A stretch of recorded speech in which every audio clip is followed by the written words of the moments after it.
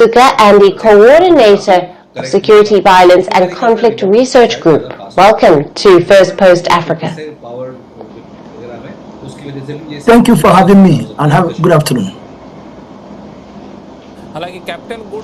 Professor, this is now the second senior Nigerian military officer killed in just 5 months.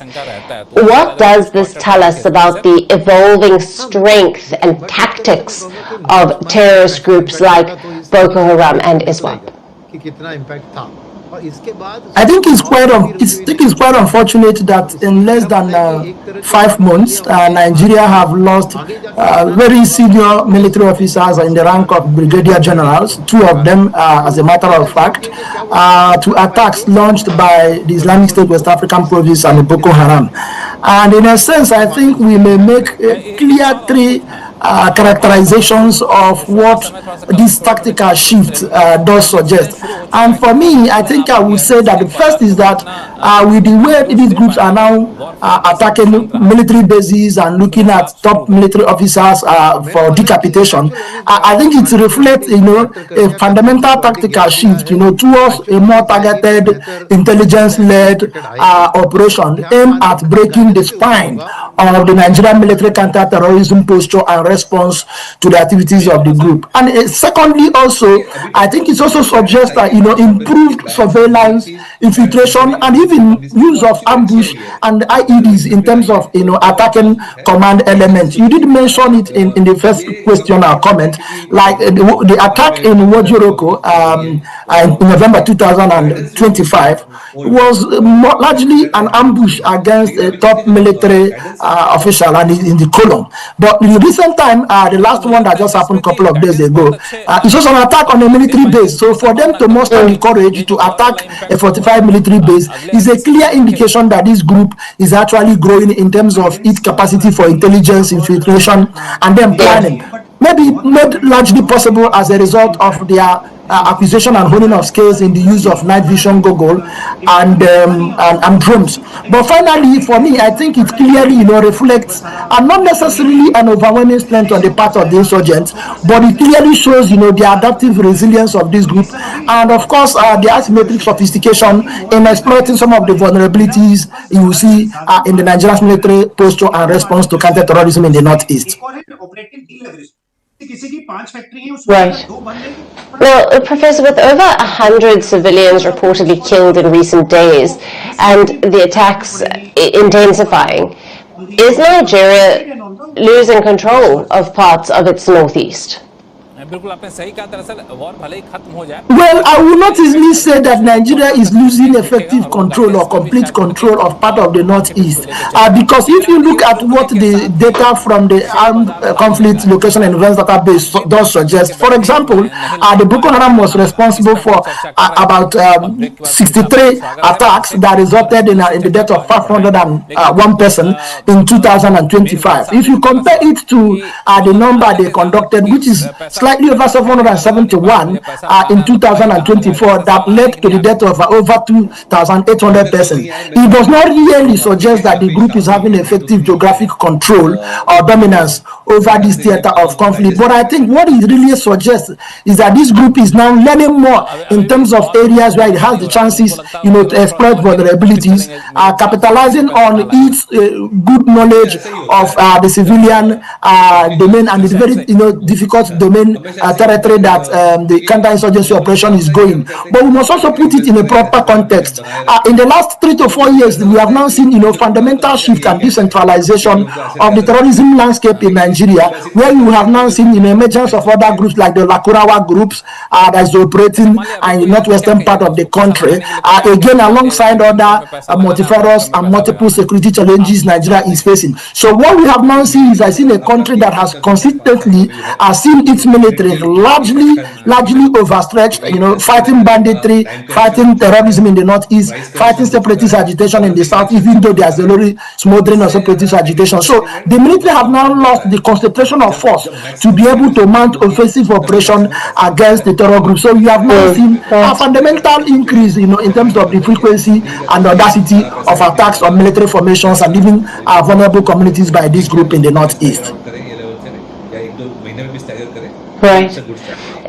But after 17 years of insurgency, why does this conflict persist despite military efforts? And in your view, what, if anything, needs to change in Nigeria's strategy to effectively counter these groups?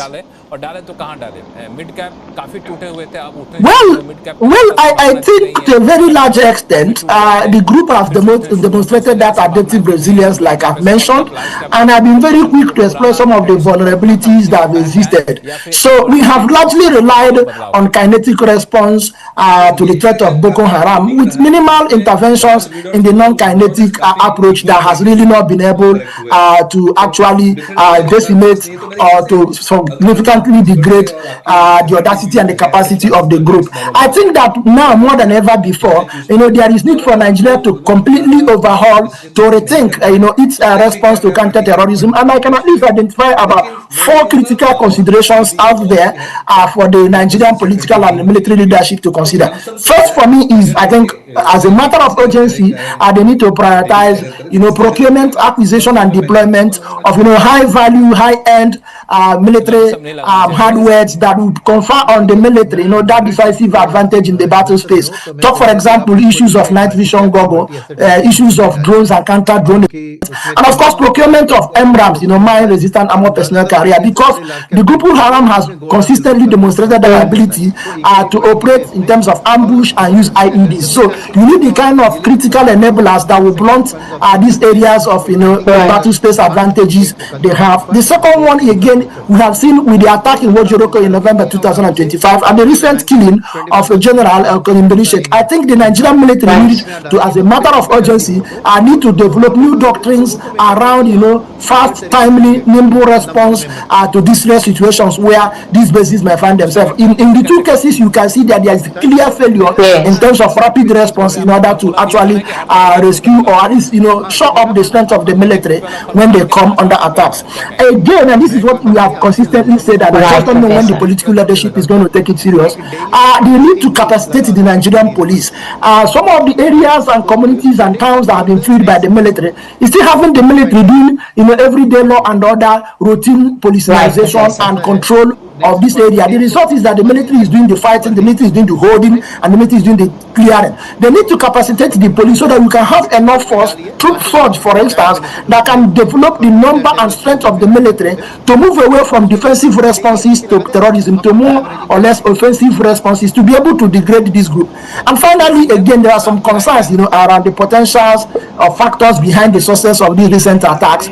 People are already thinking about issues of infiltration. People are thinking about sabotage. And of course, people are thinking about leakages within the military procurement system. I think that the military has to be honest enough, to carry out comprehensive, robust, review of the entire military response and architecture to find potential areas of leakages that need to be plugged, issues of infiltration, and issues of sabotage that need to be dealt with quickly to be able to now run this bunch of garrulous ragtags that have helped the country to hostage for nearly 2 decades.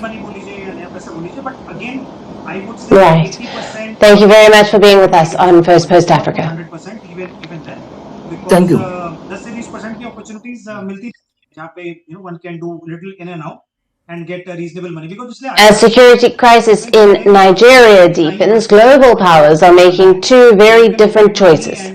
In a week defined by a sharp diplomatic pivot, the Trump administration has slapped Nigeria with a Level 3 travel advisory, warning Americans to reconsider travel, citing terrorism, kidnapping, and civil unrest. The U.S. has also officially authorized the departure of all non-emergency embassy staff from Abuja.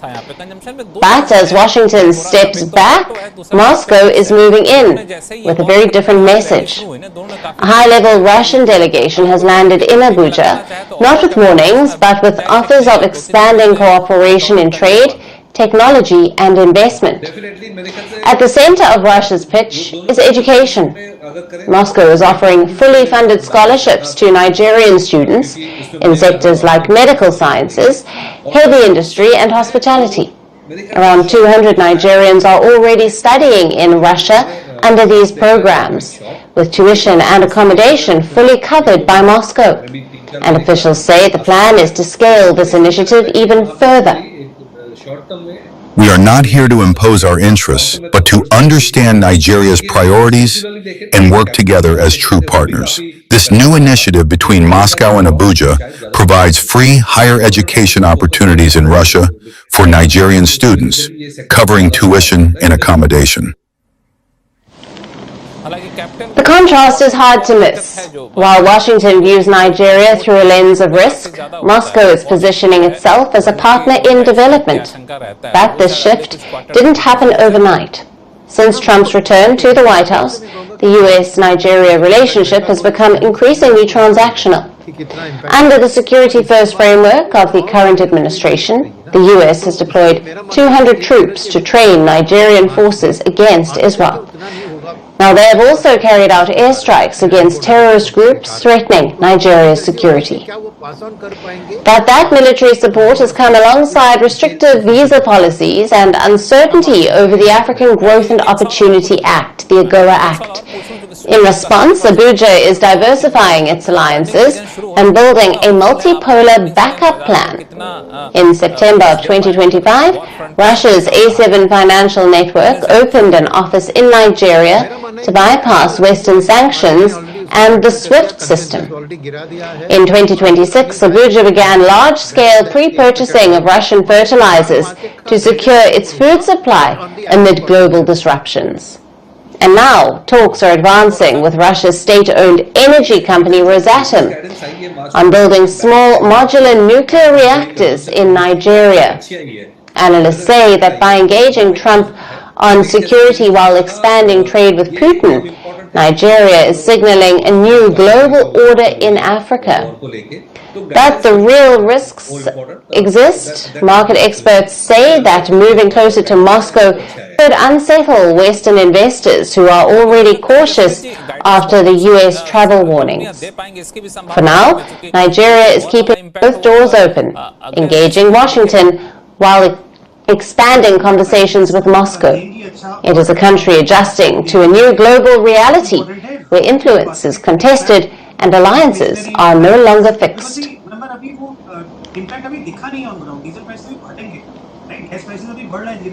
And France is facing a uranium crunch. For decades, its nuclear power was fed by Niger, but after being pushed out of Niamey in 2023, Paris is now scrambling for a replacement, and its next bet is Botswana. Botswana is the world's largest diamond producer, but beneath the surface, it also has some of the largest uranium reserves in Africa, with an estimated 800,000 tons of untapped uranium. At the center of that is the Letlhakane deposit in the western part of the country. It is one of the largest undeveloped uranium resources in the world, but it is not the only source of untapped uranium in the country. Our reports say that Orano, a major French state-backed company, has secured exploration licenses in Botswana's Ganzi district, covering roughly 15,000 square kilometers. Officials describe that area as a high-potential zone, and Orano is betting on finding fresh, large-scale deposits of uranium there. But there is a problem. Botswana is not a uranium-producing nation yet.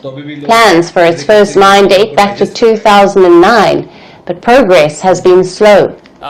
Infrastructure gaps, technical hurdles, and high costs mean that production is still years away, and that means not a single gram of fuel can be available to French reactors for years to come. But the timing of France's pivot is critical, as nearly 70% of France's electricity comes from nuclear power. Now that means a steady uranium supply is essential to keep the lights on. The shift to Gaborone follows a complete breakdown in ties between France and Niger. Now, after the 2023 military coup, Niger's new leadership moved to nationalize the Somer uranium mine, where Orano held a majority stake. The military government accused France of decades of exploitation, saying their uranium wealth brought little benefit to Niger while powering French cities. They called Orano's conduct irresponsible, illegal, and unfair before moving to take full control of the mine. Faced with the irresponsible, illegal, and unfair behavior company owned by the French state, a state openly hostile toward Niger since July 26, 2023, and following the expiration of the latest mining agreement in December 2023, the government of Niger has decided, in full sovereignty, to nationalize Somaïr. Botswana, however, is just one part of France's diversification efforts. France is still active in Namibia, where Orano holds a major stake in the Trekope project, and in Malawi, where the Kayelekera mine has resumed operations, with output expected to scale up by 2026. Now, what we are seeing is a complete reset of France's Africa strategy. As West African nations move to expel French influence, Paris is being forced to find new partners who don't share the same colonial baggage.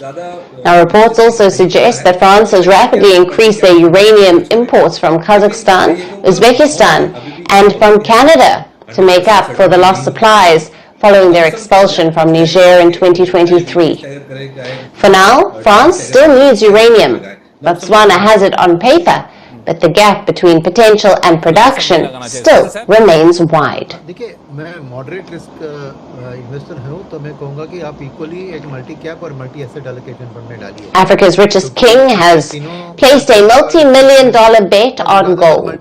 Morocco's King Mohammed VI wants to boost the continent's gold production by 154%. The investment is worth $750 million. It is being led by Morocco's Managem Group, which is owned by the royal family. Now, the company has flagship projects in Sudan, the DRC, Gabon, and Senegal. It is also advancing gold mining projects in Gabon, Morocco, Guinea, and the Ivory Coast. With the expansion, Managem hopes to increase gold production from 213,000 ounces in 2025 to 500,000 ounces annually by the year 2030. That is more than double. The new investment by the Moroccan king comes at a critical time. Gold prices have surged due to rising tensions in West Asia. Even with recent ceasefire talks, the market remains on edge. And when in crisis, people rush to secure their money by buying gold. Since the rise in gold prices in recent months, demand for gold has decreased, except among those who want to store their money. To do this, they tend to buy traditional gold. As for modern designs used mainly for decoration, demand for them has declined. The price of gold 10 years ago did not exceed 30 euros per gram, but today it has risen significantly beyond expectations. This has encouraged people to buy it, as they consider it an investment and an effective way to store and preserve their money.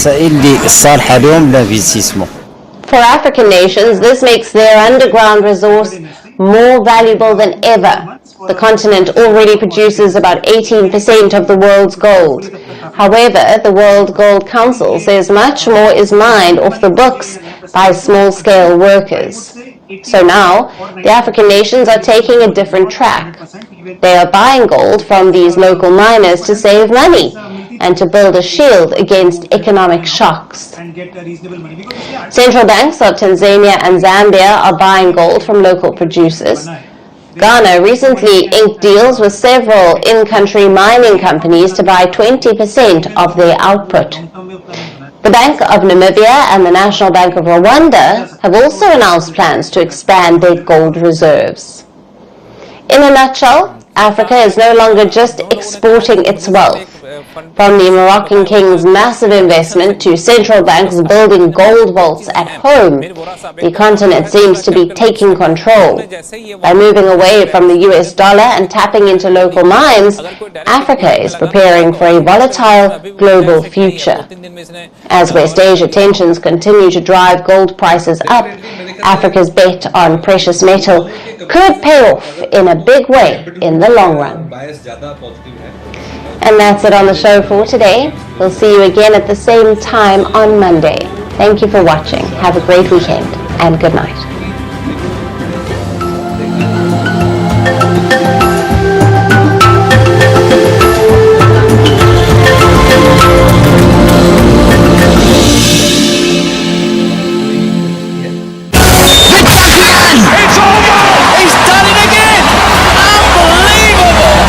Oh, straight into the roof of the net. Nice one. Straight down the middle. So a good performance from both teams here today.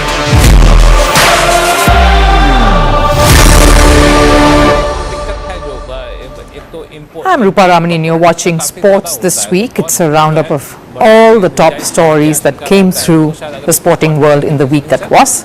First up, a lot of cricket here. Experts reveal how intense an Indian Premier League can get. Former cricketers have spoken out about the growing pressures of IPL and how adverse an impact it can have on a player's career. Speaking of IPL, teenager Vaibhav Suryavanshi is taking the tournament and his opponents by storm. His battle with Jasprit Bumrah has been the talk of the week. The cameo of his onslaught has reopened chatter of just how prepared he is for the international stage. But how should he be groomed here on? Another youngster shooting into the spotlight is Lucknow's 21-year-old Mukul Chaudhary, inspired by MS Dhoni and coached by the fiery Justin Langer himself. What's the story behind this promising talent? Over in football, FIFA World Cup continues to be in the news, and for all the wrong reasons, this time regarding the presence of ice at the World Cup venues. Workers are threatening to go on strike if this persists, and India's football club Minerva is making waves for stunning the Liverpool Academy boys. We bring you the story of how this side fought all odds and zero funding from the federation to create a piece of history. All of that coming up. Playing for your country in the biggest stage like a World Cup, the Olympics or the World Championship is considered the pinnacle of sport. Winning is everything. But when it comes to cricket, the IPL, the Indian Premier League, seems to be slowly occupying a very critical space. A crucial part in the cricketing calendar and a key chapter in players' careers. Recent confessions by certain former cricketers have put the spotlight sharply on the IPL. How important is it to perform at this stage? Can it truly affect a cricketer's journey in the sport? And is the pressure that immense? Now, IPL is a beast of a tournament, and I say it with great pride. It's established itself as one of India's premier leagues the world over.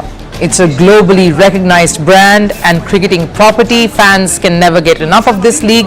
The window is also ideal, and cricket contests are electrifying. The fan base, the broadcast, all are synced up to be a part of a carnival.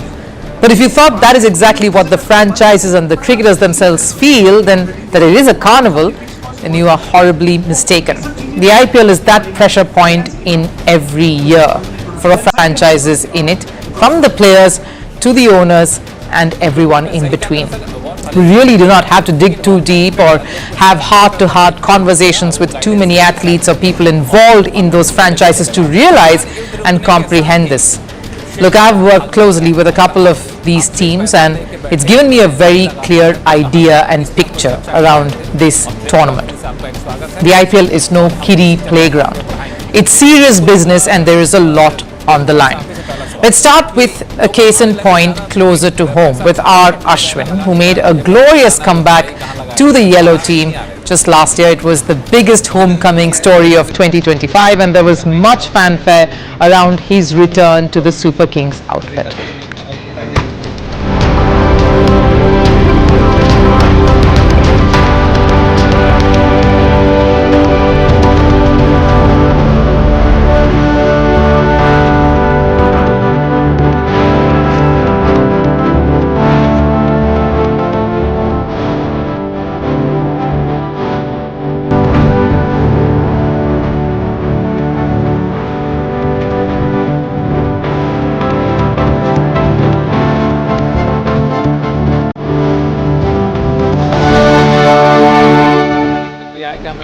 The season unfolded and it ended up being the worst one for CSK, who finished last, and for Ashwin too. It was an edition where he barely got to feature in the 11. The spinner all-rounder reflected on that season recently. I recently spent a disappointing season with CSK. In my mind, I could have played more, but emotionally, I just did not have the bandwidth to play. It's mentally disturbing. I don't want to go there.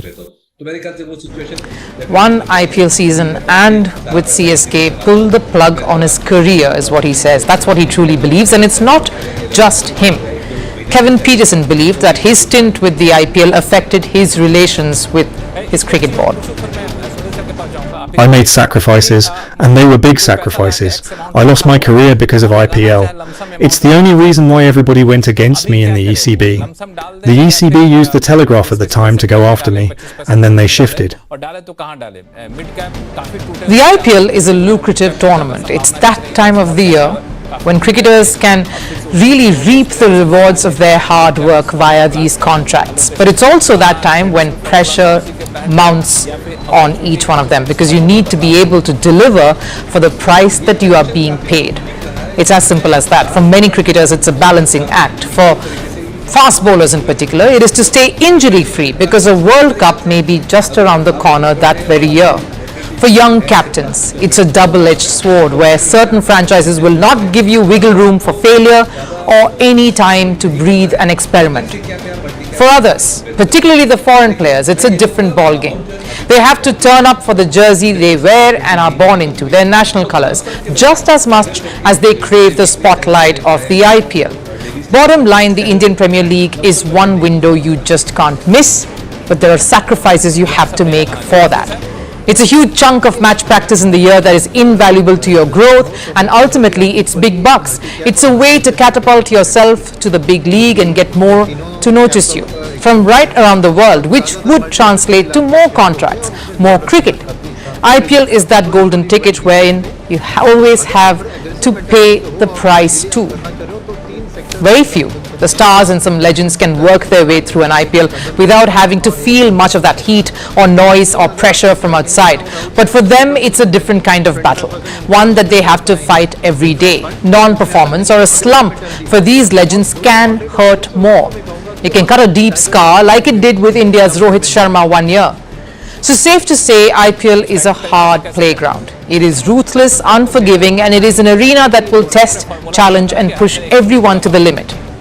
These confessions only attest to a fact that many in the franchises are living through constantly. And maybe that's one thing you as fans should reflect on every time you cheer or criticize your favorite team or cricketer. The next 45 days, roughly.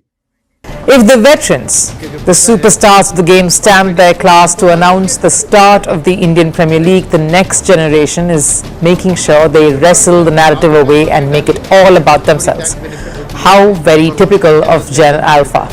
Make every story about themselves. If the world was not watching them anyway, because last night Vaibhav Suryavanshi gave us yet another wow moment, as if he's not dished out enough already. Rajasthan steamrolled Mumbai, and Vaibhav set it all up with some lusty clinical blows, taking on the best bowler in the world in the process, keeping us all on toes again. And every time we push back the debate of fast-tracking him, he just continues to keep us second guessing. Vaibhav is an anomaly, that's safely established. Sure, India gave birth to a Sachin Tendulkar decades ago, but a talent like Vaibhav in the times that we live in, and especially the way the sport itself has evolved, is incredible. It is indeed a great time to be an Indian cricket fan, because Vaibhav is giving plenty of reasons to feel inspired. He stood up to Jasprit Bumrah last night, took on the attack and set the platform just perfectly for Rajasthan and his partner in crime at the top, Yashasvi Jaiswal, to finish off the job.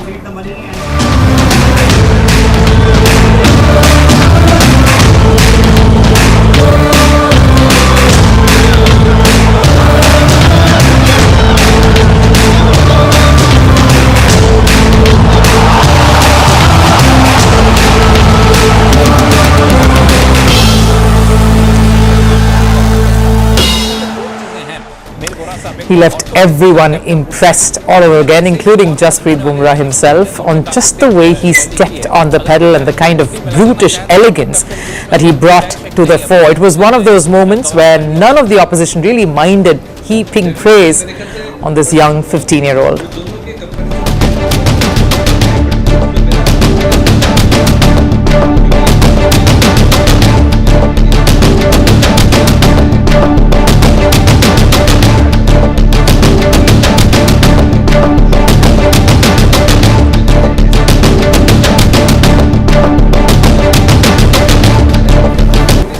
And why not? Because here's a talent not just for the future of Rajasthan, but the future of the national side. And every time we feel not just yet for India colours, he puts in a performance that makes us only wonder. Because again, it was not about getting to his 50, that was unimportant.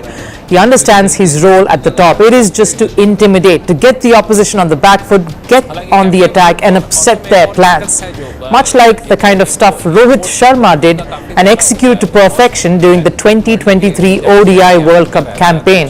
It was not about the 50s or the 100s, not about the milestones, but purely about getting the right impetus for his team to follow up on. That's maturity. Suryavanshi makes it look easy against one of the world's best bowlers. He set the bowler up, not the other way around. And he's constantly keeping the selectors, the management on their tippy toes. He's constantly pushing the circumspect decision makers to think hard again. I can understand the confusion because burnout in sport today is real. Because now it's not just about the physical toil that any sport takes on the body, and especially when there is so much cricket, it can prolong everything, but it's also about the mental pressure every athlete goes through today. Thanks to the likes of Virat Kohli, Jemima Rodriguez and Simone Biles here in world sport, to name a few. Mental health is a critical aspect of international sports today, one that is slowly being accepted and acknowledged world over. So we can understand the hesitation in taking it slow when it comes to someone who's burst onto the scene much like Vaibhav Suryavanshi has, and especially at the age of 15. But Vaibhav doesn't see all of that. For him, it is simple at this point. Every innings out there is a test. Every opportunity is an audition. Every platform and every match a chance to make his impact. And last night was another example of just that. He's not seeing the legacy of the opposition that's come up in front of him. He's not seeing the pedigree of the bowler who's running in towards him. All he's seeing is an opportunity to shine and deliver for his side. The team that picked him, the team that is grooming him today and trying to protect and nurture him. And for now, this is all that his franchise and the BCCI, because they're watching, can ask for and expect. The next part would be interesting to see. It's just how well he can pace himself right through a tournament that has always got the better of most.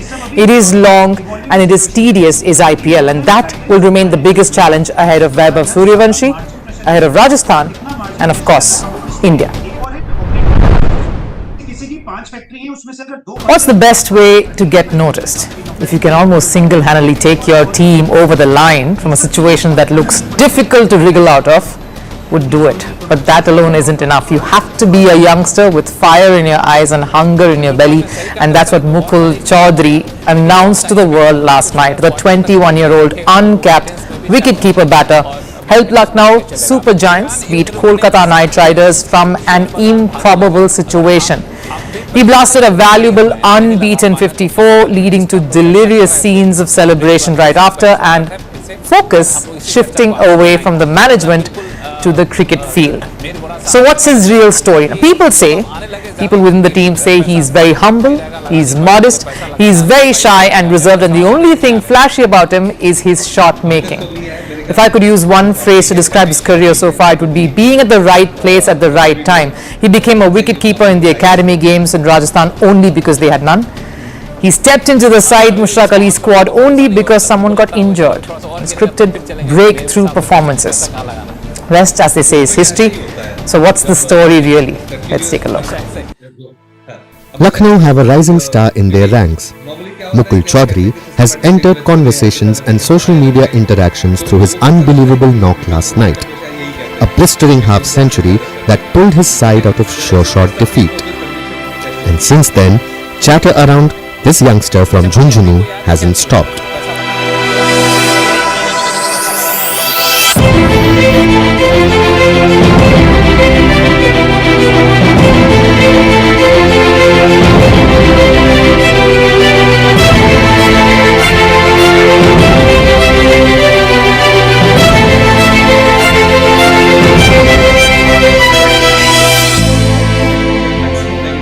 Mukul Chaudhary's tryst with cricket has been a series of contradictions.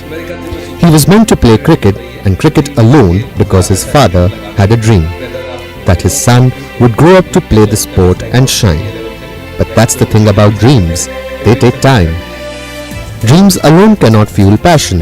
You need financial support, the right people to back you and basic amenities. Mukul's family couldn't afford much of it early on, so he started playing the sport when he almost hit the teens. That is late when you look at someone like Vaibhav Suryavanshi today. Mukul grew up idolizing MS Dhoni, which wicket-keeper batter won't. But keeping wickets was not something he wanted to do. It just happened. There was no one to keep wickets in academy matches, so the eager Mukul obliged. His first high point came in the Under-23 State A trophy last year. He was the only batter to score more than 600 runs, 617 to be precise, which included back-to-back hundreds at a strike rate of 142. He also tonked 34 sixes in the competition, the most by any batter. And here's another accidental episode that laid another brick in his path to the IPL.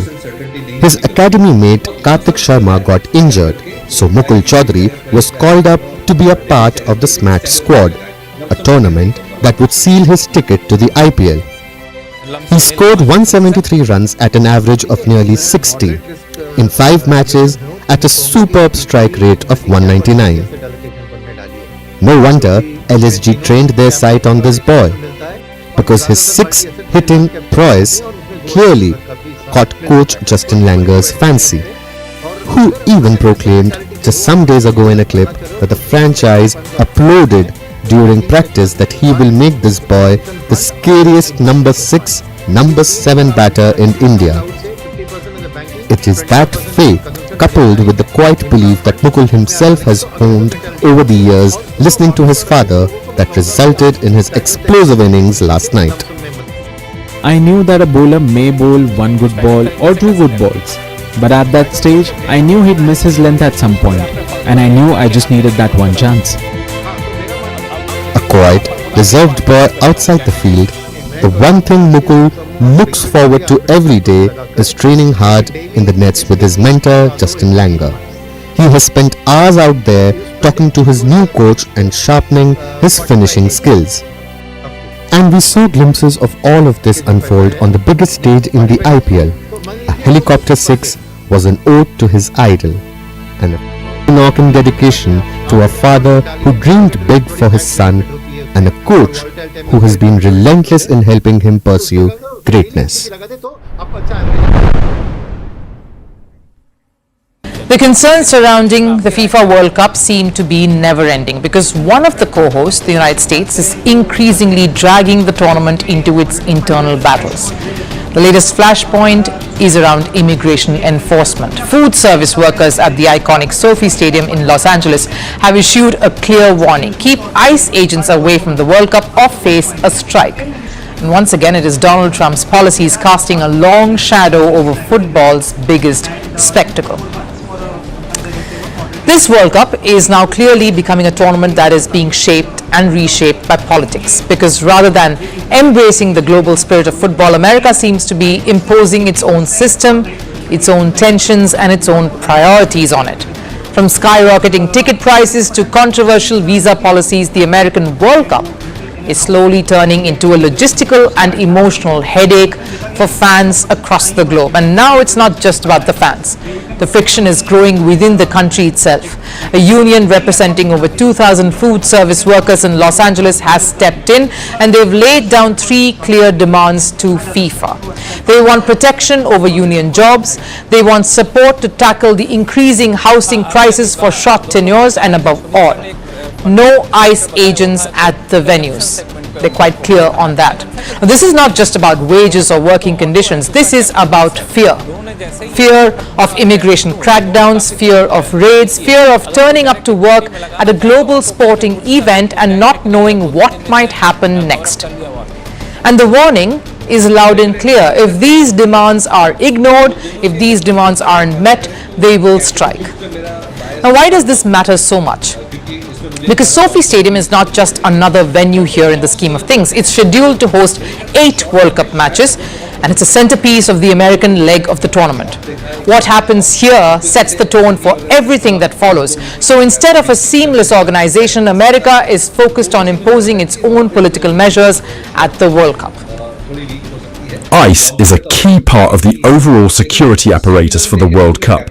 We are dedicated to securing that operation, and we are dedicated to the security of all of our participants as well as visitors. Now that sounds reasonable. It looks like America is trying its best to focus on the security aspect of the event. But in addition to this, the acting director has also said there will not be any pause on the immigration crackdown even at the World Cup. And that's the worrisome part. ICE as an agency has been at the center of multiple controversies in this regard, from aggressive raids to excessive force, even incidents that have resulted in deaths. And that's why the name itself, ICE, doesn't inspire any sense of confidence or generate any sense of calm. It only creates fear, not just among workers but also among international fans.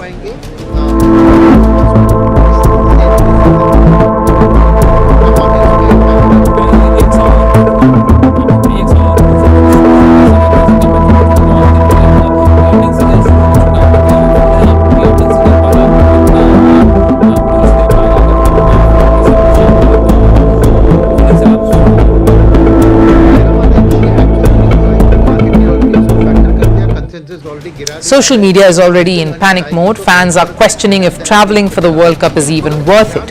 So the big question is, why persist with a model that is clearly causing a wave of discomfort? Why push policies that are alienating the very people this event is meant for? Because this World Cup is drifting further away from what FIFA promised. They promised a World Cup for all. Instead, what we are getting is a tournament where tickets are unaffordable, entry is uncertain, and now even the environment inside stadiums could cause panic. Yes, security is essential, but there's a fine line between security and intimidation, and right now in America, that line seems dangerously blurred. Because here's the truth, the World Cup is not just about matches, it's about moments, memories, and it's about belonging. It's about fans feeling welcomed and not being watched constantly. It's about celebration and not being cautious about every single move they make. And seems like America is making the World Cup all about the other instead. If America continues to let its policies shape the world event, then it won't be a celebration of the sport. It would eventually become another platform for America to showcase its politics. I think more than guidance, An Indian football academy has done the unthinkable. A group of youngsters from Punjab's Mohali have taken down one of the biggest names in world football. Minerva Academy under-15 boys beat Liverpool FC 6-0 at the 2026 Mediterranean International Cup in Spain. But here's the bigger story. This wasn't just a win on the pitch. This was a win against odds, against system failures, and against neglect. Because just weeks before, this very team wasn't even sure if they could make it to Europe at all. So how did a side that nearly didn't travel end up humbling one of the world's biggest academies? Our next report tells you why this is more than just a football story. Indian football has been searching for a moment that inspires, that reignites belief, and that moment came in Spain. When Minerva Academy stepped onto the pitch against Liverpool's youth side, they turned the game into a statement. a 6-0 demolition in the round of 16 of the MIC Cup. But the real story begins much before that match, because 3 weeks before the historic night, the team was struggling to even make the trip. Funds were running dry, opportunities were slipping away, and dreams were hanging by a thread. That's when one man once again stepped in, Ranjit Bajaj. The man behind Minerva's rise made a desperate appeal, not to sponsors, not to institutions, but to the people. A crowdfunding campaign followed. The owner even mortgaged his property, and that's how this journey began. And when they got their chance, they made sure to make a statement. They took on one of the most celebrated academies in world football, Liverpool, and made them look ordinary. Outplaying, outthinking, outclassing in every department. And this isn't the first time Minerva has shaken the footballing world. Last year, their under-14 side did something extraordinary. They won 3 major European youth trophies. The Gothia Cup in Sweden, the Dana Cup in Denmark, and the Norway Cup in Norway. Tournaments that have seen legends like Erling Haaland, Zlatan Ibrahimovic and Alan Shearer rise through the ranks. And now, an Indian academy rose to fame through these very events. They continued that at the MIC by beating Liverpool. Minerva's dream was halted in the quarter-finals this time. A narrow 2-1 loss to UE Figueres decided by a late penalty. A result that left players shattered and fans frustrated because this team deserved more. But beyond the result, what they achieved is something Indian football cannot ignore. At a time when the system struggles for direction, these youngsters showed what is possible. If the right mindset, the right coaching and relentless hunger is clubbed together, India can reach massive heights. They proved that talent exists and the potential exists, but what's missing is support, structure and vision. Which is why this should be a wake-up call for India's entire footballing ecosystem. Minerva has shown the way. Now the question is, will Indian football follow? Or will stories like these continue to be exceptions?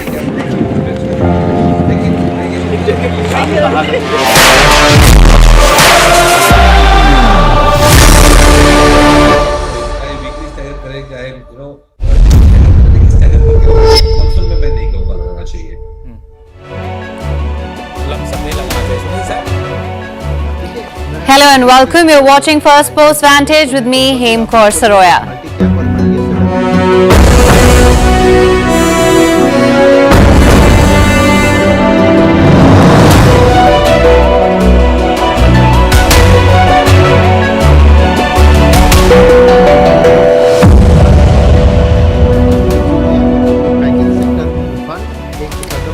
Another week, another ultimatum by Donald Trump met once again by a barrage of social media posts and memes. Donald Trump says, open the Strait of Hormuz or else. Iran says, sorry, we've lost the keys. But when one of the world's most crucial oil arteries is choked, the joke is really on all of us. While Trump keeps giving extensions to Iran that it did not ask for, the world watches with bated breath, hoping for a ceasefire. So I ask, what is next on Trump's hit list? What changes if nothing changes? Also on the show, layoff season is taking over the whole calendar year. Is this the new normal? And if so, what can you do? Is that all people are to companies? Numbers? And I'll tell you about Priya Patel, an Indian origin American influencer who thinks she's fighting the good fight, offering the world a fresh take. But it's really the same old racism and ignorance repackaged and shoved in the faces of millions online. 0 points for creativity, 100 for audacity.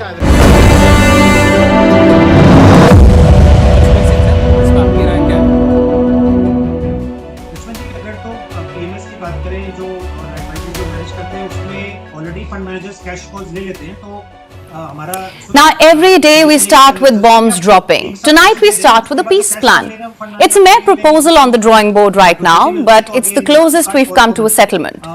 So what exactly is in this plan? Who is drafting it and what is the response? Now, there are three mediators in the picture. You've got Pakistan, Egypt and Turkey. They're reportedly relaying messages from Washington to Tehran. In Tehran, they're talking to Foreign Minister Abbas Araghchi.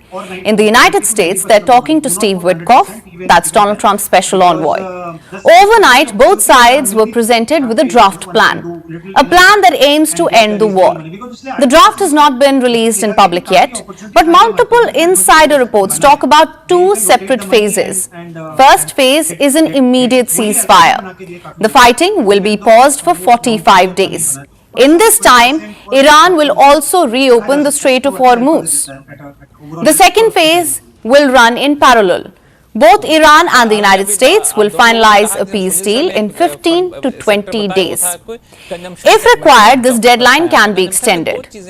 Now to the big question, what are both sides saying? For Iran, there is a lot of trust deficit. They are refusing to negotiate based on deadlines. They are pointing to past betrayals by the United States. Negotiation in no way involves an ultimatum, a crime, or a threat to commit war crimes. The Islamic Republic of Iran and the Iranian nation have very bitter experience of negotiating with America, and we did not gain these experiences lightly to simply ignore them. Now that's the official position, but unofficially, Iranian officials are saying a lot more. They don't want to open Hormuz in exchange for a temporary ceasefire. For that, they want a permanent ceasefire, a guarantee that America will not regroup and attack. Will Donald Trump give such a guarantee? He's certainly losing patience. Trump recently dropped the F word in a social media post. He has also issued an ultimatum to the regime. I'll tell you more about that on the show. And just a short while back, Trump spoke to the media. He says Iran has already undergone regime change. It could end very quickly, the war, if they do what they have to do. They have to do certain things. They know that. They've been negotiating, I think, in good faith.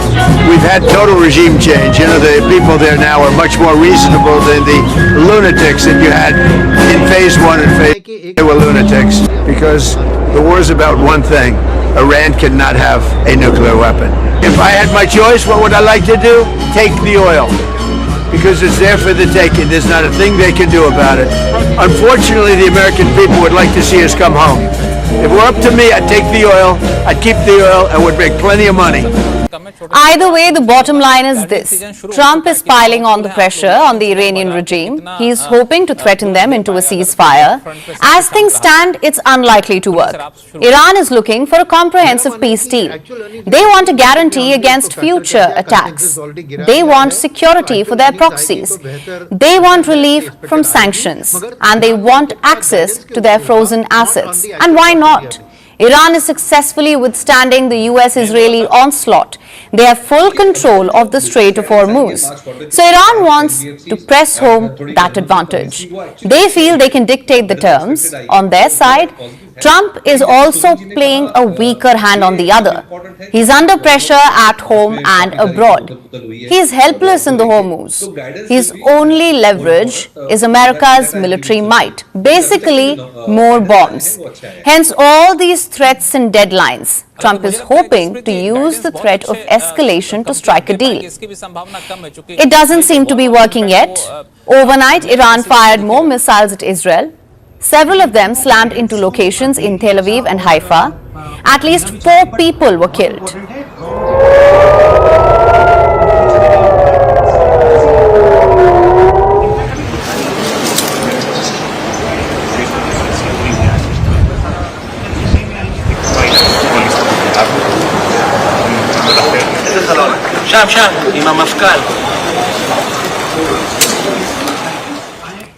Israel carried out a significant strike today. They struck Iran's petrochemical plant at the South Pars gas field. You must have heard about the South Pars before.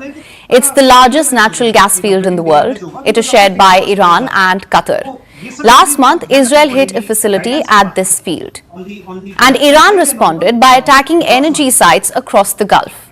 Back then, Trump distanced himself from the attack. He promised that Israel would not hit South Pars again. But weeks later, they have. So chances are Iran will respond in kind. perhaps with strikes on Gulf energy locations. Beyond infrastructure, Israel also targeted Iranian military leaders. They took out the Iranian Guard's intel chief, Majid Khadimi. Powerful strikes were also carried out in Lebanon. Parts of Beirut and southern Lebanon were hit. Put together, around 15 people were killed.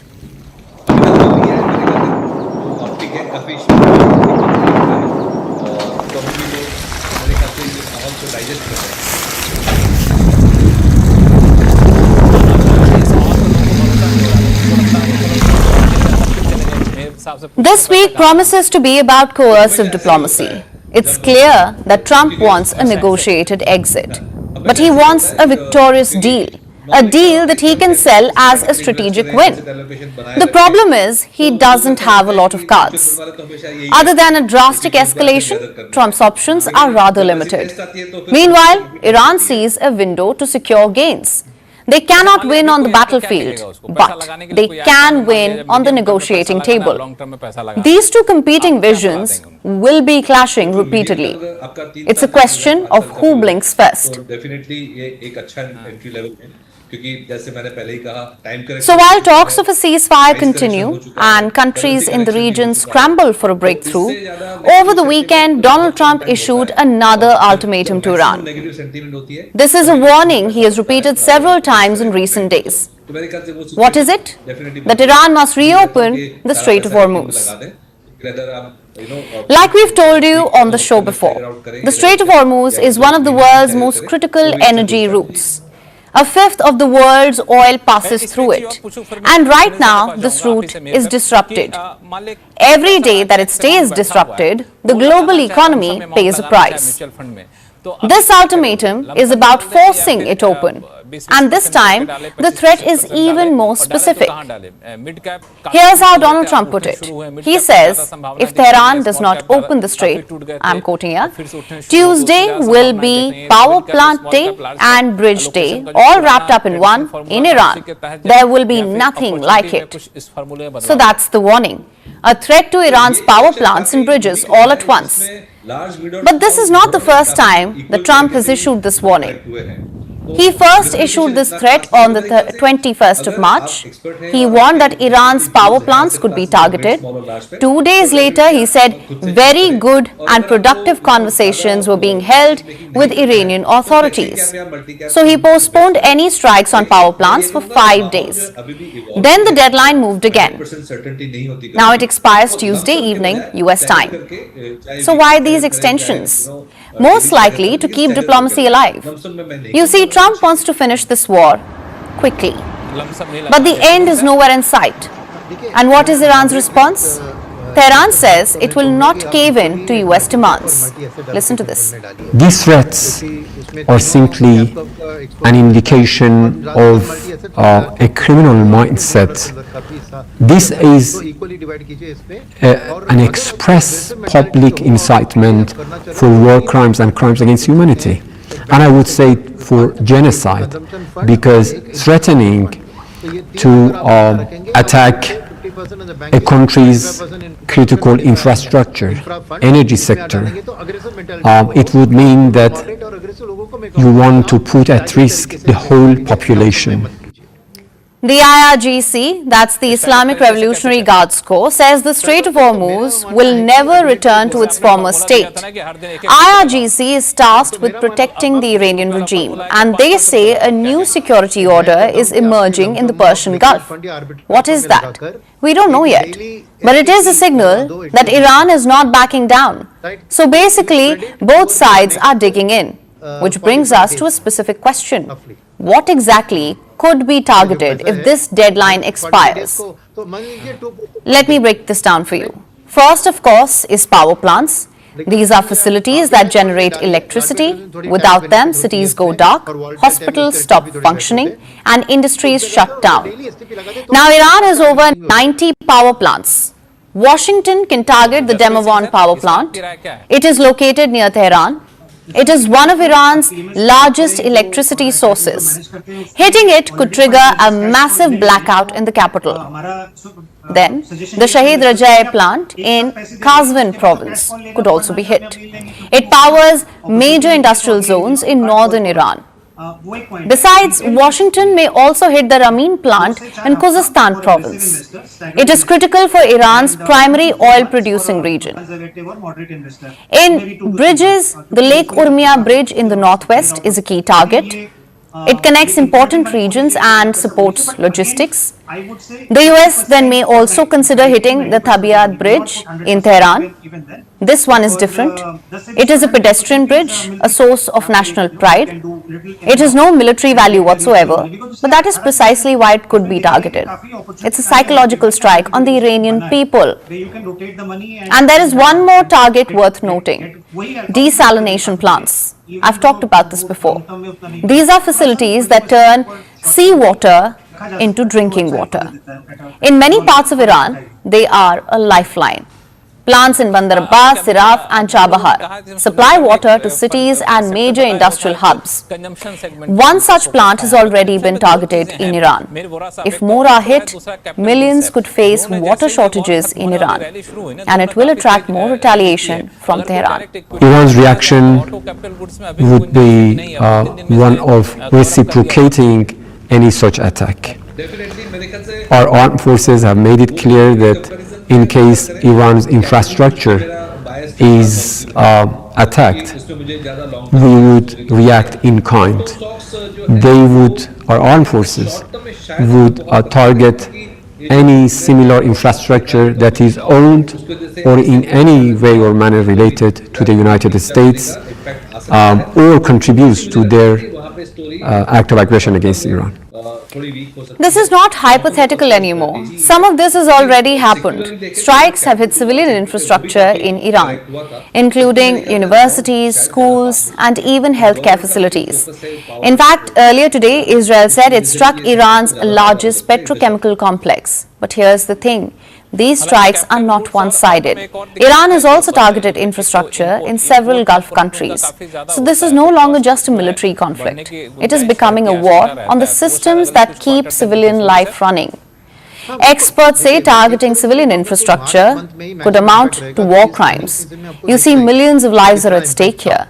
And if these strikes escalate, the consequences will not stay within Iran's borders. For now, the deadline is Tuesday evening. The clock is ticking. The next move could decide how far this war spreads.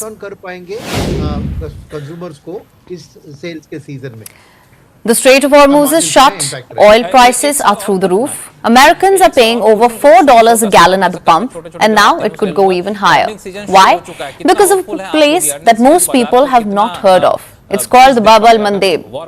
And if this closes, the world economy could choke. It all started with Donald Trump's threat. Trump threatened Iran's power plants and bridges. This was over the Hormuz closure, and within hours, a senior Iranian advisor fired back. His name is Ali Akbar Vilayati. He is an advisor to Iran's new supreme leader, Mojtaba Khamenei, and he posted something on X.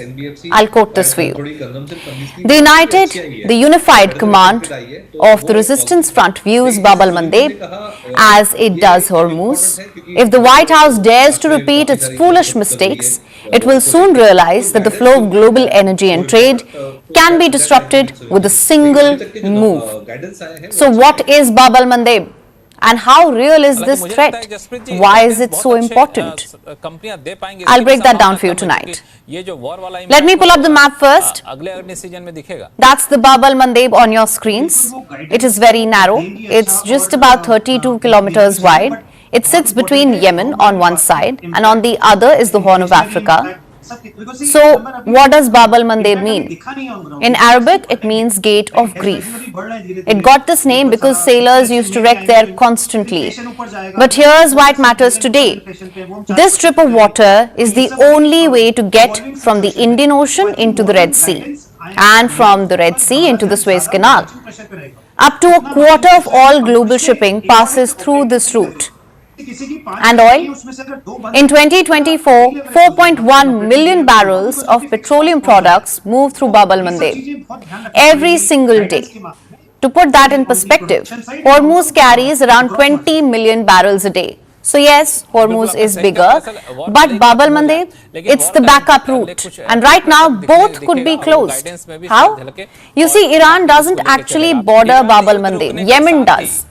And Yemen is controlled in large parts by the Houthis, a militant group that is part of Iran's axis of resistance. In 2023 and 2024, the Houthis launched attacks on Israel-linked ships in the Red Sea.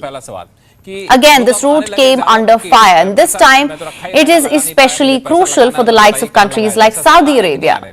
You see, Riyadh pumps oil through an internal pipeline to a Red Sea port called Yanbu. From Yanbu, tankers carry that oil through the Red Sea, through the Bab al-Mandeb out to Asia. That's roughly 7 million barrels a day. If that route shuts, those tankers have nowhere to go. They'd have to go all the way around the southern tip of Africa. That's weeks longer and massively more expensive. Oil prices will spike further. Shipping costs will explode. Supply chains will slow down. And who will pay for it? You and I. The cost will show up at the grocery store, at the gas pump, in our electricity bills. And this isn't the first time this is happening. In the 1973 Yom Kippur War, Arab nations blockaded the Bab al-Mandeb. The US and China both have military bases in Djibouti, right at Bab al-Mandeb, precisely because this has always been a flashpoint.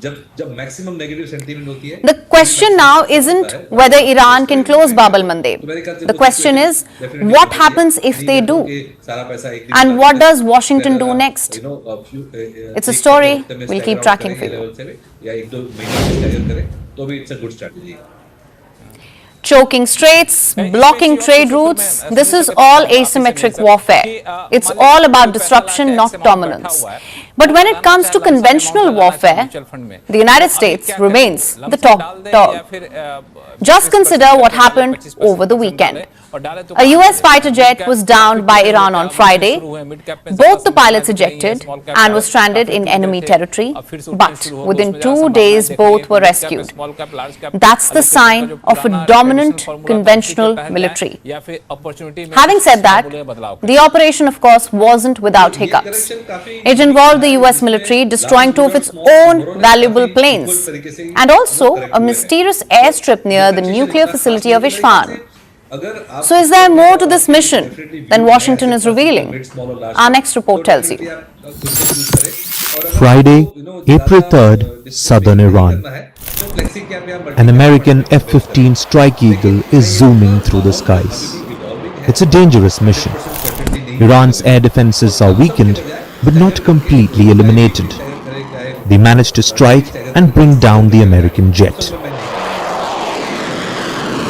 An F-15 has a crew of 2 aviators. One is the pilot, the other handles the weapons systems. The jet came down somewhere here, over the Kokiloya and Boyar Ahmed province in southwest Iran. Both crew members managed to eject from the plane, but they got separated in the chaos. Soon, the race was on. Iran wanted to capture the aviators for leverage, and the Americans faced a race against time to rescue them from deep inside enemy lines. US helicopters and warplanes scoured the area. They had luck with the pilot. He was rescued around 6 hours later by attack planes and helicopters. But the weapons operator wasn't to be found. US President Donald Trump called the operator a highly respected colonel, but deep inside Iran, he was a sitting duck. The operator reportedly hiked up a 7,000-foot ridgeline and hid himself inside a crevice. His survival depended on 2 things: his gun and a device that sends out encrypted signals. The operator used it sparingly. He feared revealing his location to approaching Iranian forces. Across the region, a massive manhunt was underway. The regime had announced a $66,000 bounty for the aviator's capture. He was target number 1 right now. Back in the US, the CIA was also on the job. By now, 14 hours had passed since the jet was downed. Suddenly, they got a hit. The CIA traced the sporadic signals being sent out by the stranded operator. On cue, they unleashed a disinformation campaign inside Iran. Stories were planted saying both the aviators had been rescued by US forces. Still, the hunt was on. Once the weapons operator was located, it was over to the military. The rescue mission would be led by 100 Special Forces troops led by SEAL Team 6, the same force that took out Osama bin Laden. On Saturday, in the dark of the night, the rescue operation began. US warplanes and helicopters flew over the target location. They lit up the surrounding areas with bright orange flares. From the crevice up top, the stranded aviator saw this risky mission unfold. He relayed information about approaching Iranian elements. Then from above, US drones rained fire on them. The special forces finally secured the aviator and flew him out on a helicopter. And this is where things get a bit murky. Reports say the plan was to use a sandy airstrip somewhere near Isfahan. If you look at the map, that's quite far from where the fighter jet was downed. By the way, at this airstrip, 2 transport planes were waiting, the C-130. The US team was hoping to board the planes and fly out to Kuwait, but neither aircraft could move. The nose gear of both planes was stuck in the sand, so the special forces called in replacement aircraft.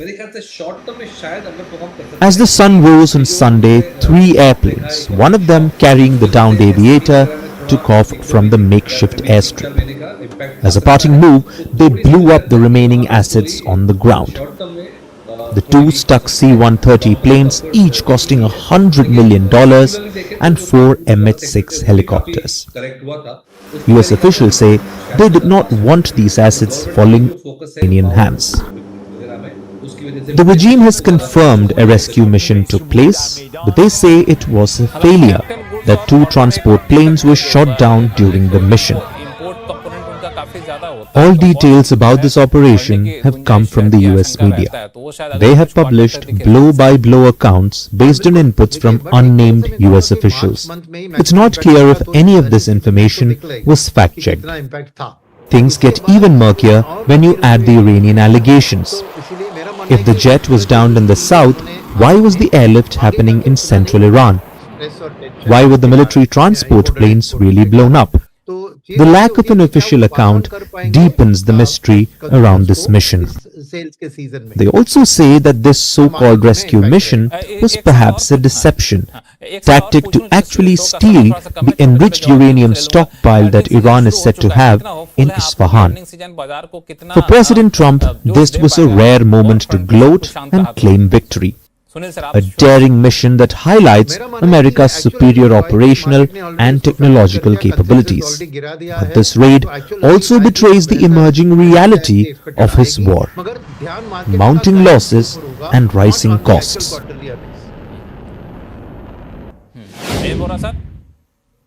$43 billion, that's what this war has already cost America. And the meter, it is still running at $1 billion every single day. With every passing day, the United States is losing both money and machinery. So let's look at America's asset losses in this war until now.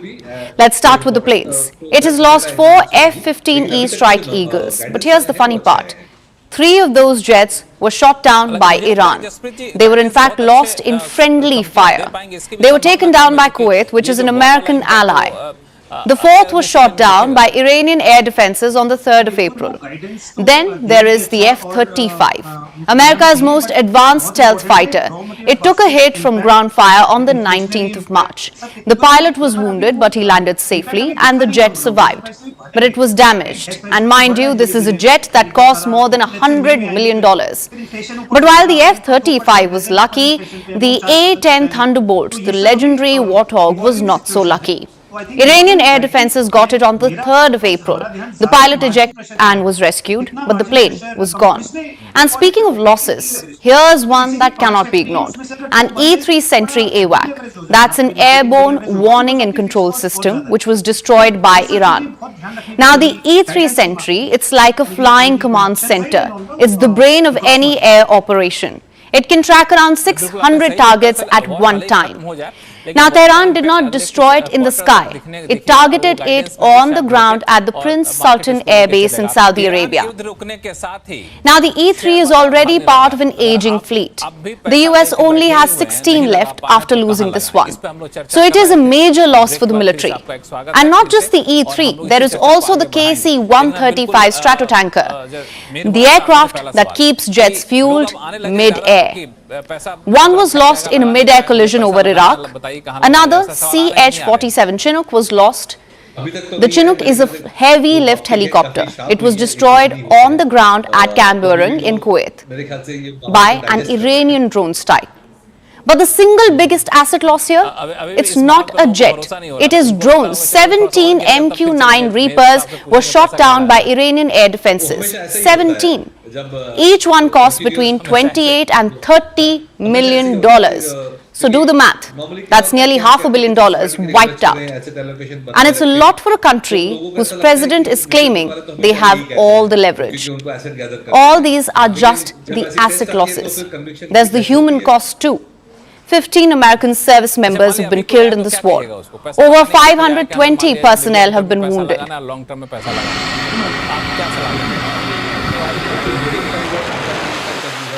So, for all the talk of overwhelming power, the numbers tell a very different story.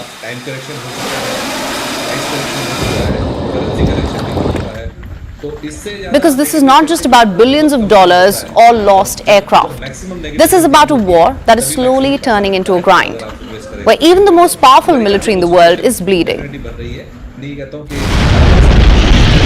And the big question now is, how long can Washington keep this up?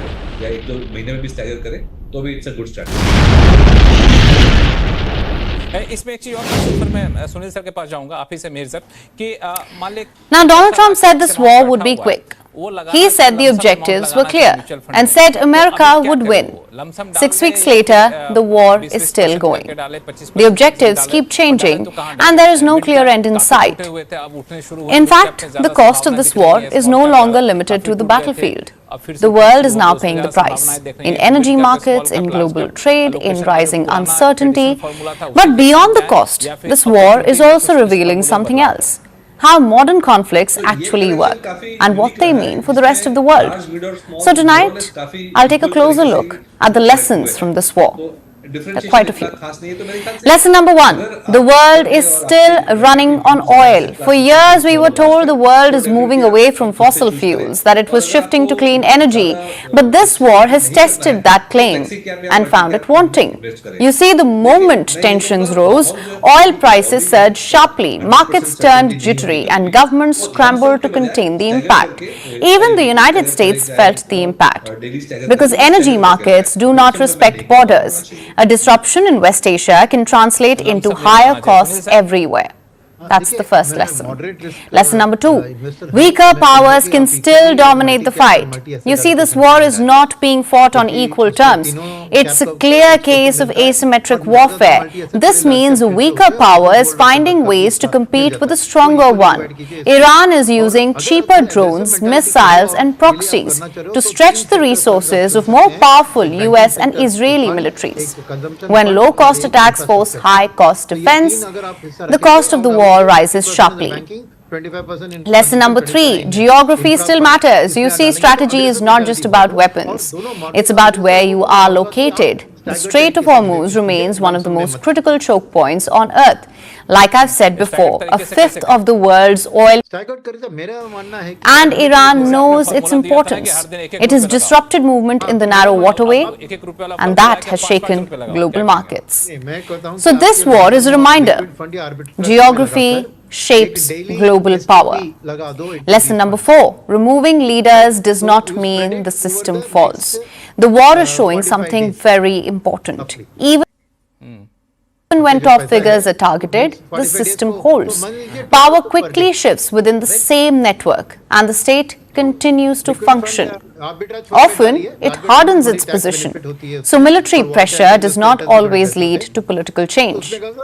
Lesson number 5, alliances have limits. Look at the global response. The United States is partners. But this that support actually goes. Some countries, like those in Europe, have held back.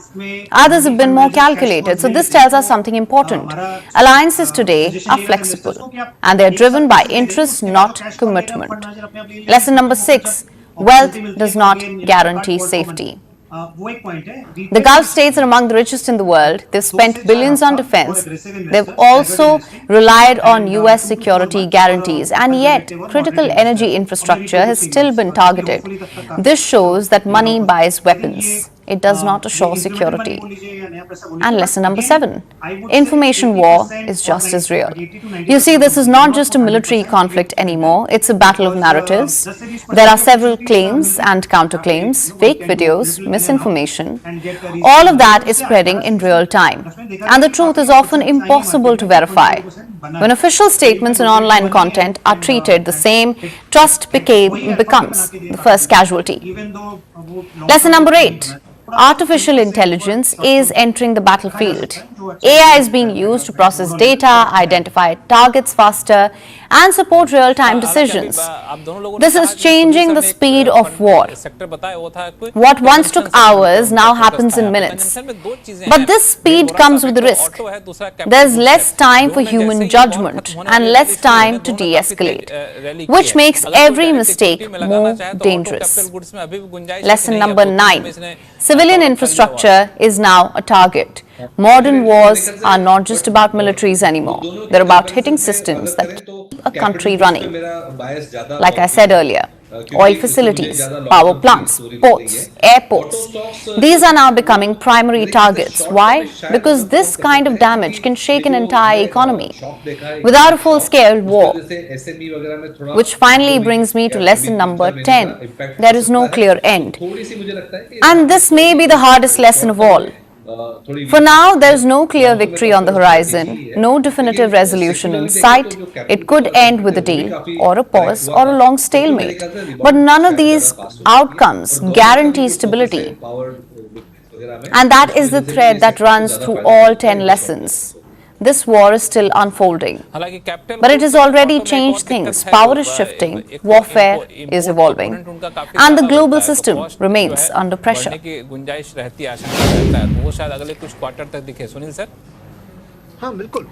Now our next story is where irony dies 1,000 deaths. It started with a video. This woman sat in front of a camera, she hit record, then she said 5 words. Little did she know that it would detonate across the internet.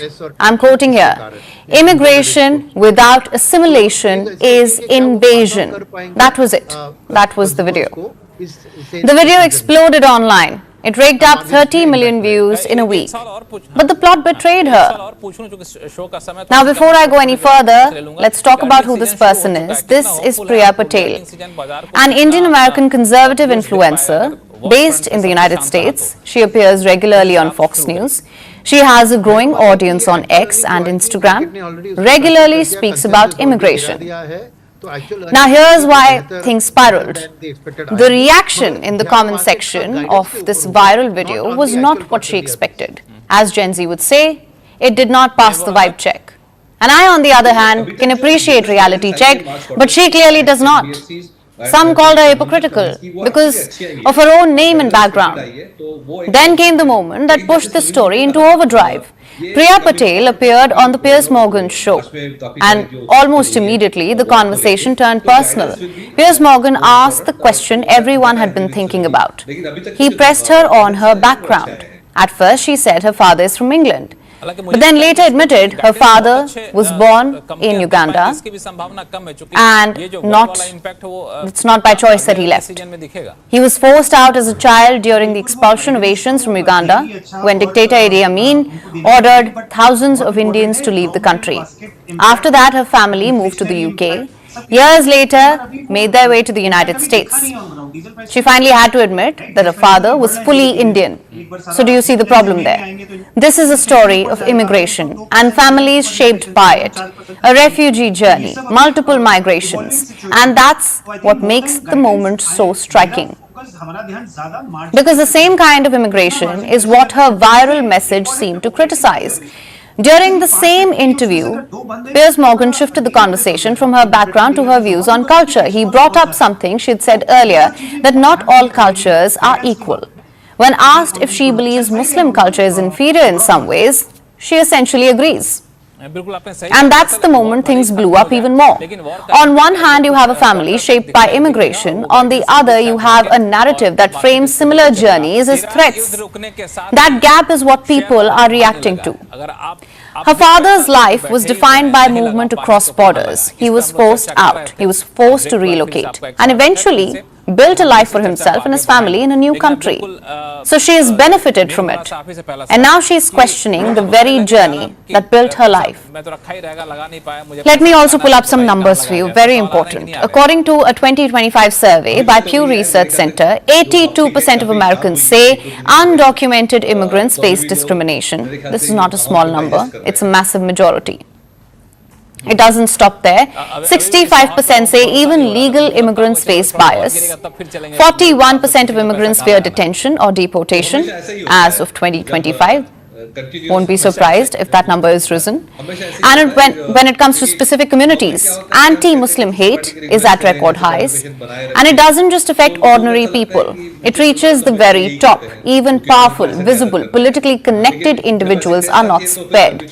Take Vivek Ramaswamy, a US-born citizen. He ran for president, now running for governor. By every legal, social and political definition, he is American. And yet he was called a Hindu anchor baby and told that he is not a real American by fellow Republicans. Not by trolls, but someone in the same political ecosystem.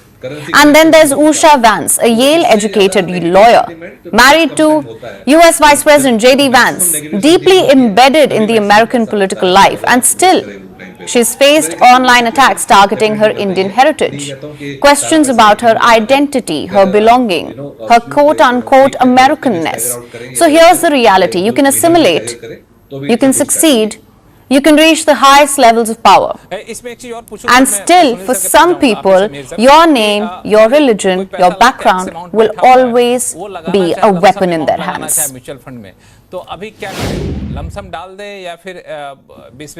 And it brings me no pleasure to say this, but layoffs are no longer just one-off big events. It appears to have become a constant worry.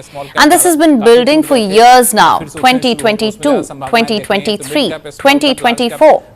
You could wake up one morning and before you're done brewing your first cup of coffee, an email tells you that your company is going to have to let you go. We all hoped it would stop, but it didn't. First, it was called a correction, then it was called a realignment, and now it has been assigned a name all too familiar: the new normal. Every year the number gets bigger and the reasons become harder to contend with. In 2025, nearly 240,000 tech workers lost their jobs. 2026 seems worse actually. We are in the fourth month. Reportedly 90,000 people have already been impacted so far this year, and that's just in the tech industry. The companies that are going on these massive layoff drives are not struggling companies. Not at all. Look at the books. They're doing just fine. Their stocks are climbing.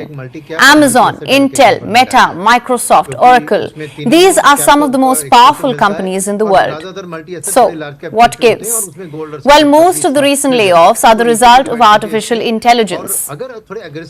The latest one, of course, was Oracle. Estimates say Indians were among the hardest hit, with 12,000 people who got the job.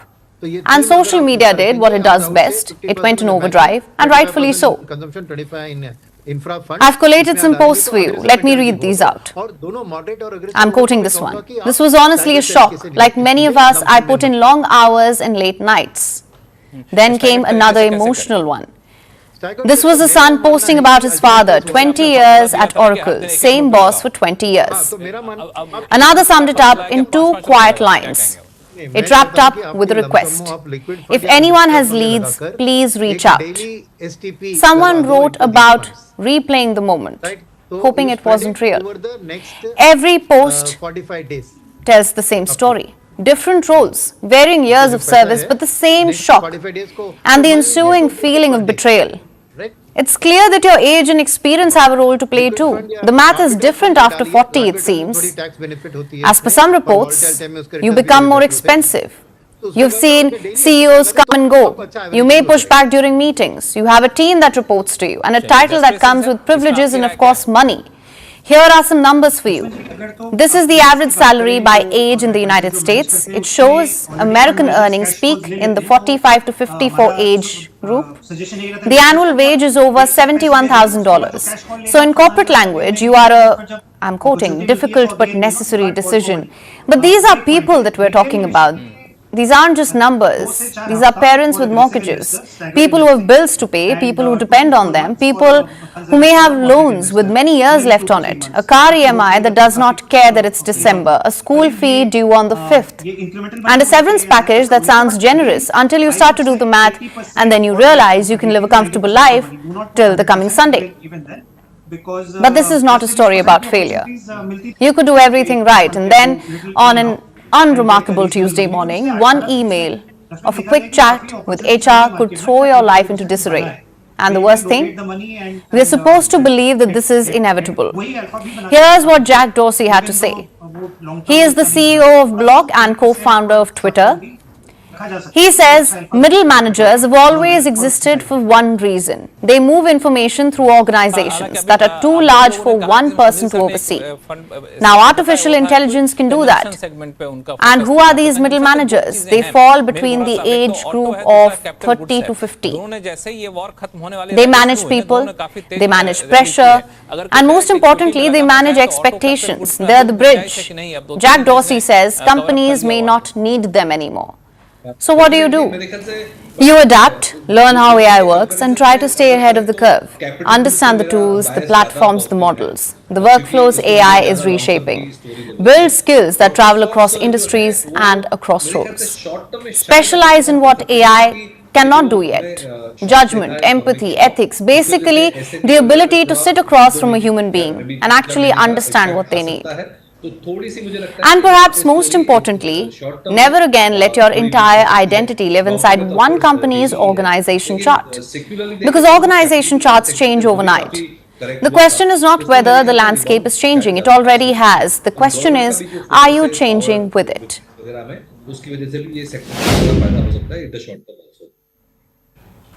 And now our final story. I have a quick question. When was the last time you trained your brain, not just your body?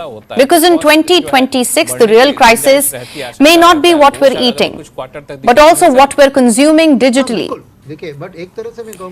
Now, increasingly, experts are warning that we are losing the ability to think and to think deeply. Not occasionally, not selectively, but systematically. And this isn't just a philosophical rant, it's backed by data. Research reveals that our attention spans today are roughly 1/3 of what they were in 2004. 1/3. The sharpest decline happened around 2012. Coincidentally, or perhaps not, that's when smartphones began their global takeover. The trend doesn't stop there. Long-term surveys show that the share of adults with low literacy rose from 19% in 2017 to 28% in 2023. Let's also talk about the most vulnerable group. Children. Kids today aren't just growing up, they are buffering. Example, ask a child to focus for 10 minutes. TikTok has already trained them for 30 seconds. Another, and perhaps something that is becoming dangerously commonplace, is cognitive offloading. Why think when Google or AI can answer? It is basically a fancy term for putting your brain on the back burner, outsourcing thinking, if you will. Add to that mix lesser real-world interactions, and you get weaker memory, poor focus, and shaky critical thinking. In short, faster thumbs, slower thinking. And the data reflects this shift. The rise in concentration difficulties among teenagers over the past decade aligns almost perfectly with the explosion of smartphones and social media. Now let's connect the broader dots. The mid-2010s marked the explosion of the digital attention economy, where apps compete quite literally for your brain space. A recent meta-analysis found that short-form video content is linked to poorer cognition and reduced attention span. Enter the latest disruptor, artificial intelligence.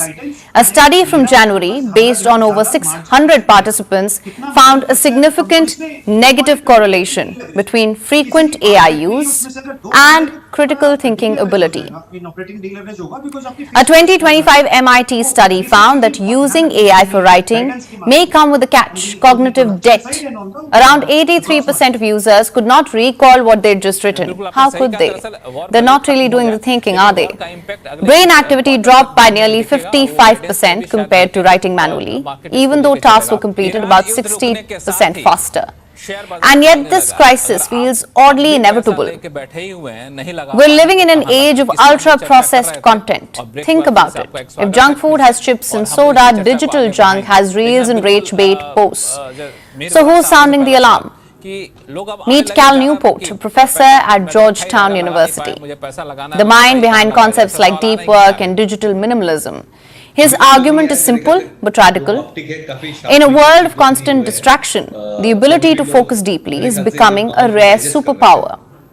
Is that the new social currency, being offline? Governments, it seems, are beginning to agree, especially when it comes to protecting children. Australia and Indonesia became the first nations to ban social media for children under 16. And it's not alone. Countries like Malaysia, Denmark and Spain are also mulling this move. Even in India, action is brewing. Karnataka has proposed a ban for children under 16. Andhra Pradesh is considering restrictions for those under 13. It's clear that this has a significant impact on their development, both personally and cognitively, as well as on their understanding of the world and their perspective on it. Now, the workplace doesn't help either. According to Microsoft's 2025 Work Trend Index, office workers are interrupted every 2 minutes on average. Every 2 minutes. Focus who? In such an environment, it never stood a chance. Social media and constant email barrages weakened our focus. AI made it easier to avoid thinking altogether. And the more we rely on it, the worse our cognitive strength becomes. So what's the fix? Think of it as a workout plan, but for your brain. Reading, learning new skills, and keeping your mind engaged are your daily reps. Add a dose of aerobics to get the blood and ideas flowing. And don't forget the basics with a healthy lifestyle. So brain health is multidimensional. There are many beneficial activities that one might engage in, and cognitive enrichment is one of those activities that complements diet and physical activity. The digital age has made us faster, but a little more distracted too. For children, distraction is now the default. So here's the question. In an era of endless scrolling, is picking up a book the ultimate act of defiance?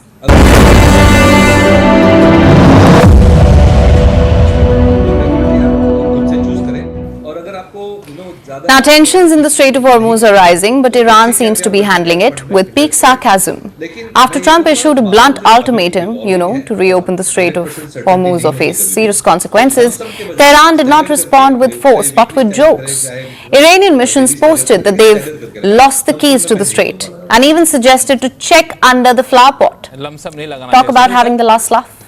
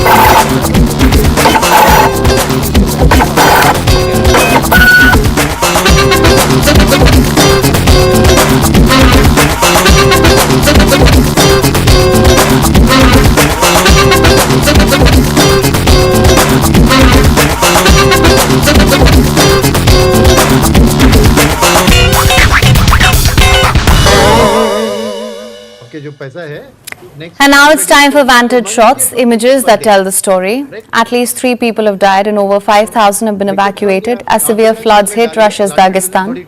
Cambodia honored a rat named Mugawa with a statue who found over 100 mines and unexploded ordnance items. And cherry blossoms lit up a New Jersey park as residents stepped out to enjoy spring. Finally, taking you back in history, on this day in 1917, the United States entered World War I. The trigger was Germany's submarine warfare and the explosive Zimmermann telegram. President Woodrow Wilson called it a fight to make the world safe for democracy. Within days, Congress approved and America was at war. Leaving you on that note, thank you for watching. See you tomorrow.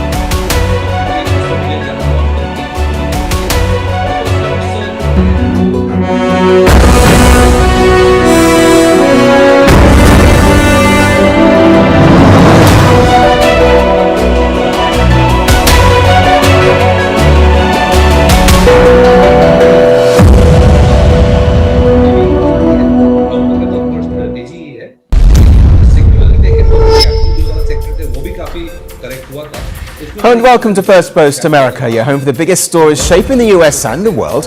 I'm Kerry Johnston, live from the First Post studios. Our top story on the show today. The next few hours could determine if a truce can be found over the war in West Asia, or if there are even more devastating consequences to come. Also on the program, artificial intelligence is reshaping warfare as we know it, as an AI project speeds up drone responses faster than any human. Is Donald Trump dead? Well, as false rumors swamped the internet over the weekend, we separate the fact from the fiction. And an Indian origin influencer launches a video attack on immigrants, causing an online storm over culture and identity.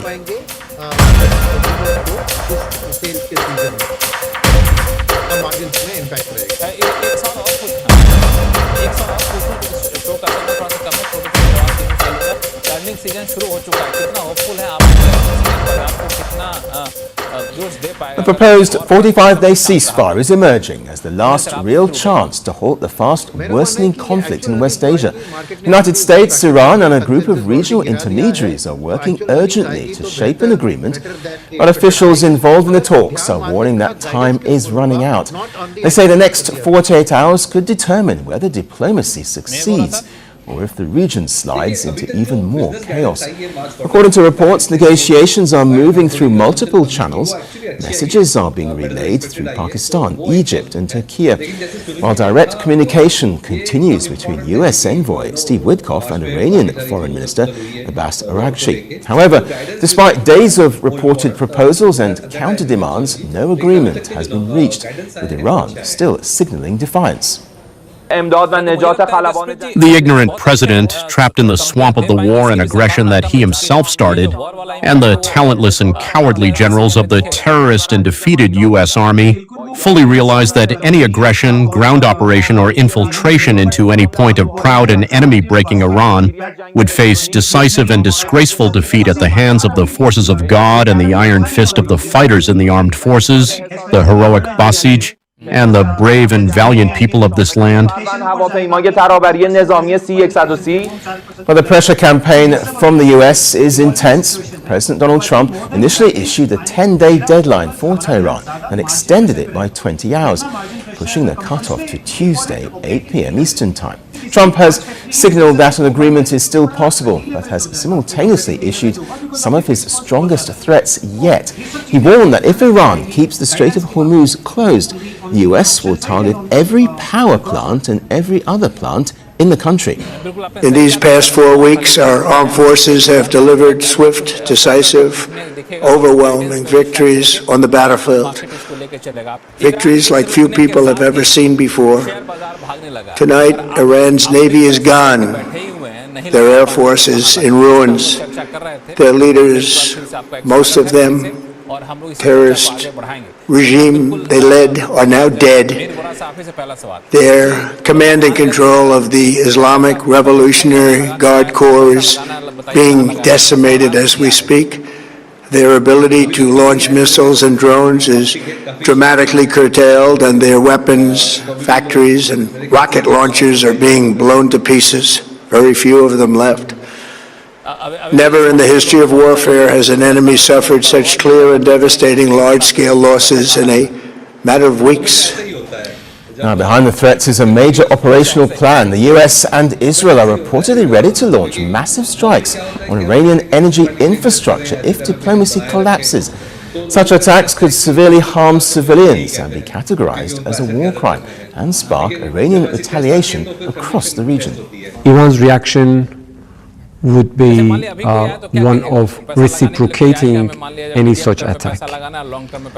Our armed forces have made it clear that in case Iran's infrastructure is attacked, we would react in kind.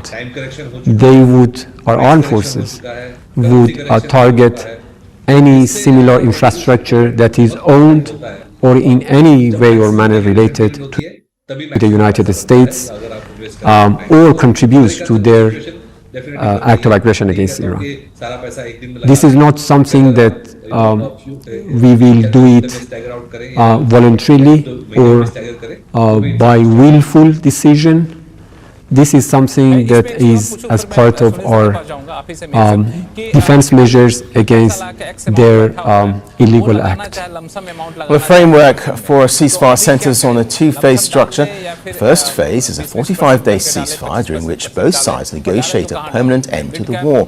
This truce can be extended if talks require more time. The second phase would lock in a comprehensive settlement, but the most sensitive issues remain unresolved. Iran is unwilling to fully reopen the Strait of Hormuz or take final steps regarding its stockpile of highly enriched uranium as part of any temporary deal. Those remain its primary bargaining tools. Mediators are therefore exploring partial confidence-building measures such as limited reopening of Hormuz or early steps on uranium in exchange for US guarantees that fighting will not restart once the ceasefire begins. On Iranian skepticism, on the other hand, remains high. Officials say they do not want a repeat of Gaza or Lebanon, where ceasefires failed to prevent renewed attacks. The Iranian Revolutionary Guards have declared that the situation in Hormuz will never return to what it was before the war, especially for the US and Israel. Iran has also refused to meet American officials in person in Islamabad, calling Washington's latest proposal unacceptable. The materials that have been conveyed to us under various titles, such as the 15-point plan, mainly include very excessive, unrealistic, and unreasonable demands. We did not participate in this framework. Our stance has been clear. Once we reach a conclusion, we will announce it in an appropriate way, because we have confidence in ourselves, and we know what we want. Well, meanwhile, strikes are continuing across the region and global oil markets remain tense as shipping risks grow. Mediators say this may be the final chance to stop a wider collapse, and with the deadline only hours away, the question is stark. Will both sides step back, or is West Asia headed towards an even more explosive showdown? Now, for more on this, we're joined by Ruzbeh Parsi, who is a senior adjunct lecturer at Lund University, joining us live from Sweden. Welcome to the program. So let me ask you first, how do you rate the chances of any kind of successful peace plan being worked out? I think the first caveat is that I'm not sure that this is even taking place. I think we have to remember that Donald Trump tends to come out with these kind of statements just before the market is going to open as a way of trying to calm it down. So we don't know how much substance there is behind this. But even if there was substance behind it, I think the big problem here is the lack of trust, for obvious reasons, since the US has attacked Iran twice during negotiations before, and that the issues that they need to solve are quite complicated and not something that can be solved over a weekend or with a truce. I think for the Iranians in particular, it is clear they do not want something that looks like a lull. They want a clear answer. Is this now peace, or is it a continuation of some kind of low-intensity war? Those are two very different positions, and they don't want to get stuck in one where the US can attack them at will anytime it feels like it. So they want a clear answer on this. And on that, I think for their part, they're frustrated by the fact that the Americans behave as if they hold all the cards and as if this war is going the way the Americans had planned it, which evidently it is not. As you say, even if there was substance to these reports of peace talks, I mean, what kind of issues would need to be resolved in any case at this stage?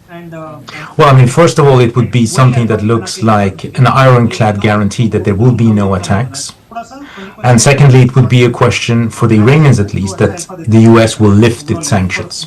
That is necessary for several reasons. First of all, because it's been a goal for Iran through negotiations before, but it is even more necessary now because the United States and Israel has destroyed a lot of the Iranian industrial base. And to recover from that, to rebuild that, they will require the kind of normal trading relationships that they have been not able to have because the US has punished every country that wanted to trade with Iran. So that's a tall order for the Americans to stomach, potentially. But again, from the Iranian side, it would be that your war is not going the way you want. So this is on the table. What is off the table as far as the Iranians are concerned are these maximalist conditions that Trump has been trying to put on the table ever since he left the nuclear deal in 2018, which is that Iran basically scraps all of its nuclear program, all of its ballistic programs, and all of its relationships with various actors in the region. Now, on those things, the Iranians obviously also need to compromise, but the idea that you can get to zero, that there won't be Iranian ballistic missiles, there won't be any enriched uranium in Iran at all, no matter what grade it is, I think those are unrealistic expectations as far as the Iranians are concerned. You mentioned other actors in the region there. What about Israel? I mean, how might that dynamic impact any kind of peace plan? Absolutely. I think the Israelis are the biggest, if you will, unknown variable, or known but not in a way that wants the equation solved. That is, the Israelis very much want this war to continue as long as possible, because as long as it does, the US will continue to pound Iran, and that is what the Israelis want, and which is something they cannot do on their own. So their goal is very clear and very evident in that sense. And so is the Iranian, because they want this war to end, but they only want it to end if there is an actual end to the whole conflict. The ones who are, in a sense, in the middle are the Americans. No one really can tell what it is that they want, what they're willing to do to get there, and if they're even capable of doing what's necessary to get there. So it's not clear what kind of peace they want, and it's also not clear what they want with this war. Ruzbe Parsi, we very much appreciate your expertise and for joining us. Thank you.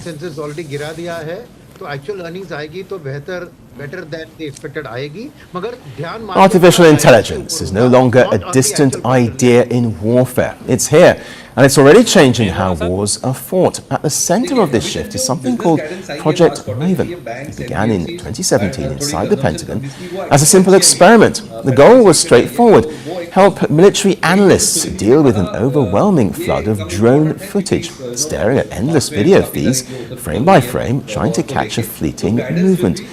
Well, it's a tiring job that humans were struggling with. Well, the AI Maven system was built to spot what they might miss, and 8 years later, it has evolved into a powerful system that helps manage the battlefield itself.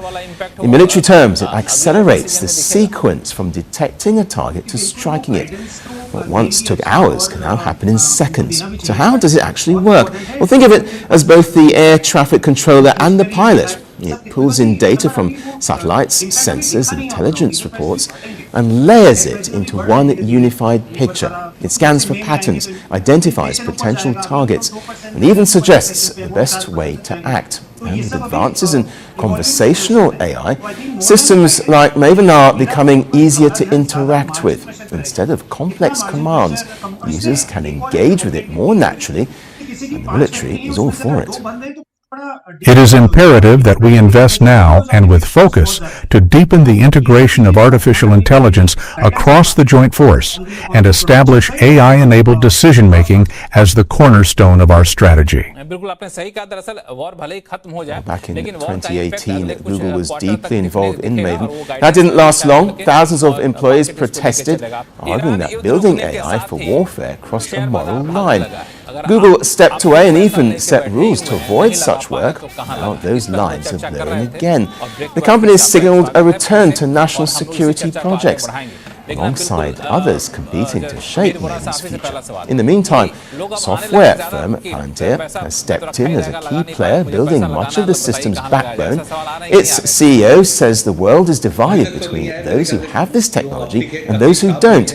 And the impact is already visible. Reports suggest that recent US operations have hit hundreds of targets daily during the ongoing war in Iran.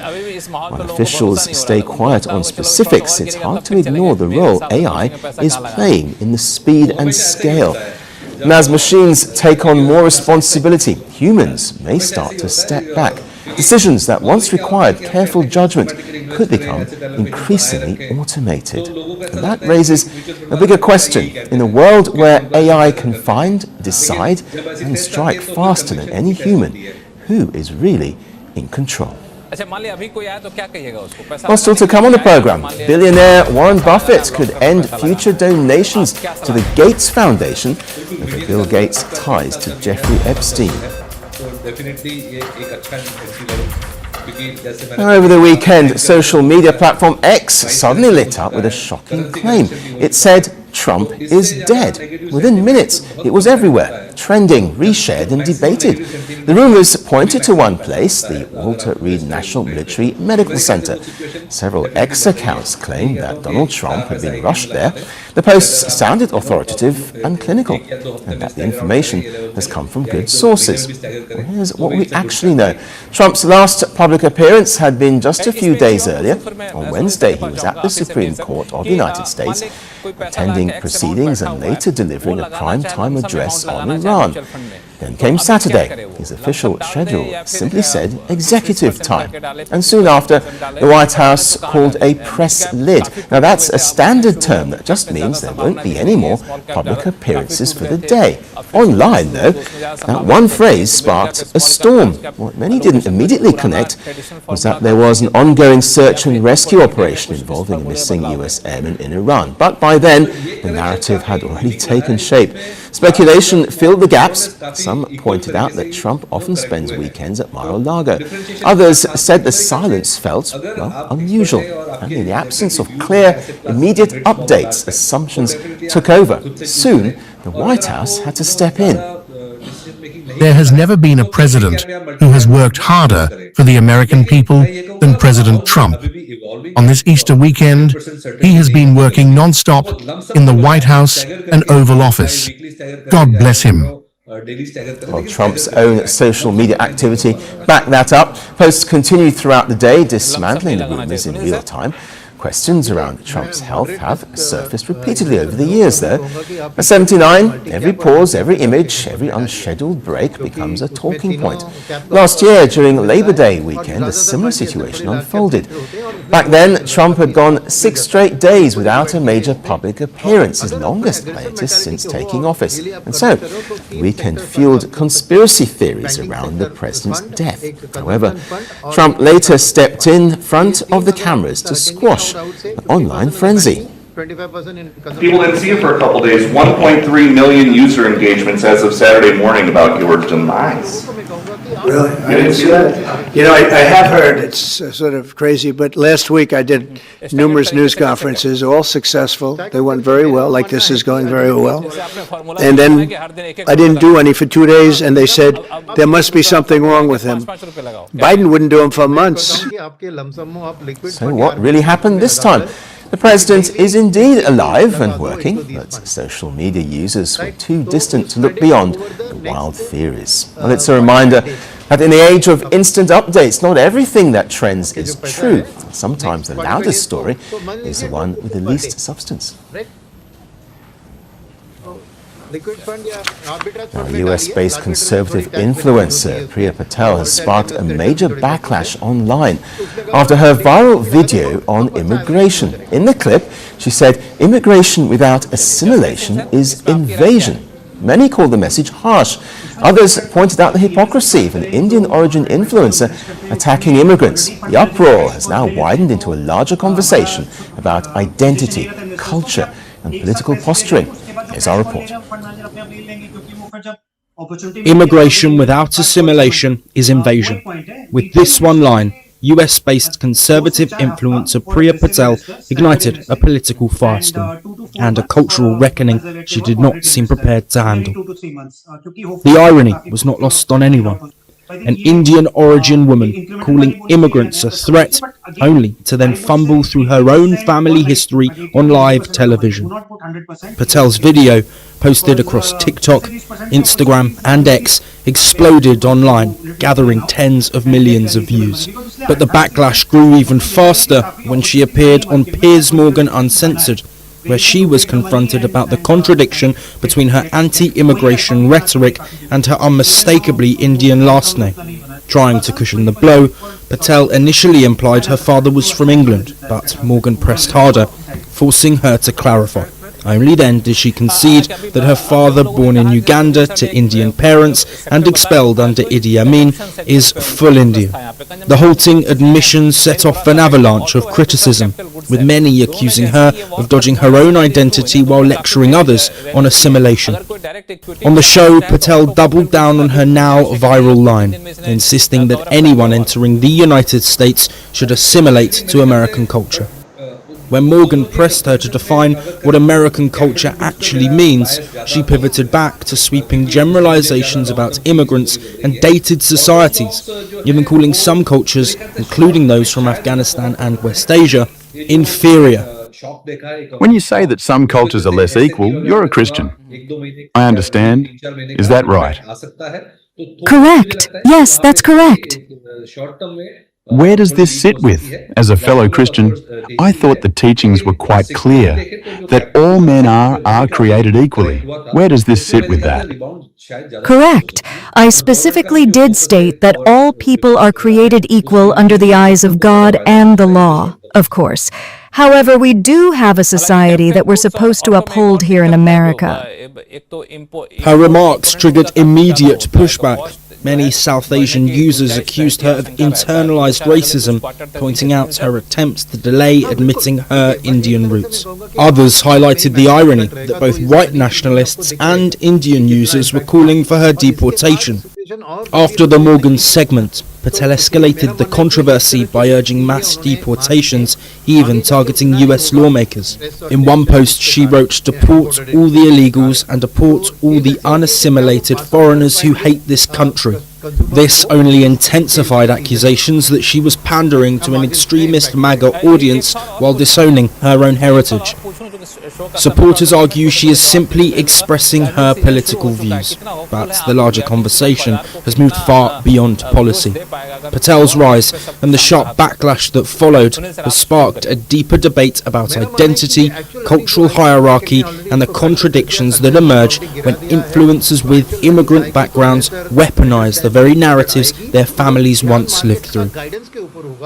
For now, Priya Patel remains viral, but with critics from every direction, left, right, Indian, American, one thing is clear. The internet is far less convinced by her version of assimilation than she expected.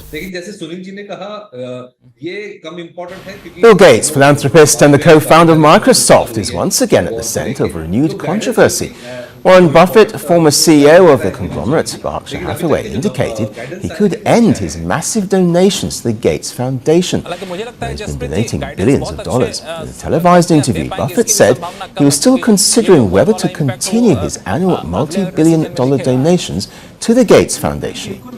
I will wait and see what unfolds. I don't have to make that decision today, and I haven't made it today. I have learned things I didn't know about something for all these years. While asked whether he was still good friends with Gates, Buffett said the two shared many good times together, but was more evasive on specifics. Until it gets cleared up, I just don't think it makes sense to do a lot of talking. I don't want to be under oath in terms of trying to remember everything over 30 years or 20 years, the foundation's done, or anything like that. While speaking about his donations, Buffett said that his role had simply been to contribute money. He stressed he has no involvement in the foundation's operations. At the same time, Buffett said he did not believe Gates had anything to do with Epstein's crimes or with the island linked to the convicted sex offender. Buffett also described Epstein as a sensational con man and said he was relieved he never came into contact with him. The Berkshire Hathaway chairman began giving away his fortune in 2006 and donated more than $47 billion worth of Berkshire stock to the Gates Foundation. Last year alone, his donations totaled more than $4.5 billion. In 2024, Buffett had already announced that his donations to the Gates Foundation would end after his death. He said that 99.5% of his remaining wealth would instead go to a charitable trust overseen by his children. Well, the controversy deepened after newly released Epstein files. Documents released by the US Department of Justice in February showed that Gates and Epstein had met several times, including meetings to discuss philanthropy after Epstein's 2008 guilty plea to Florida prostitution charges. Well, following the revelations, the Gates Foundation said Bill Gates took responsibility for his actions after his name emerged. The Microsoft co-founder reportedly addressed the issue during a town hall meeting with foundation employees. I apologize to other people who are drawn into this because of the mistake that I made. I did nothing illicit. I saw nothing illicit. To be clear, I never spent any time with victims, the women around him. Well, founded in the year 2000 by Bill Gates and his then wife, the Gates Foundation remains one of the world's largest funders of global health initiatives. Well, the controversy has placed one of the world's biggest charitable partnerships under scrutiny. Warren Buffett and Bill Gates have worked together for decades. The question now is whether that alliance will continue or end in acrimony. That's it on the show today. We'll be back tomorrow. Thanks for watching. Bye-bye.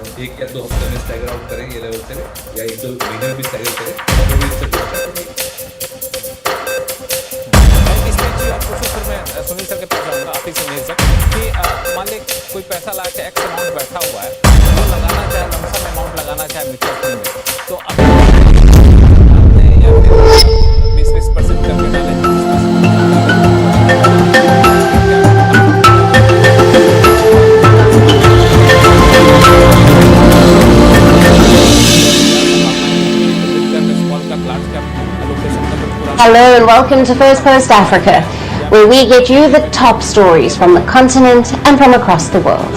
I'm Alison Lagrange, coming to you live from Durban, South Africa.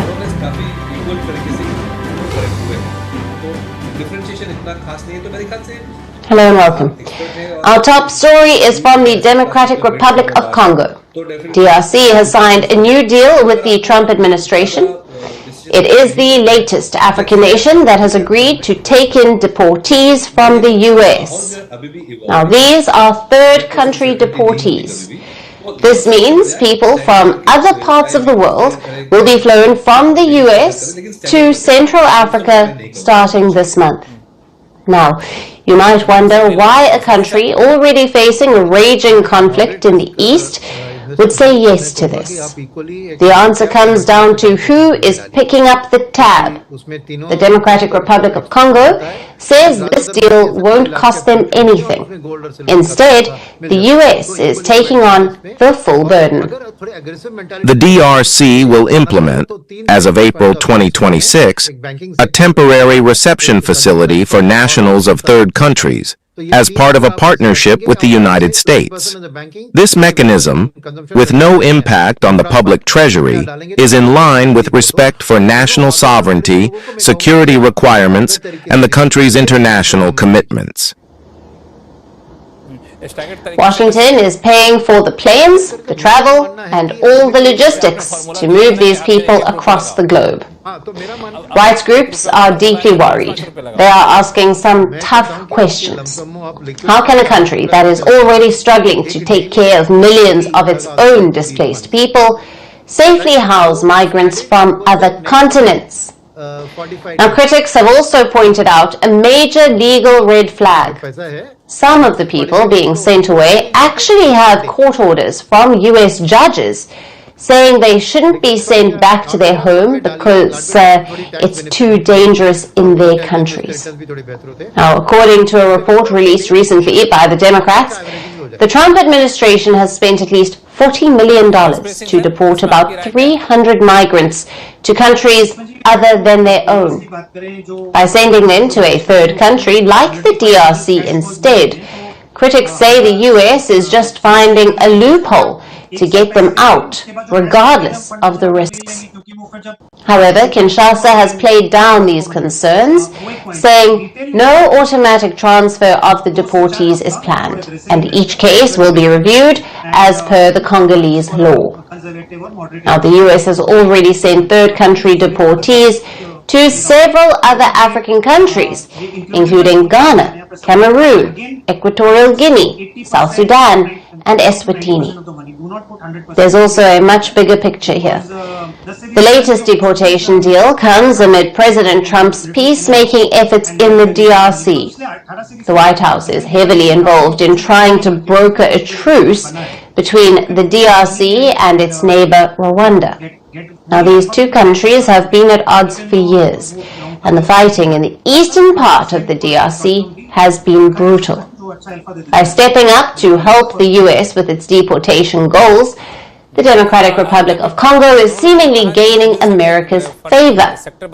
Meanwhile, Rwanda has been accusing the US of a bias toward the DRC.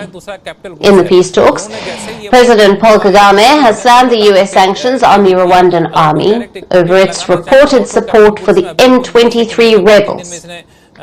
Back in December, when Trump brokered a peace deal between the DRC and Rwanda, the US also signed separate mineral deals with the two African nations.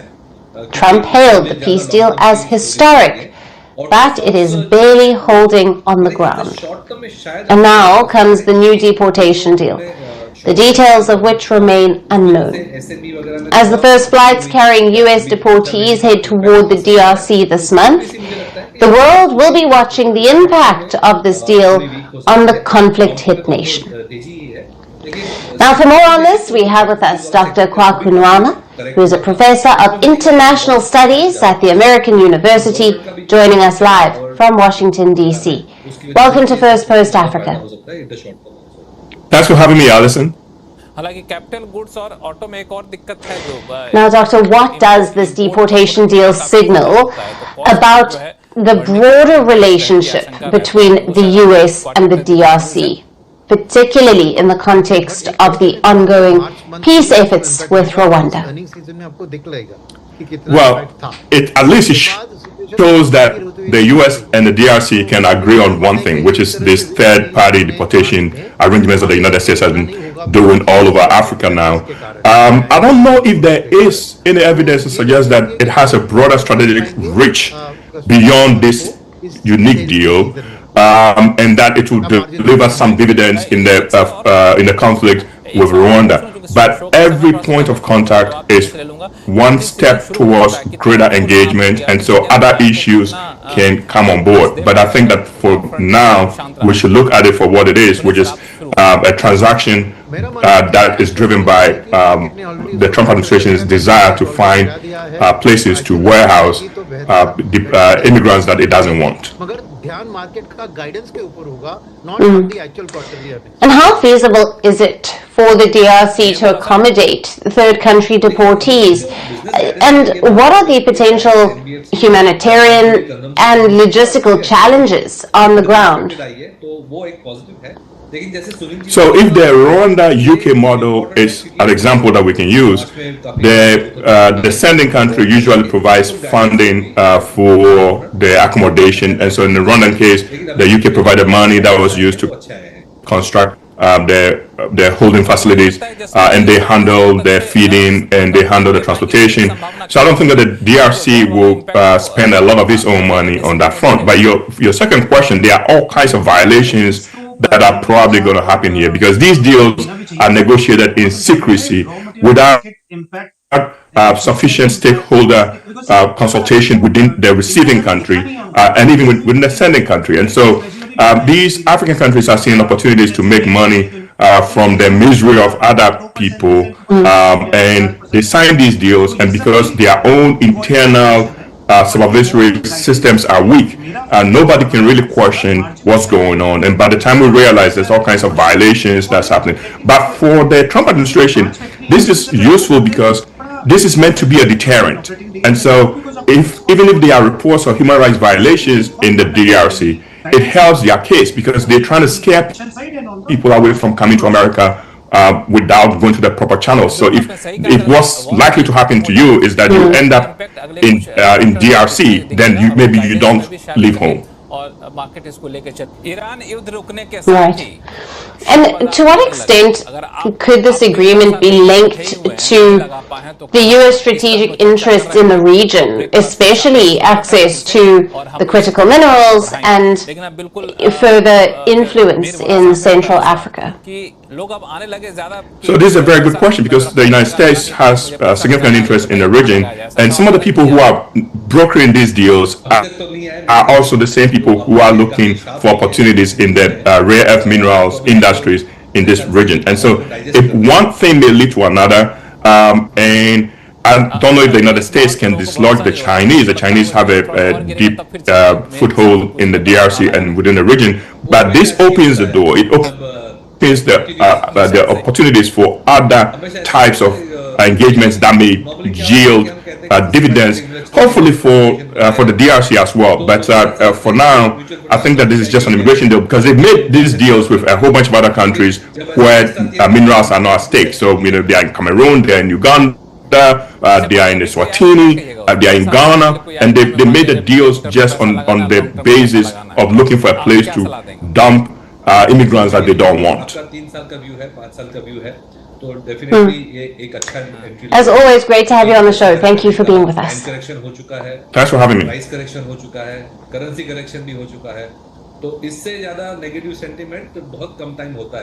The Trump administration is rewriting how the United States fights wars in Africa. Now this time, it's not about troops, but more about who controls the sky. Washington is pushing for a new drone-driven security model, one that relies less on boots on the ground and more on aerial surveillance. And at the center of that shift is a new plan to build a regional drone training hub in Morocco. The announcement came in March at the 13th African Land Forces Summit. Officials say the goal is clear: build local military capacity, share intelligence, and coordinate responses to threats like terrorism and cross-border crime. Now, the proposed center would reportedly function as a joint hub where African forces can train together, test drone operation, and share real-time intelligence. The project will reportedly start with a pilot program. It will be tested during African Lion 2026, the largest military exercise on the continent, which is scheduled from the 20th of April to the 8th of May. The exercise will bring together forces from 19 African countries, alongside international partners and more than 40 defense technology companies. Now, the choice of Morocco is strategic. Rabat is a foundational U.S. ally with defense ties stretching back to the 18th century. But more importantly, its location is significant for U.S. operations. Morocco sits at a strategic crossroads, providing a secure launchpad into West Africa, the Sahel, and the Mediterranean, without the political headaches currently plaguing U.S. diplomacy in Europe. In fact, analysts say that Morocco is rapidly becoming Washington's Plan B as tensions rise with traditional NATO allies. Spain and Italy have restricted U.S. military access during operations linked to West Asia. Analysts warn if those restrictions continue, the U.S. may shift more of its operations toward North Africa. If Spain and Italy block the way, how far would you have to fly in northern Europe before having to head down to the Persian Gulf? As I said, I think that if that were the scenario, the United States would surely opt to use bases in Morocco or reach an agreement with Morocco so that it could carry out the operations it is currently conducting in Spain. Para poder hacer la actividad que está desarrollando ahora mismo en España. For years, the U.S. relied on large permanent bases in Africa, like the one in Niger's Agadez. But after losing that strategic foothold in 2024, analysts say that Washington is moving toward faster and tech-driven partnerships, and that framework is already in place. Djibouti and Kenya remain core U.S. drone hubs in the east. Nigeria and Ghana are emerging as regional training and intelligence centers, and now Morocco is positioned as a drone and air power hub for training and data sharing operations. Now, the new strategy revolves around the U.S. providing the technology, while African partners providing the ground presence. U.S. officials say, if successful, the Morocco-based center could serve as a model for similar initiatives elsewhere on the continent. African military leaders are already buying into this model. Officials in Nigeria say that drones are playing a critical role in regions like the Lake Chad Basin, particularly in intelligence and surveillance. Now, as conflict evolves, Africa has become the ultimate testing ground for the next generation of warfare. And right now, the battle for influence is moving to the skies of Africa.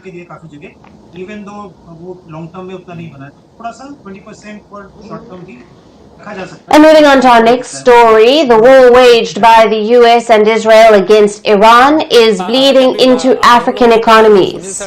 One of the nations bearing the brunt is Egypt. The war has triggered an energy crisis in the country, and to prevent further damage, Cairo is trying to mediate the conflict. Over the weekend, the Egyptian foreign minister dialed US envoy Steve Witkoff to discuss regional de-escalation. He also held a separate call with Iranian Foreign Minister Abbas Araghchi. The message from Egypt is clear. De-escalation is urgent. But while diplomats negotiate, the Egyptian people are feeling the strain. Regional instability and energy pressures have prompted the government to raise electricity prices. Starting this April, both households and businesses will see their bills climb. It's a tough blow for a country already struggling with inflation. The government says that these hikes are necessary to keep the lights on as the cost of fuel imports skyrockets. But for the average person on the street, it's one more thing making life more expensive. And it's not just the prices that are changing, it's the way of life. To save energy and to manage security, Cairo has also introduced a curfew for businesses. For a city famously known for never sleeping, the 9 p.m. closing time is a shock to the system. The decision affected sales by 60% because we were used to working at night. All of Egypt works at night. But now, when a customer comes at 9, we would be closing. Now some say the curfew is killing their livelihood, while others are trying to be optimistic about the current situation. In the beginning, there will be some impact, but on the long term, it will be good. However, for now, yes, there is an impact, and sales are lower. The fallout isn't limited to North Africa. In the West, Senegal is also feeling the heat. The government has suspended all non-essential foreign travel by ministers and top officials, warning of extremely difficult times ahead. While announcing the move, Senegal's Prime Minister, Ousmane Sonko, said that he had already cancelled his own planned trips to Niger and France. The reality is that as long as peace in West Asia remains elusive, more of these measures are expected in Africa and across the world. African nations are being forced to tighten their belts and to change their habits to survive a war they didn't start. The longer the fighting continues, the deeper these economic scars will go. Now, the world's oldest president is rewriting the rules of power. At 93 years old, Cameroon's Paul Biya is putting a new succession plan in place. For the first time in his 43-year rule, Cameroon is now on course to get a vice president. Over the weekend, Cameroon's parliament approved a constitutional amendment to reintroduce the role of vice president. The bill passed into a joint session of both houses, with 200 lawmakers voting in favor, 18 against, and 4 abstaining. The law now awaits for the signature of the President Biya, who is expected to formalize it. Under these new rules, the Vice President will be appointed directly by the President and not elected by the people. More importantly, if the President dies, resigns, or becomes incapacitated, the Vice President will automatically take over and complete the remainder of the 7-year term. Now, earlier, the head of the Senate would step in temporarily, only until a new election was held. Now, power can transfer directly without an immediate vote. Supporters of the move say this amendment is about stability. They argue that it creates a clear line of succession and prevents a power vacuum in case Biya exits from office. But critics say that it does the opposite. They argue that the system now concentrates power in one office, because under the new law, the President can appoint and dismiss the Vice President at will. It's not democratic. This is a republic, and in a republic, those who wield power at the highest level of the state should be elected and not appointed. Now, all of this is happening against the backdrop of one of Africa's longest-running presidencies. Paul Biya has been in power since November of 1982, serving 8 terms as Cameroon's president. In fact, he won his 8th term last year with 53% of the vote, a victory that sparked deadly protests and allegations of widespread rigging. Victory was stolen from the people. The people did not choose our dear, handsome President Paul Biya. The people did not choose because the people have rejected this government. This government brings us nothing. For 43 years, since I was born, I found this government in place. And this government has brought us nothing. Nothing at all. In Cameroon, discussing the president's health is a strict taboo. Reports say that Biya spends significant time in Europe for private stays, which has led to constant speculation about his physical state. But at 93, the reality of succession is no longer avoidable. The role of vice president itself is not new. Cameroon had one between 1961 and 1972, during a federal system that balanced its English and French-speaking regions. But after 1972, constitutional shift, the position was then scrapped as the country moved to a more centralized state. The focus now shifts to one key question: who will be named vice president? Will it be a party loyalist, a family member, or a strategic political ally? Because with the power to appoint, Paul Biya now effectively decides who could one day take over a country that he has governed for more than 4 decades. And that's it on the show for today. We will see you again tomorrow at the same time. Thank you for watching, and good night.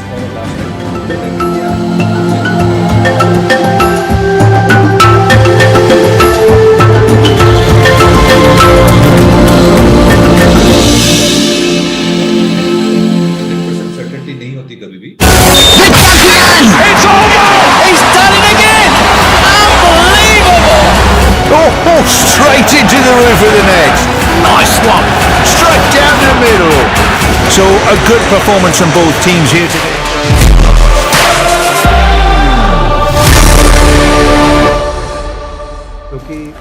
I'm Rupa Ramani and you're watching Sports This Week. It's a roundup of all the top stories that came through the sporting world in the week that was.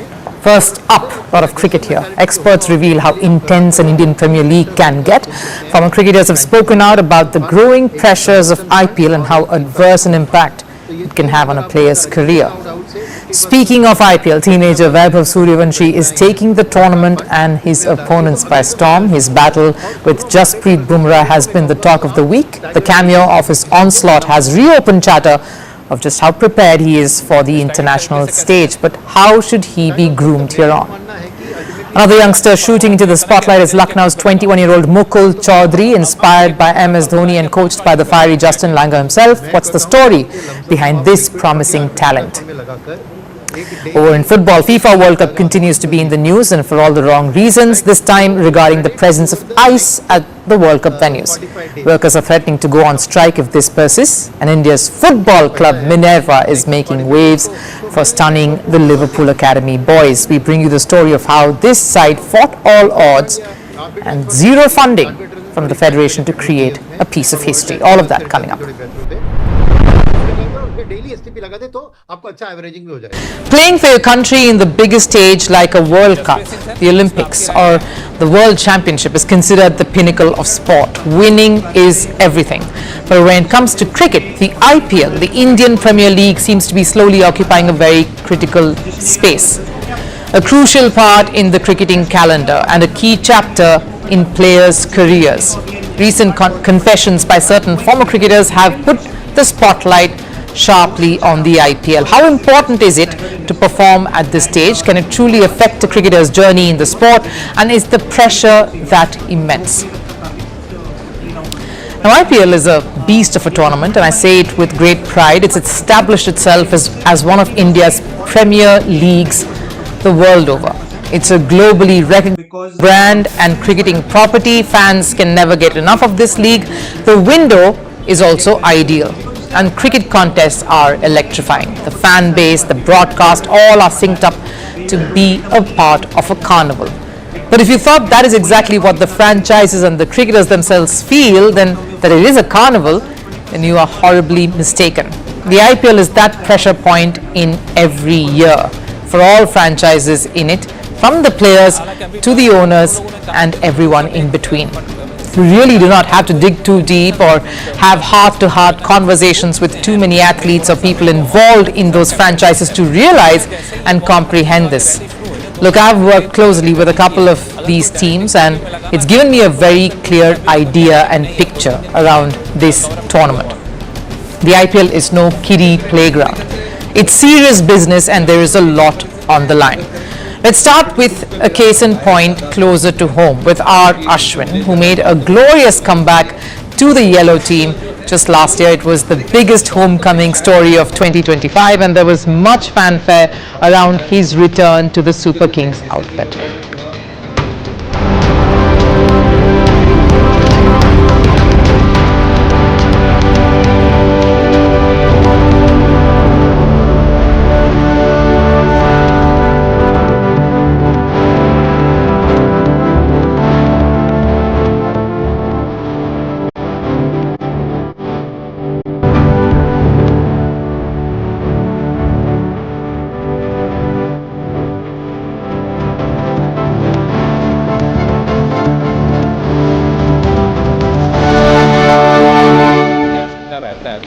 The season unfolded, and it ended up being the worst one for CSK, who finished last, and for Ashwin too. It was an edition where he barely got to feature in the 11. The spinner all-rounder reflected on that season recently. I recently spent a disappointing season with CSK. In my mind, I could have played more, but emotionally, I just did not have the bandwidth to play. It's mentally disturbing. I don't want to go there. One IPL season and with CSK pulled the plug on his career is what he says. That's what he truly believes, and it's not just him. Kevin Peterson believed that his stint with the IPL affected his relations with his cricket board. I made sacrifices, and they were big sacrifices. I lost my career because of IPL. It's the only reason why everybody went against me in the ECB. The ECB used the Telegraph at the time to go after me, and then they shifted. The IPL is a lucrative tournament. It's that time of the year when cricketers can really reap the rewards of their hard work via these contracts. But it's also that time when pressure mounts on each one of them, because you need to be able to deliver for the price that you are being paid. It's as simple as that. For many cricketers, it's a balancing act. For fast bowlers in particular, it is to stay injury-free, because a World Cup may be just around the corner that very year. For young captains, it's a double-edged sword where certain franchises will not give you wiggle room for failure or any time to breathe and experiment. For others, particularly the foreign players, it's a different ballgame. They have to turn up for the jersey they wear and are born into, their national colours, just as much as they crave the spotlight of the IPL. Bottom line, the Indian Premier League is one window you just can't miss, but there are sacrifices you have to make for that.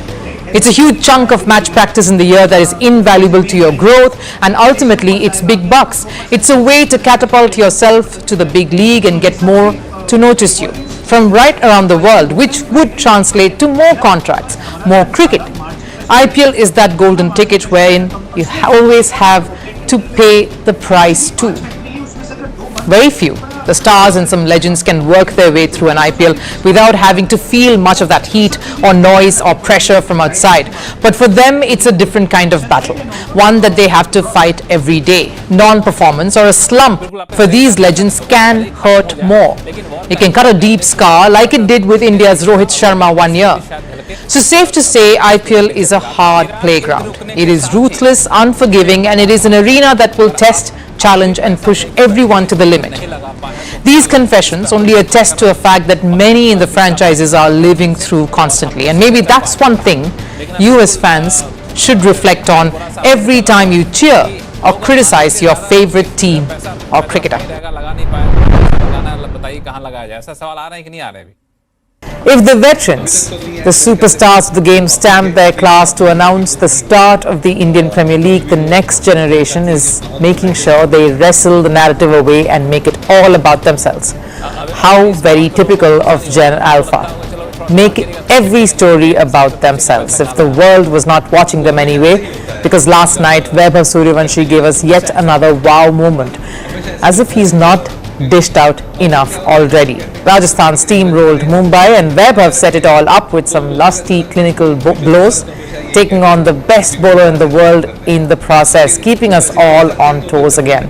And every time we push back the debate of fast-tracking him, he just continues to keep us second-guessing. Vaibhav is an anomaly, that's safely established. Sure, India gave birth to a Sachin Tendulkar decades ago, but a talent like Vaibhav in the times that we live in, and especially the way the sport itself has evolved, is incredible. It is indeed a great time to be an Indian cricket fan because Vaibhav is giving plenty of reasons to feel inspired.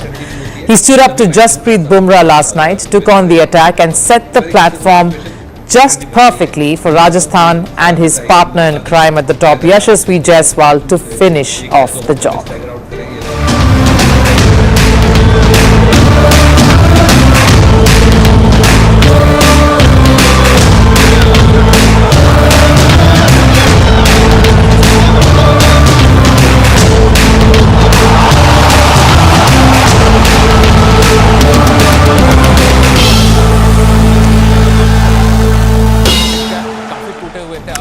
He left everyone impressed all over again, including Jasprit Bumrah himself, on just the way he stepped on the pedal and the kind of brutish elegance that he brought to the fore. It was one of those moments where none of the opposition really minded heaping praise on this young 15-year-old.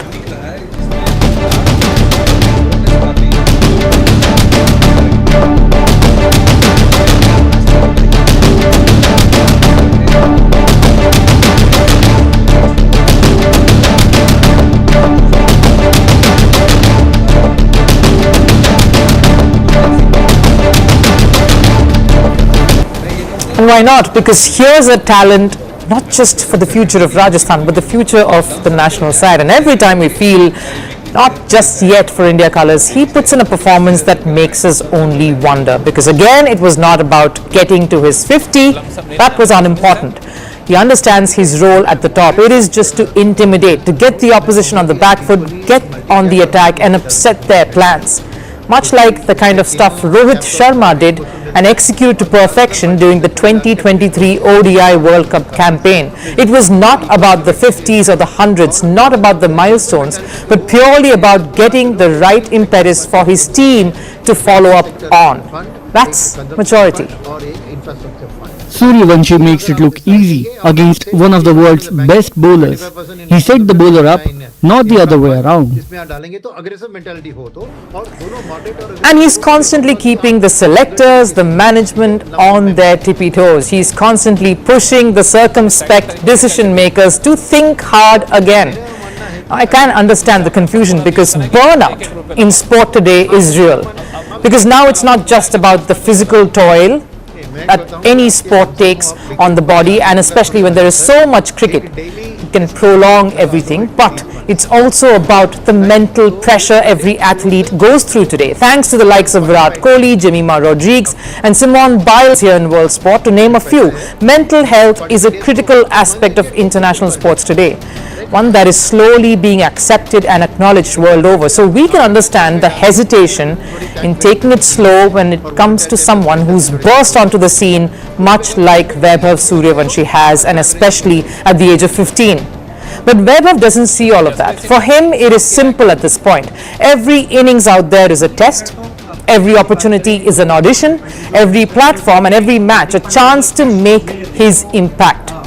And last night was another example of just that. He's not seeing the legacy of the opposition that's come up in front of him. He's not seeing the pedigree of the bowler who's running in towards him. All he's seeing is an opportunity to shine and deliver for his side. The team that picked him, the team that is grooming him today and trying to protect and nurture him. And for now, this is all that his franchise and the BCCI, because they're watching, can ask for and expect. The next part would be interesting to see, is just how well he can pace himself right through a tournament that has always got the better of most. It is long and it is tedious, is IPL, and that will remain the biggest challenge ahead of Vaibhav Suryavanshi, ahead of Rajasthan, and of course, India. What's the best way to get noticed? if you can almost single-handedly take your team over the line from a situation that looks difficult to wriggle out of, would do it. But that alone isn't enough. You have to be a youngster with fire in your eyes and hunger in your belly, and that's what Mukul Chaudhary announced to the world last night. The 21-year-old uncapped wicketkeeper batter helped Lucknow Super Giants beat Kolkata Knight Riders from an improbable situation. He blasted a valuable unbeaten 54, leading to delirious scenes of celebration right after, and focus shifting away from the management to the cricket field. So what's his real story? Now, people within the team say he's very humble, he's modest, he's very shy and reserved, and the only thing flashy about him is his shot making. If I could use one phrase to describe his career so far, it would be being at the right place at the right time. He became a wicketkeeper in the academy games in Rajasthan only because they had none. He stepped into the Saeed Mushtaq Ali squad only because someone got injured. He scripted breakthrough performances. Rest, as they say, is history. So what's the story really? Let's take a look. Lucknow have a rising star in their ranks. Mukul Chaudhary has entered conversations and social media interactions through his unbelievable blistering half-century that pulled his side out of sure-shot defeat. And since then, chatter around this youngster from Jhunjhunu hasn't stopped.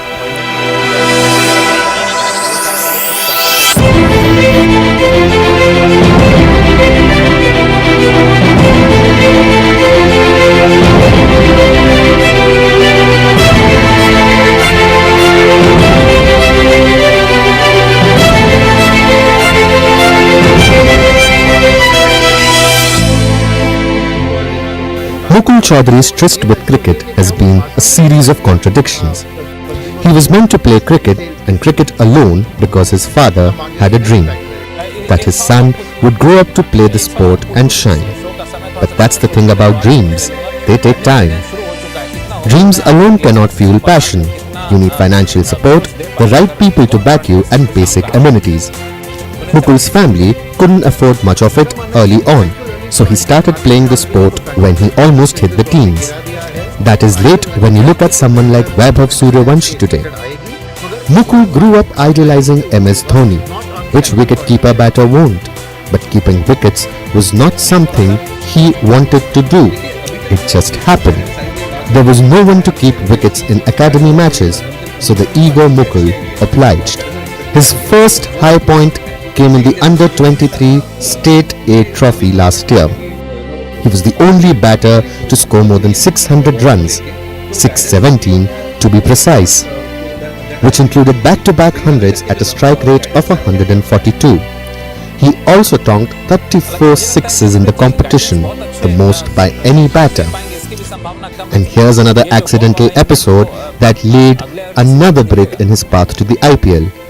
His academy mate Kartik Sharma got injured, so Mukul Chaudhary was called up to be a part of the SMAT squad, a tournament that would seal his ticket to the IPL. He scored 173 runs at an average of nearly 60 in 5 matches at a superb strike rate of 199. No wonder LSG trained their sight on this boy, because his 6-hitting prowess clearly caught coach Justin Langer's fancy, who even proclaimed just some days ago in a clip that the franchise uploaded during practice that he will make this boy the scariest number 6, number 7 batter in India. It is that faith, coupled with the quiet belief that Mukul himself has honed over the years listening to his father, that resulted in his explosive innings last night. I knew that a bowler may bowl one good ball or 2 good balls, but at that stage I knew he'd miss his length at some point, and I knew I just needed that one chance. A quiet, reserved boy outside the field, the one thing Mukul looks forward to every day is training hard in the nets with his mentor Justin Langer. He has spent hours out there talking to his new coach and sharpening his finishing skills. And we saw glimpses of all of this unfold on the biggest stage in the IPL. A helicopter 6 was an ode to his idol, and a knock in dedication to a father who dreamed big for his son, and a coach who has been relentless in helping him pursue greatness. The concerns surrounding the FIFA World Cup seem to be never-ending because one of the co-hosts, the United States, is increasingly dragging the tournament into its internal battles. The latest flashpoint is around immigration enforcement. Food service workers at the iconic SoFi Stadium in Los Angeles have issued a clear warning. Keep ICE agents away from the World Cup or face a strike. And once again, it is Donald Trump's policies casting a long shadow over football's biggest spectacle. This World Cup is now clearly becoming a tournament that is being shaped and reshaped by politics, because rather than embracing the global spirit of football, America seems to be imposing its own system, its own tensions and its own priorities on it. From skyrocketing ticket prices to controversial visa policies, the American World Cup is slowly turning into a logistical and emotional headache for fans across the globe. And now it's not just about the fans. The friction is growing within the country itself. A union representing over 2,000 food service workers in Los Angeles has stepped in, and they've laid down 3 clear demands to FIFA. They want protection over union jobs, they want support to tackle the increasing housing prices for short tenures, and above all, no ICE agents at the venues. They're quite clear on that. Now, this is not just about wages or working conditions. This is about fear. Fear of immigration crackdowns, fear of raids, fear of turning up to work at a global sporting event and not knowing what might happen next. And the warning is loud and clear. If these demands are ignored, if these demands aren't met, they will strike. Now, why does this matter so much? Because SoFi Stadium is not just another venue here in the scheme of things. It's scheduled to host 8 World Cup matches, and it's a centerpiece of the American leg of the tournament. What happens here sets the tone for everything that follows. So instead of a seamless organization, America is focused on imposing its own political measures at the World Cup. ICE is a key part of the overall security apparatus for the World Cup. We are dedicated to securing that operation, and we are dedicated to the security of all of our participants as well as visitors. Now that sounds reasonable. It looks like America is trying its best to focus on the security aspect of the event. But in addition to this, the acting director has also said there will not be any pause on the immigration crackdown even at the World Cup. And that's the worrisome part. ICE as an agency has been at the center of multiple controversies in this regard. From aggressive raids to excessive force, even incidents that have resulted in deaths. And that's why the name itself, ICE, doesn't inspire any sense of confidence or generate any sense of calm. It only creates fear, not just among workers but also among international fans.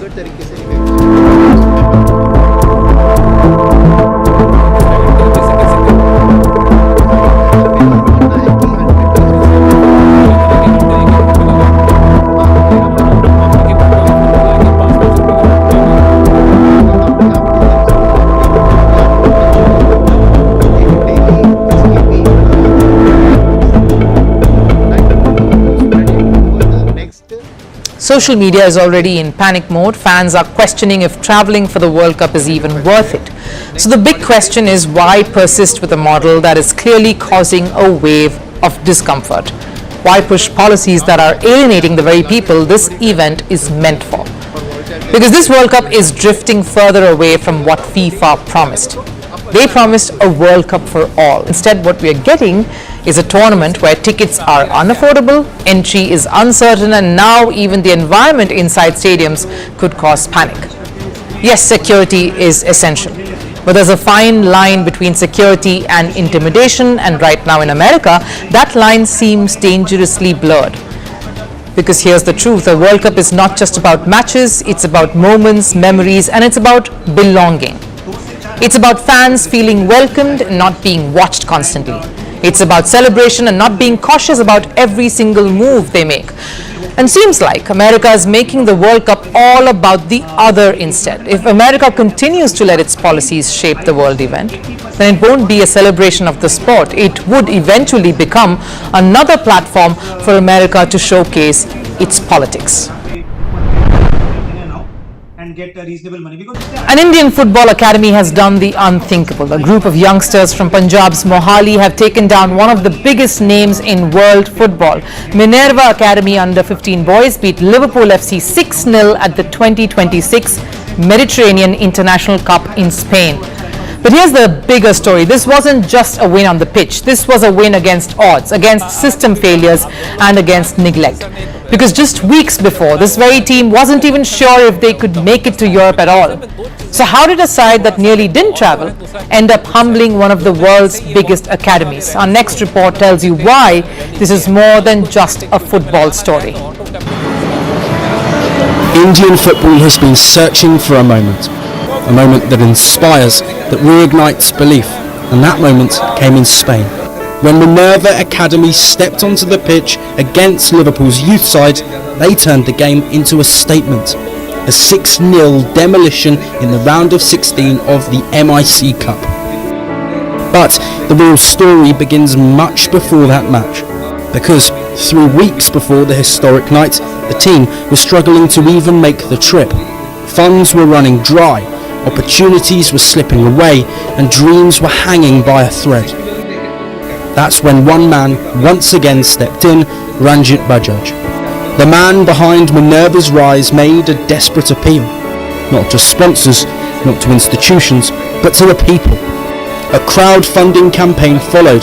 The owner even mortgaged his property, and that's how this journey began. And when they got their chance, they made sure to make a statement. They took on one of the most celebrated academies in world football, Liverpool, and made them look ordinary. Outplaying, outthinking, outclassing in every department. And this isn't the first time Minerva has shaken the footballing world. Last year, their under-14 side did something extraordinary. They won 3 major European youth trophies. The Gothia Cup in Sweden, the Dana Cup in Denmark, and the Norway Cup in Norway. Tournaments that have seen legends like Erling Haaland, Zlatan Ibrahimovic and Alan Shearer rise through the ranks. And now, an Indian academy rose to fame through these very events. They continued that at the MIC by beating Liverpool. Minerva's dream was halted in the quarterfinals this time. A narrow 2-1 loss to UE Figueres decided by a late penalty. A result that left players shattered and fans frustrated because this team deserved more. But beyond the result, what they achieved is something Indian football cannot ignore. At a time when the system struggles for direction, these youngsters showed what is possible. If the right mindset, the right coaching and relentless hunger is clubbed together, India can reach massive heights. They proved that talent exists and the potential exists, but what's missing is support, structure and vision.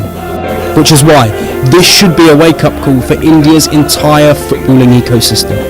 Minerva has shown the way.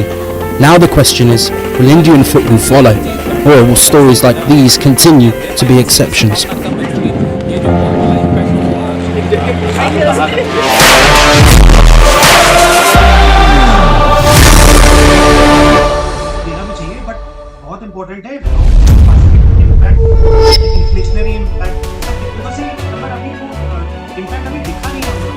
Hello and welcome. You're watching First Post Vantage with me, Hemkaur Saroya.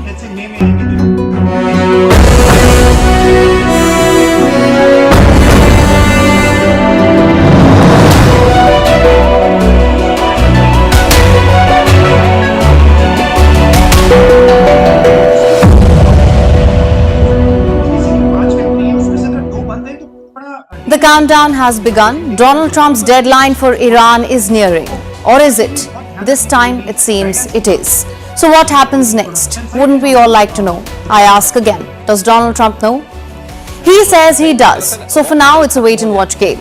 And as I told you yesterday, if there is a place where Iran can make great strategic gains, it is at the negotiating table. Iran has presented its own terms. It's a 10-point plan to end the war. I'll tell you what it is. Also on the show, Pakistan is struggling to keep the lights on, but it doesn't seem too worried about that. It has itself occupied with something else. You guessed it, threatening India. But this isn't just any other threat. I'll tell you about that as well in a few minutes.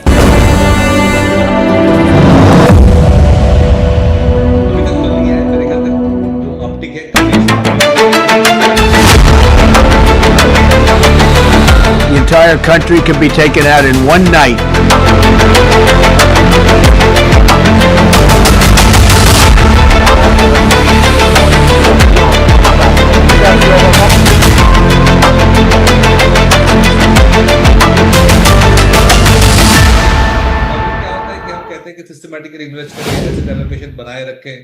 The clock is ticking. Donald Trump's deadline for Iran is almost up. The deadline is 8 p.m. Eastern Time on Tuesday. That would be 5:30 a.m. Wednesday in India. He wants Tehran to open the jugular vein of the global economy. It's the Strait of Hormuz. About 20% of the world's oil flows through this waterway. Iran's stranglehold has sent global oil prices rising, so Trump wants Iran to open it, or else. He says Iran will face massive US strikes on its infrastructure, and looks like he's already laying the groundwork. Kharg Island came under attack. Strikes have reportedly hit a key Iranian oil export terminal here. Other critical infrastructure has also been struck: bridges, railway tracks, and these are not remote locations. One bridge was located in the Iranian city of Qom. This is the second most sacred city in Iran. It is considered the religious capital of Iran. The strike in Qom came hours before Trump's deadline. Remember, Trump has already warned about targeting bridges, so his threat isn't hypothetical anymore. It's being tested in real time. Then comes Mashhad. This is a city in northwestern Iran. Train services in and out of the city have been suspended, not due to damage, but due to warnings. Israel has asked Iranians to avoid railways, so officials might be anticipating an attack. Remember, these are the very sites Trump has threatened to devastate. Targets mentioned in Trump's warnings, they're all being hit. On the outskirts, in the major cities, and in the capital. And his rhetoric has been extraordinary. A few hours ago, here's what he said, and I'm quoting here: "A whole civilization will die tonight, never to be brought back again." This is not Trump's first ultimatum. On 21st March, Trump threatened to obliterate Iran's power plants within 48 hours. Later, he said no strikes would come until the 28th of March. 2 days later, he extended that deadline again, said talks with Iran were productive. Iran denied any such talks had taken place. He extended that deadline, this time by 10 days to the 6th of April. On Sunday, in a cryptic post, Trump wrote, I'm quoting again, Tuesday, 8 p.m. Eastern Time. Then yesterday, he said the Tuesday deadline was final and that Iran can be taken out in one night. The entire country can be taken out in one night, and that night might be tomorrow night. We have a plan, because of the power of our military, where every bridge in Iran will be decimated by 12 o'clock tomorrow night, where every power plant in Iran will be out of business, burning, exploding, and never to be used again. I mean, complete demolition by 12 o'clock. So whether Trump pulls the trigger this time or the carousel spins again, nobody knows. But this one feels consequential, and there are clear signs. But it's not just Trump. Listen to what his deputy has to say. The ball is in the Iranians' court. Now, I think the president has talked about this. One thing I will say is that the Iranians were not the fastest negotiators before the war started, and they are certainly not the fastest negotiators now. So we recognize there's some delay sometimes in transmitting messages from one person to another, but we feel confident that we can get a response, whether it's positive or negative. We're going to get a response from the Iranians by 8 o'clock tonight. Now, that was US Vice President J.D. Vance. He says military objectives have largely been met, but there's still room for negotiations before the deadline. Now, what's Tehran doing amidst all of this? Everything but backing down. Tehran is calling on its youth to step in. Young Iranians are being asked to form human chains around power plants, and it is being organized nationwide. Students, athletes, artists, everyone is being asked to gather to shield these plants. Iran is also refusing to open the Strait of Hormuz. They are threatening to deprive the United States and allies of oil and gas. 2 LNG tankers were attempting to cross the Hormuz Strait, but they turned back mid-route. These were the first loaded LNG carriers to exit the Gulf, but they did not make it. Saudi Arabia faced a missile barrage. It activated its air defenses, and 7 ballistic missiles were intercepted mid-air. Overnight, a major industrial hub was hit. Explosions were heard and a fire broke out at a petrochemical facility. This is not a minor site. Jubail is one of the largest industrial zones in the world. It produces fuels, chemicals and fertilizers. A key bridge linking Saudi and Bahrain was also temporarily shut. This war has been on for over a month. Iran has rejected ceasefire proposals, and here we are on the brink of a deadline where the strikes have begun. The warning signs are getting louder, and the moment Trump called final appears to be upon us. But it does appear that the war in West Asia is now entering a new phase, not just on the battlefield, but also at the negotiating table. Like I said, Iran has rejected a ceasefire proposal with the United States. This plan was put forth through mediators. In this case, Pakistan. We told you about that plan on the show. But Tehran has said no to it. Instead, Iran has presented its own terms, a 10-point plan to end this war. Let me tell you what Iran is asking for. First, it does not want a temporary ceasefire. It wants a permanent end to this war. Secondly, Iran wants guarantees. Of what kind? That it will not be attacked again by the United States or Israel. Third, it is also demanding a lift of all sanctions that have crippled its economy. Iran is asking for an end to Israeli strikes in Lebanon. This is particularly on Hezbollah, which is Iran's proxy in the country. What's more, Tehran has also asked for an end to all regional fighting against its other allies. But what is Iran offering in return? Reports say Iran will open the Strait of Hormuz. By now, I'm sure you know what this waterway is. It's a key shipping route through which 1/5 of global oil passes. Tehran says it will reopen this narrow waterway, but there are conditions applied to it. Iran wants to reportedly regulate traffic on this waterway, and it wants to charge a fee. Remember the toll that I told you about? Now, how much is that fee? Around $2 million a ship. In fact, Iran says this fee would be split with Oman, which sits across the strait, and the money will be used in rebuilding the damaged infrastructure in this war. So this is what Iran is offering, and this proposal has already reached Washington. President Trump has confirmed it himself. Listen to this. I've seen every proposal you could imagine. They've made a proposal, and it's a significant proposal. It's a significant step. It's not good enough, but it's a very significant step. A significant step which is not good enough. That is Donald Trump's position. At this point, I don't know what sort of a proposal would actually make him happy. But look at the timing. Trump has set a deadline that ends later today. Like I said, it is for Iran to reopen the Strait of Hormuz, failing which he has warned of large-scale strikes on Iran's critical civilian infrastructure. They have till tomorrow. Now we'll see what happens. I can tell you they're negotiating, we think, in good faith. We're going to find out. We're getting the help of some incredible countries that want this to be ended because it affects them also. A lot of people are affected by this, but we're giving them till tomorrow, 8 o'clock Eastern Time, and after that, they're going to have no bridges, they're going to have no power plants. So the clock is ticking, but Iran is not budging from its position. Our goal is to protect national interests and security, as well as the legitimate demands of the Iranian people. Iran has long known its demands and red lines, and now our position is very clear. To understand this deadlock, look at what was offered earlier. The mediators had proposed an immediate ceasefire. This would be followed by talks and a broader agreement within weeks. But Tehran rejected it, saying it does not offer long-term guarantees. Based on our own interests and considerations, we have consistently set out the full range of demands we have had and continue to have.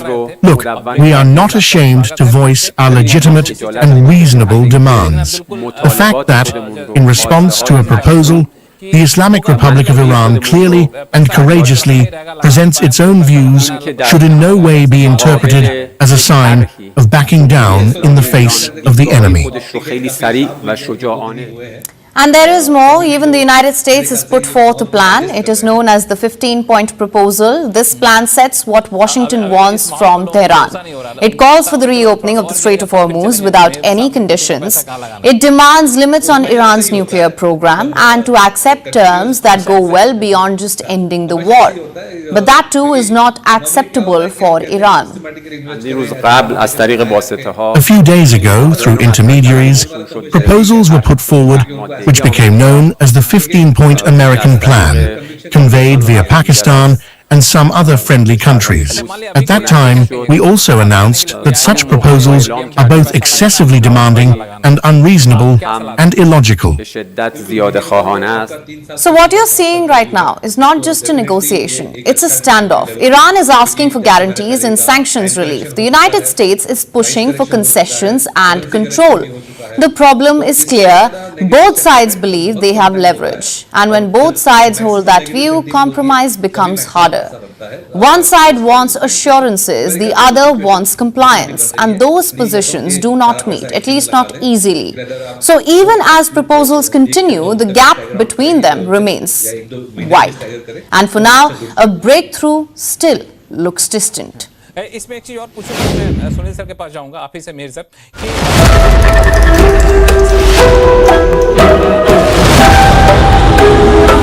Media company that released it, and we're going to say national security, give it up or go to jail. How many men did you send altogether, approximately? I'd love to keep that a secret. I'll keep it a secret, but it was hundreds. That's pretty good. Is he central casting? Hundreds of people could have been killed.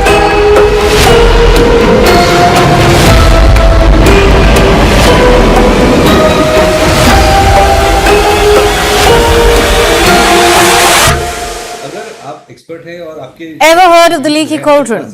It's not just a fictional from Harry Potter's world, it's the reality of Washington, D.C.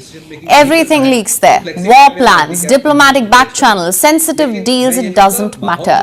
No information is safe in the US Capitol. And Donald Trump has a problem with that. Yesterday, he trained his guns on anonymous sources who leaked the pilot rescue story. We didn't talk about the first one for an hour, and then somebody leaked something, which we'll hopefully find that leaker. We're looking very hard to find that leaker, and talked about there's somebody missing. They basically said that we have one and there's somebody missing. Well, they didn't know there was somebody missing until this leaker gave the information. So whoever it was, we think we'll be able to find it out, because we're going to go to the media company that released it, and we're going to say national security, give it up or go to jail. It's not a new complaint. Trump has repeatedly railed against leaks. And fair enough, if the president wants to preserve secrecy, that's his prerogative. But do you know what the problem is? Trump himself doesn't live up to that. In fact, he is the biggest leak in DC. An oblivious, rambling leak.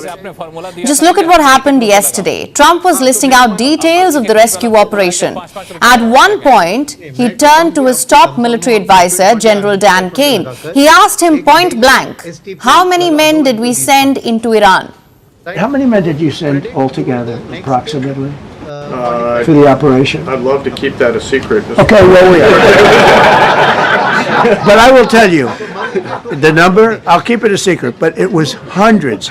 And hundreds of these people. It's pretty good.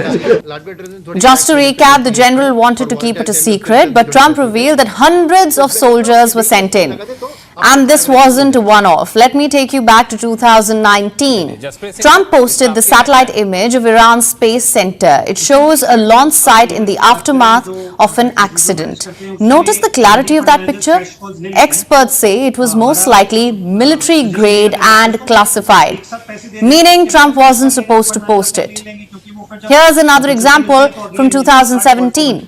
Trump was hosting Russian officials at the White House. He ended up revealing highly classified information to them. This information had been provided by an ally in West Asia. The ally had categorically asked the United States to not share this information. Yet, Trump did so. He later said he had the right to share it.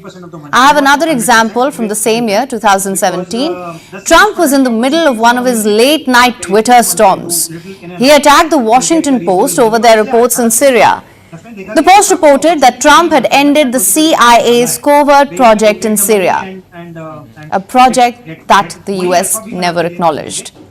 But look at Trump's tweet. The Amazon Washington Post fabricated the facts on my ending massive, dangerous and wasteful payments to Syrian rebels fighting Assad. Here's another incident. Trump had a conversation with the president of the Philippines. He told him that the United States had 2 nuclear submarines off the Korean peninsula. Again, this is a total violation. These deployments were supposed to be covert. Yet, Trump boasted about it to his counterparts. Even after he left office, nothing really changed. Trump took a lot of classified documents to Mar-a-Lago. Dozens of files were found in his bedroom. And he knew it was wrong. In 2021, Trump admitted that he retained classified information. He discussed Iran war plans with a couple of biographers. Yet this man is complaining about leaks. Even in his second term, we're seeing the same trend. Trump simply cannot help himself. Consider what happened in late January. Trump was hosting CEOs of American oil companies. He was encouraging them to invest in Venezuela. At one point, Secretary of State Marco Rubio handed him a note. And what did he do? He read it out for everyone to hear. I think really very well. Marco just gave me a note. Go back to Chevron. They want to discuss something. Go ahead. I'm going back to Chevron, Marco. Thank you, Marco.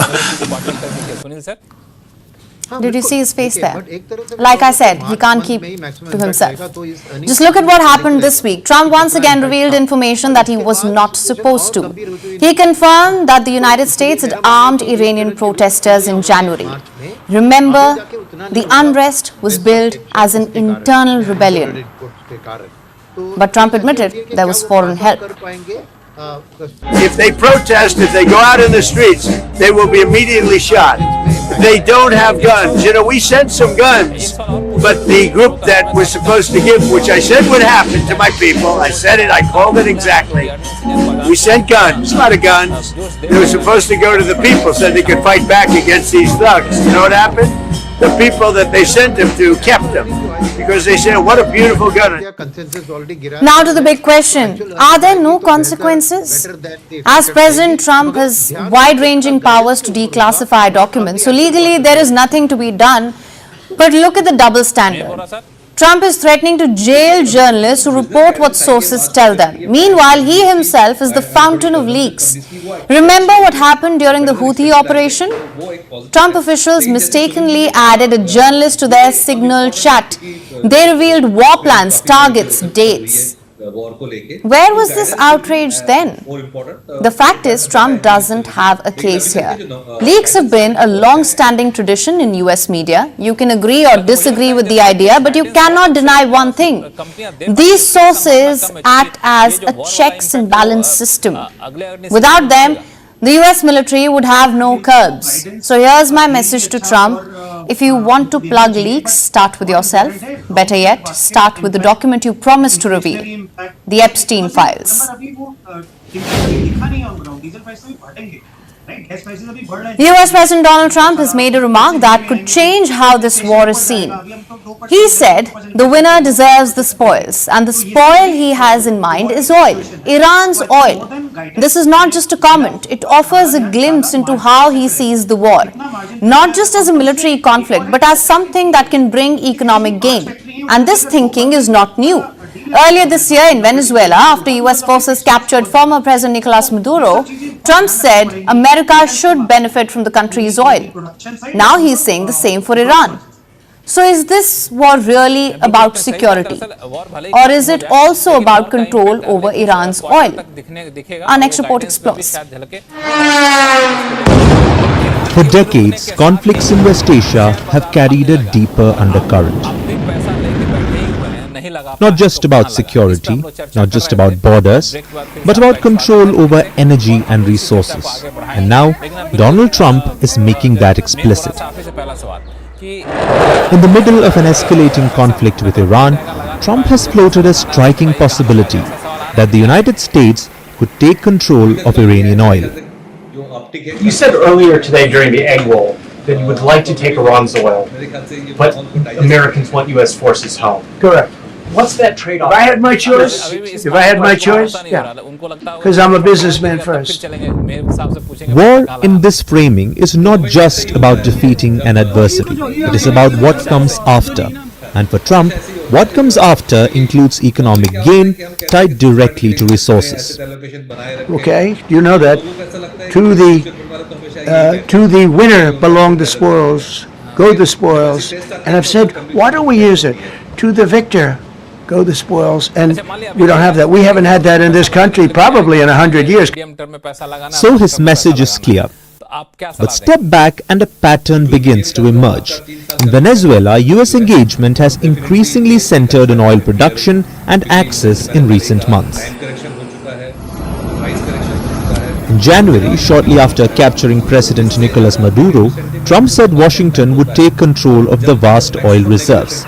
He even called on US companies to invest in the South American country. And we're going to be working with Venezuela. We're going to be making the decision as to which oil companies are going to go in, that we're going to allow to go in. We're going to cut a deal with the companies. But it is not just Venezuela. Trump has also been after Greenland, not just for the territory, but for its untapped resources and strategic value. We want Greenland. So different regions, but the same underlying focus, access to resources that can shape power. And few countries hold as much of it as Iran. The country possesses around 157 billion barrels of proven oil reserves. That is close to 12% of the global total. Iran produces roughly 3.3 million barrels per day and is the 9th largest oil producer globally. These are not just statistics, they explain the stakes. Control over that scale of oil supply can influence global markets. It can shape prices.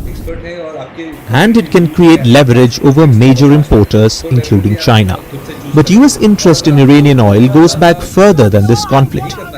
In 1953, when Iran's then Prime Minister tried to nationalize the oil industry, the United States and Britain backed a coup that restored the Shah.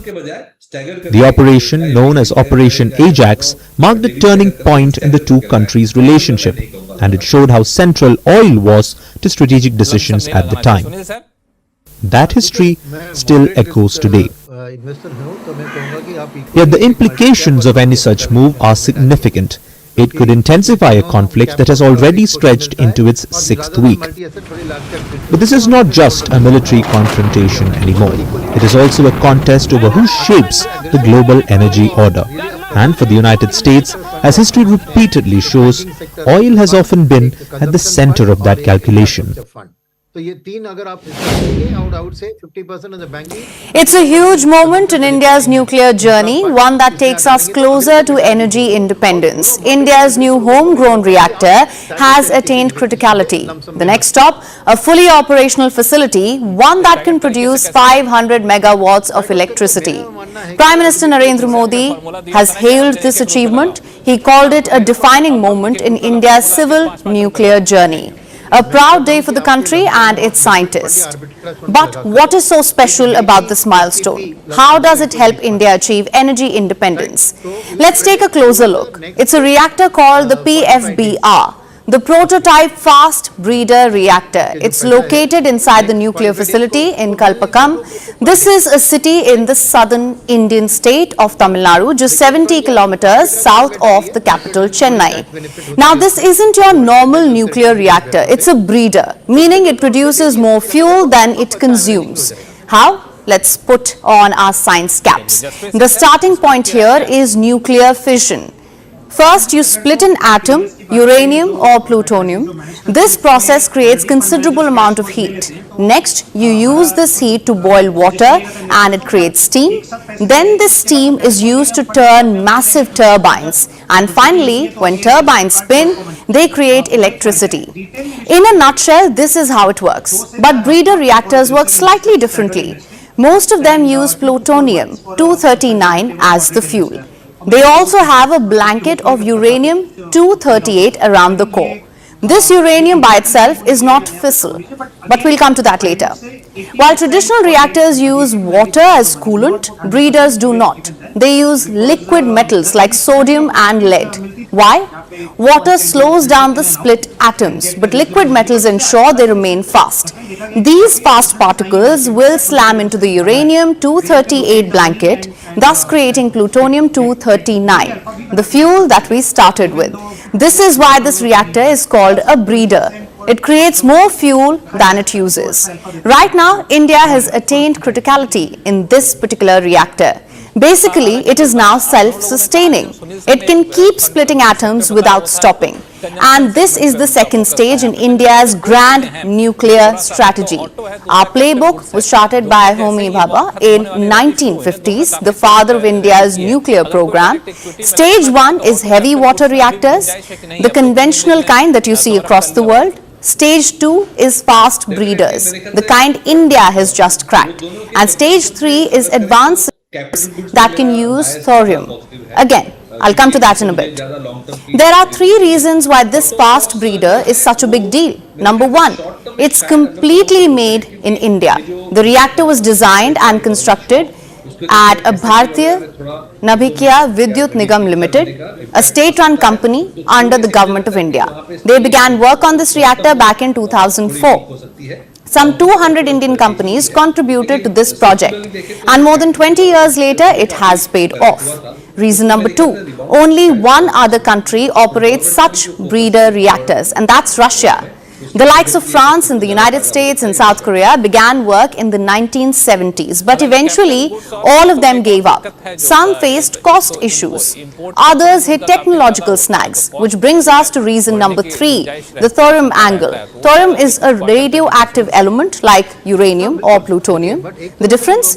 India has plenty of thorium. By plenty, I mean one of the largest deposits in the world, between 450 and 500,000 tons. You can find deposits on the beaches of Kerala, Tamil Nadu and Odisha.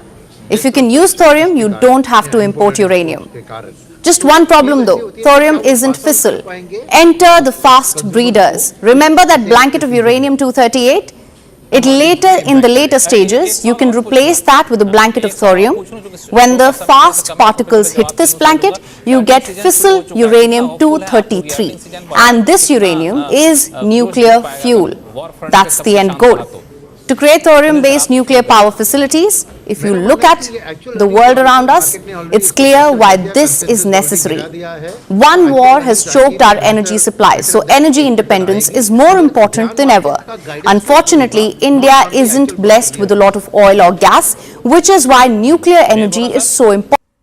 And the target is lofty. India wants 100 gigawatts of nuclear capacity by 2047. By then, our power demand is expected to be 708 gigawatts. Like I said, lofty but necessary.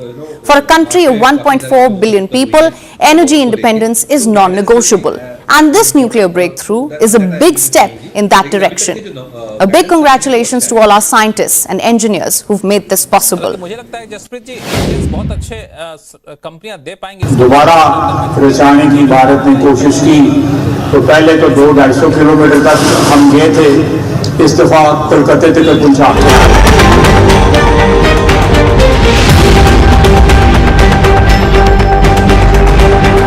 इस बार ऐसी ही हमारे बंगाल की तरफ नजर उठाकर देखने की कोशिश की तो कितने टुकड़े होंगे ये ऊपर वाला ही जानता है।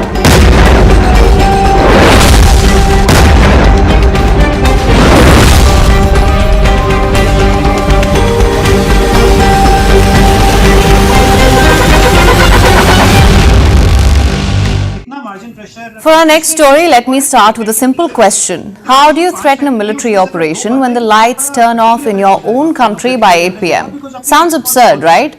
But that's Pakistan for you. Their country is shutting down. Their fuel prices are through the roof. Their malls are closing by 8 p.m. Protests are raging over fuel prices. Yet, where is Pakistan's focus? It is busy threatening India, as usual. But this time, it's not just any other threat. We know that the war has disrupted energy supplies. Pakistan imports a lot of its energy, so it is especially feeling the pinch. And Islamabad is taking all sorts of measures as well. First, it implemented a 4-day work week for public sector employees. Then it was a 50% work from home for them. Then the fuel prices were hiked. They were almost doubled. That led to massive uproar. So the Pakistan Prime Minister dialed back. Shehbaz Sharif reduced the prices by 80 Pakistani rupees. But that did not change anything. Protests over rising fuel prices continue. Citizens are taking to the streets, and if all of those problems were not enough, there's a cash crunch too. As we know, Pakistan is debt-ridden. A better word for broke, I would say. It is surviving on a bailout by the IMF, that's the International Monetary Fund, and this month it has to repay the UAE. It has to pay them back $3.5 billion. So Islamabad's problems are mounting. It has a lot to worry about. But instead, what is Pakistan doing? It is busy threatening India. And leading the charge is Defence Minister Khwaja Asif. You see, just days ago, India's Defence Minister warned Pakistan. Rajnath Singh said any misadventure by Pakistan would lead to decisive action. Khwaja Asif decided to respond to that. He said that if India starts a false flag operation, we will take it to Kolkata. Bharat जो है वो जुगलाया हुआ है, अजीब अजीब बातें करते हैं, हवास बाख्ता हुए हैं, दोबारा रचाने की भारत ने कोशिश की, तो पहले तो 200-250 किलोमीटर तक हम गए थे, इस दफा कलकत्ते तक पहुंचा गया. Kolkata is nowhere near the line of control. That's the de facto India-Pakistan border. It is almost 2,000 kilometers away from it. So Pakistan is threatening a major city in India far away from the LOC. And what is the excuse that they're using for this? False flag operations, rich coming from Pakistan, isn't it? He also claimed India might plant bodies it may use detained Pakistanis to frame Islamabad. Let there be no ambiguity. Pakistan remains committed to peace and regional stability, but its resolve to defend sovereignty is absolute, its preparedness complete, and its response will be swift, calibrated, and decisive.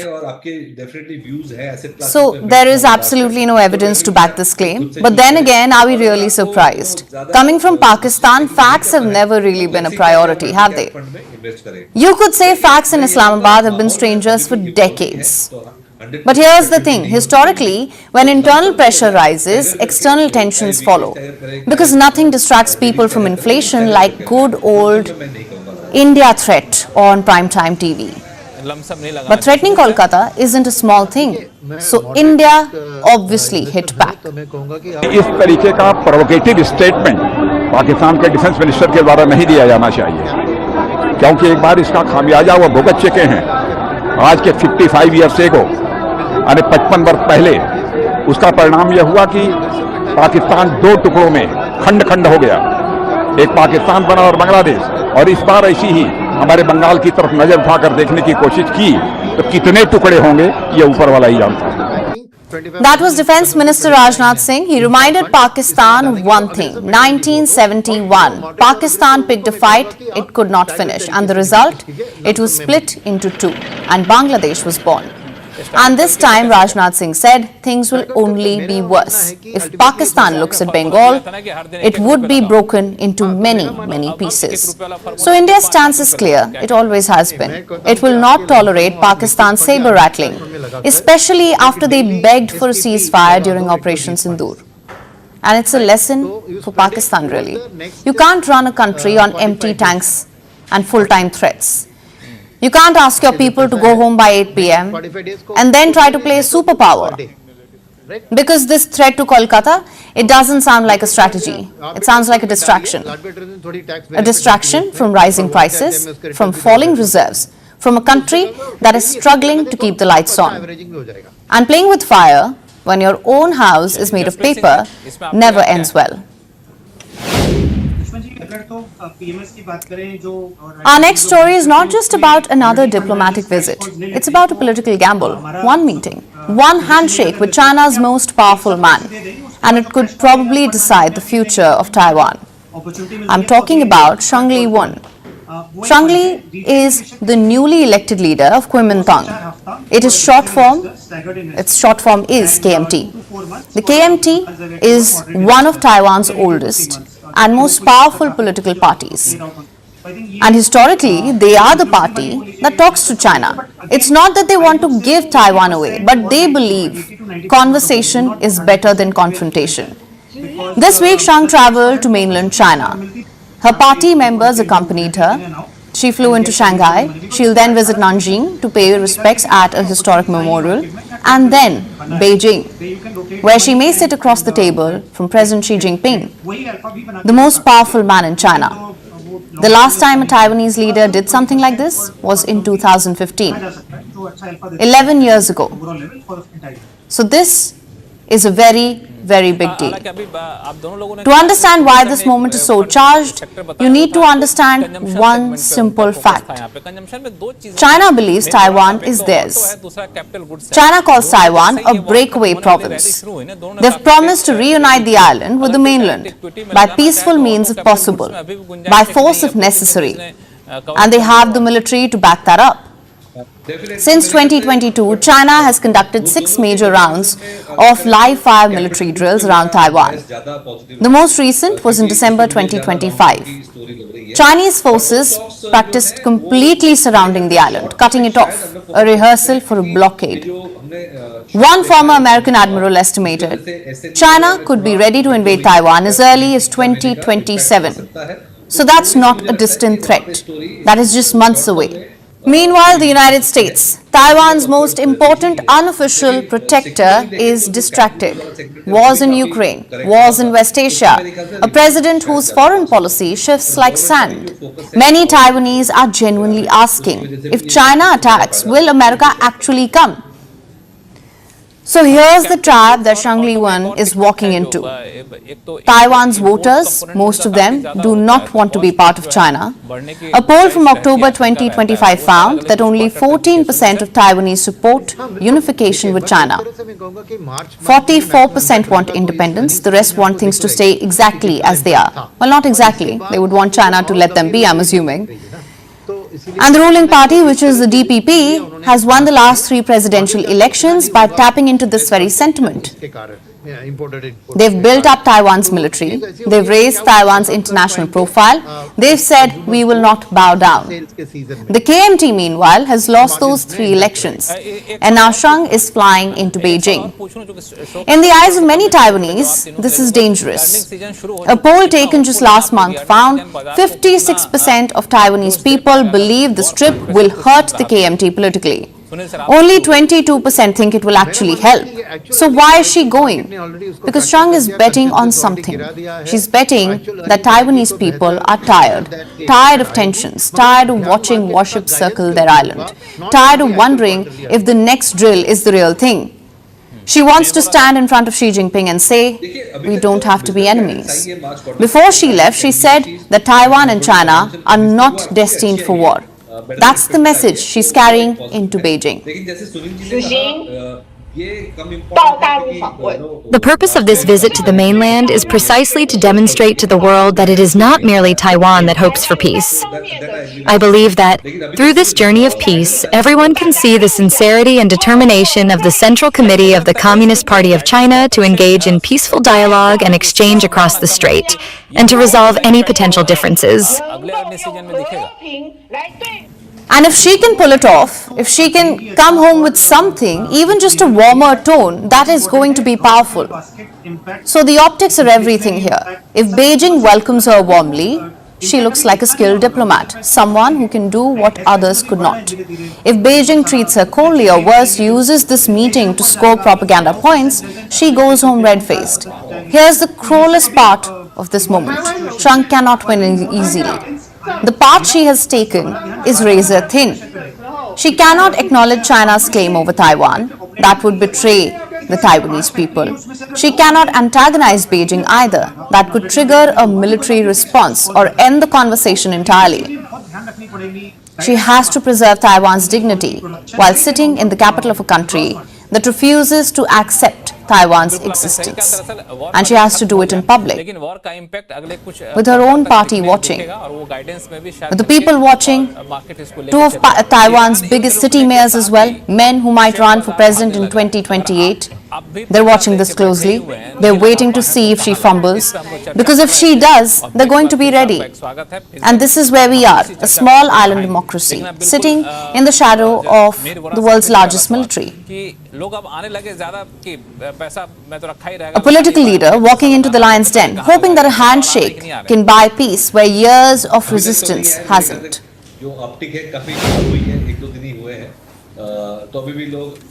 Sam Altman, he is the most powerful man in artificial intelligence landscape. He's met presidents. He's testified before the US Senate.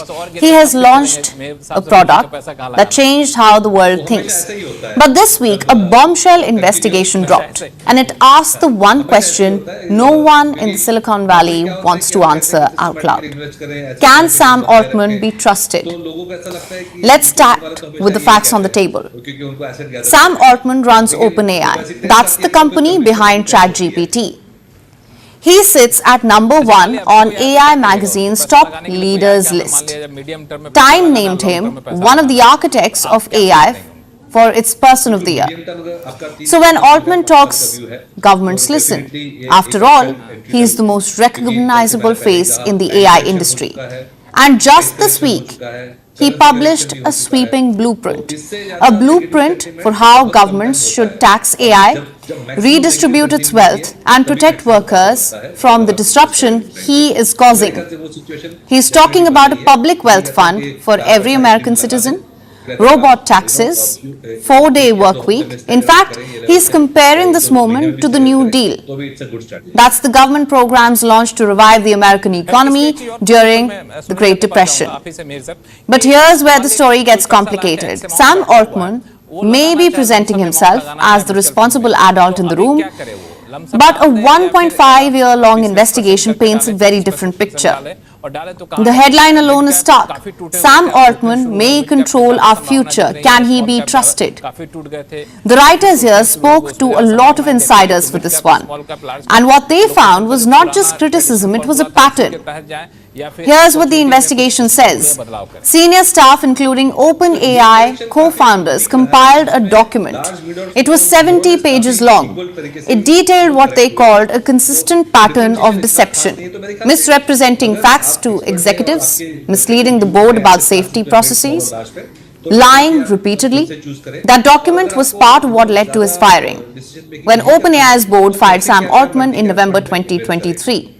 Now remember, Altman was back within 5 days. But the investigation says the reasons that those board members acted on, those reasons were very real. Now allegations are allegations, but this investigation comes with receipts. Take the safety commitments, for example. Altman promised OpenAI's super alignment team, the people specifically tasked with making sure AI doesn't go rogue, 20% of the company's secured computing power. He framed it as worth over $1 billion. It eventually fell to somewhere between 1 and 2%. Not just that, here's another example from Microsoft. Microsoft is OpenAI's biggest partner. They said, and I'm quoting here, Sam Altman misrepresented, distorted, renegotiated, and reneged on agreements. And this comes as OpenAI is preparing for a massive IPO. It is lined up for potentially this year, 2026. The company is valued at $852 billion. It is generating roughly $2 billion in revenue every month, so the stakes could not be higher. And according to separate reports from the information on this, OpenAI's own CFO, Sarah Fryer, doesn't fully believe this plan. She reportedly told colleagues that she did not think the company would be ready to go public in 2026. She questioned whether it made sense to pour hundreds of billions into AI server infrastructure, especially while revenue growth was slowing. She has apparently been left out of key financial meetings. So what does Sam Altman have to say? Recently he sat down for a meeting and he was asked, why should people trust you? He did not answer. He said, no single person should have to be trusted to get every decision right. Now that's a non-answer and he knows it. Now here's the thing, every powerful executive has critics. Every CEO has people who do not like them. That's not the story. This is a story because of what Sam Altman is building. Artificial intelligence is the future. And if you can't trust the man who is building that future, then maybe the real risk isn't the machines we are building. And that's something for all of us to think about. If you use a credit card, you may have noticed something recently. Your rewards are not what they used to be. Cashback is lower, lounge access is harder to get, and points do not stretch as far as they did before. Well, this is not a one-off change. Banks across India are cutting back, from HDFC to State Bank of India to even American Express. The rules are being reset, and for many users, the credit card rewards are shrinking. So what has changed? And why are banks removing our beloved reward points? Our next report tells you. For years, credit cards offered something extra. You spent money and you got something back. Cashback on groceries, free airport lounge access, points for flights and hotels. It made spending feel more useful and rewarding. But that is now changing. Across India, banks are cutting back on these benefits. From HDFC and ICICI Bank to Axis Bank and State Bank of India and even American Express. The industry is scaling down rewards. Together, these players control nearly 90% of India's 117.7 million credit cards. And they are all making similar changes. The benefits are shrinking. The conditions are getting tighter. So what exactly is being cut? First, cashback is being reduced. The State Bank of India, for instance, has its monthly cashback limit from 5,000 rupees to 4,000 rupees. Second, lounge access is no longer easy. Earlier, many cards offered free entry. Now, some cards may require you to spend at least 60,000 rupees in a quarter just to unlock that benefit. Third, reward points are harder to earn. ICICI Bank has reduced extra rewards on some spends. Meanwhile, American Express has also made similar changes. Earlier, spending 4 lakh rupees a year gave 25,000 points and a 10,000 rupees Taj Hotel voucher. Now the same spend gives only 10,000 points. And to get the voucher, you need to spend at least 7 lakh rupees. Axis Bank has removed popular travel partners like Qatar Airways, Accor and Marriott from some of its cards. But it has not given prior notice to customers. Besides, even using your points is now harder. Many cards limit how many points you can use each month, and you now need more points to redeem awards. Basically, the goalposts have moved, and they've moved quietly. But why are banks doing this? Why are they cutting back on the much-loved reward points? Because these rewards are expensive to maintain. Banks have largely been footing the bill for these perks, and the math is no longer working in their favor. Costs have gone up, and on the other side, repayments are getting shakier. Credit card delinquencies have surged. Some customers are falling behind on payments, so this increases the losses for banks. On top of that, overall spending is softening. Credit card spending fell by nearly 11% month-on-month to 1.78 trillion rupees in February. So banks are recalibrating. They want to reward customers who spend more and pull back benefits for everyone else. The era of easy rewards is quietly ending. So what should you do? Check your card benefits. They may have already changed. Use your reward points before they lose value or get capped.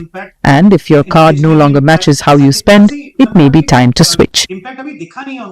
Credit card rewards aren't disappearing, but they're becoming a loyalty program in the truest sense. The more you spend, the more you get.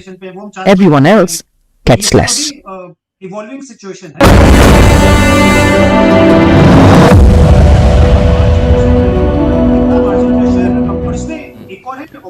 At the White House Easter egg roll this week, the Easter Bunny hopped onto the headlines. A viral meme has social media convinced that beneath that fluffy costume might just be Secretary of State Marco Rubio. The edited image shows the bunny head tossed aside, revealing a very tired Rubio, barely hanging on with a cup of coffee and a dream. The internet, of course, had a field day, with many calling it the most relatable Easter Bunny ever.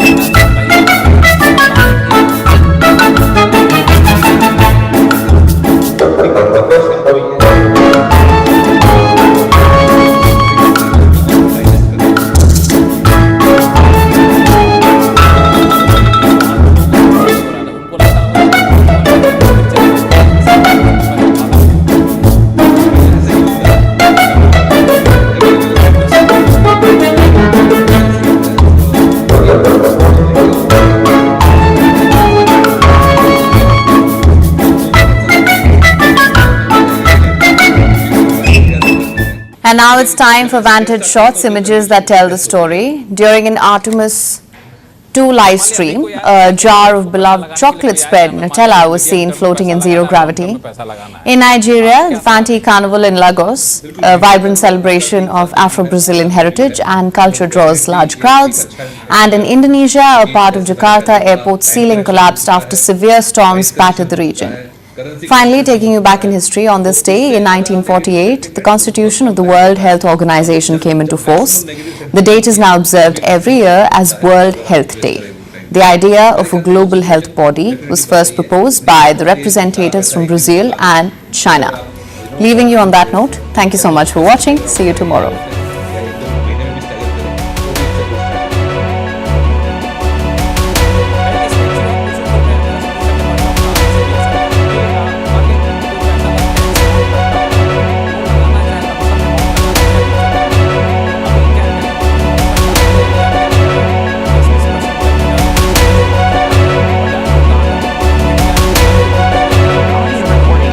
To get a little more detail, read Wiseman and Jeremy Hansen.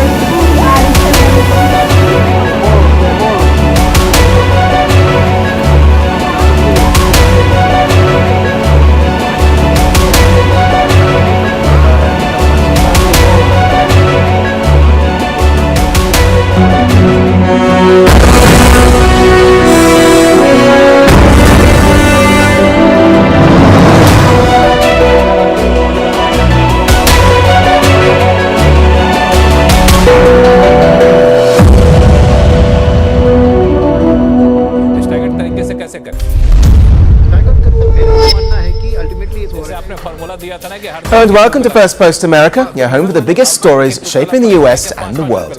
I'm Kerry Johnston, live from the First Post studios. Our top story on the show today.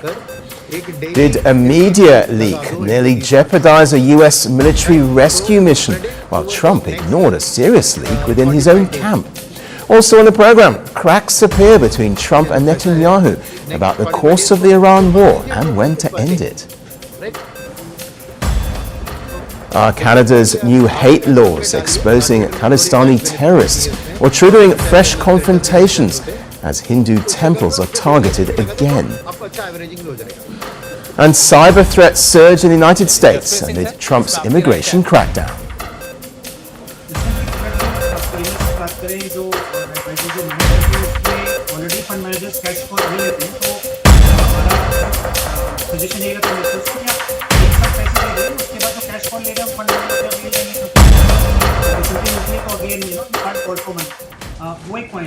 President Donald Trump opened the week with one of his most aggressive warnings yet: hand over your sources or go to jail. And the target, the news outlet that first reported that a second American airman was missing inside Iran after a US fighter jet was shot down.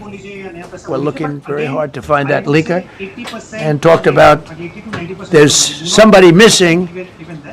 They basically said that we have one and there's somebody missing. Well, they didn't know there was somebody missing until this leaker gave the information.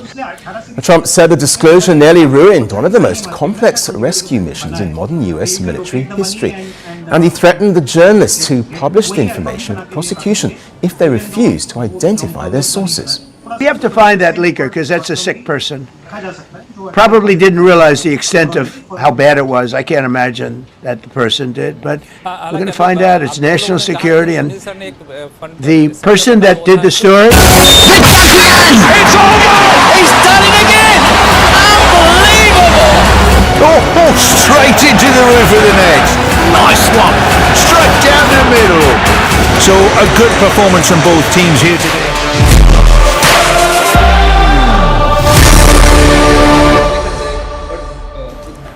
I'm Rupa Ramani and you're watching Sports This Week. It's a roundup of all the top stories that came through the sporting world in the week that was. First up, a lot of cricket here. Experts reveal how intense an Indian Premier League can get. Former cricketers have spoken out about the growing pressures of IPL and how adverse an impact it can have on a player's career. Speaking of IPL, teenager Vaibhav Suryavanshi is taking the tournament and his opponents by storm. His battle with Jasprit Bumrah has been the talk of the week. The cameo of his onslaught has reopened chatter of just how prepared he is for the international stage. But how should he be groomed here on? Another youngster shooting into the spotlight is Lucknow's 21-year-old Mukul Chaudhary, inspired by MS Dhoni and coached by the fiery Justin Langer himself. What's the story behind this promising talent?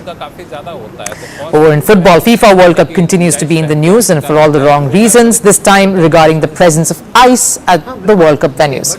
Workers are threatening to go on strike if this persists, and India's football club Minerva is making waves for stunning the Liverpool Academy boys. We bring you the story of how this side fought all odds and zero funding from the Federation to create a piece of history. All of that coming up.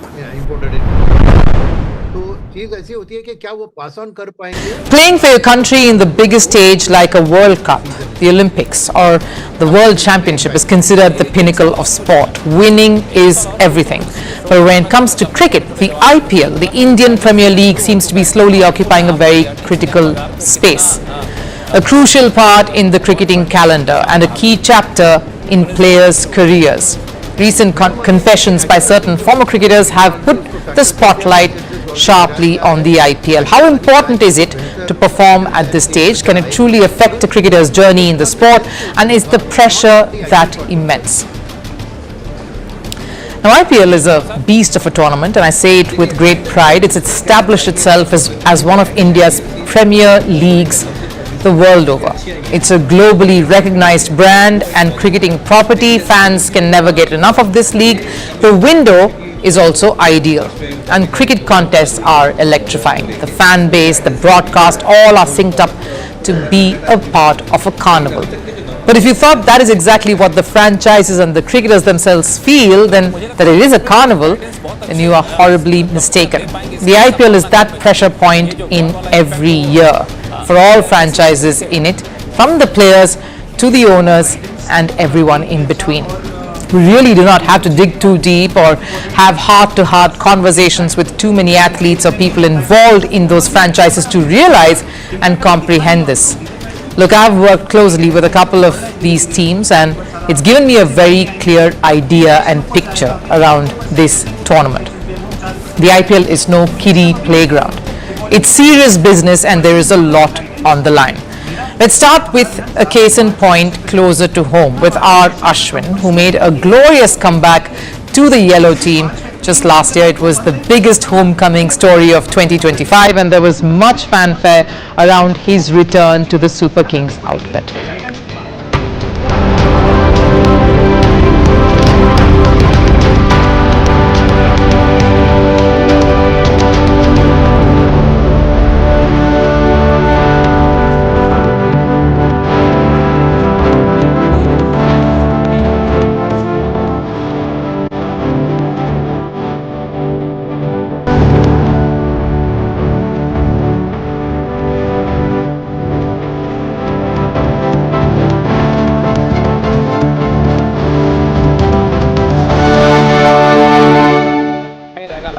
The season unfolded and it ended up being the worst one for CSK, who finished last, and for Ashwin too. It was an edition where he barely got to feature in the 11. The spinner all-rounder reflected on that season recently. I recently spent a disappointing season with CSK. In my mind, I could have played more, but emotionally, I just did not have the bandwidth to play. It's mentally disturbing. I don't want to go there.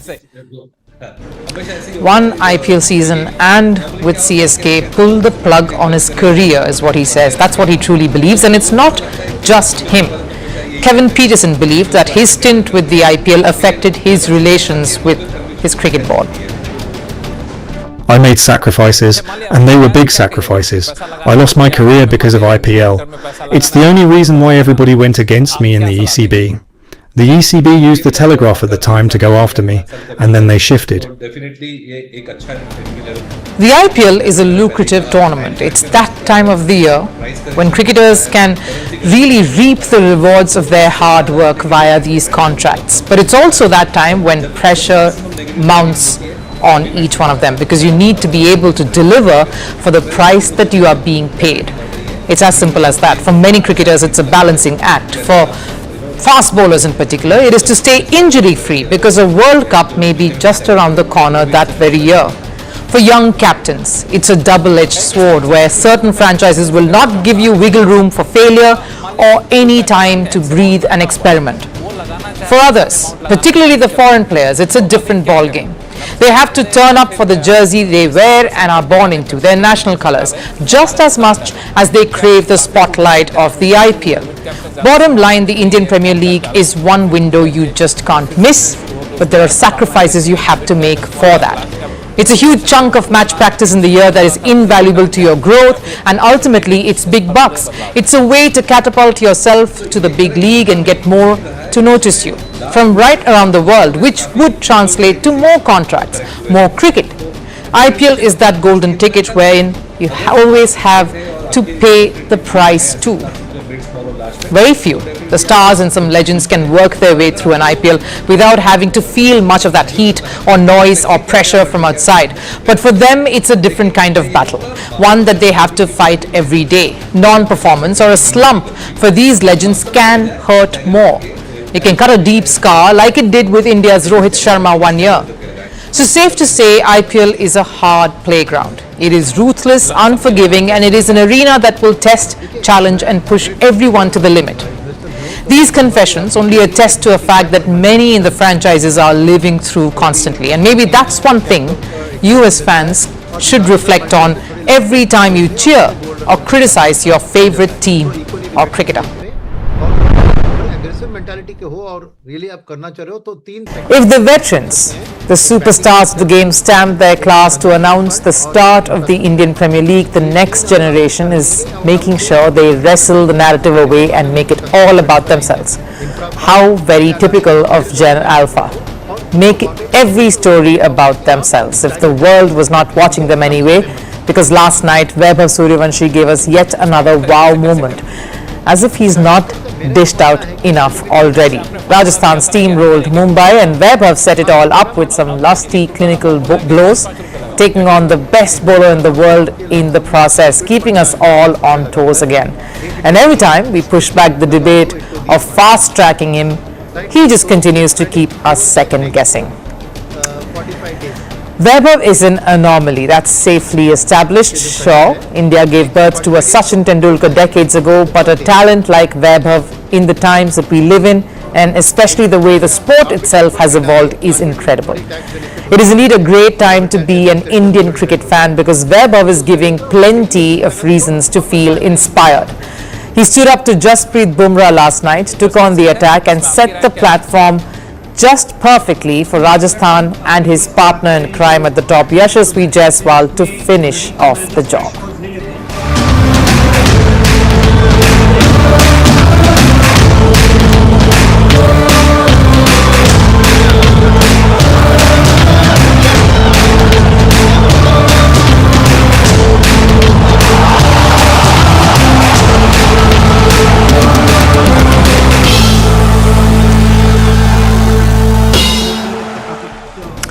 He left everyone impressed all over again, including Jasprit Bumrah himself, on just the way he stepped on the pedal and the kind of brutish elegance that he brought to the fore. It was one of those moments where none of the opposition really minded heaping praise on this young 15-year-old.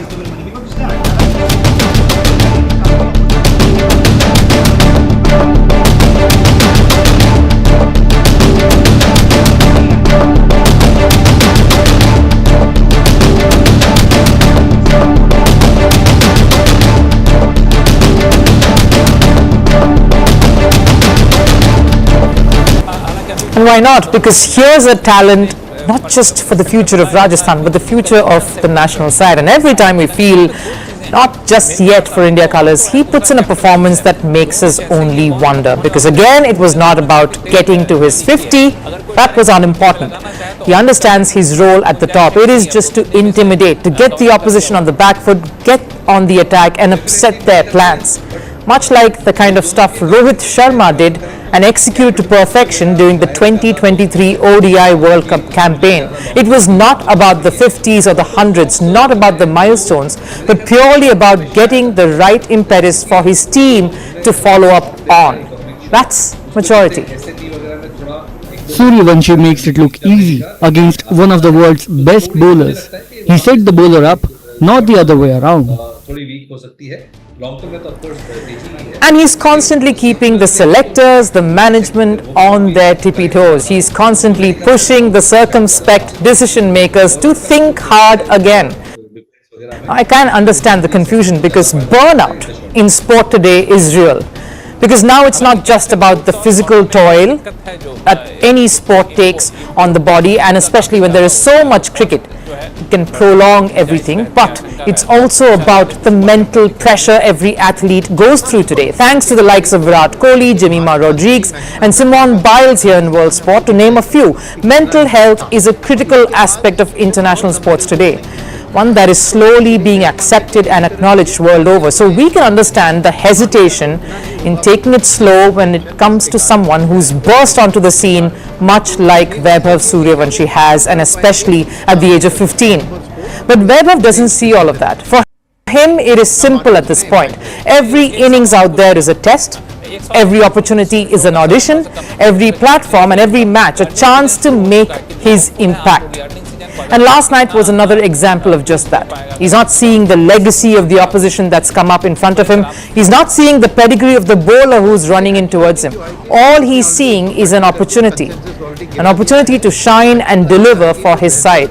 The team that picked him, the team that is grooming him today and trying to protect and nurture him. And for now, this is all that his franchise and the BCCI, because they are watching, can ask for and expect. The next part would be interesting to see is just how well he can pace himself right through a tournament that has always got the better of most. It is long and it is tedious, is IPL, and that will remain the biggest challenge ahead of Vaibhav Suryavanshi, ahead of Rajasthan, and of course, India. What's the best way to get noticed? If you can almost single-handedly take your team over the line from a situation that looks difficult to wriggle out of, would do it. But that alone isn't enough. You have to be a youngster with fire in your eyes and hunger in your belly, and that's what Mukul Chaudhary announced to the world last night. The 21-year-old uncapped wicketkeeper batter helped Lucknow Super Giants beat Kolkata Knight Riders from an improbable situation. He blasted a valuable unbeaten 54, leading to delirious scenes of celebration right after, and focus shifting away from the management to the cricket field. So what's his real story? Now, people within the team say he's very humble, he's modest, he's very shy and reserved, and the only thing flashy about him is his shot making. If I could use one phrase to describe his career so far, it would be being at the right place at the right time. He became a wicketkeeper in the academy games in Rajasthan only because they had none. He stepped into the Saeed Mushtaq Ali squad only because someone got injured. Scripted breakthrough performances. Rest, as they say, is history. So what's the story really? Let's take a look. Lucknow have a rising star in their ranks. Mukul Chaudhary has entered conversations and social media interactions through his unbelievable knock last night. A blistering half-century that pulled his side out of sure-shot defeat. And since then, chatter around this youngster from Jhunjhunu hasn't stopped.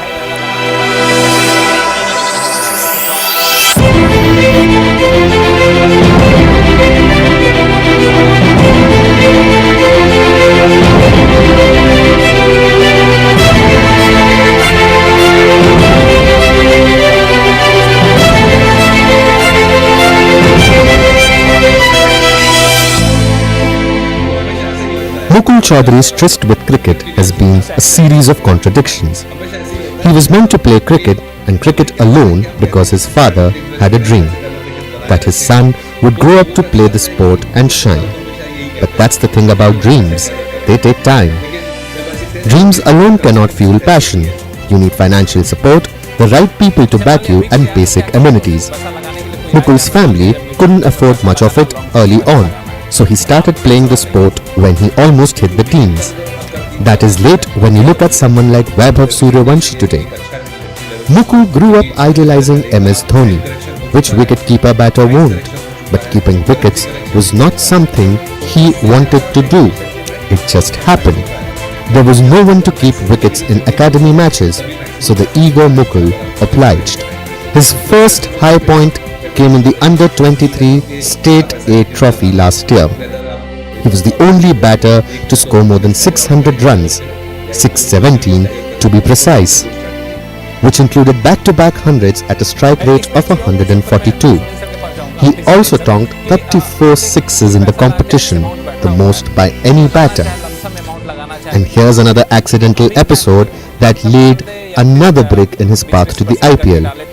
His academy mate Kartik Sharma got injured, so Mukul Chaudhary was called up to be a part of the SMAT squad, a tournament that would seal his ticket to the IPL. He scored 173 runs at an average of nearly 60 in 5 matches at a superb strike rate of 199. No wonder LSG trained their sight on this boy, because his 6-hitting prowess clearly caught coach Justin Langer's fancy, who even proclaimed just some days ago in a clip that the franchise uploaded during practice that he will make this boy the scariest number 6, number 7 batter in India. It is that faith, coupled with the quiet belief that Mukul himself has honed over the years listening to his father, that resulted in his explosive innings last night.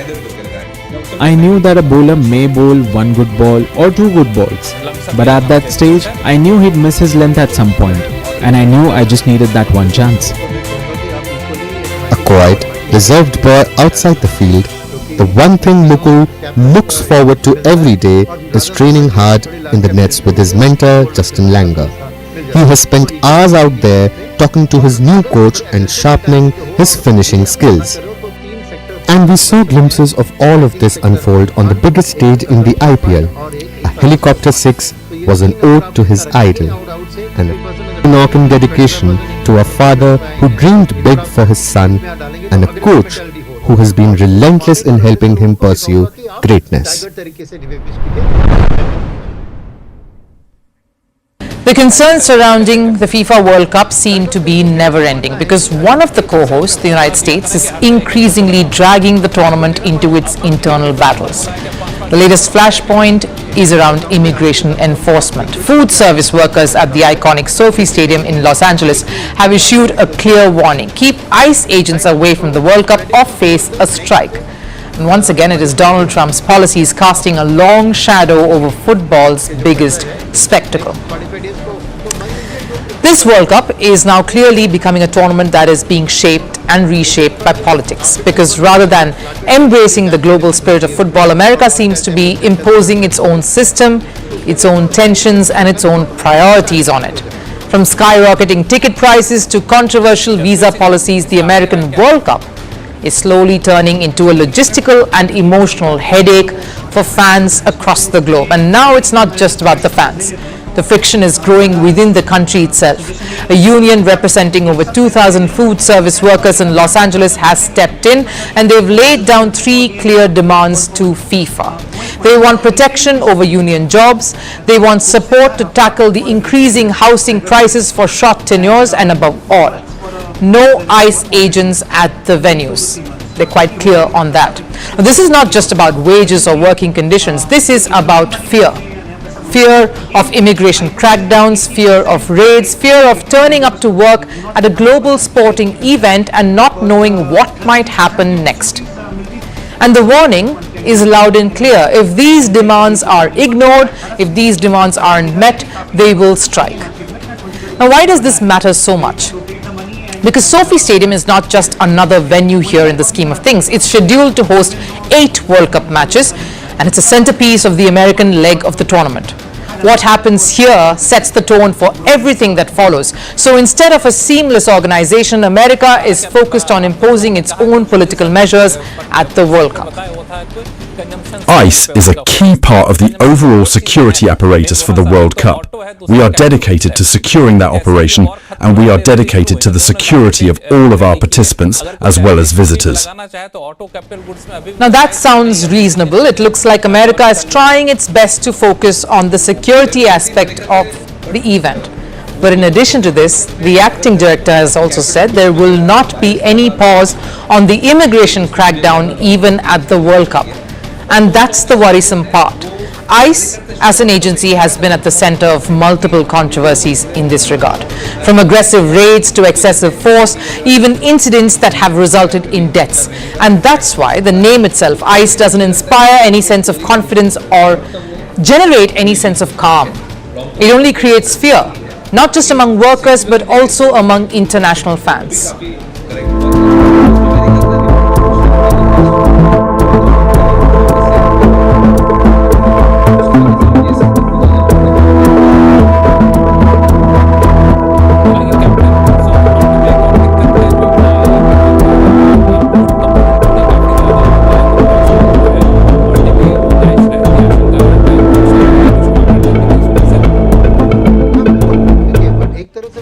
Social media is already in panic mode. Fans are questioning if traveling for the World Cup is even worth it. So the big question is, why persist with a model that is clearly causing a wave of discomfort? Why push policies that are alienating the very people this event is meant for? Because this World Cup is drifting further away from what FIFA promised. They promised a World Cup for all. Instead, what we are getting is a tournament where tickets are unaffordable, entry is uncertain, and now even the environment inside stadiums could cause panic. Yes, security is essential, but there's a fine line between security and intimidation, and right now in America, that line seems dangerously blurred. Because here's the truth, the World Cup is not just about matches, it's about moments, memories, and it's about belonging. It's about fans feeling welcomed and not being watched constantly. It's about celebration and not being cautious about every single move they make. And seems like America is making the World Cup all about the other instead. If America continues to let its policies shape the world event, then it won't be a celebration of the sport. It would eventually become another platform for America to showcase its politics. An Indian football academy has done the unthinkable. A group of youngsters from Punjab's Mohali have taken down one of the biggest names in world football. Minerva Academy under-15 boys beat Liverpool FC 6-0 at the 2026 Mediterranean International Cup in Spain. But here's the bigger story. This wasn't just a win on the pitch. This was a win against odds, against system failures and against neglect. Because just weeks before, this very team wasn't even sure if they could make it to Europe at all. So how did a side that nearly didn't travel end up humbling one of the world's biggest academies? Our next report tells you why this is more than just a football story. Indian football has been searching for a moment that inspires, that reignites belief, and that moment came in Spain. When Minerva Academy stepped onto the pitch against Liverpool's youth side, they turned the game into a statement. A 6-0 demolition in the round of 16 of the MIC Cup. But the real story begins much before that match, because 3 weeks before the historic night, the team was struggling to even make the trip. Funds were running dry, opportunities were slipping away, and dreams were hanging by a thread. That's when one man once again stepped in, Ranjit Bajaj. The man behind Minerva's rise made a desperate appeal, not to sponsors, not to institutions, but to the people. A crowdfunding campaign followed. The owner even mortgaged his property, and that's how this journey began. And when they got their chance, they made sure to make a statement. They took on one of the most celebrated academies in world football, Liverpool, and made them look ordinary. Outplaying, outthinking, outclassing in every department. And this isn't the first time Minerva has shaken the footballing world. Last year, their under-14 side did something extraordinary. They won 3 major European youth trophies. The Gothia Cup in Sweden, the Dana Cup in Denmark, and the Norway Cup in Norway. Tournaments that have seen legends like Erling Haaland, Zlatan Ibrahimovic and Alan Shearer rise through the ranks. And now, an Indian academy rose to fame through these very events. They continued that at the MIC by beating Liverpool. Minerva's dream was halted in the quarterfinals this time. A narrow 2-1 loss to UE Figueres decided by a late penalty. A result that left players shattered and fans frustrated because this team deserved more. But beyond the result, what they achieved is something Indian football cannot ignore. At a time when the system struggles for direction, these youngsters showed what is possible. If the right mindset, the right coaching and relentless hunger is clubbed together, India can reach massive heights. They proved that talent exists and the potential exists, but what's missing is support, structure and vision. Which is why this should be a wake-up call for India's entire footballing ecosystem. Minerva has shown the way. Now the question is, will Indian football follow? Or will stories like these continue to be exceptions?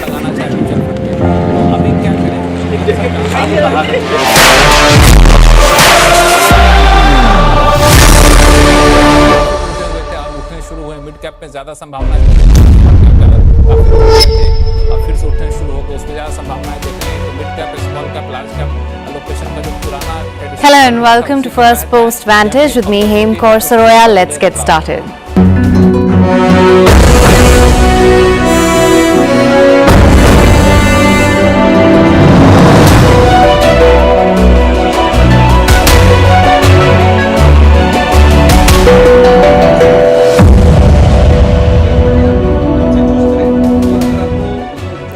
The United States and Iran have agreed to a temporary ceasefire. It's a pause and the world is watching with cautious optimism. Because if the past is anything to go by, talks and negotiations have rarely ever stopped the United States and Israel from going on the offensive.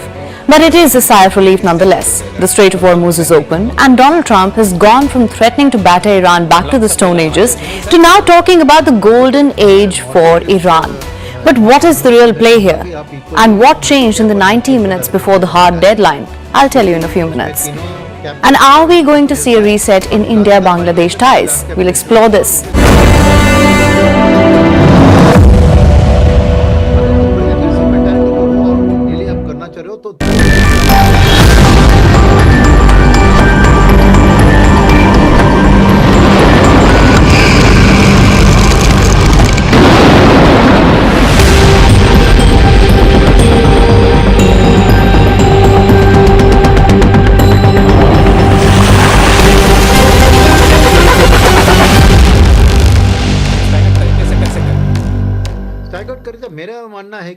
जैसे आपने first दिया था ना कि हर दिन एक रुपए लगाओ. So less than 2 hours before Trump's deadline, everything changed. Iran and the United States have agreed to a ceasefire. Trump announced it on Truth Social. This is the most significant pause in this war that has been raging for over a month. And the entire world has felt the shockwaves. So what is the ceasefire? Now, think of it as a handshake with a timer on it. Both sides have agreed to stop fighting for 14 days. But cracks have already started to emerge.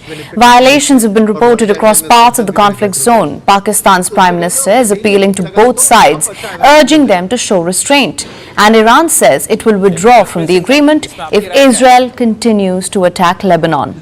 Every ceasefire has continued. This one is, of course, no different. So what is that one thing Iran has to do immediately? That was, of course, to open the Strait of Hormuz. It's the narrow waterway connecting the Gulf to the Arabian Sea.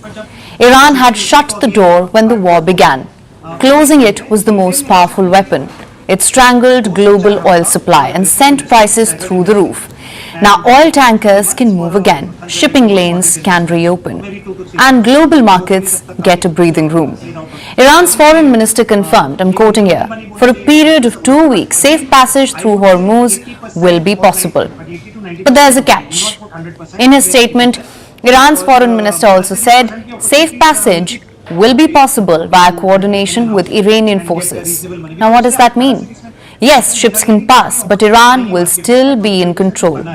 And what has the United States agreed to? It will suspend the bombing campaign. So he's essentially stepping back from his genocidal threats, from his ultimatums to blow up Iran's bridges, plants, and key infrastructure. Washington says this is the window, a chance to test if diplomacy can work, but only if Iran comes to the table in good faith. If the Iranians are willing, in good faith, to work with us, I think we can make an agreement. If they're going to lie, if they're going to cheat, if they're going to try to prevent even the fragile truce that we've set up from taking place, then they're not going to be happy. Because what the president has also shown is that we still have clear military, diplomatic, and maybe most importantly, we have extraordinary economic leverage. Now, the United States reportedly issued a formal order to seize all offensive actions in Iran effective immediately. Trump had threatened to wipe out Iran's whole civilization, but he is holding off for now. And from Washington's point of view, this pause is not a compromise. It's a calculated step back, because the United States believes it has already achieved its core objective, and that's Iran's military capabilities, which have been significantly degraded, and that there is very little left to target. Here's how the U.S. Secretary of War put it. In last night's wave of more than 800 strikes, we finished completely destroying Iran's defense industrial base, a core pillar of our mission objective. What little they have left buried in bunkers is all they will have. However, for a longer peace deal, Iran's demands are far steeper. This is where Tehran's 10-point proposal comes in, and President Trump has confirmed receiving it. Here are some of the main conditions in this. Iran wants sanctions gone, all of them immediately. It wants access to its frozen money, billions locked outside the country. What else? It wants a guarantee that the United States cannot walk away. Iran also wants to keep leverage over the Strait of Hormuz, the very choke point it just reopened. And then comes the most sensitive part, its nuclear program. Tehran does not want to shut it down completely. It wants limits, not absolute elimination.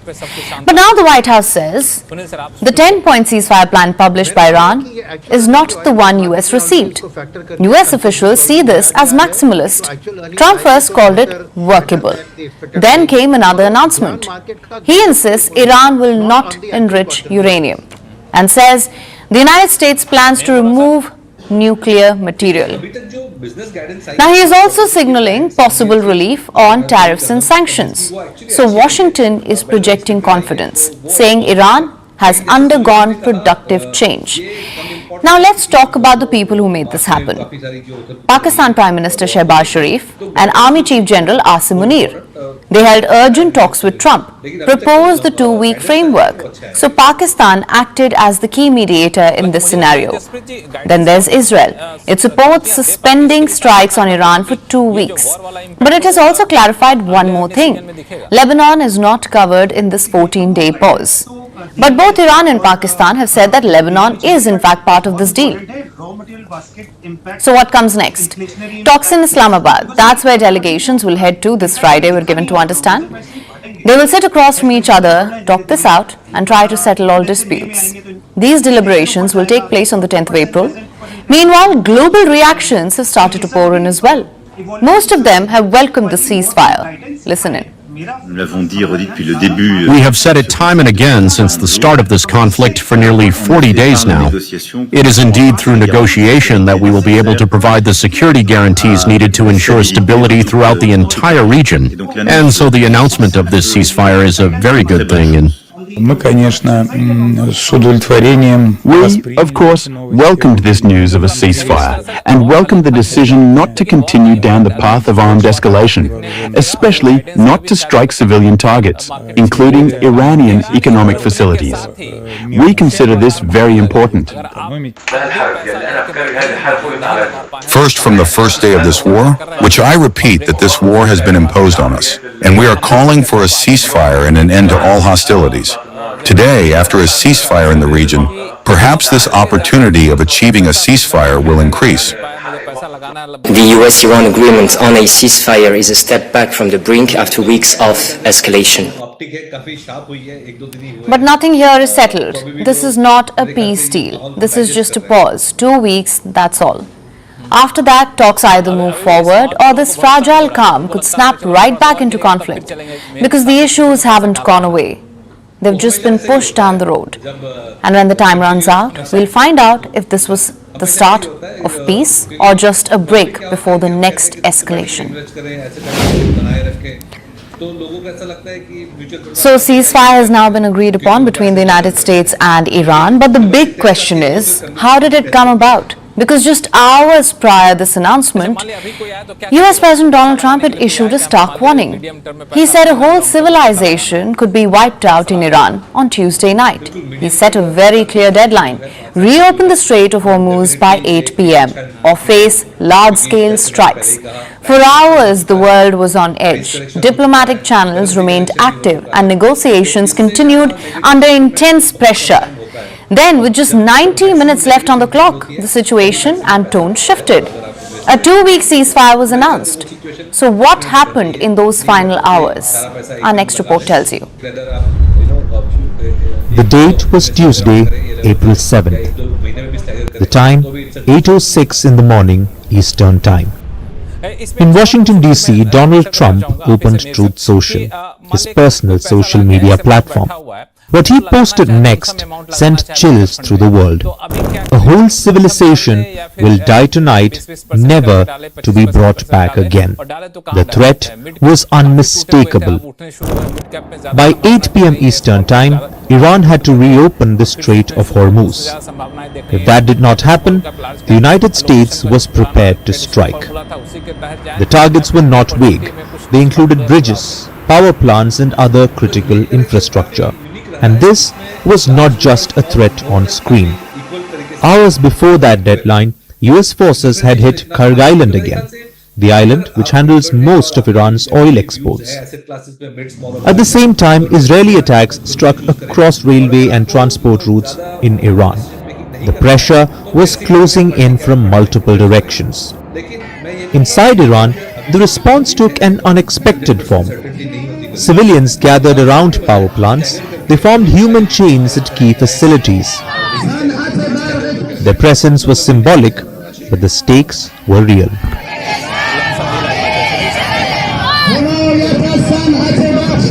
Away from the cameras, another effort was quietly underway. Messages were moving between capitals. Iran had already shared a 10-point proposal. It sought sanctions relief and security guarantees. Washington reviewed it, but stopped short of accepting it. As the deadline neared, diplomacy began to accelerate. Pakistan's Prime Minister Shehbaz Sharif stepped forward with a public appeal. He asked for a pause, 2 weeks to allow negotiations to continue. He also urged Iran to reopen the strait as a temporary measure. In the meantime, back-channel communication intensified. Islamabad relayed messages between both sides. Turkey and Egypt assisted in the process. In the final stretch, China stepped in as well. Inside the White House, the decision became immediate, whether to escalate further or to hold back. Then the clock struck 5 p.m. Eastern Time. President Donald Trump made two critical calls. One was placed to Pakistan's Army Chief, Field Marshal Asim Munir, and another to his ally in the war, Israeli Prime Minister Benjamin Netanyahu. These conversations took place with less than 3 hours remaining before the deadline. The whole world was on edge. Questions were growing. What action would Trump take? Would it be legal? Would the US President commit war crimes? Then at 6:32 p.m. Eastern Time, a shift came. 90 minutes before the deadline expired, another message appeared on Truth Social. This one was different. Donald Trump announced a ceasefire.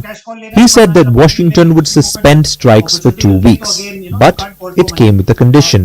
The Strait of Hormuz had to be reopened for safe passage. Minutes later, Tehran responded. Iran's Foreign Minister Abbas Araghchi signaled agreement. If attacks stopped, Iran would halt its operations. Both sides moved quickly to present the outcome.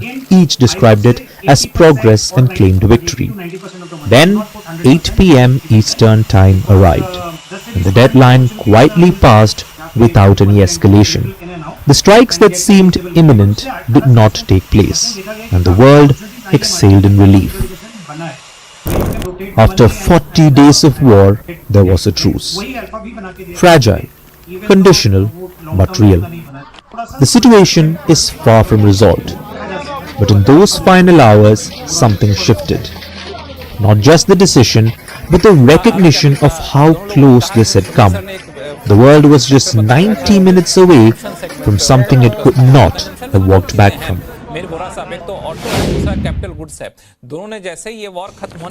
So, a ceasefire is in place. The bombs have stopped.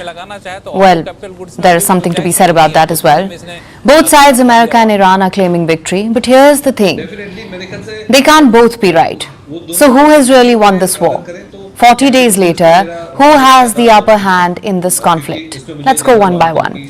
First, nuclear weapons. The United States said its goal for bombing Iran at first was nukes. They wanted to prevent it from getting a nuclear weapon. They wanted to dismantle its military capability. They want to bring down Iran's proxies. So that was the goal. And did they succeed? Well, not at all. Trump wanted Iran's nuclear program dismantled. We're looking for all of the things that we've been talking about. We want to see no nuclear bomb, no nuclear weapon, not even close to it. Low key in the missiles. We want to see peace in the Middle East. We want the nuclear dust. We're going to want that. And I think we're going to get that. We've agreed to that. Yeah, we've agreed to that. Well, that hasn't happened yet. In fact, if you look at the ceasefire proposal by Iran, it explicitly asserts Iran's right to continue uranium enrichment. In fact, Iran first included, and I'm quoting here, acceptance of enrichment in the Farsi version of its ceasefire plan. Initially, It was missing from the English versions. Now it is present in both.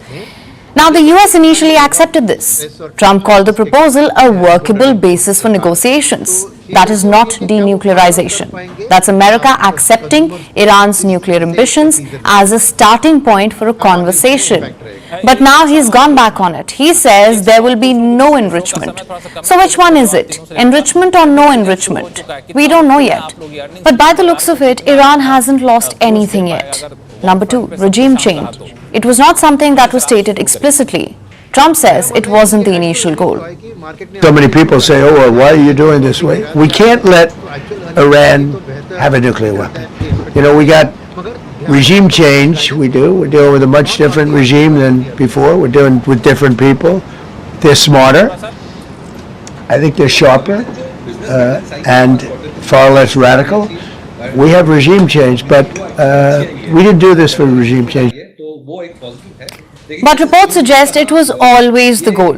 Look at this report by the New York Times. According to this, on the 11th of February, there was a secret meeting between Donald Trump and Benjamin Netanyahu.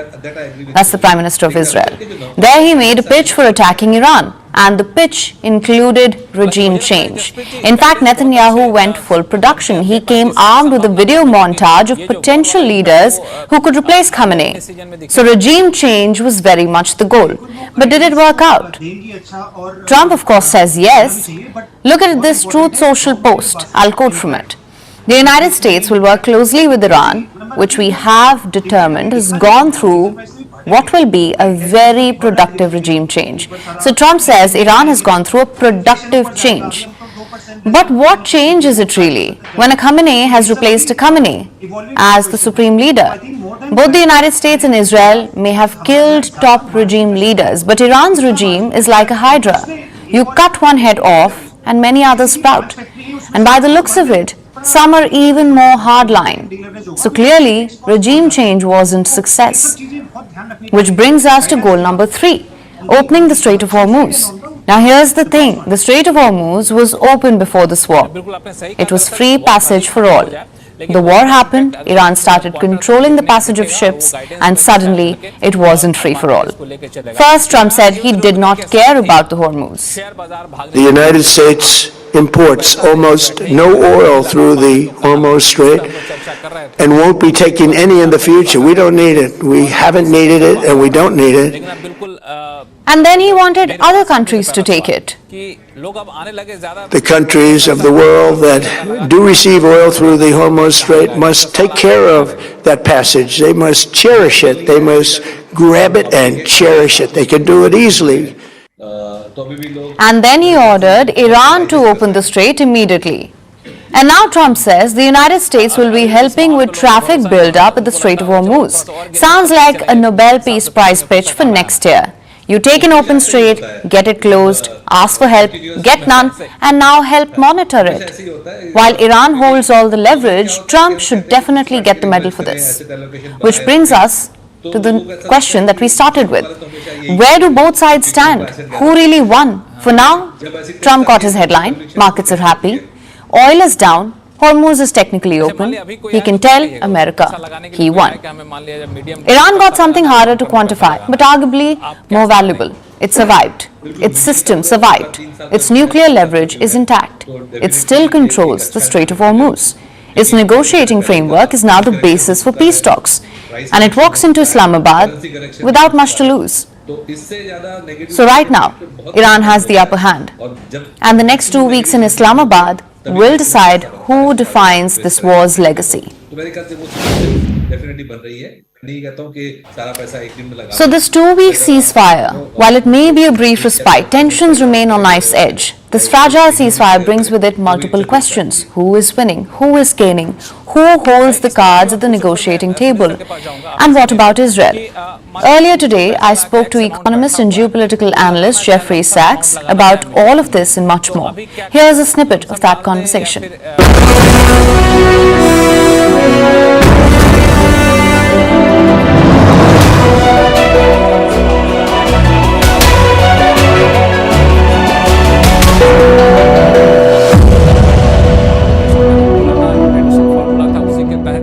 You've been rather vocal about the fact that this was an irrational approach. You warned of the wider risks as well. We've seen that play out in real time. We are looking at this 2-week ceasefire. How do you assess this? Do you think this is just a pause, or could this potentially be the turning point? Oh, it's so hard to know because Israel has wrecked every peace in the region for decades. So much of this goes back to Israel. Israel has an uncompromising and wholly irrational position, which is that it wants to control all of what used to be British Palestine, meaning the parts that were for the Palestinians as well as for Israel. And that leads to resistance, that leads to Hamas and Hezbollah and militancy. By the way, armed struggle for political self-determination is legitimate under the UN General Assembly resolutions. But Israel is saying, we're going to crush anyone that opposes so-called Greater Israel. And Iran has been target number one for decades. So this is, unfortunately, all coming back to an irrationality.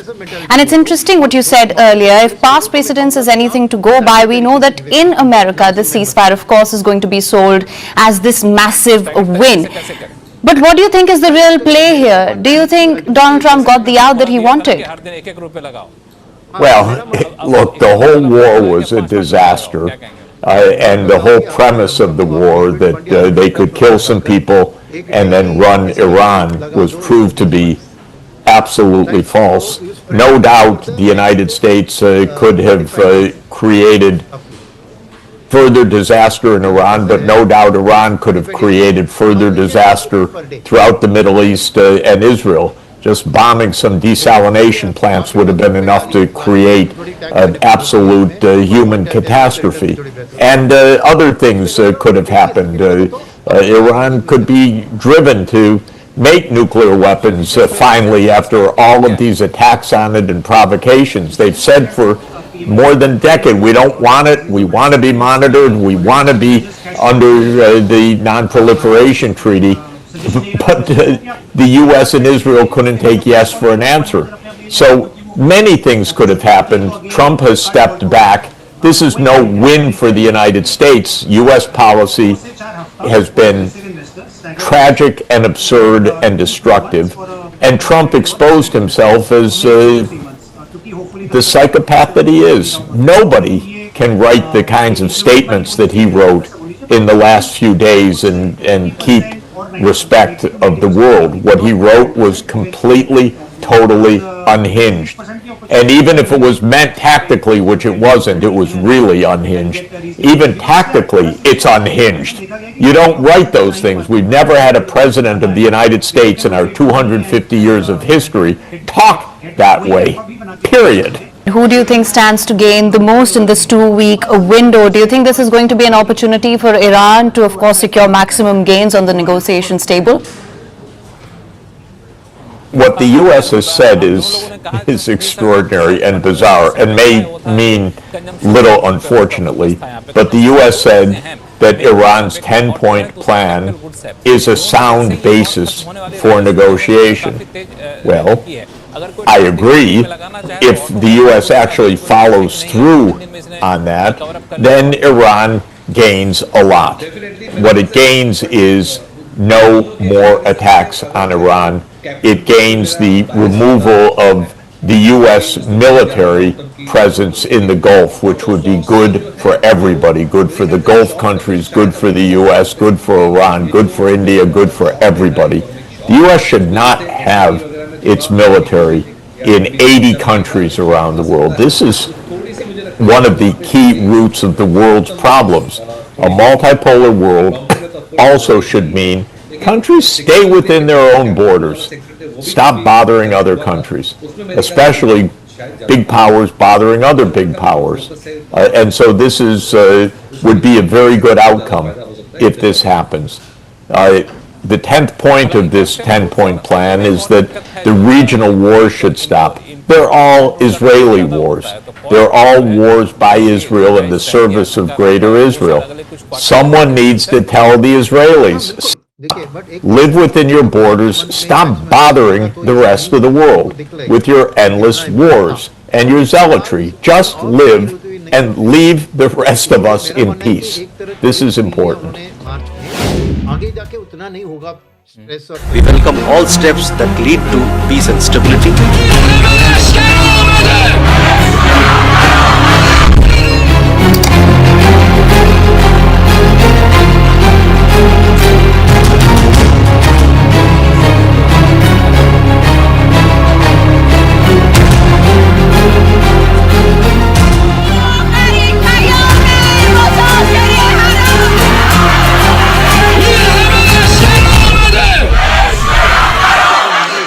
So what does this ceasefire mean for India? In the short term, it's a huge relief. There are nearly 10 million Indians living in West Asia. As long as the guns were firing, their lives were in danger. In fact, 8 Indians had already been killed in this war. So a ceasefire is welcome news. Listen to what India's foreign ministry said. We welcome the ceasefire reached and hope that it will lead to a lasting peace in West Asia. As we have continuously advocated earlier, de-escalation, dialogue and diplomacy are essential to bring an early end to the ongoing conflict. We expect that unimpeded freedom of navigation and global flow of commerce would prevail through the Strait of Hormuz. Now for India, the Hormuz is a huge concern. We get nearly half of our energy through the strait. In the last 1 month, the country has faced shortages of cooking gas. We saw LPG being diverted from commercial outlets to homes. We saw multiple hotels shutting down. So the prospect of reopening the Hormuz is good for India. I'll discuss that in our next story as well. But for now, let's focus on India. And we cannot ignore the elephant in the room, the fact that Pakistan brokered this truce. On the internet, this mediation has created polarizing opinions. Some say it's a huge setback for India.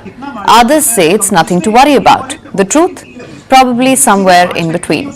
India has always tried to isolate Pakistan diplomatically. Yet they became a mediator in this war. And yes, they got a ceasefire. But this doesn't automatically degrade India's position. For starters, Pakistan has achieved diplomatic success in the past too. Think back to the US-China reset in the 1970s. Pakistan facilitated contact between the United States and Communist China. That mediation did not turn Pakistan into regional power. Chances are this one will not either. Secondly, India's ties in the region remain intact. They haven't been hurt by Pakistan's mediation attempt.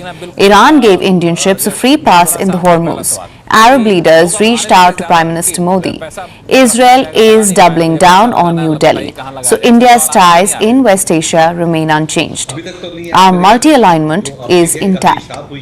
Is it ideal that Pakistan brokered this peace? Of course not.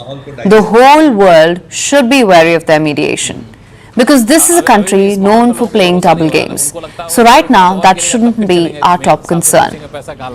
Our top concern should be the interests of 1.4 billion Indians, their lives, their safety and their livelihoods.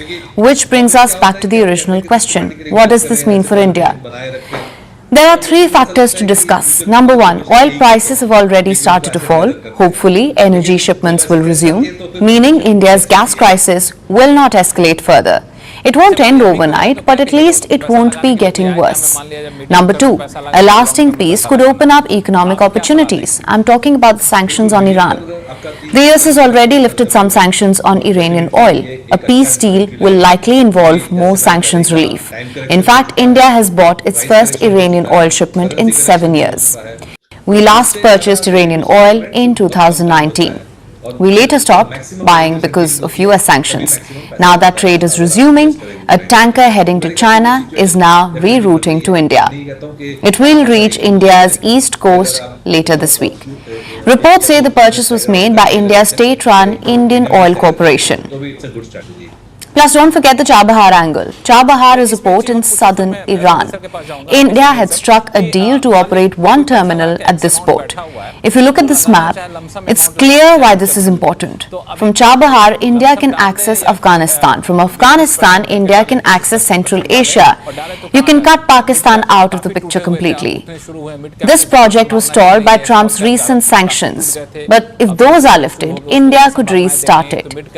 Finally, factor number 3. Strategic balance. India does not want to see a unipolar West Asia, one that is dominated by the United States and Israel. It wants a multipolar and stable West Asia, and for that, Iran is crucial. A strong Iran gives more options for India to engage with. Of course, a lot depends on how the negotiations will continue.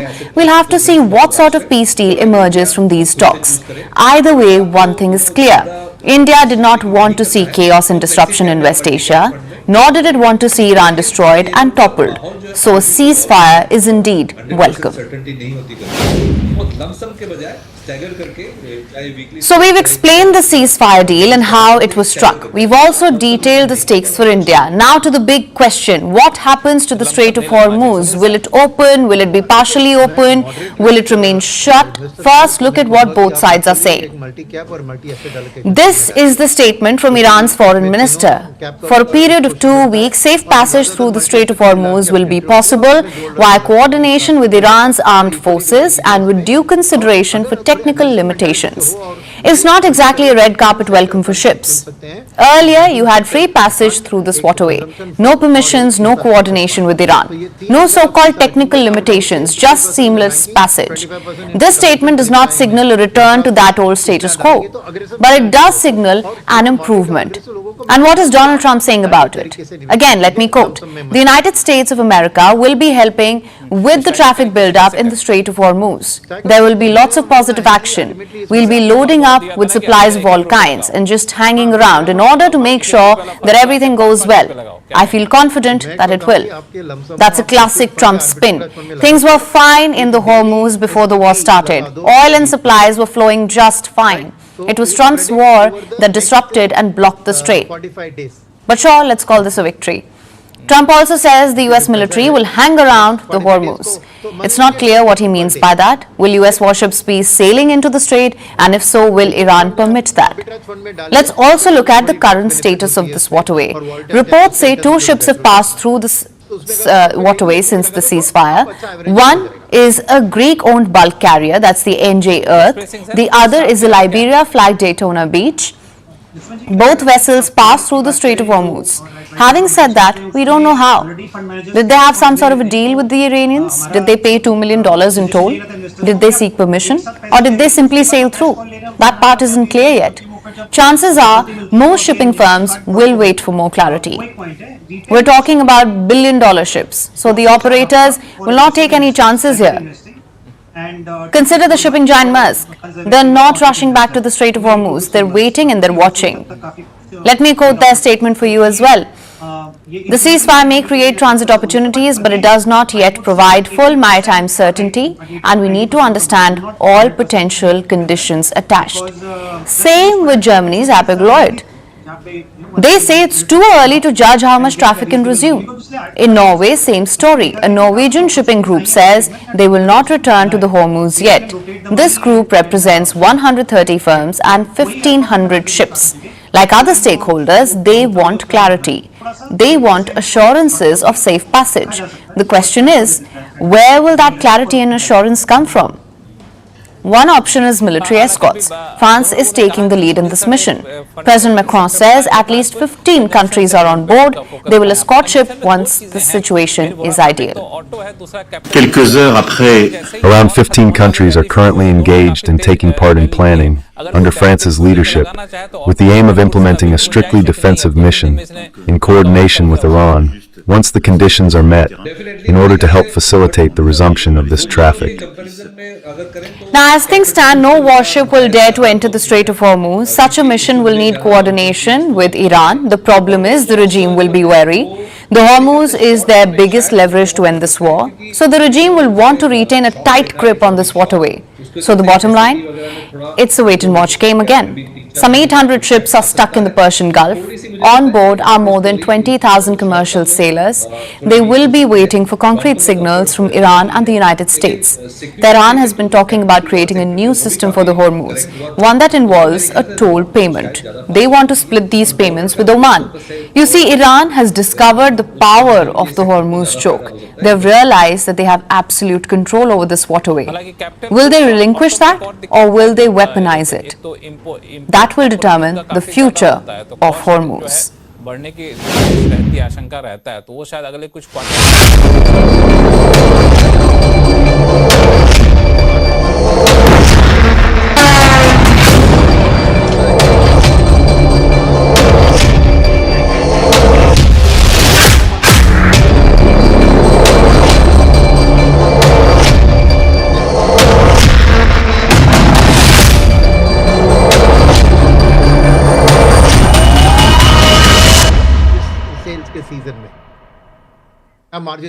Now, just a day ago, the world was bracing for something catastrophic, but cooler heads prevailed. So it seems. No civilization was wiped out, no bombing took place. The global markets, of course, rejoiced. All seems right with the world, doesn't it? Far from it. But it is something. Call it a ceasefire, call it a breather, call it a tactical timeout, whatever it is. It has already had real and immediate impact on oil, on markets, on the Gulf, and yes, on us. So what does this fragile 2-week pause actually change? Let me break this down for you. Here are the 5 immediate ways this impacts you and I. First, oil just cooled off. This is where the impact hit first and the fastest. Oil prices, which had been surging on supply fears, dropped today. Brent crude slipped below the $100 mark. US crude saw one of its sharpest single-day falls in years, the kind of drop we have only seen during major global shocks. Because oil feeds into everything: petrol, diesel, flights, deliveries, and even your groceries. But analysts are still cautious because the physical oil markets remain under stress. Already, the International Air Transport Association, or the IATA, says the jet fuel supply could take months to recover. If it were to reopen and remain open, I think it will still take a period of months to get back to where supply needs to be, given the disruption to the refining capacity in the Middle East, which is a critical part of the global supply of refined product, and not just jet fuel, for other products as well. So it will probably take months. And the second big reaction came from the financial markets. Across Asia, markets rallied. Japan's Nikkei jumped over 5%. South Korea's Kospi even higher. Hong Kong saw strong gains. And here in India, investors added nearly 15 lakh crore rupees in market value in just about an hour. Markets hate uncertainty, and so even a temporary pause is better than the prospect of full-blown war. Let's bring it home. How does this war affect your wallet, your monthly budget? We know the ceasefire caused oil prices to drop. What this promises is to ease soaring fuel. You see, when oil stabilizes, fuel prices stop climbing as aggressively. That means less pressure at the petrol pump, some easing in electricity and gas costs, and most importantly, a slowdown in overall inflation. Before this pause, there were real fears of a stagflation shock, which means high inflation and low growth, the worst of both worlds. But the announcement of this truce helps dial that risk down. Even supply chains, which were under stress, could see some breathing space. For India specifically, this could mean fewer worries around LPG prices, transport costs, and food inflation. All this if the truce holds. Fourth, the Gulf does get a breather, but only briefly. For countries across the region, this ceasefire was supposed to bring relief. In a few hours, it did. But that relief did not last. Even as the truce was announced, reports of fresh attacks started coming in. In the UAE, a gas facility at Habshan was targeted, forcing a partial shutdown after fires broke out. In Dubai, air raid alerts went off and fighter jets were seen active in the skies. In Doha, loud interception shook the city and flights were temporarily diverted. In Bahrain, sirens sounded again, with reports of damage to homes. Even with the truce on paper, the region remains on edge. But yes, this pause reduces the risk of full-scale escalation, at least for now. It creates some room for diplomacy. And finally, travel. What does this mean for your travel plans to the region? It's still complicated. Airlines are still operating cautiously. Flight schedules are limited. Airspace across parts of the region remain restricted. But that's not all. The key issue is still jet fuel. Prices surged during the war, and shortages are still working their way through the system. And so, even though oil prices have cooled, it will take time for that relief to show up in your ticket prices. Airlines will not just rush to normalize operations yet. I think we are likely to see that the sort of increase in fuel prices and other types of resources won't go away. It'll be a bit alleviated, but there will still be that hike in costs. So if you're traveling, expect higher fares, longer routes and last-minute changes. Travel is possible, but it's not predictable. Here we are. The ceasefire has provided some relief, but it does not offer a lasting resolution. It has created only a small window for dialogue. For now, at least, Trump has gone from wanting to batter Iran back to the Stone Ages to now talking about the golden age for Iran. And while it is not a resolution, it's enough to give us all a sliver of hope.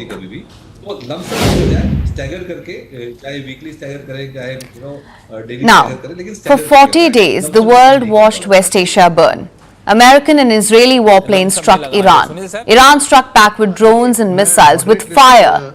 Now Pakistan has brokered a 2-week ceasefire. The Strait of Hormuz is reopened. Markets soared. People danced in the streets of Tehran. But here's the truth. This peace is expected to last for 2 weeks, but it is already cracking. These are the 5 challenges standing between a ceasefire and lasting peace. Challenge number 1, the Lebanon loophole. Imagine signing a peace agreement and then immediately arguing about what it covers. That is precisely what happened after the ceasefire was announced. Israeli Prime Minister Benjamin Netanyahu's office said clearly that this ceasefire does not include Lebanon.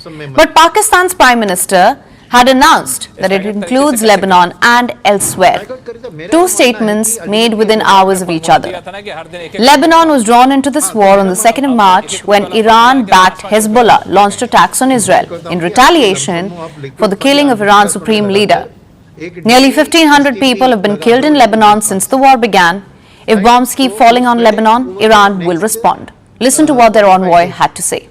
And if the Israeli attacks continue against Lebanon, I'm sure it would complicate the situation and it would have some consequences.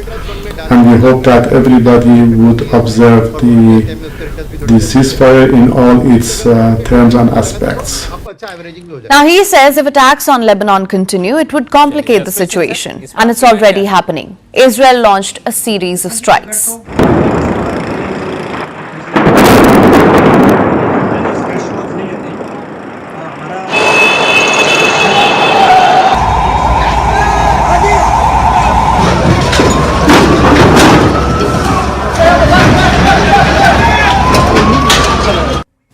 The most violent Israeli strike since the start of the war. Hundreds were wounded. Challenge number 2, the nuclear question. This whole conflict started with one question. Will Iran be allowed to have a nuclear weapon? That question has not been answered. It remains unclear where negotiations stand on Iran's position that it can continue enriching uranium. That question has not been answered. Trump said that there will be no uranium enrichment. And Iran's 10-point plan talks about an acceptance of Iran's nuclear enrichment program. Challenge number 3, who controls the Hormuz? The ceasefire was only possible because Iran agreed to reopen it. But there's a caveat. Iran sees the strait as its main bargaining chip. Iranian officials made clear they will not fully give up control for the promise of only a few days of peace. Iran's ceasefire statement said safe passage would be possible, but with due consideration of technical limitations. I just told you what that means, but let me explain again. Iran is still the one deciding who passes through. That is not the same as freedom of navigation. That is Iran keeping its hand on the faucet of the world's oil supply. And if negotiations go badly, that faucet can be turned off again. But Washington seems to be on a completely different page. Pete Hegseth says the United States will ensure Iran complies to the ceasefire. Yeah, we'll be hanging around. We're not going anywhere. We're going to make sure Iran complies with this ceasefire and then ultimately comes to the table and makes a deal. As far as the Strait, you saw the initial agreement that was struck, which is Iran's letting ships go through. So there'll be that will be happening. They will be sailing. And then, challenge number 4, the proxy war problem. Iran does not fight alone. It has allies across the region, a group known as the Axis of Resistance. Hamas, Hezbollah, the Houthis.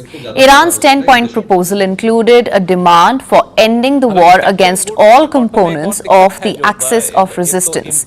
The US has designated them terrorist organizations. America cannot agree to protect groups it calls terrorists. And Iran cannot abandon the allies who fight in its name. Even after the ceasefire was announced, missiles were still being launched from Iran towards Israel and Gulf states. When fighters on the ground haven't gotten the order to stop or won't listen to the order to stop, a ceasefire exists on paper but not in reality. Challenge number 5, the trust deficit. Of all the challenges, this one is going to be the hardest to solve. Trust is not something you write into a treaty, and right now there's almost none. We are not putting any trust on the other side, so our military forces are keeping their preparedness, they are keeping their vigilance to react to any scenario. But meanwhile, we will go for negotiations to see how serious the other side is. Now, Iran fears a Gaza-like situation, where a ceasefire existed on paper, but Israel keeps attacking whenever it wants. Iran wants guarantees the war won't resume. America wants guarantees Iran won't rebuild its weapons. A peace deal built on suspicion is like a house built on sand. One strong wave, one broken promise, and one renewed airstrike, and the whole thing collapses. Now, the guns may have gone silent for now between the United States and Iran, but in Lebanon, the war is only getting louder. Israel has launched what it calls its largest strikes against Hezbollah. If the region was meant to de-escalate, why is Beirut under fire again? Why is Israel carrying out strikes across Lebanon? And more importantly, what does this say about the so-called truce? Israel calls Lebanon a separate front, but knowing the Prime Minister, Benjamin Netanyahu's obsession with prolonging conflicts, can any front in this region ever be truly separate when the same axis of power and proxies are involved? Here's a report. Even as a fragile truce takes hold elsewhere, Lebanon is still under fire. Israel Defense Forces says it has carried out its largest coordinated strike yet against Hezbollah targets. Around 100 sites hit across Beirut, the Bekaa Valley, and southern Lebanon. Command centers, military infrastructure. IDF said it carried out strikes against all these targets in one sweeping operation. Smoke was rising over Beirut as back-to-back blasts shook the Lebanese capital. At least 12 people were reportedly killed in one strike on a crowded neighborhood.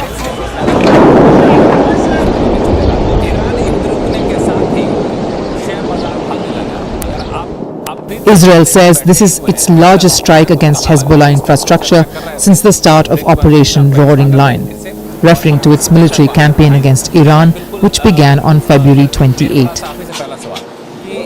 The Israeli strike on a residential building in Ain Sateh was the latest attack against Hezbollah's traditional strongholds.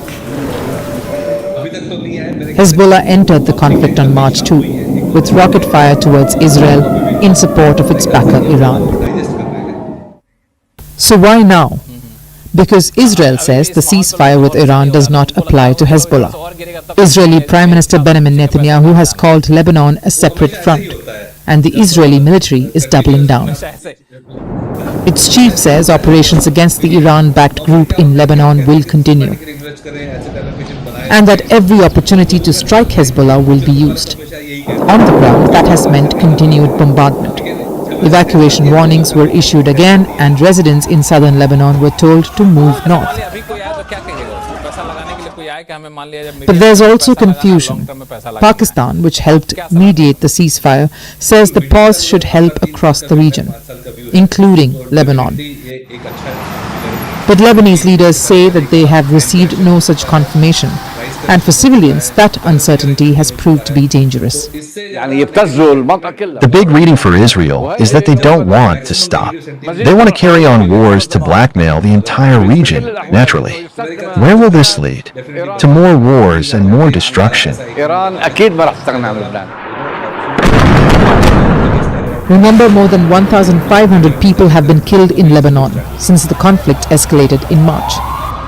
Over 1 million have also been displaced in Lebanon due to Israeli operations against Hezbollah. Reports suggest villages near the border have been completely destroyed, as invading IDF troops aim to create what the Israeli authorities call a security buffer zone to destroy Hezbollah and push its fighters away.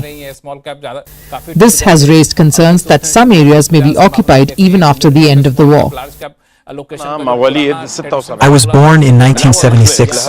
Since I was born until now, not a single day has passed without war. My children are going through the same thing until now.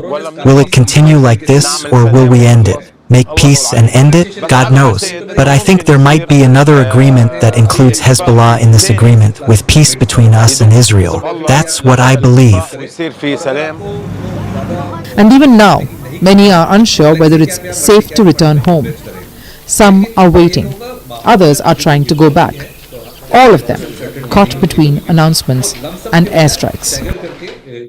The situation is still a bit foggy here in the south of the Litani River. It's not clear. A bit earlier, the Israelis issued a warning for a building they already struck at 3 a.m. They put out a new warning and hit it again at 9:30 a.m. And in their warning, they warned people to move north of the Zarani River. So Israel is still pursuing its pre-ceasefire policy. Now, Benjamin Netanyahu has excluded Lebanon. There will be pressure on him, and hopefully a ceasefire will happen, because Lebanon can't take it anymore. The country is collapsing economically, and everything is collapsing. Hezbollah, for its part, claims it is close to a historic victory. But it has also warned civilians not to return to affected areas just yet. So as one front pauses fighting, another has just intensified. It is a ceasefire in theory, but a widening conflict in reality. And for the people of Lebanon, the war is very much still on.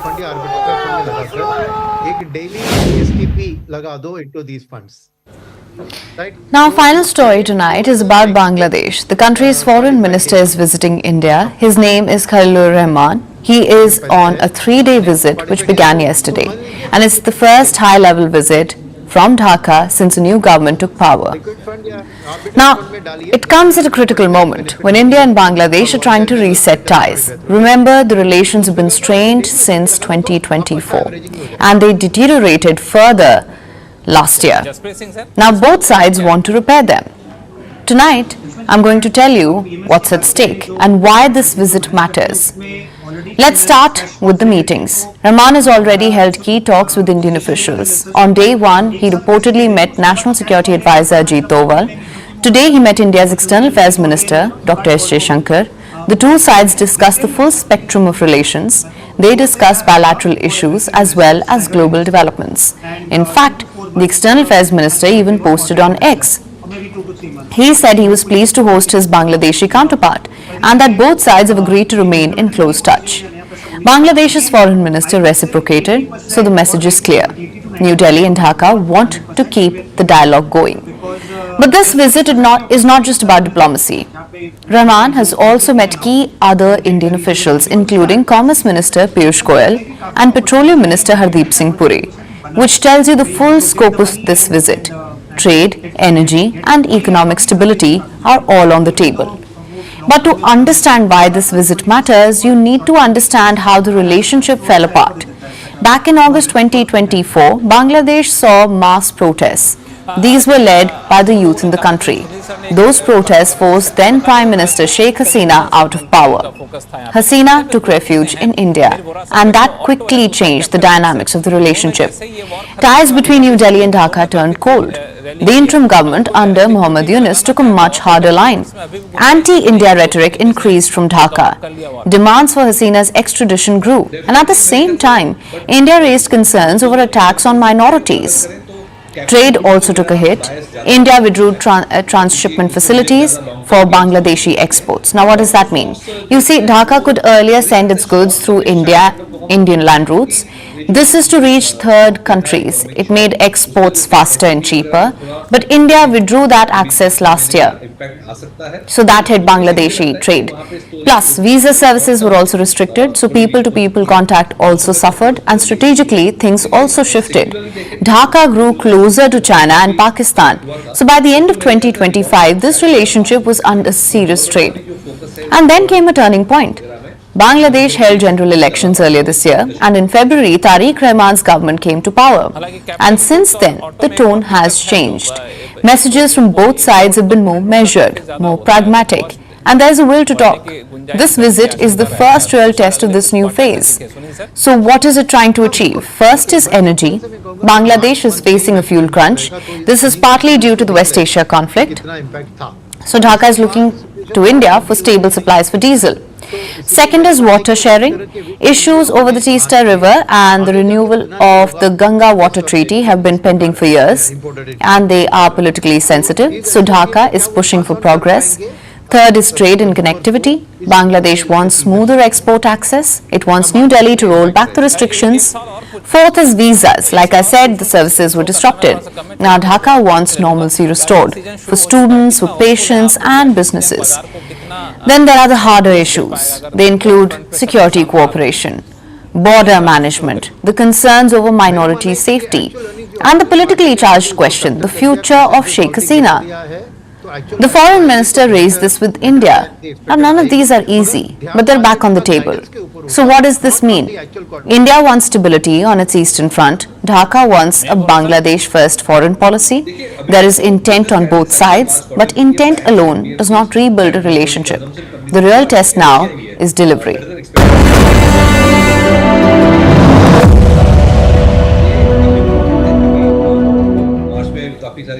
In diplomacy, every word matters. Ask Pakistan Prime Minister Shehbaz Sharif, who's facing the heat online. After posting about the US-Iran ceasefire talks, he posted this line. It's this, I'm quoting here, draft Pakistan Prime Minister's message on X. Because nothing screams strong leadership quite like not being able to copy-paste a post. Some things are not meant to make out of the Notes app. I'd say getting someone to proofread your post is never a bad idea.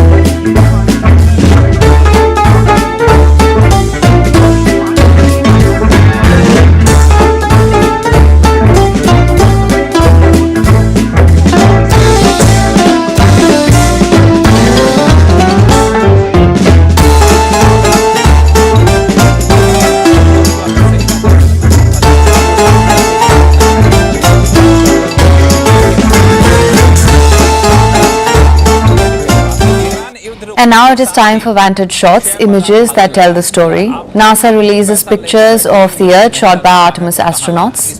Brazil's indigenous leaders rally against mining. And an escaped ostrich is filmed running on a road in Beijing.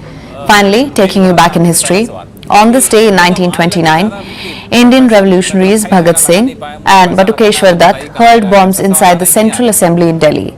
Their actions rallied public opinion and challenged British rule in India. After throwing the bombs, neither man fled the scene. They courted arrest and were sentenced to life in prison. Leaving you on that note, thank you so much for watching. See you tomorrow.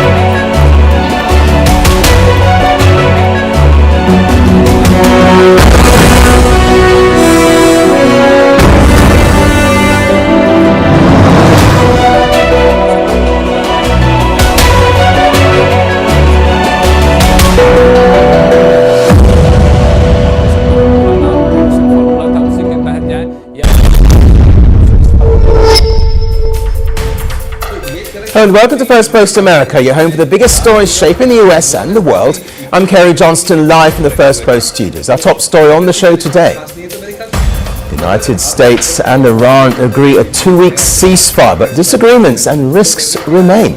Also on the program, did the ceasefire truly pull the region back from catastrophe? Or are both sides claiming victories that barely exist? And what comes next, as both the US and Iran consider their options during a pause in the bloody conflict. Plus, Pakistan claims a ceasefire deal includes no attacks on Lebanon, but Israel quickly pushes back.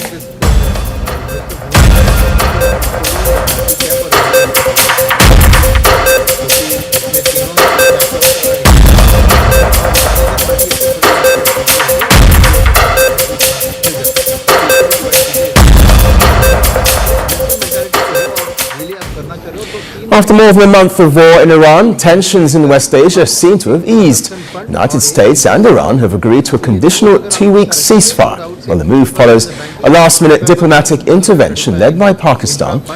US President Donald Trump said that he has agreed to suspend the bombing of Iran for a fortnight if Iran agrees to open the Strait of Hormuz, the transit point for a fifth of the world's oil and gas needs. Meanwhile, Iran says it will halt defensive operations if attacks against the country are stopped. It says it still has a finger on the trigger, though, despite the truce. Iran's president said that the truce was a fruit of its slain supreme leader, Ayatollah Khamenei's blood, and that the deal was agreed on Tehran's terms. Hours later, the first 2 vessels were reported moving through the crucial waterway. Meanwhile, a briefing was held by Washington a few hours ago, during which US Secretary of War Pete Hegseth said that Iran had begged for the truce. He said America owns Iran's skies, adding that Tehran no longer has a comprehensive air defense system. And just hours before the agreement, Trump had warned of severe consequences if Iran didn't reopen Hormuz. Well, now both sides have stepped back, but only temporarily. And according to Vice President J.D. Vance, the truce is fragile. After the ceasefire announcement, both America and Iran rushed to claim victory over the war. President Trump said there had been a total and complete victory, but Iranian media said the US had been dealt an undeniable, historic and crushing defeat. We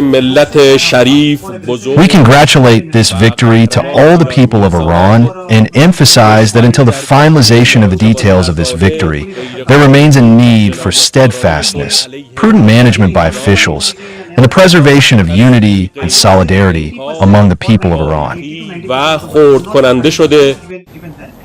Well, beyond the basic terms of the agreement, Iran has also presented a 10-point proposal that includes demands such as lifting sanctions and the US accepting Iran's nuclear enrichment. Whether Washington agrees to these terms is debatable. White House Press Secretary Caroline Leavitt praised the 2-week ceasefire, calling it a victory for the US.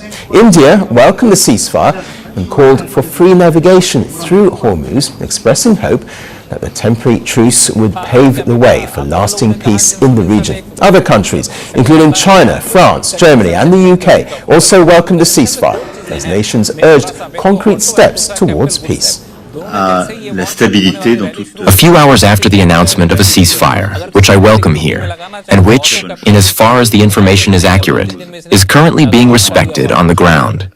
And we are indeed waiting in the coming days and weeks for it to be fully respected throughout the region. The United Nations chief called on all the parties to comply with the obligations under international law. In West Asia, Oman urged to intensify efforts for sustained peace in the region. And a top UAE official said that his country had emerged victorious from the US-Iran war. But even as the ceasefire holds, there are clear signs of disagreement between the US and Iran. The reports suggest that different versions of Iran's proposal contain different wording, especially around its nuclear program. A key phrase about uranium enrichment appears in the Farsi version, but is missing in the English one. Well, that difference could become a major sticking point, since the US has consistently pushed for a complete end to Iran's nuclear ambitions. President Trump has said that he will work with Iran to, in his words, extract the nuclear dust buried in its underground cities. However, There's no confirmation from Iran on this issue. Trump added that any country supplying weapons to Iran will face 50% tariffs. At the same time, the situation on the ground remains tense. Iranians themselves are still skeptical that the ceasefire will hold. We experienced this both on the resistance front, where they used the pretext of a ceasefire to equip themselves and strike again more strongly, and during the 12-day war, where they came under the pretext of a ceasefire, halted the war, equipped themselves, and attacked again. There are ongoing reports of missile and drone activity across the Gulf. Explosions were heard in Bahrain's capital, Manama. Sirens have sounded in Israel, with interceptions still taking place.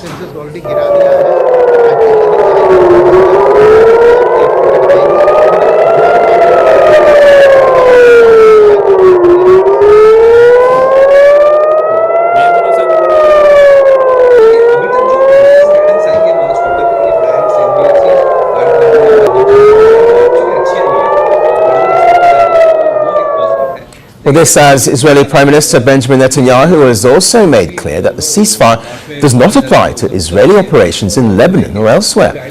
So while the US and Iran have agreed to pause direct conflict, the wider region is still on edge. Well, for now, this ceasefire is limited, conditional and fragile. It's not a resolution to the conflict, but perhaps a window for further negotiations in an attempt to find a genuine, lasting peace.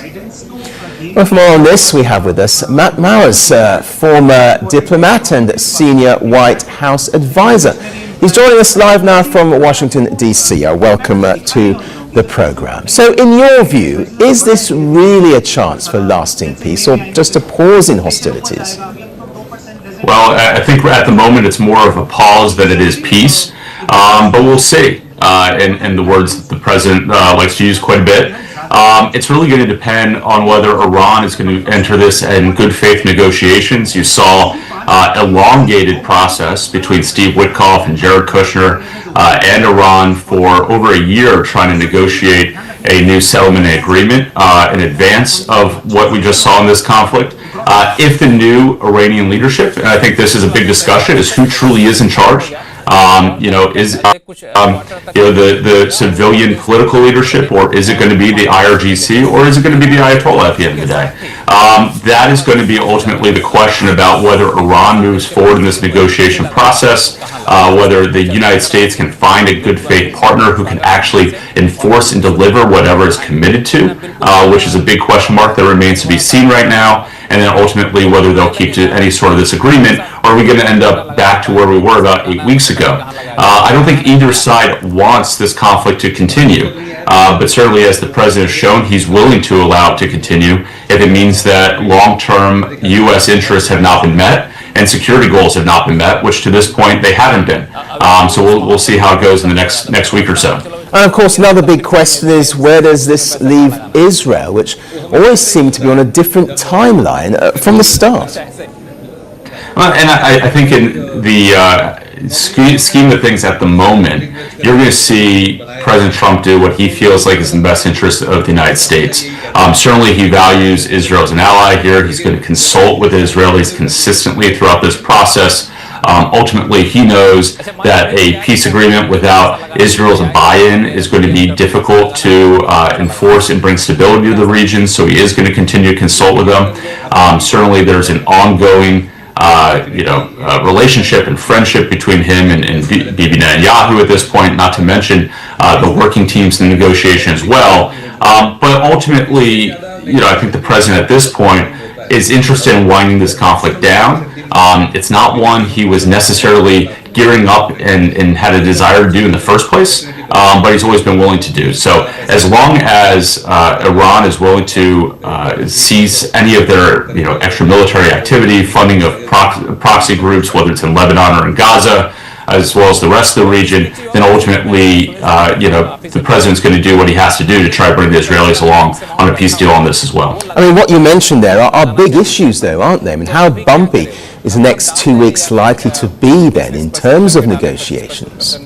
Well, look, it's going to be darkest before it's light. I mean, if we were having this conversation just 24 hours ago, you'd had the president post that he was willing to destroy a civilization if he had to by 8 p.m. last night. Now here we are talking about 2-week ceasefires. So, I'm optimistic that conversations are going to at least progress in a way that prevents a need for escalation and regional escalation right now. Not to mention the fact that a lot of the regional allies of the U.S., the Gulf states and others, are very anxious to see this move forward too. They want nothing more than to try to get back to normal as quickly as possible, bring about the secure apparatus that they had for decades now, and bring back some of the private sector investment, which has been shaken a little bit over the last 6 weeks. And so I think there's enough people who are trying to push in the right direction, enough of these actors trying to push in the right direction, that you are going to see some success at the end of the day.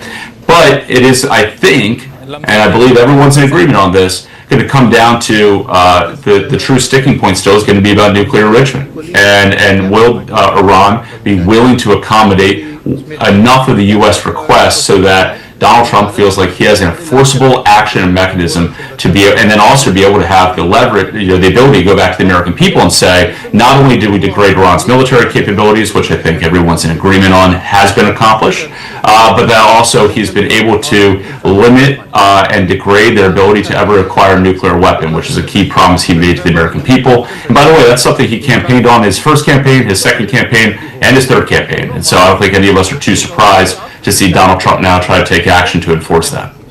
Matt Malice, we appreciate your time. Thank you very much indeed for joining us. Thank you very much. जैसे आपने formula दिया था ना कि हर दिन 1-1 रुपए लगाओ. Well, a ceasefire has been agreed, but the truce is fragile. It's temporary, and it's built on two separate proposals, one from the US and one from Iran. Understanding these demands is key to understanding what this ceasefire truly means. Well, here's what each side wants and what the terms actually say. Well, beginning with the US, Washington insists that Iran made several commitments in exchange for the pause in strikes. US officials say they're working on a 15-point proposal that it believes Iran has accepted in principle. However, not all of it is public. They have outlined the core demands, beginning with reopening the energy-important Strait of Hormuz. Trump says the ceasefire hinged on Iran reopening the waterway. A fifth of global oil and gas passes through it. The US views unrestricted movement here as non-negotiable.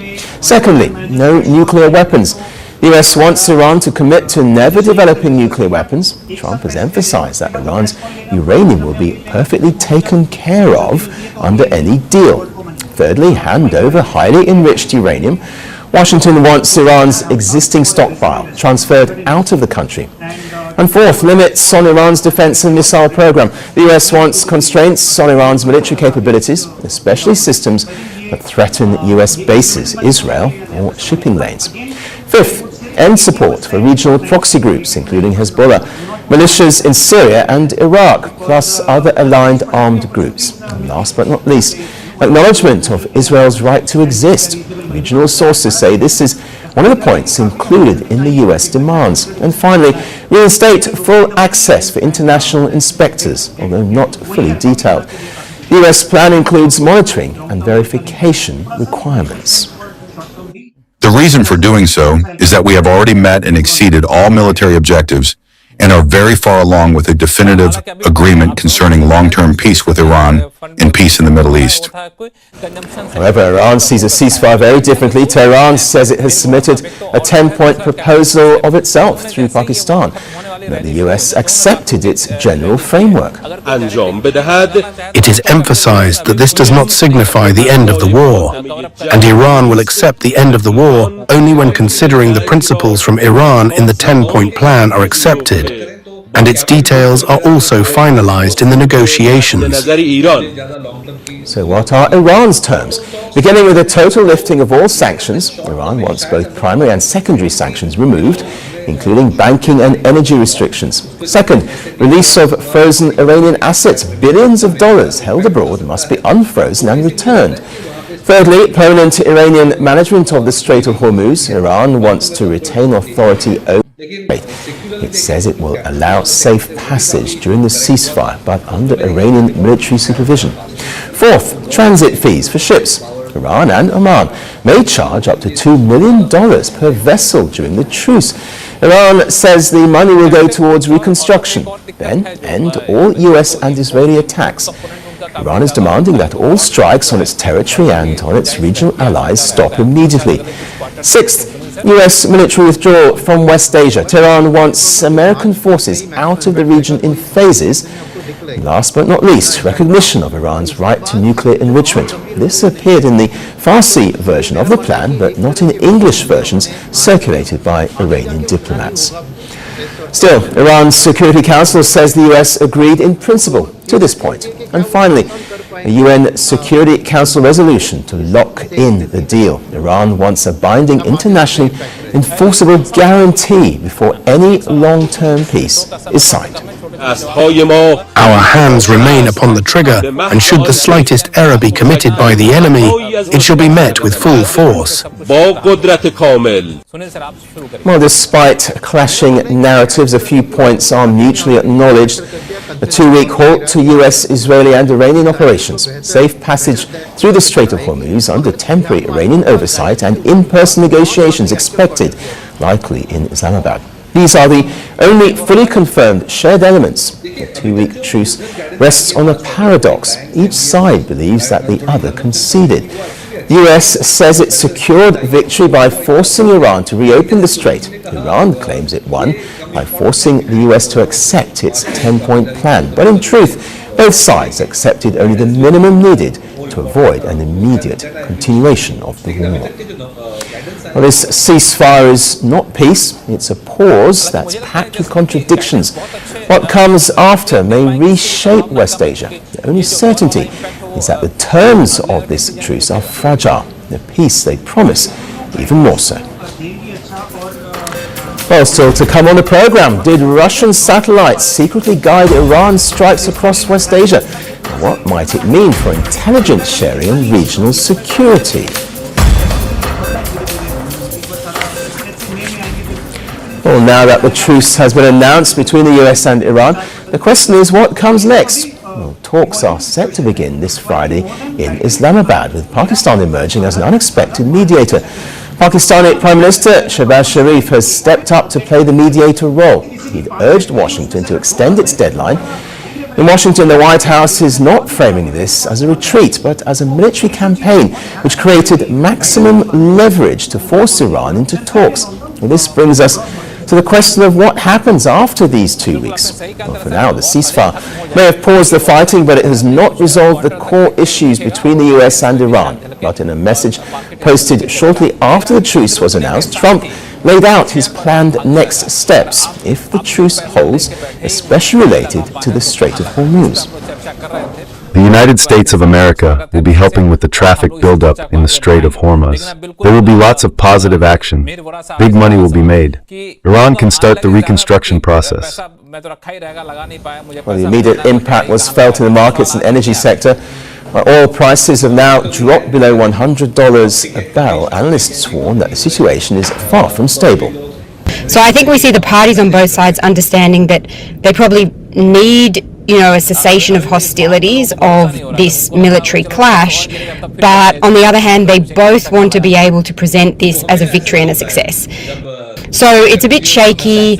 I think that this probably will lead to a cessation of hostilities, but it's unlikely to lead to a full agreement that really satisfies everything that, on the one hand, the Trump administration would like, and on the other hand, that the Iranian regime would like, because I think that the two sides just still sit too far apart. After the truce announcement, markets across Asia surged as investors were hoping for a return to normality. Positive news has come, and now it is something which is really new on the street. The reason is because this is ceasefire sort of news flow is not only from the US, but it is also from the Iran side.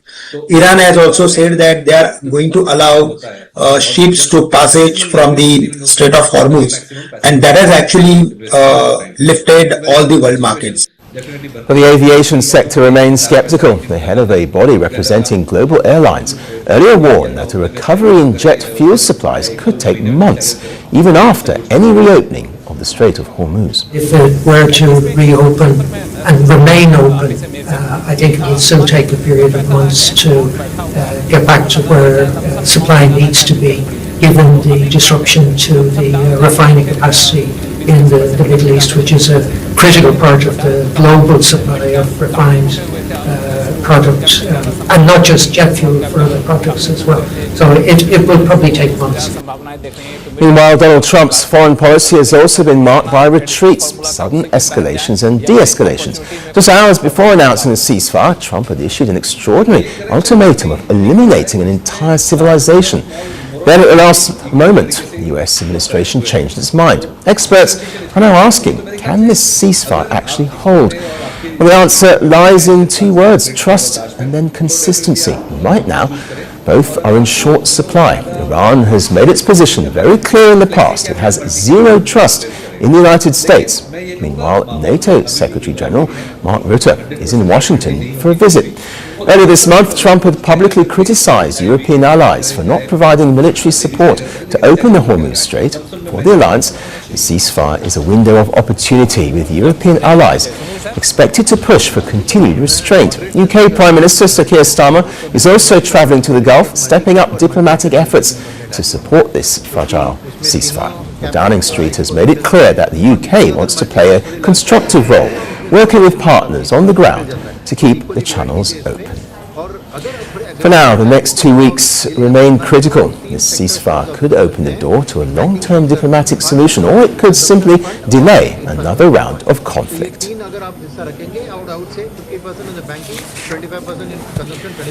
Amid the Iran conflict, Pakistani Prime Minister Shehbaz Sharif has sparked serious confusion, raising questions about who is really writing his diplomatic messages. It all started with a post on X, where Sharif appealed to Donald Trump, urging him to extend the deadline on the Iran crisis by 2 weeks. The message called for a diplomatic pause and asked Iran to reopen the Strait of Hormuz as a goodwill gesture. But what should have been a routine diplomatic appeal quickly turned into a social media storm. Screenshots that appear to show an earlier version of the same post started circulating online. Now, this version was marked with a striking label. It read, "Draft, Pakistan's PM message on X." Well, that one word, draft, has now triggered a wave of questions. Critics were quick to ask who wrote it, and most importantly, was this message really crafted by Pakistan? Social media users took this further, some claiming that the draft looked like a template or even an instruction, possibly from foreign actors, while questioning the language and style itself. Was this really an internal note or something meant for external handling? Well, now, neither Islamabad nor Washington has responded to the uncertainty. Pakistan has been trying to position itself as a mediator in the Iran crisis, presenting itself as a bridge between Washington and Tehran. Sharif earlier said that diplomatic efforts were moving steadily, strongly and powerfully. However, this incident has raised questions about Pakistan's independence in that role. Is it leading diplomacy or following a script at a time when the country is trying to project strategic relevance on the global stage? This situation risks undermining its credibility. There are allegations that Pakistan may not be fully in control of its own narrative. A short while later, Sharif posted again, this time claiming that Pakistan was calling for a 2-week ceasefire in the US-Iran war.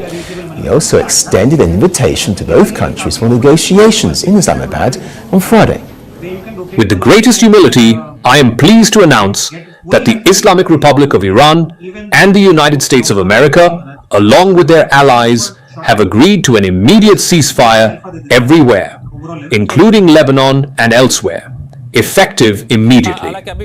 I warmly welcome the sagacious gesture and extend deepest gratitude to the leadership of both the countries and invite their delegations to Islamabad on Friday, 10th April 2026 to further negotiate for a conclusive agreement to settle all disputes.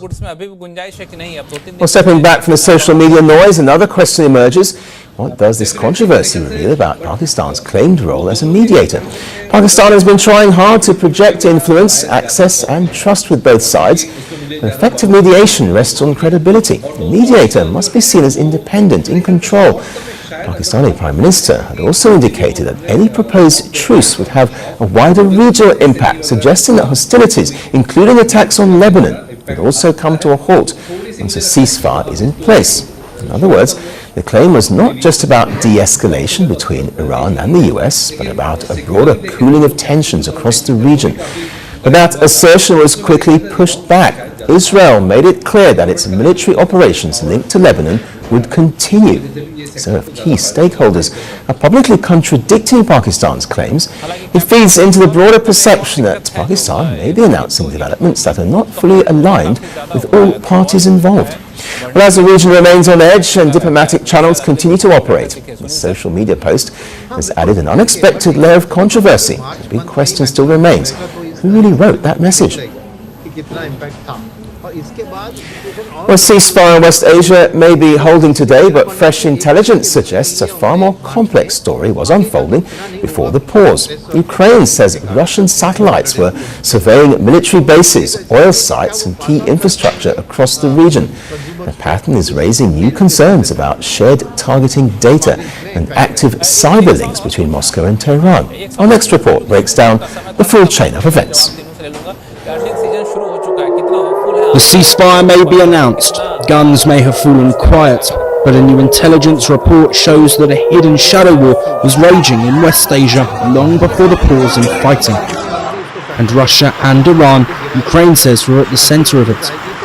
A Ukrainian intelligence assessment claims Russia secretly helped Iran plan strikes on US forces and key sites across West Asia.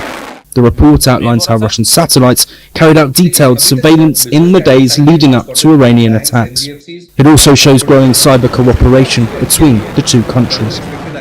According to the assessment, Russian satellites conducted at least 24 imagery surveys between March the 21st and March 31st. These surveys covered 46 locations across 11 countries in West Asia. The targets included military bases, airports, oil facilities and other critical sites. Many of these locations were struck by Iranian drones and ballistic missiles only days after being surveyed. Ukrainian officials say the pattern is too clear to ignore. A Western military source and a regional security official confirmed that Russian satellites were highly active over the region during that period. Both say the imagery was likely shared with Iran. Saudi Arabia saw the most surveillance. Russian satellites made 9 passes over its territory. 5 of those passes were over King Khalid military city near Hafar al-Batin.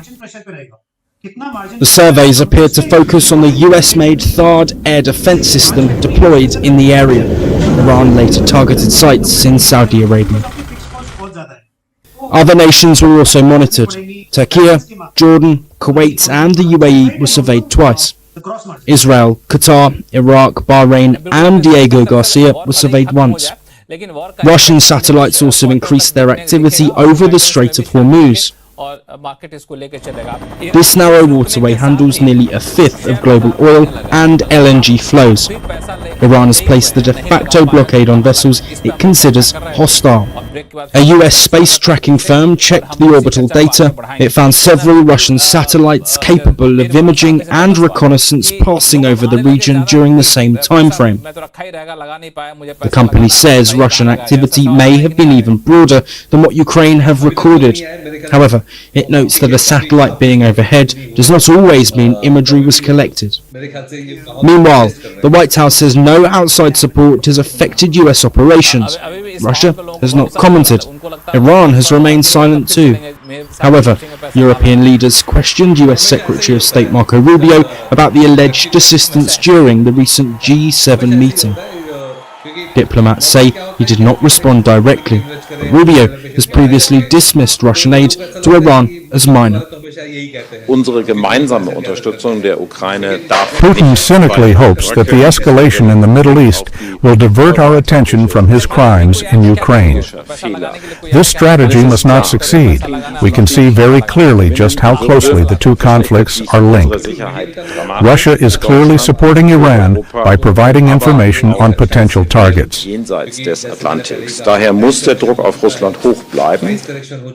The Ukrainian report also says Russia and Iran use a permanent communications channel to exchange satellite imagery. It also suggests Russian military intelligence officers in Tehran may support this cooperation.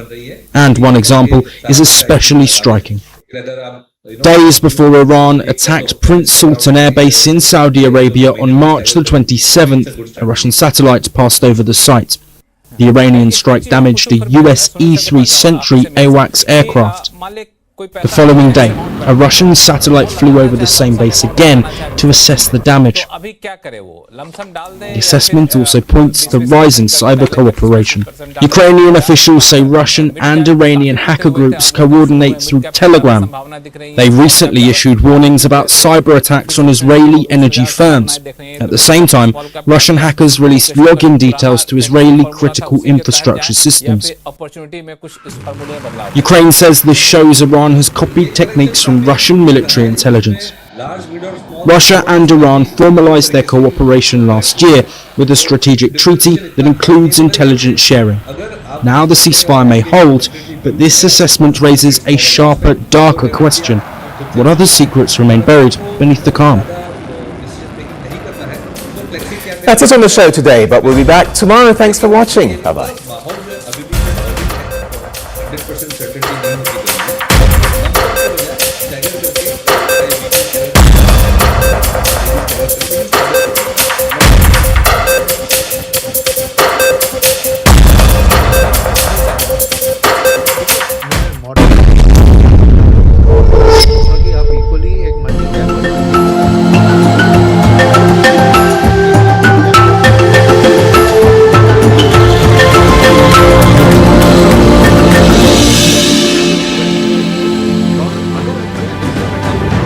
Hello and welcome to First Post Africa, where we get you the top stories from the continent and from across the world.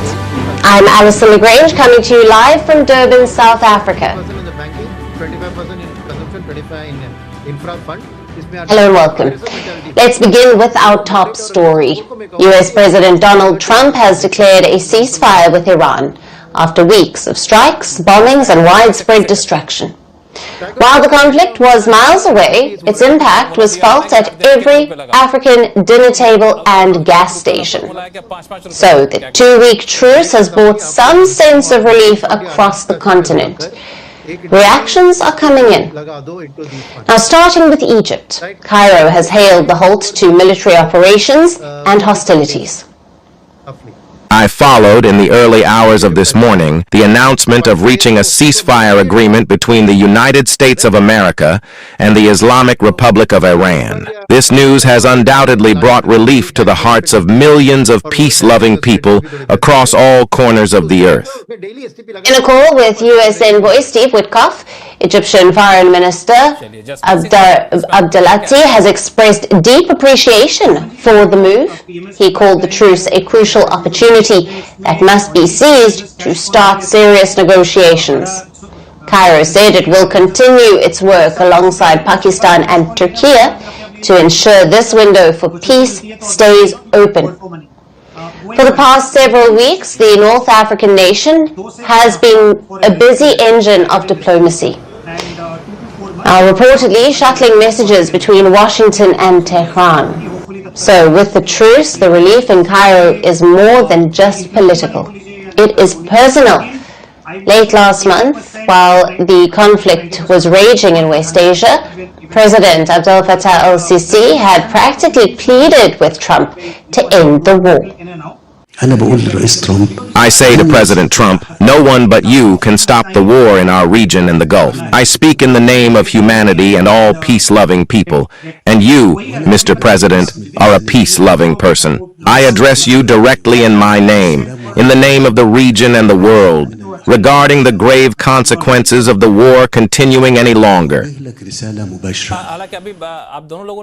ceasefire is a big relief for Egypt, as its economy has been suffering because of the war. The country is reeling from an energy crisis, and to prevent a total collapse, the Egyptian government was forced to implement drastic measures. Cairo, a city that usually thrives at night, has been under a strict 9 p.m. curfew for businesses to save energy. Combined with a sharp hike in electricity prices, the war was quickly becoming an unbearable burden for the average Egyptian. For them, the ceasefire is a chance to breathe. Not just Egypt, Many other African nations are also grappling with the consequences of the war. Now, one of them is Madagascar. The Indian Ocean island nation declared a 2-week national energy emergency just yesterday. Madagascar relies almost entirely on fuel imports, much of which comes from Oman, sitting right on the edge of the Strait of Hormuz. As shipping lanes were disrupted by the war, supply chains were snapped. The Malagasy government said that the deep crisis has crippled daily life and public services. From hospitals to small businesses, the island is reeling from what they call malfunctions in energy supply. Now that Iran has announced the reopening of the Strait of Hormuz for 2 weeks, disruptions in energy supply chains are expected to be reduced. 2 weeks is a short time to bridge long-standing animosity between Iran and the US. Now, will this truce hold, or will the world find itself back on the brink by the end of the month? And even if the peace lasts, it will take a long time to undo the economic damage the war has caused across Africa and the rest of the world. Now, for more on this, we have with us Meki Al-Mugabi, who is a former diplomat and international affairs expert, joining us live from Cairo, Egypt. Welcome to First Post Africa. Thank you, Alison. Great to see you. Okay, now, Egypt has welcomed the US-Iran ceasefire as a very important opportunity for achieving peace in the region. What impact will this temporary truce have on Africa? I don't think that we can use the wishful thinking to say that the game is over now. I don't think the war between the United States, Israel and Iran will be ended very easily because we have things on the table still now. One of them is the two-state solution, because if you want to make an everlasting peace with Israel, you need to make a final deal with the Palestinians. So the two-state solutions is not on one of the options or preferable option for the Israeli government, especially the Netanyahu cabinet. So still, I'm afraid that the ghost of the war is still haunting the region, and all the countries needs more effort to make sure that the worst has stopped. Right. Now, what role can Egypt play in furthering peace negotiations in West Asia, given its history of mediating conflicts like the Gaza war? Definitely, and also as you mentioned in your report, one of the wonderful diplomatic measures that Egypt is using, the way that they are addressing Trump. So Abdel Fattah al-Sisi addressing him nicely, but not obeying all things that he is doing and he is ordering in the region. And the relation started between Abdel Fattah al-Sisi and Trump with kind of pressure, but Egypt absorbed the pressure, and then Trump came to Sharm el-Sheikh summit, and then they made the Gaza peace deal or the peace agreement. Also, Egypt has wonderful diplomacy in being balanced between United Arab Emirates and other countries. And the example of Sudan is very clear. Egypt is supporting the government of Sudan and the constitutional order in Sudan, and UAE is supporting the RSF. But Egypt didn't disconnect completely from UAE and using its pressure to bring UAE back to the table with other partners. So I believe that Egypt can play bigger role in the region and can use its diplomacy also within other partners like Turkey, Saudi Arabia, Qatar, Pakistan, now to push the peace process forward. But still, as I told you, that it is a wishful thinking if you say that the war has come to an end. Right, and while diplomacy progresses, African countries like Madagascar are already facing energy crisis linked to this conflict. What is the way forward for Africa in these volatile times? Well, Africa, we have to confess that Africa is dependent on export or on import, more than export. And the biggest partners of that Africa import from is Asian countries, China, India, others. If you look at this picture, you should say that Hormuz Strait is not connected with African economic directly, but it is connected. Why? Because Africa is more dependently on China, import from China and export to China, and China is connected with Iranian oil.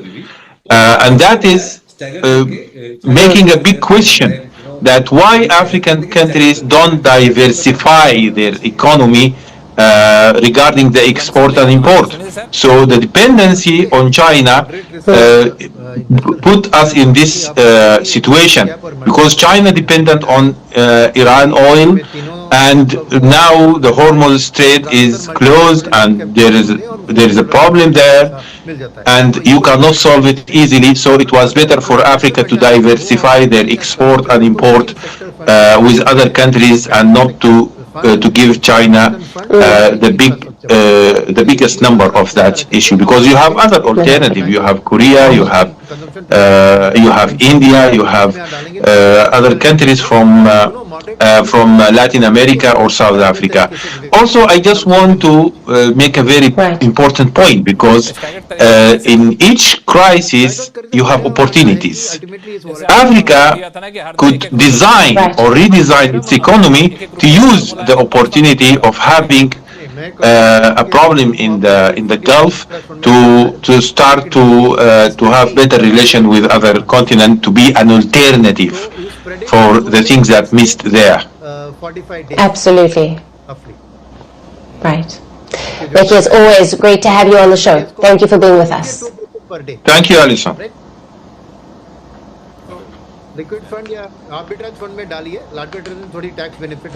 Now, every parent drops their child off at school believing one thing: they'll come back home.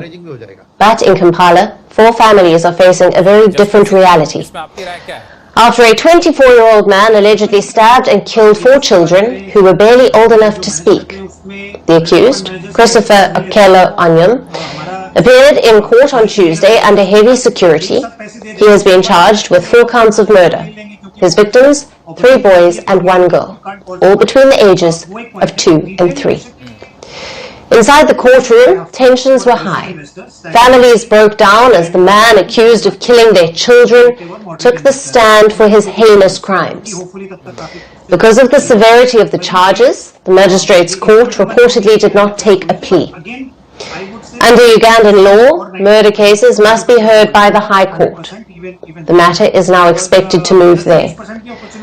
For now, Onyem has been remanded in custody. The charges follow a brutal attack at a kindergarten on the 2nd of April. Investigators say that Onyem didn't just stumble upon the kindergarten.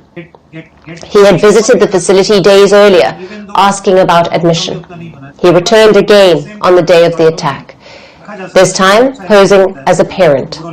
Suspect allegedly came a few days ago looking for admission in the school, and he was told to return today, which he did, and also paid for the admission fee, and then after went to went and attacked the kids that were playing in the school compound, killing 4 of them by stabbing.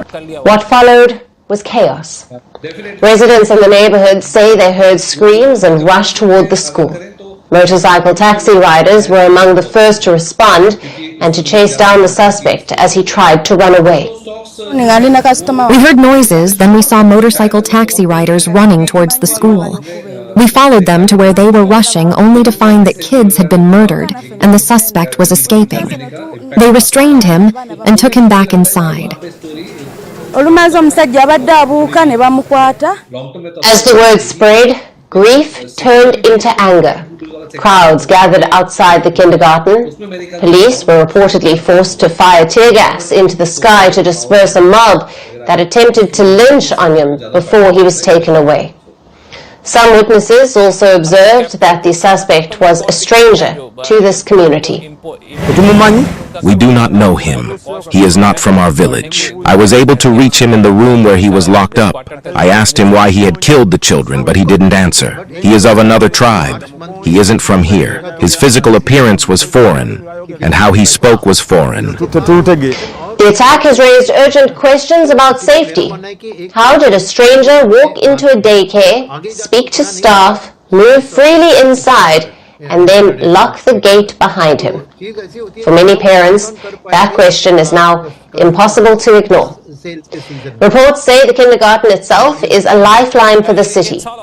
Witnesses say it served working families in the area, offering care for kids for free, while parents were out earning a living. In a country where such targeted attacks on children are rare, this case has now reached the highest levels of government. Uganda's army chief, Muhoozi Kainerugaba, who is also the son of President Museveni, has publicly called for the death penalty, adding pressure as the legal process begins. For now, the accused remains behind bars. The courts will decide his fate as residents demand accountability. We request the government to improve the school's security. Those were very young children. The place needs enough security. As the case moves forward, the demand for justice grows loud. But for the parents in Ngaba, no verdict can fill the silence left behind. The focus now is not just on punishing the man behind the gate, but on ensuring that something like this never happens again.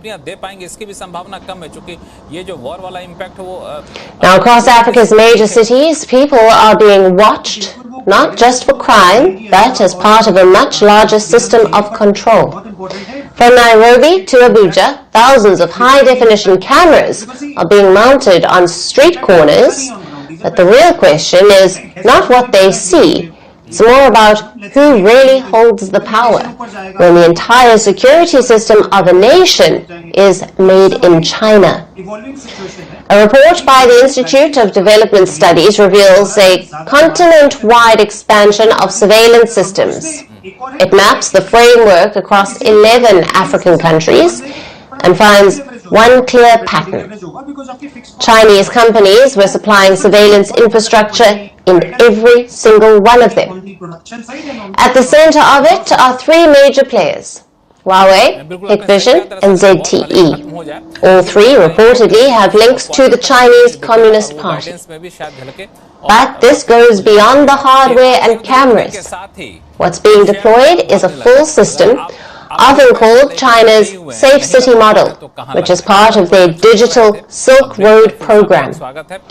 It's a bundled package that includes high-definition surveillance cameras, facial recognition systems, automatic number plate tracking, data centers and cloud storage systems, and command and control hubs for law enforcement. Under this Safe City system, governments can roll out entire surveillance networks quickly without building them piece by piece. But there's a catch.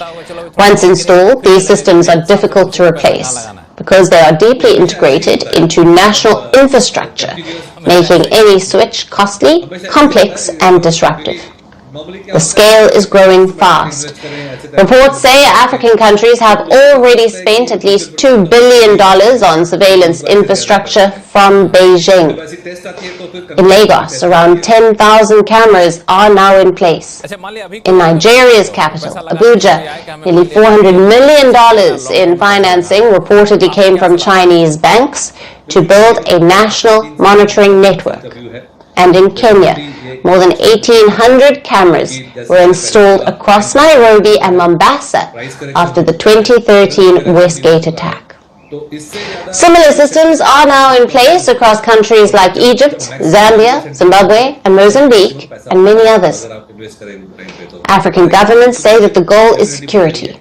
But researchers warn, in the absence of strong oversight, these systems are reportedly being used to monitor political opposition, track activists, and watch public dissent. Our new research shows that the rapid growth of smart city surveillance in Africa is occurring without adequate legal regulation or oversight. Unregulated surveillance creates a chilling effect that inhibits the right to peaceful protest and reduces the freedom to speak truth to power and hold governments to account. To understand the concern, look beyond Africa directly into China's Xinjiang region, where China has already built one of the most advanced surveillance systems in the world. Reports say it uses facial recognition, data tracking, and AI to monitor nearly 12 million of Uyghur Muslims. Now, people can reportedly be flagged for what Chinese authorities call abnormal behavior, including routine actions like unusual phone activity. Now, some have reportedly been detained for further questioning. Beijing says it is countering extremism. Critics say it shows how surveillance can be used for population-level control. The concern is not just about surveillance. It's about what happens when China becomes permanently embedded inside a country's security framework. Experts warn this creates long-term dependence, not just on technology, but on the systems that run and control it. So what does this really come down to? Security or surveillance without limits? As African cities get smarter, the systems behind them are getting stronger. The bigger question now is how these systems will be used in the long run. And Russia is rapidly expanding its influence across Africa, from sending mercenaries to backing junta-led Sahel governments. Moscow is deepening its ties with African nations. And the latest tool in the Kremlin's arsenal to boost its influence isn't a weapon, it's cryptocurrency. Since the full-scale invasion of Ukraine, Moscow has been largely locked out of the global financial system, with its banks being cut off by the West. But a recent report by the Financial Times has revealed that Russia is building a sanctions-proof cryptocurrency payment system across Africa. At the heart of this reported strategy is a sanctioned Russian network called A7. From a new recruitment drive in Togo to secretive office launches in Nigeria and Zimbabwe, the report says that Moscow is attempting to bypass the Western sanctions entirely and ensure that Russian money and influence continues to flow. The A7 was founded in 2024 by two figures already under heavy Western sanctions. Ilan Sor, who is a fugitive Moldovan oligarch, and Prom-Svybank, who is a Russian defense sector bank. And to keep trade moving, A7 uses a range of creative methods, including stablecoins and promissory notes. Now, these tools reportedly allow Russian businesses to settle payments without touching Western banking infrastructure. A7 promotional materials claim that they already handle as much as 19% of Russia's total foreign trade transactions. This reported financial expansion follows Moscow's deepening political and military inroads in Africa. In Togo, a recent vacancy on A7's recruitment site sought a project manager to build a business from scratch. Now, this follows a high-level meeting between President Putin and Togo's leader in November, where they signed a new military cooperation agreement. The report says that Russia's strategy is already visible elsewhere. In Nigeria's capital, Lagos, a large office space branded with the A7 logo has been set up. In Zimbabwe, which imports a massive share of its fertilizer from Russia, a new branch was recently announced in the local press. Now, back in December, a Russia-Africa conference was held in Cairo. During his address, Russian Foreign Minister Sergei Lavrov said that 84% of Russia's trade with African countries was conducted in rubles between January and September of 2025. And he also promoted the A7 network. A7 is Russia's first international financial platform. Nigeria and Zimbabwe have already joined the platform. We invite all our other African partners to follow their example. Now, despite the praise, the A7 network in Africa remains a mystery. The report says that the network's offices have almost no footprint online. However, there are signs of discreet, quiet movement. Reports indicate that key A7 officials and associates recently made a private visit to Madagascar. So, a lot going on behind the scenes. Analysts say that by integrating this crypto network into its largest strategic machine in Africa, the Kremlin is attempting to prove that Western sanctions have a limit. Experts say that as Moscow moves to counter the West, Africa is becoming the primary laboratory for its new sanctions-proof economy. And that's it on the show for today. We will see you again tomorrow at the same time. Thank you for watching, and good night.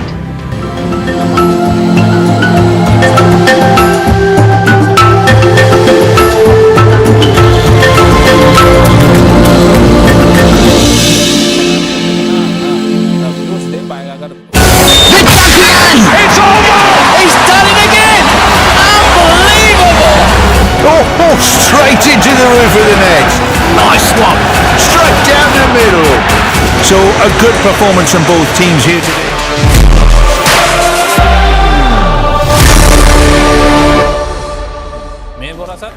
I'm Rupa Ramani and you're watching Sports This Week. It's a roundup of all the top stories that came through the sporting world in the week that was. First up, a lot of cricket here. Experts reveal how intense an Indian Premier League can get. Former cricketers have spoken out about the growing pressures of IPL and how adverse an impact it can have on a player's career. Speaking of IPL, teenager Vaibhav Suryavanshi is taking the tournament and his opponents by storm. His battle with Jasprit Bumrah has been the talk of the week. The cameo of his onslaught has reopened chatter of just how prepared he is for the international stage. But how should he be groomed here on? Another youngster shooting into the spotlight is Lucknow's 21-year-old Mukul Chaudhary, inspired by MS Dhoni and coached by the fiery Justin Langer himself. What's the story behind this promising talent? Over in football, FIFA World Cup continues to be in the news, and for all the wrong reasons, this time regarding the presence of ice at the World Cup venues.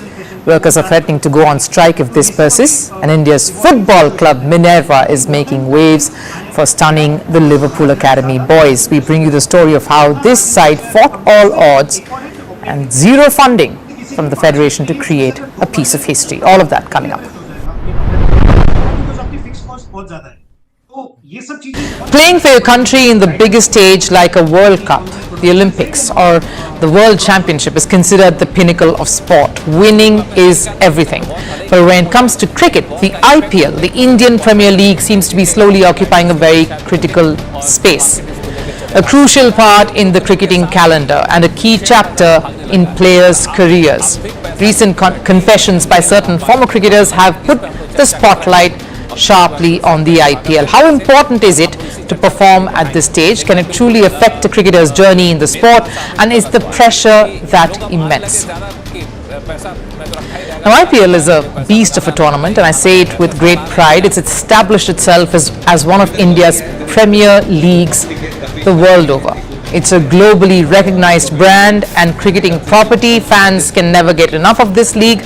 The window is also ideal, and cricket contests are electrifying. The fan base, the broadcast, all are synced up to be a part of a carnival. But if you thought that is exactly what the franchises and the cricketers themselves feel, then that it is a carnival, then you are horribly mistaken. The IPL is that pressure point in every year for all franchises in it, from the players to the owners and everyone in between. We really do not have to dig too deep or have heart-to-heart conversations with too many athletes or people involved in those franchises to realize and comprehend this. Look, I've worked closely with a couple of these teams, and it's given me a very clear idea and picture around this tournament. The IPL is no kiddie playground. It's serious business, and there is a lot on the line. Let's start with a case in point closer to home with R. Ashwin, who made a glorious comeback to the yellow team just last year. It was the biggest homecoming story of 2025, and there was much fanfare around his return to the Super Kings outfit.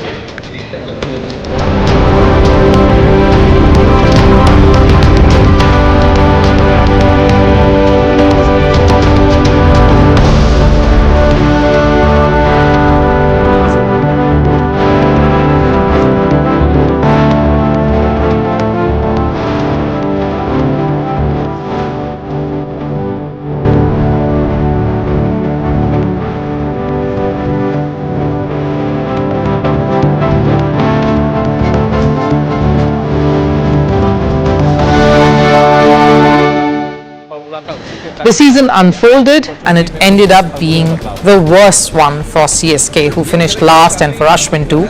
It was an edition where he barely got to feature in the 11. The spinner all-rounder reflected on that season recently. I recently spent a disappointing season with CSK. In my mind, I could have played more, but emotionally, I just did not have the bandwidth to play. It's mentally disturbing. I don't want to go there. One IPL season and with CSK pulled the plug on his career is what he says. That's what he truly believes, and it's not just him. Kevin Peterson believed that his stint with the IPL affected his relations with his cricket board. I made sacrifices, and they were big sacrifices. I lost my career because of IPL. It's the only reason why everybody went against me in the ECB. The ECB used the Telegraph at the time to go after me, and then they shifted. The IPL is a lucrative tournament. It's that time of the year when cricketers can really reap the rewards of their hard work via these contracts. But it's also that time when pressure mounts on each one of them, because you need to be able to deliver for the price that you are being paid. It's as simple as that. For many cricketers, it's a balancing act. For fast bowlers in particular, it is to stay injury-free, because a World Cup may be just around the corner that very year. For young captains, it's a double-edged sword where certain franchises will not give you wiggle room for failure or any time to breathe and experiment. For others, particularly the foreign players, it's a different ballgame. They have to turn up for the jersey they wear and are born into, their national colours, just as much as they crave the spotlight of the IPL.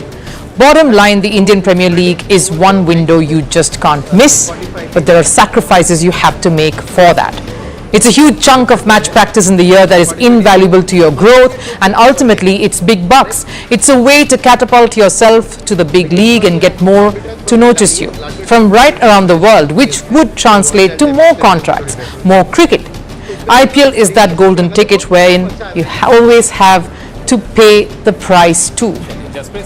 Very few, the stars and some legends, can work their way through an IPL without having to feel much of that heat or noise or pressure from outside. But for them, it's a different kind of battle, one that they have to fight every day. Non-performance or a slump for these legends can hurt more. It can cut a deep scar like it did with India's Rohit Sharma one year. So safe to say, IPL is a hard playground, and it is an arena that will test, challenge and push everyone to the limit. These confessions only attest to a fact that many in the franchises are living through constantly, and maybe that's one thing you as fans should reflect on every time you cheer or criticize your favorite team or cricketer. If the veterans The superstars of the game stamped their class to announce the start of the Indian Premier League. The next generation is making sure they wrestle the narrative away and make it all about themselves. How very typical of Gen Alpha. Make every story about themselves. If the world was not watching them anyway, because last night Vaibhav Suryavanshi gave us yet another wow moment.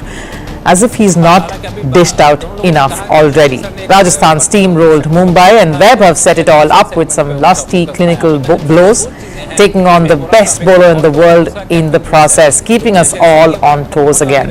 And every time we push back the debate of fast-tracking him, he just continues to keep us second guessing. Vaibhav is an anomaly, that's safely established. Sure, India gave birth to a Sachin Tendulkar decades ago, but a talent like Vaibhav in the times that we live in, and especially the way the sport itself has evolved, is incredible. It is indeed a great time to be an Indian cricket fan because Vaibhav is giving plenty of reasons to feel inspired. He stood up to Jasprit Bumrah last night, took on the attack and set the platform just perfectly for Rajasthan and his partner in crime at the top, Yashasvi Jaiswal, to finish off the job.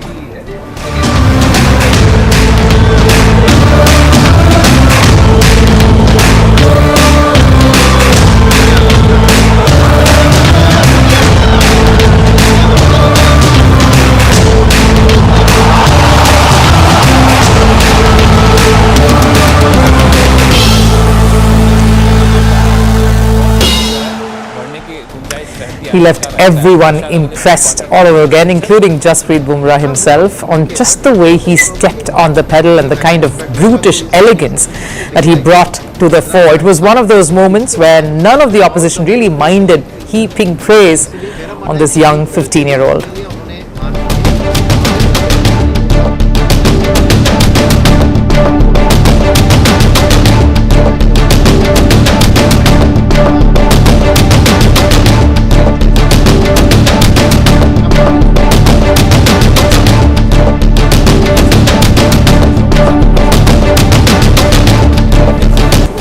And why not? Because here's a talent not just for the future of Rajasthan, but the future of the national side. And every time we feel not just yet for India colours, he puts in a performance that makes us only wonder. Because again, it was not about getting to his 50. That was unimportant.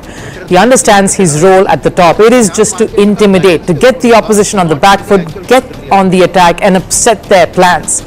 Much like the kind of stuff Rohit Sharma did and executed to perfection during the 2023 ODI World Cup campaign. It was not about the 50s or the 100s, not about the milestones, but purely about getting the right impetus for his team to follow up on. That's maturity. Suryavanshi makes it look easy against one of the world's best bowlers. He set the bowler up, not the other way around.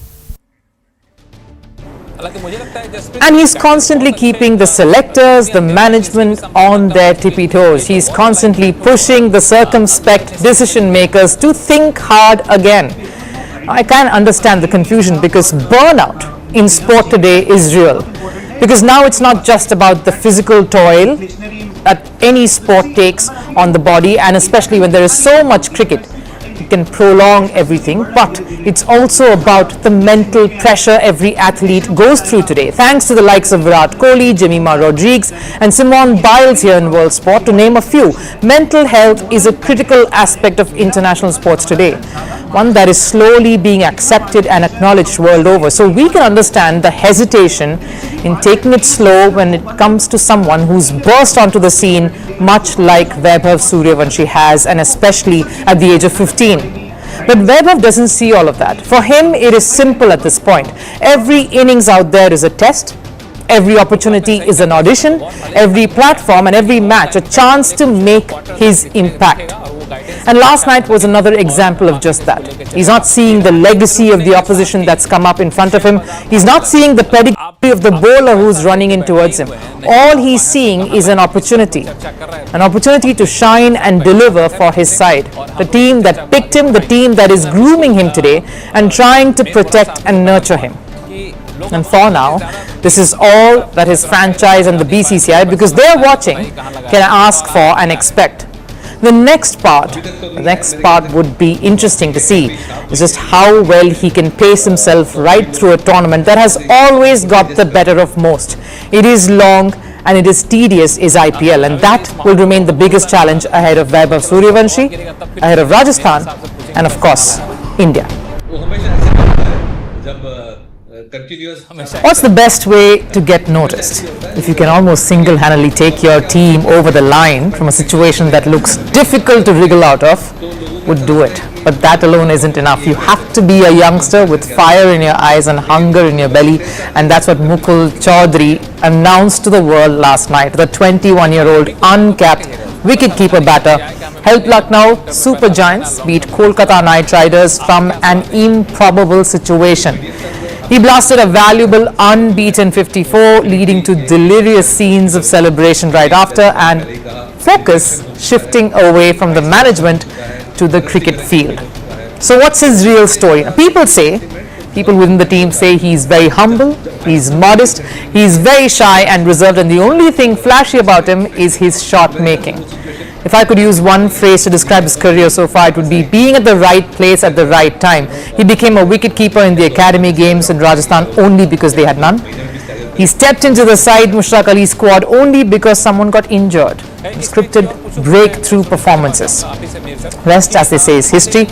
So what's the story really? Let's take a look. Lucknow have a rising star in their ranks. Mukul Chaudhary has entered conversations and social media interactions through his unbelievable knock last night. A blistering half-century that pulled his side out of sure-shot defeat. And since then, chatter around this youngster from Jhunjhunu hasn't stopped.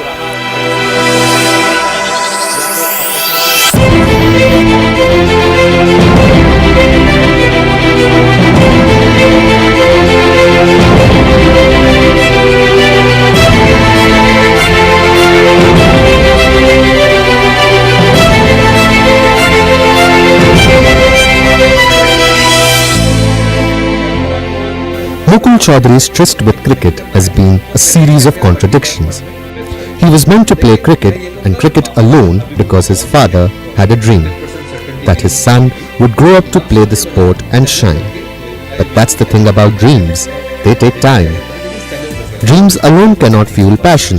You need financial support, the right people to back you, and basic amenities.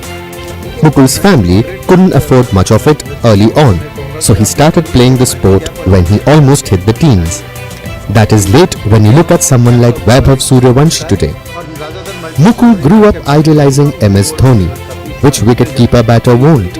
But keeping wickets was not something he wanted to do. It just happened. There was no one to keep wickets in academy matches, so the eager Mukul obliged. His first high point came in the Under-23 State A Trophy last year. He was the only batter to score more than 600 runs, 617 to be precise, which included back-to-back hundreds at a strike rate of 142. He also tonked 34 sixes in the competition, the most by any batter. And here's another accidental episode that laid another brick in his path to the IPL. His academy mate Kartik Sharma got injured, so Mukul Chaudhary was called up to be a part of the SMAT squad, a tournament that would seal his ticket to the IPL. He scored 173 runs at an average of nearly 60 in 5 matches at a superb strike rate of 199. No wonder LSG trained their sight on this boy, because his 6-hitting prowess clearly caught coach Justin Langer's fancy, who even proclaimed just some days ago in a clip that the franchise uploaded during practice that he will make this boy the scariest number 6, number 7 batter in India. It is that faith coupled with the quiet belief that Mukul himself has honed over the years listening to his father that resulted in his explosive innings last night. I knew that a bowler may bowl one good ball or 2 good balls, but at that stage I knew he'd miss his length at some point, and I knew I just needed that one chance.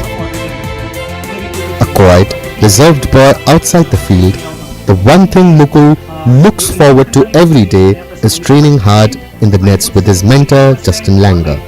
He has spent hours out there talking to his new coach and sharpening his finishing skills. And we saw glimpses of all of this unfold on the biggest stage in the IPL. A helicopter six was an ode to his idol, an unbroken dedication to a father who dreamed big for his son, and a coach who has been relentless in helping him pursue greatness. The concerns surrounding the FIFA World Cup seem to be never-ending because one of the co-hosts, the United States, is increasingly dragging the tournament into its internal battles. The latest flashpoint is around immigration enforcement. Food service workers at the iconic SoFi Stadium in Los Angeles have issued a clear warning. Keep ICE agents away from the World Cup or face a strike. And once again, it is Donald Trump's policies casting a long shadow over football's biggest spectacle. This World Cup is now clearly becoming a tournament that is being shaped and reshaped by politics, because rather than embracing the global spirit of football, America seems to be imposing its own system, its own tensions and its own priorities on it. From skyrocketing ticket prices to controversial visa policies, the American World Cup is slowly turning into a logistical and emotional headache for fans across the globe. And now it's not just about the fans. The friction is growing within the country itself. A union representing over 2,000 food service workers in Los Angeles has stepped in, and they've laid down 3 clear demands to FIFA. They want protection over union jobs, they want support to tackle the increasing housing prices for short tenures, and above all, no ICE agents at the venues. They're quite clear on that. Now, this is not just about wages or working conditions. This is about fear. Fear of immigration crackdowns, fear of raids, fear of turning up to work at a global sporting event and not knowing what might happen next. And the warning is loud and clear. If these demands are ignored, if these demands aren't met, they will strike. Now, why does this matter so much? Because SoFi Stadium is not just another venue here in the scheme of things. It's scheduled to host 8 World Cup matches, and it's a centerpiece of the American leg of the tournament. What happens here sets the tone for everything that follows. So instead of a seamless organization, America is focused on imposing its own political measures at the World Cup. ICE is a key part of the overall security apparatus for the World Cup. We are dedicated to securing that operation, and we are dedicated to the security of all of our participants as well as visitors. Now that sounds reasonable. It looks like America is trying its best to focus on the security aspect of the event. But in addition to this, the acting director has also said there will not be any pause on the immigration crackdown even at the World Cup. And that's the worrisome part. ICE as an agency has been at the center of multiple controversies in this regard, from aggressive raids to excessive force, even incidents that have resulted in deaths. And that's why the name itself, ICE, doesn't inspire any sense of confidence or generate any sense of calm.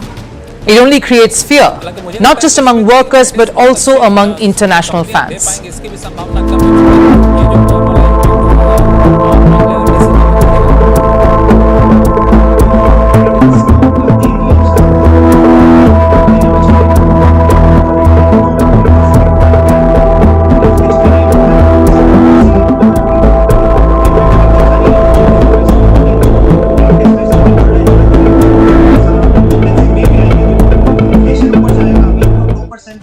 Social media is already in panic mode. Fans are questioning if traveling for the World Cup is even worth it. So the big question is, why persist with a model that is clearly causing a wave of discomfort? Why push policies that are alienating the very people this event is meant for? Because this World Cup is drifting further away from what FIFA promised. They promised a World Cup for all. Instead, what we are getting is a tournament where tickets are unaffordable, entry is uncertain, and now even the environment inside stadiums could cause panic. Yes, security is essential, but there's a fine line between security and intimidation, and right now in America, that line seems dangerously blurred. Because here's the truth, a World Cup is not just about matches, it's about moments, memories, and it's about belonging. It's about fans feeling welcomed and not being watched constantly. It's about celebration and not being cautious about every single move they make. And seems like America is making the World Cup all about the other instead. If America continues to let its policies shape the world event, then it won't be a celebration of the sport. It would eventually become another platform for America to showcase its politics. An Indian football academy has done the unthinkable. A group of youngsters from Punjab's Mohali have taken down one of the biggest names in world football. Minerva Academy under-15 boys beat Liverpool FC 6-0 at the 2026 Mediterranean International Cup in Spain. But here's the bigger story. This wasn't just a win on the pitch. This was a win against odds, against system failures and against neglect. Because just weeks before, this very team wasn't even sure if they could make it to Europe at all. So how did a side that nearly didn't travel end up humbling one of the world's biggest academies? Our next report tells you why this is more than just a football story. Indian football has been searching for a moment that inspires, that reignites belief, and that moment came in Spain, when Minerva Academy stepped onto the pitch against Liverpool's youth side. They turned the game into a statement, a 6-0 demolition in the round of 16 of the MIC Cup. But the real story begins much before that match, because 3 weeks before the historic night, the team was struggling to even make the trip. Funds were running dry, opportunities were slipping away, and dreams were hanging by a thread. That's when one man once again stepped in, Ranjit Bajaj. The man behind Minerva's rise made a desperate appeal, not to sponsors, not to institutions, but to the people. A crowdfunding campaign followed.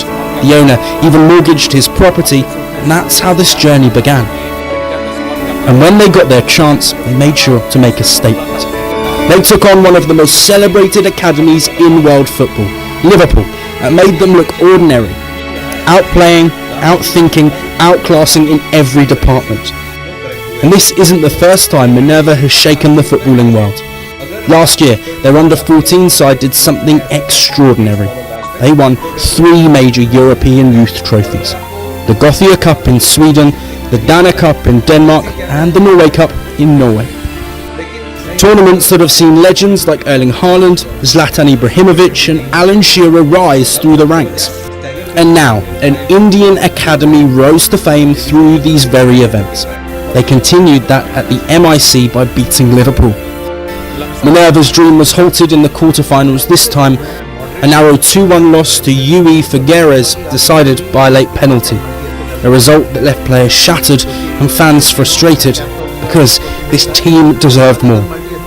But beyond the result, what they achieved is something Indian football cannot ignore. At a time when the system struggles for direction, these youngsters showed what is possible. If the right mindset, the right coaching and relentless hunger is clubbed together, India can reach massive heights. They proved that talent exists and the potential exists, but what's missing is support, structure and vision. Which is why this should be a wake-up call for India's entire footballing ecosystem. Minerva has shown the way.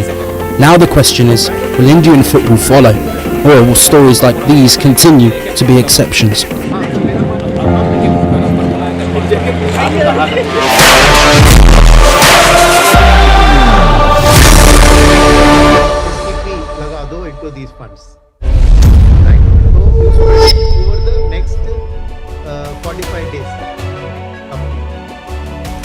Hello and welcome to First Post Vantage with me, Hem Kaur Soroya. Let's get started.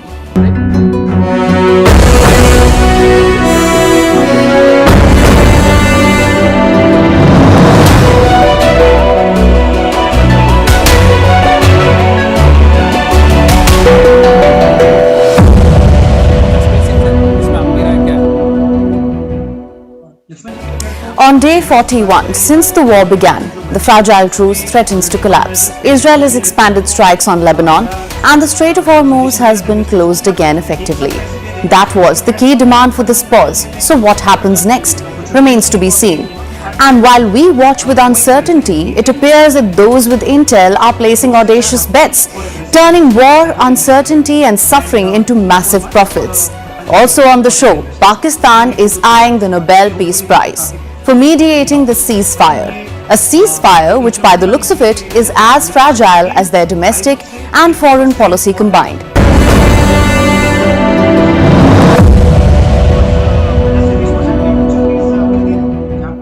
One can do little in and out.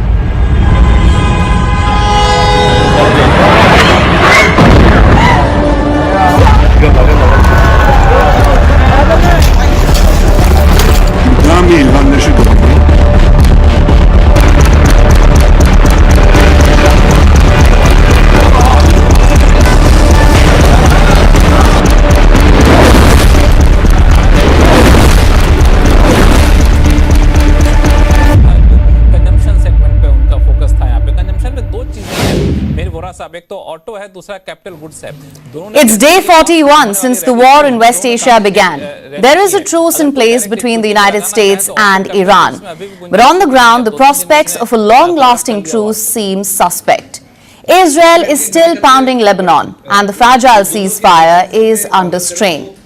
Let me show you what's happening on the ground. Israeli strikes hit Beirut's southern suburbs. Buildings were reduced to rubble, cars were crushed, and streets were covered in debris. Take a look.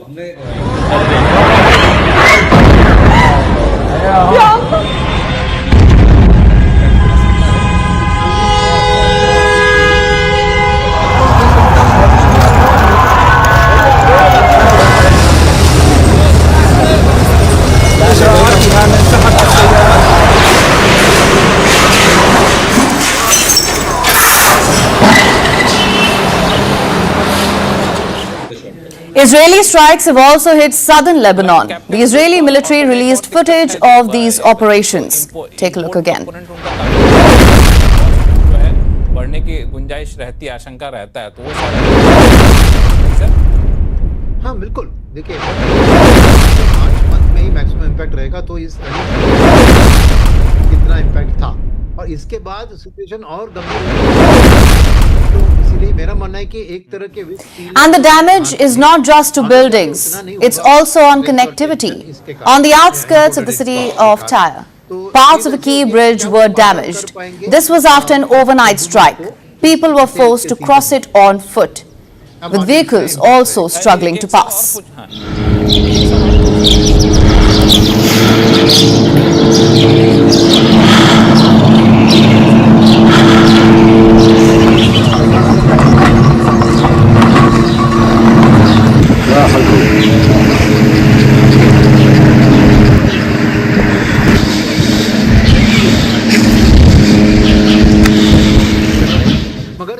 Now here's what Israel is saying. The Israeli military claims its operations are targeted and aimed at Hezbollah infrastructure. In fact, Israel says it has killed a key figure, the nephew and close aide of Naim Qasim, that's the Hezbollah chief. Israel claims his nephew, Ali Yusuf Hashri, was eliminated in a strike on Beirut. Israel claims he was part of the group's operations network. The goal of disarming Hezbollah is a top objective, and the IDF insists and is committed to it over time. This goal existed before the campaign, during it, and even more so now. Our strikes are meant to weaken Hezbollah significantly and ultimately bring about its disarmament over time. We will not give up this goal. So the message from Israel is clear, and Prime Minister Benjamin Netanyahu says these strikes will continue. He posted earlier in the day on X, and this is what he had to say. We continue to strike Hezbollah with force, precision and determination. Our message is clear. Whoever acts against Israeli civilians will be struck. We will continue to strike Hezbollah wherever required until we restore full security to the residents of the north. So for Israel, the ceasefire is not a pause on all fronts. It's a pause on one front only, and Hezbollah is not on that list. Meanwhile, Hezbollah has resumed firing rockets towards Israel. They'd halted after the ceasefire was announced, but that halt is now over. Today, interceptions could be seen in the sky as Israel exchanged fire with Hezbollah.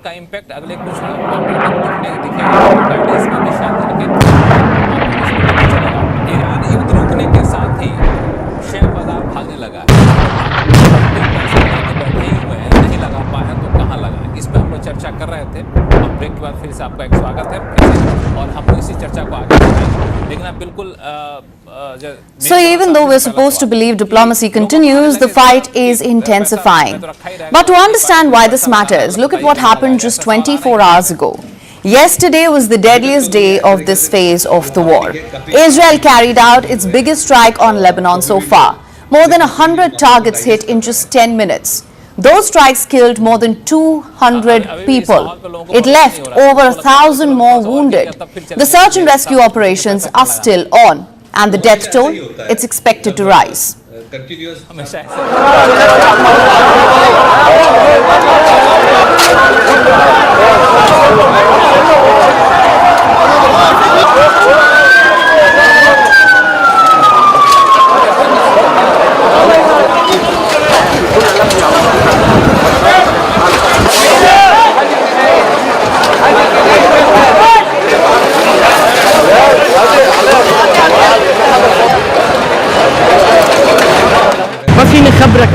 I can't tell you how intense it was, how terrifying it was, how scary it was.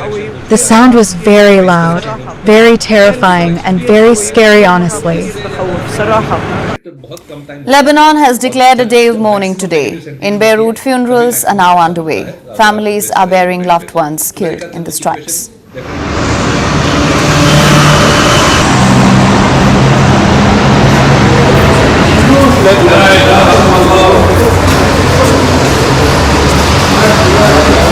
لا إله إلا الله لا إله إلا الله بسم الله الرحمن الرحيم قل لم عن أحد بسم الله الرحمن So even as people mourn, the war has already moved on. And this is where the story gets more complicated. You see, a temporary 2-week ceasefire is in place. It's between the United States, Iran and Israel. And it has created a space for talks. But it has also created confusion. Is Lebanon part of the ceasefire?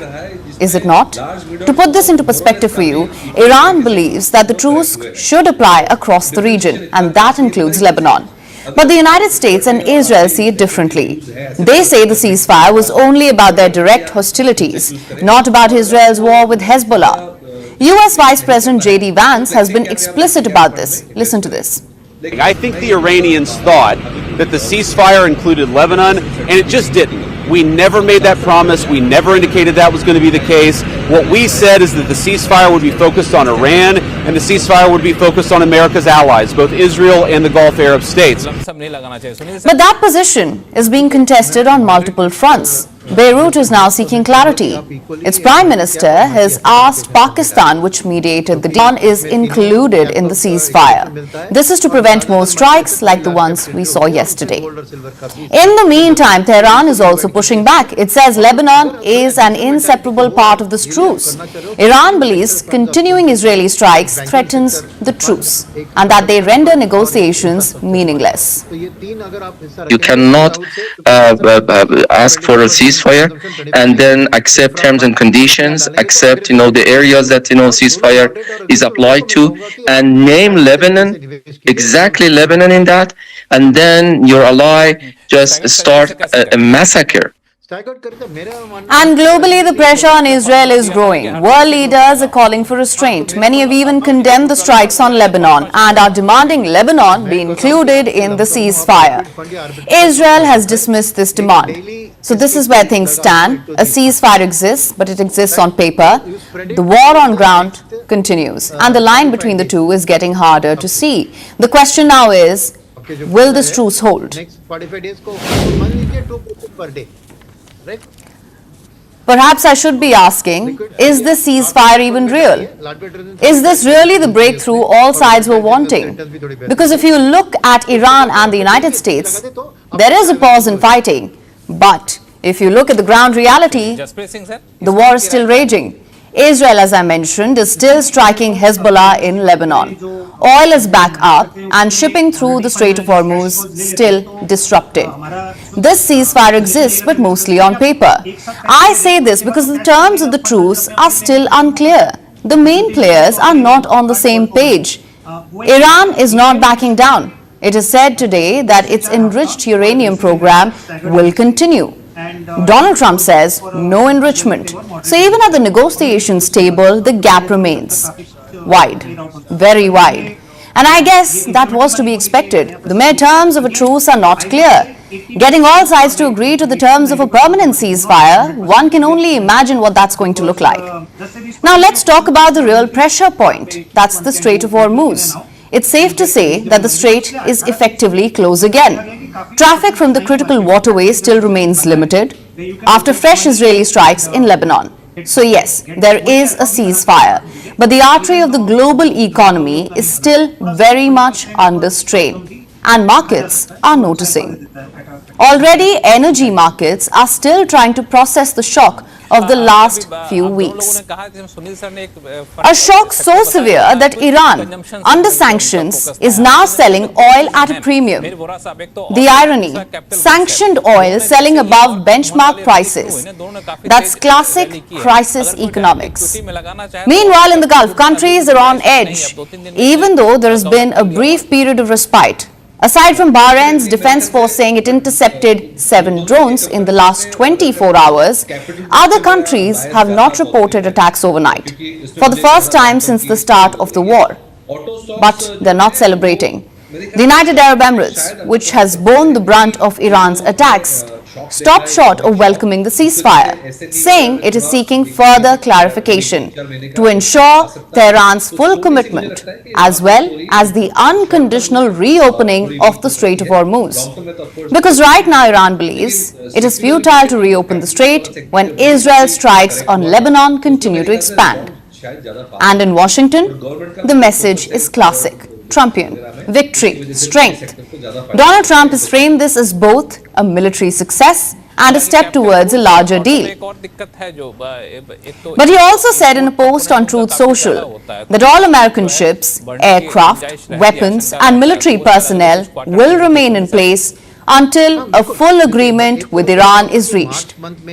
If an agreement isn't reached, then he says the shooting starts bigger and better and stronger than anyone has ever seen before. So, can we call this a truce? This was for Trump. It was supposed to be quick, it was supposed to be clean, but it wasn't. It has been costly, it has been messy, and strategically inconclusive, to put it mildly. There's been no regime change in Iran. Instead, Iran's system has held. It has adapted to the change. A new leadership has emerged. A new leadership that is a little less predictable than the last one. But why a ceasefire now? Because the costs were catching up. In America, this war has already cost tens of billions of dollars. It has driven up oil and gas prices. It's fueled inflation. It has disrupted trade. It's put millions of lives at risk. In the region, more than 22 million people live near active strike zones. And now, all of this moves to the negotiating table, with talks set to begin in Islamabad, where the real questions will finally be asked. At least, we hope they will be asked. Can the US offer sanctions relief? Can Iran accept limits on its nuclear program? Who controls Hormuz? And who blinks first? The whole world is waiting for answers to at least some of these questions. And even if they do agree on these terms, what do you do about the lack of, the absence of trust? So where does that leave the rest of us? Without any clarity. It can only come when both sides agree on what this deal even means. Until then, the ceasefire is just a headline, not a reality. Now, ever since the ceasefire has been struck, people have just one question. Will the Strait of Hormuz open now? Will ships get safe passage? As things stand, there is no clarity. Iran's foreign minister hinted that the strait would reopen, but only in coordination with Iran's military. Then, Israel launched massive attacks on Lebanon. So now, Iranian media reports say the strait is shut again. 2 tankers did cross the Hormuz yesterday, but after that, nothing. Shipping companies are wary of returning quickly. They want to wait and see how things unfold. Plus, Iran is dropping ominous hints. A state-linked outlet has published a map of the Hormuz. One part of it is marked as danger in Farsi. Apparently, this area has been laid with sea mines. So Iran is asking ships to stay clear. They want sailors to use different routes through the strait. Again, unlikely to work. We're talking about multi-million-dollar tankers. Their cargo is even more precious, not to mention inflammable. So no shipping firm will take that risk unless they are 100% confident. And where will that confidence come from? Last night, I mentioned one option. The United States and its allies could mount a military operation. They could clear mines and escort ships, but chances are Iran will not allow that. Which brings us to the second option. Iran gives them the green light. Reports say the regime will allow 15 ships to pass per day. To put that in context, 138 ships crossed the strait daily before the war. The new level could be 15 per day. That's less than 11% of the normal flow. Simply put, not enough. If this 15-ship rule is true, it triggers several more questions. How will these ships be selected? Can they be linked to the United States and its allies? And most importantly, will they get free passage? I ask because the regime is looking at a toll system. The Iranian parliament has already approved this proposal. The idea is to make ship operators pay for safe passage. How much? Reports say $1 per barrel. Some of the large tankers carry up to 2 million barrels. So that's $2 million per ship. And how will this be collected? Either in Chinese yuan or in cryptocurrencies. This is reportedly the plan being pushed by Iran. Just 2 problems though.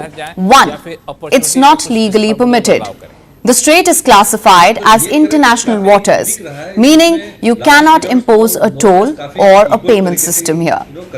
The strait must be safe, free and open. Number 2, it's a highly unpopular move. World leaders are lining up to criticize the idea of a toll.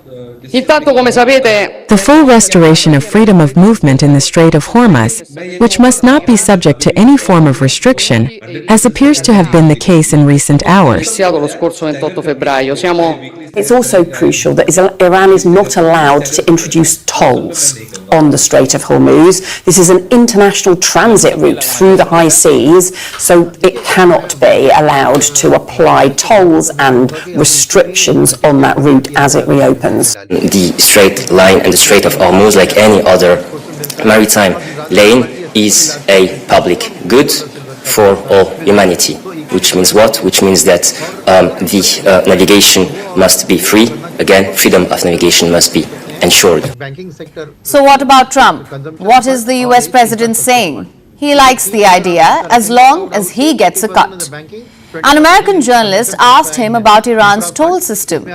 Listen to his response. We're thinking of doing a joint venture. It's a way of securing it. Also securing it from lots of other people. It's a beautiful thing. And this isn't a new idea. Right after the talks began, Trump floated the same plan. He suggested that him and Iran's supreme leader could jointly control the strait. Jointly control. Maybe me. Me and the Ayatollah, whoever the Ayatollah is, whoever the next Ayatollah. Me and the Ayatollah, he says. Just to be clear, the United States and Israel killed 6 of Mojtaba Khamenei's family members. That included his wife, his father and his teenage son. Trump is expecting that Mojtaba to share the strait with America. Talk about being delusional. Iran's original plan involved roping in Oman. Both countries border the Strait of Hormuz. So the regime wanted to split the toll money with Oman. However, Oman has rejected this proposal. They have refused to collect toll from the ships. So what happens next? Well, there are two possibilities here. One, Iran is serious about continuing the Hormuz choke. It earns them easy money and also acts as an insurance against future attacks. That's one possibility. Number two, Iran is also waiting and watching. They want to see how serious these discussions are, how genuine the American proposal is. And after that, as a sign of trust, maybe the Hormuz will be opened. At this point, all eyes are on the talks. If they end well, there is hope in the Hormuz. If not, all bets are off. You can rotate the money and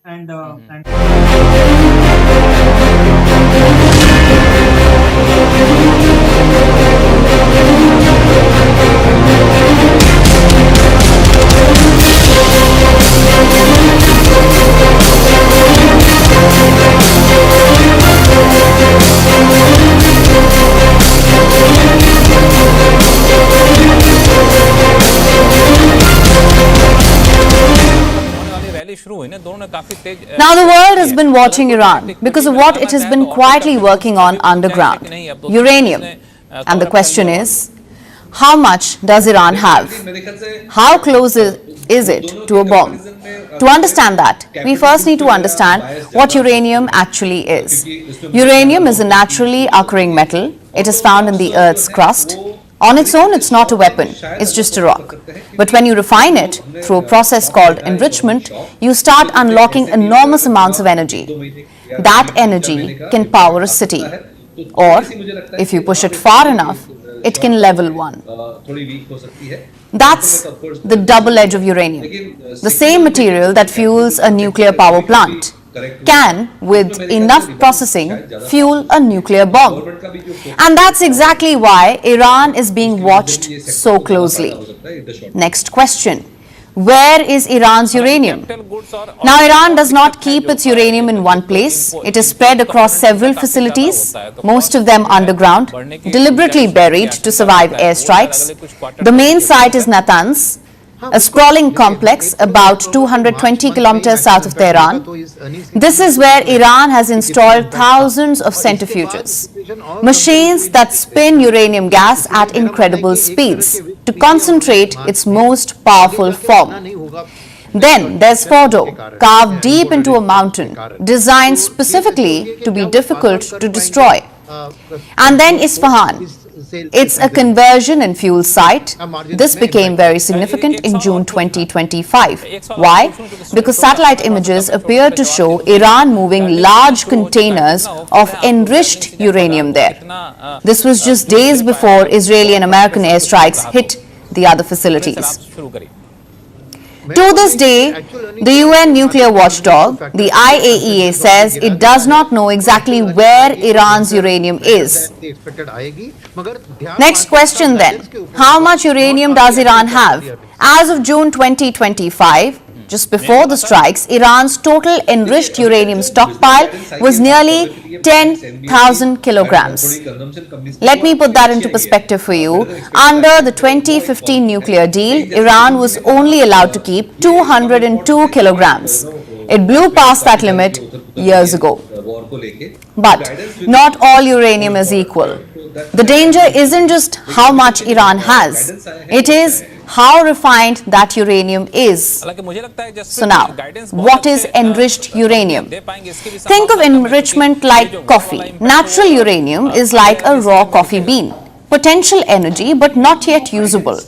Low enriched uranium, refined to around 3 to 4%, is what powers nuclear reactors. It keeps the lights on.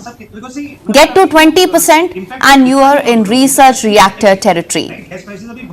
But push past that, now that's a very different conversation. At 90%, you have weapons grade uranium, the kind that goes into a nuclear bomb. So the question becomes, how close is Iran to 90%?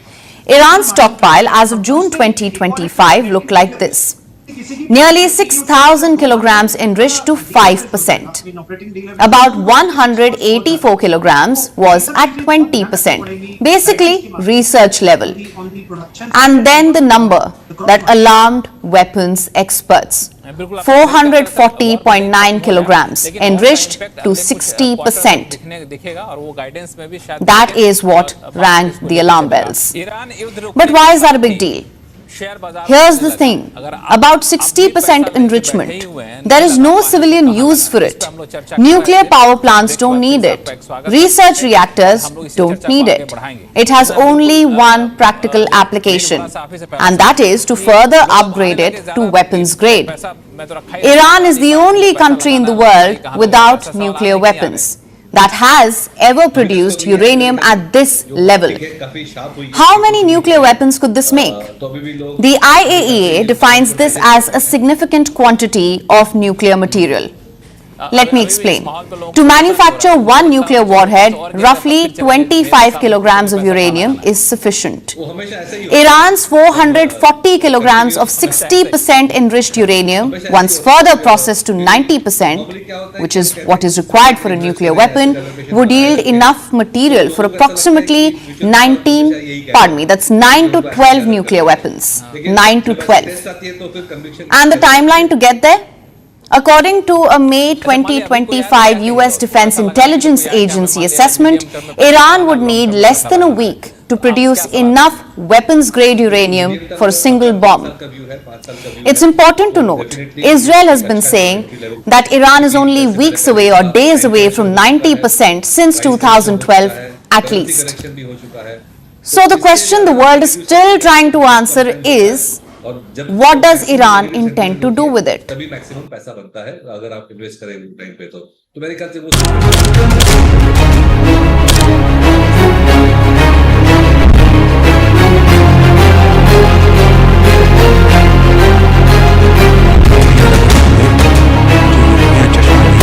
बड़ी अंदरूनी साजिशें भी और बैरूनी साजिशें भी हुई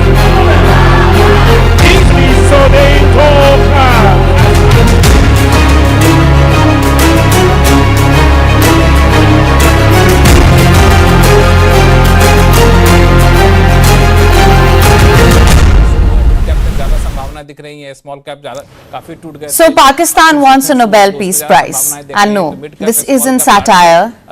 This isn't the opening of a comedy sketch. This is an actual news story. So yes, you heard that right. Pakistan wants a Nobel Peace Prize. Why? For brokering a ceasefire between Iran and the United States. And they're not being subtle about it.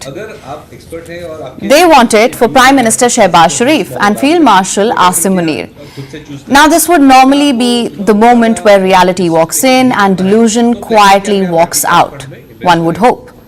But this is Islamabad. Delulu is the new Sululu isn't a meme here, it's foreign policy. बड़ी अंदरूनी साजिशें भी और बैरूनी साजिशें भी हुई बेपनाह मैं उसकी तफसील में नहीं जाना चाहता मेरे इंतहाई काबिल एहतराम बुजुर्गों भाई और बहनों ये वो लम्हा इज्जत और तकरीम का ये सदियों में अल्लाह ताला किसी को अता करता है आज पाकिस्तान को अल्लाह ताला ने ये जो इज्जत अता फरमाई है पाकिस्तान की तारीख में it is the most shining moment. All right, let's first hear their pitch. On the 8th of April, the world was on the edge of its seat. Donald Trump had given Iran an 8 p.m. deadline, reopen the Strait of Hormuz or face, in his own words, a strike so devastating that the whole civilization will die. And then Shehbaz Sharif posted on X. He said Pakistan had brokered a 15-day ceasefire, a ceasefire between Iran and the United States. So right now, there's a fragile ceasefire. The world is supporting it. So obviously, Pakistan is thrilled.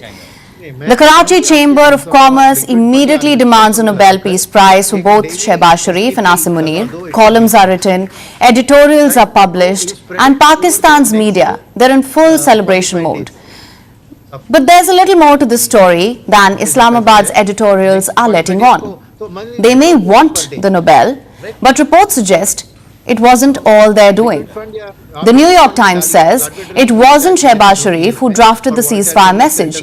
It was, in fact, the White House. They'd already seen and signed off on that post before Sharif even hit send. And initially, screenshots of the post that went viral even prove it. It showed the original version of the post, literally labeled Draft Pakistan's Prime Minister message on X. And then Trump revealed more details. He said China pressed Iran to accept the truce. So according to Trump, Beijing did the heavy lifting. So what does that make Pakistan then? Just a conduit or a diplomatic channel or the messenger. And let's for a moment assume they did broker this. They did broker the ceasefire. But a Nobel Peace Prize? This is a country that has been behind multiple terror attacks, Indian parliament attacks, Mumbai train bombings, the 26/11 attacks, and even the Pahalgam attacks last year. Pakistan had a hand in all of it. And this is not just India talking. Pakistan's own defense minister, Khwaja Asif, admitted it on camera. He said Pakistan has supported terror groups for 3 decades. And how can we forget about Osama bin Laden, the man behind 9/11? He was found living comfortably in Abbottabad, right next to Pakistan's premier military academy. And I could go on and on. The Brookings Institution in 2008 called Pakistan perhaps the world's most active state sponsor of terrorism. The FATF grey-listed them multiple times for terror financing. This is the country that wants a peace prize. Now let's be honest, the Nobel Peace Prize has gone to some controversial figures over the years. But even by those standards, this would be a first. And let's be real, this isn't about the Nobel Prize. This is about optics, image repair, global positioning. Pakistan wants to be seen not as a problem but as a solution. But here's the thing, you don't rewrite history with one ceasefire, especially a ceasefire that may have been written somewhere else. So this Nobel pitch feels less like diplomacy and more like a PR stunt. So, Pakistan has already turned from peace to PR, but do the stakeholders trust them? I spoke to one of them earlier today. I sat down with Reuven Azar, Israel's ambassador to India. We covered a lot of ground, from the attacks on Lebanon to Israel's setbacks in Iran, to the role of Pakistan. Ambassador Azar does not see Pakistan as a mediator, but a facilitator. He also added that he does not trust Islamabad. Here's a short snippet of that conversation.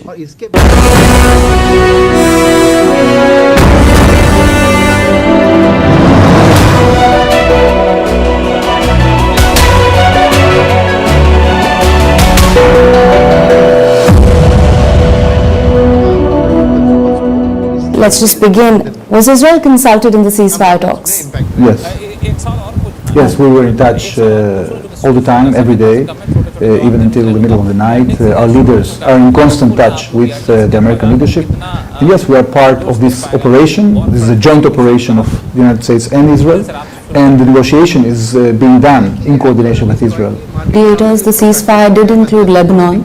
Donald Trump, of course, says that Lebanon was not part of it. Why do you think Israel is continuing the war on that front then? Well, we were attacked by Hezbollah, following immediately after the beginning of the operation. And that's a breach of the ceasefire that we have signed with Lebanon last year. That ceasefire wasn't fulfilled as it should because Hezbollah remained south of the Litani River and didn't disarm in opposition to the ceasefire terms. Prime Minister Netanyahu had stated 3 war goals at the beginning. That was the removal of the nuclear threat, the missile threat, and of course conditions for regime change. None of those have happened fully. So would you say that this was a success?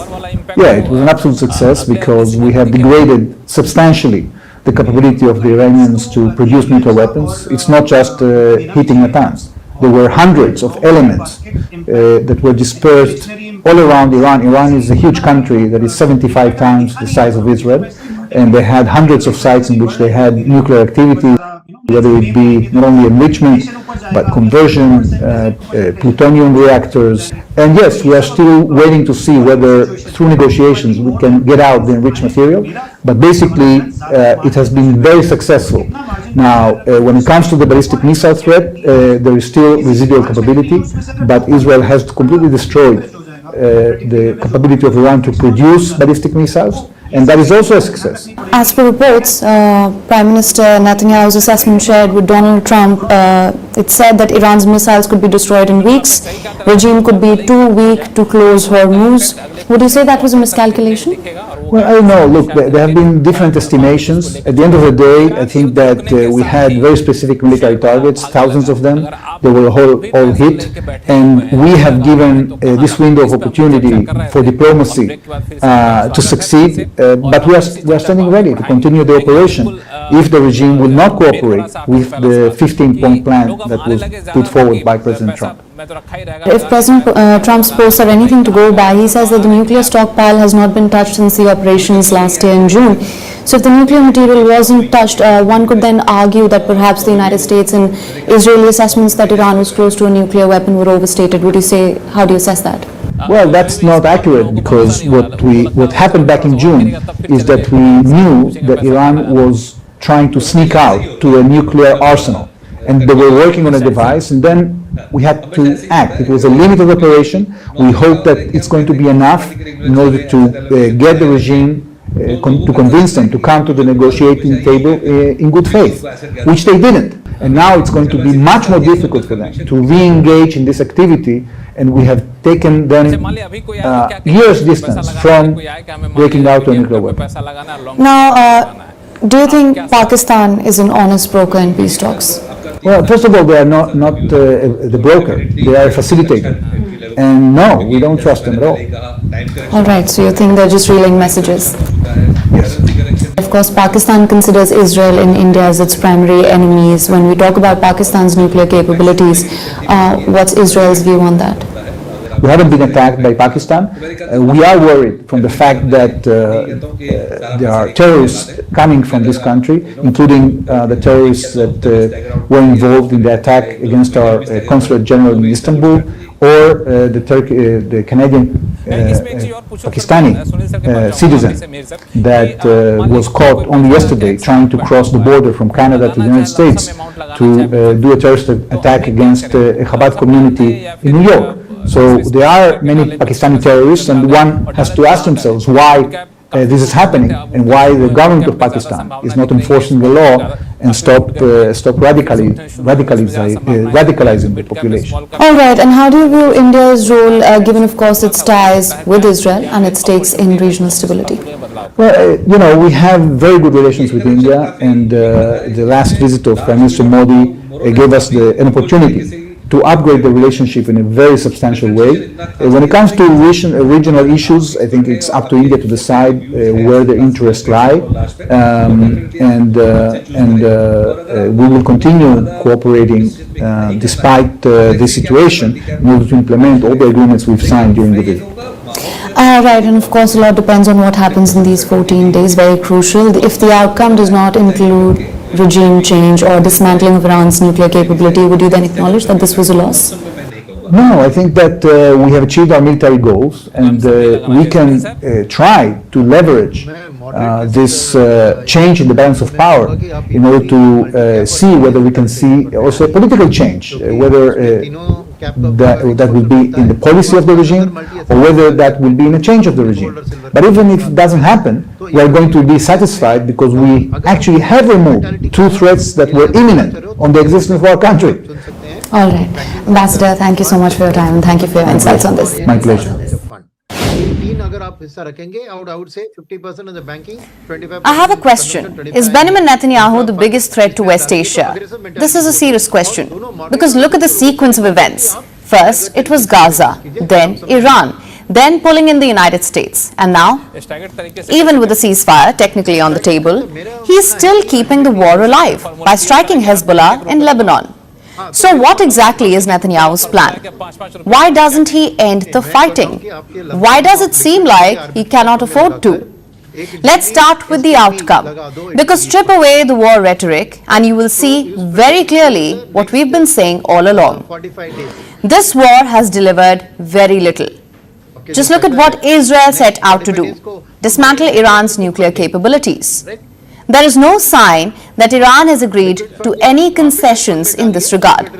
He promised to weaken Iran's missile program. Iran has demonstrated it still possesses and can launch missiles. None of the goals Netanyahu set out to achieve have been fully achieved. And so the war in Lebanon continues. And even if that means bombing non-Hezbollah areas, because stopping now would mean admitting that Netanyahu did not achieve his goals. And that's why Lebanon matters. Because while the Iran front pauses, the Hezbollah front doesn't. Netanyahu has made that explicit. Lebanon is a separate war, he says. And the entire region remains on edge. But this is not as simple as it appears to be. It has nothing to do with strategy. It's all to do with politics. Specifically, Netanyahu's political survival. At home, Netanyahu is under massive pressure from the opposition and from Israelis as well. The Israeli public was promised a decisive victory. It hasn't seen one. Opposition leaders have called this a strategic failure, a political disaster, saying Israel wasn't even at the table when these key decisions were being made. What happened here is a diplomatic disaster on a scale I don't remember. This time it became clear. Military power without a political plan does not lead to victory. Netanyahu led us into a strategic collapse no less severe. And then there's the personal calculus, because for Netanyahu, ending the war comes with risks, political risks, legal risks. There are corruption trials waiting. There are questions about security failures. These are accountability issues. In a wartime environment, they can be conveniently delayed. So the longer the war goes on, the longer those questions are pushed to the side. Now zoom out. What has he done to Israel's global standing? It was already under strain after Gaza. Now, even the American support is no longer unconditional. It has been somewhat fractured. Israel's role in pushing Trump to the war in Iran is being criticized by both progressives and MAGA's far right. And support for Israel, more broadly, is at historic lows, even among Jewish voters. A recent research found that 60% of the US adults have an unfavorable view of Israel, up from 53% last year. And 59% have little to no confidence in Netanyahu to do the right thing. Regarding world affairs, then there is of course the domestic fallout for Netanyahu in an election year in Israel. Far from transforming Israel's security situation, he will come out of the war having achieved none of his aims. And on the security front, there's another paradox. Because despite the scale of this war, Iran's core military structure remains intact. The Revolutionary Guard still operational. And if anything, Tehran now has a stronger incentive to rebuild and rearm and retaliate. So for all of Netanyahu's threats, all the speeches at the United Nations, all the warnings at the global forums, the result is the same. The regime is still in place in Iran. Even the intelligence assessments have been blunt. What was supposed to take days dragged on for weeks, cost billions. Because even as the United States stepped back, Netanyahu reportedly didn't want a ceasefire. He pushed against it. But ultimately, Washington made the call. And Israel wasn't fully in control of the outcome. That in itself is telling. And brings us back to where we started. Is Netanyahu trying to secure Israel, or is he the real threat to Israel and the entire region? Now the ceasefire between the United States and Iran is still on the table, at least for now it is. But the reaction to it has been anything but simple. In the United States, it has triggered a sharp debate.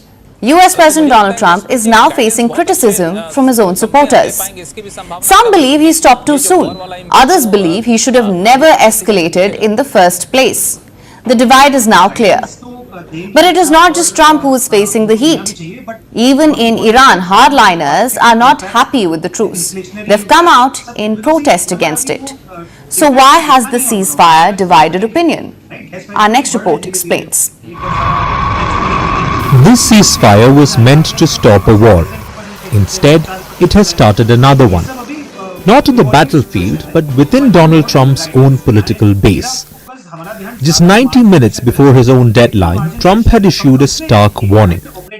A civilization will die, he said, if Iran refused to agree.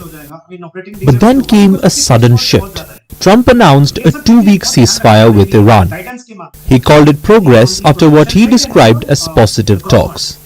But inside his own political base, the reaction was anything but positive. Some of his most vocal supporters called it a surrender. They belong to the Make America Great Again or MAGA movement.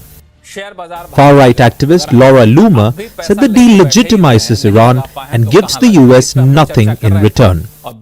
She said Iran is now more emboldened. We didn't really get anything out of it, and the terrorists in Iran are celebrating. Others struck a similar tone. They warned that the ceasefire gives Iran permission to regroup and rearm. Conservative radio host Mark Levin called the reported 10-point framework an absolute disaster. Their argument is simple. Iran's leadership remains in power. Its nuclear program remains intact, and the ceasefire only delays the conflict. But the backlash does not stop there. Another section of MAGA opposed the war right from the start. Political commentator Tucker Carlson said regime change had failed. Journalist and podcaster Megyn Kelly said she would not call this a victory. Popular podcasters like Joe Rogan and comedian Theo Vaughn also criticized the conflict. They argued that it went against America first. So the frustration is coming from both ends. One side says Trump stopped too soon, the other says he should not have started at all. Yet there are still voices defending the president. They believe that the US president is working towards a great deal for the United States. But the divide is now unmistakable. A movement built on a single message is now split over war, peace and strategy. And this isn't just an American story, because in Iran too, there is anger. Hardliners in Tehran had pushed to continue the war. They believed Iran had the upper hand after disrupting the Strait of Hormuz. So after the ceasefire, protests broke out. Some burnt US and Israeli flags. They screamed death to America, death to Israel, death to compromisers. Others called the truce a gift to the enemy. America is not trustworthy at all, even 1%. America has violated agreements 26 times. It hasn't acted on its commitments even once. But we will accept whatever the supreme leader says. He has the final say. We will stay on streets, and America either peacefully accepts our 10 preconditions, or we will force it to accept it. So on both sides, the same tension is visible. In Washington, it is political. In Tehran, it is ideological. Leaders call it diplomacy, allies call it strategy, and critics call it defeat. But beneath all of that, the uncertainty remains. No clear victory, no lasting peace, just a fragile truce with an expiry date. Imagine this. Trump goes on Truth Social. He threatens Iran, saying, and I'm quoting here, "A whole civilization will die tonight. The Strait of Hormuz is on the line. War feels imminent, and somewhere someone is quietly logging into a brand new account and betting that there will be a ceasefire. Hours later, they walk away with $200,000. So, who knew? And were there insider bets on the ceasefire? First, let's talk about Polymarket. It's a prediction platform where you bet real money on real-world events, elections, wars, ceasefires. You use cryptocurrency and the platform is essentially anonymous. There's no name or paper trail, just your account and a crypto wallet. And here's where it gets interesting. On the 7th of April, Trump was escalating. He had given Iran an 8 p.m. deadline. Open the Strait of Hormuz or else face the wrath. The rhetoric was at its sharpest. Every market signal pointed towards conflict. But while the rest of the world was bracing for war, at least 50 brand new accounts on Polymarket were doing the opposite. They were betting on peace, specifically betting that the United States and Iran would reach a ceasefire. On that very day, and these weren't small bets, one account created that same morning dropped $72,000 into yes bets. It cashed out with a profit of $200,000. Another account created the day prior walked away with $125,000. And then there's this one. A wallet created just 12 minutes before Trump's announcement. 12 minutes. They put in $31,000 and made $48,500 in profit. These were the first bets these wallets had ever made. Brand new accounts, making their first trade ever. And looks like they nailed it. Now look, there is one explanation. An explanation that doesn't involve insider knowledge. Trump has a pattern. He makes big threats and then he backs down. His critics even have a name for it. Taco. Trump always chickens out. So maybe, just maybe, these were smart contrarian bets. But here's the problem with that theory. This isn't the first time. Before the 28th of February, one of these accounts bet that the United States would attack Iran. It called that correctly. And then the same account turned around and made a bet on a ceasefire. Two correct bets on the same conflict, and that too on opposite outcomes. Experts who've studied these wallet patterns have a term for what they are seeing. Wallet splitting. One large investor breaking their money across multiple new accounts to place the same bet without triggering detection. It's a strategy, a deliberate attempt to hide who you are while cashing in on what you know. And this is not an isolated incident. The same pattern showed up in January, just before the capture of Venezuelan President Nicolas Maduro. Newly created accounts, large bets, and of course, massive profits. And before that, similar clusters repeatedly profited from well-timed bets, again on US military actions on Iran last year. Who are these people? Here's the uncomfortable truth. Public blockchain data cannot tell you. Polymarket uses proxy smart contract wallets, meaning one person can run dozens of accounts. Only Polymarket knows who these wallets belong to, and Polymarket has not said a word. So if you're inside the room where ceasefire negotiations happen, you know the outcome before the world does. And if there's no law stopping you from betting on it, well, there's nothing stopping you then. Right now, bipartisan groups in both the US Senate and the House have introduced legislation. This is to broaden the definition of insider trading, to make sure it includes prediction markets as well. Even Polymarket and Kalshi, the two biggest platforms in the space, have admitted regulation is needed. But until that happens, decisions are being made in closed rooms, and someone somewhere is turning those decisions into profit on an anonymous, unregulated platform with zero accountability. Insider trading on Wall Street can land you in prison. Insider betting on war? Right now, that's just good timing. So did you tick all the boxes on your health and wellness list today? Like cutting down sugar, drinking enough water, completing your 10,000 steps? Well, good. At least you're trying. But while you're at it, your brain might actually be taking a hit. Why? Because of something as basic as vitamin D. Yes, the same vitamin you associate with sunlight or stronger bones. Now, there is new research on this, and it is not talking about any of that. It is talking about your brain. A study published in Neurology Open Access, and what did they find? People who had higher vitamin D levels in their 30s and 40s had significantly lower levels of something called tau protein. This is a protein found in the brain. Now, what is tau protein? Let me explain. Your brain is full of proteins that keep it running, of course. Tau is one of them. Normally, it does the job quietly. But when vitamin D is low, this protein starts to malfunction. It clumps together and forms what scientists call tangles inside your brain. Imagine your brain cells slowly getting tied up in knots. They cannot function, they cannot communicate, and eventually they die. That is what leads to memory loss. That is what leads to cognitive decline, and that is one of the biggest markers of Alzheimer's.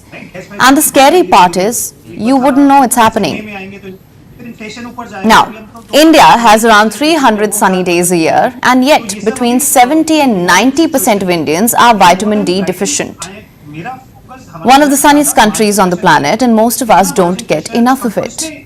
And no, it's not just that you can stand under the sun. Why? Melanin, the pigment that gives our skin its color. It acts as a natural sunblock. Add to that our indoor lifestyles, the pollution that filters out UV rays. And now you have a very slow, very quiet public health crisis. Here's another study that confirms this. This is by the National Institute of Nutrition. Low vitamin D is directly linked to poorer brain function in middle-aged Indian adults. So when does this matter the most?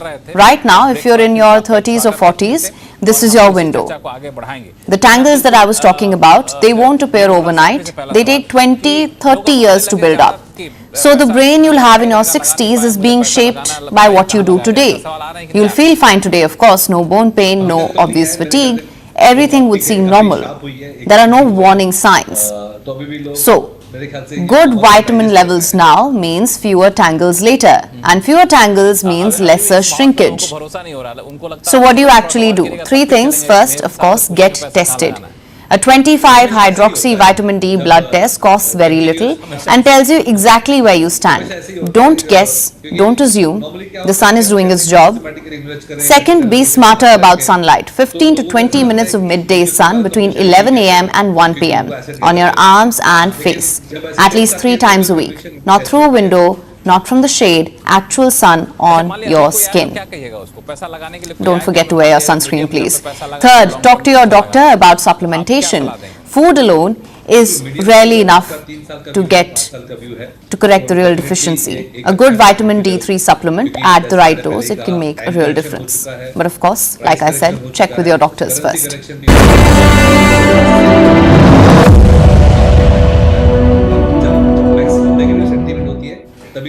And it seems geopolitics has entered the group chat of Indian commuters and it's stuck in traffic. From Mumbai to New Delhi, people are now comparing their daily gridlock to the Strait of Hormuz. Except, of course, there are no oil tankers here, just autos, SUVs, and that one biker who thinks this is a video game. At least the Strait of Hormuz is global importance. Our office commute, that's just existential dread with honking.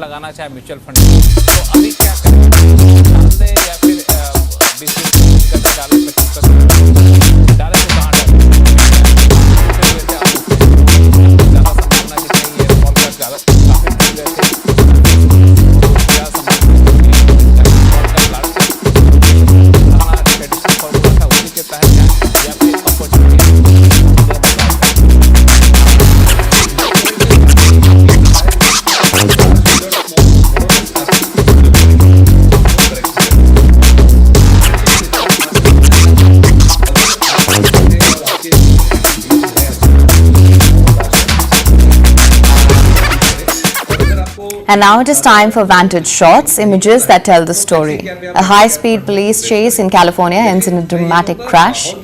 Endangered golden snub-nosed monkey born at a Belgian zoo for the first time. And spring has transformed a mountain in Seoul into a golden landscape. Finally, taking you back in history, on this day in 1940, during World War II, Germany invaded Denmark and Norway. This was to secure vital iron ore routes here, assert control over the North Atlantic and preempt any allied foothold in the region. Denmark capitulated within just 6 hours. Norway fell by June. We're leaving you on that note. Thank you so much for watching. See you tomorrow.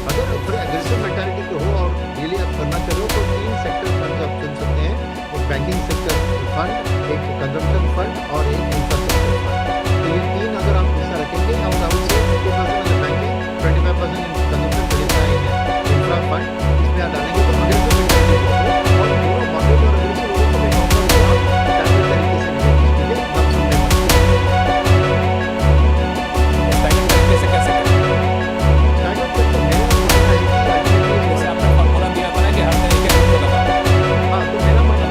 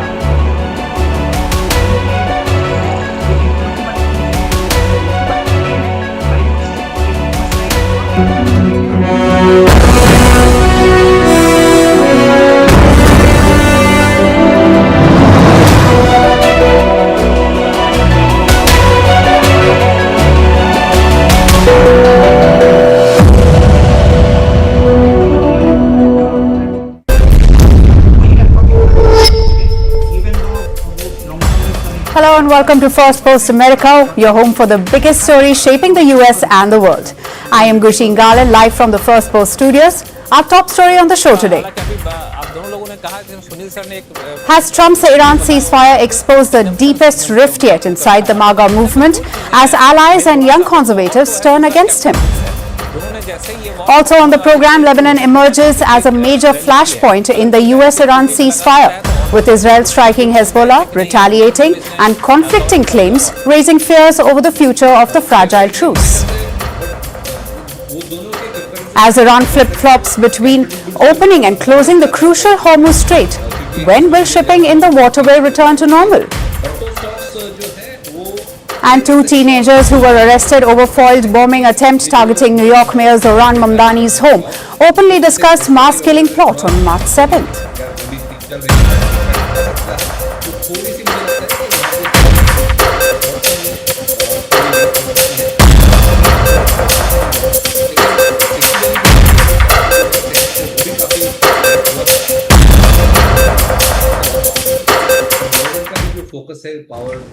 Donald Trump's two-week ceasefire with Iran has opened a major split inside his own MAGA movement.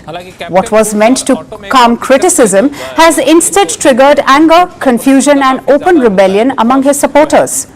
The deal paused weeks of intense fighting, but instead of uniting the right, it has exposed deep disagreements about Trump's strategy and the future of America First. Many of his allies now admit they no longer agree on what the movement stands for or how far the US should go in foreign conflicts. However, some MAGA figures have defended the president, but the louder reaction came from those who felt betrayed. Laura Loomer called the deal a failure. Marjorie Taylor Greene publicly clashed with Trump. However, the criticism gained momentum after Joe Kent, Trump's former counterterrorism chief, resigned.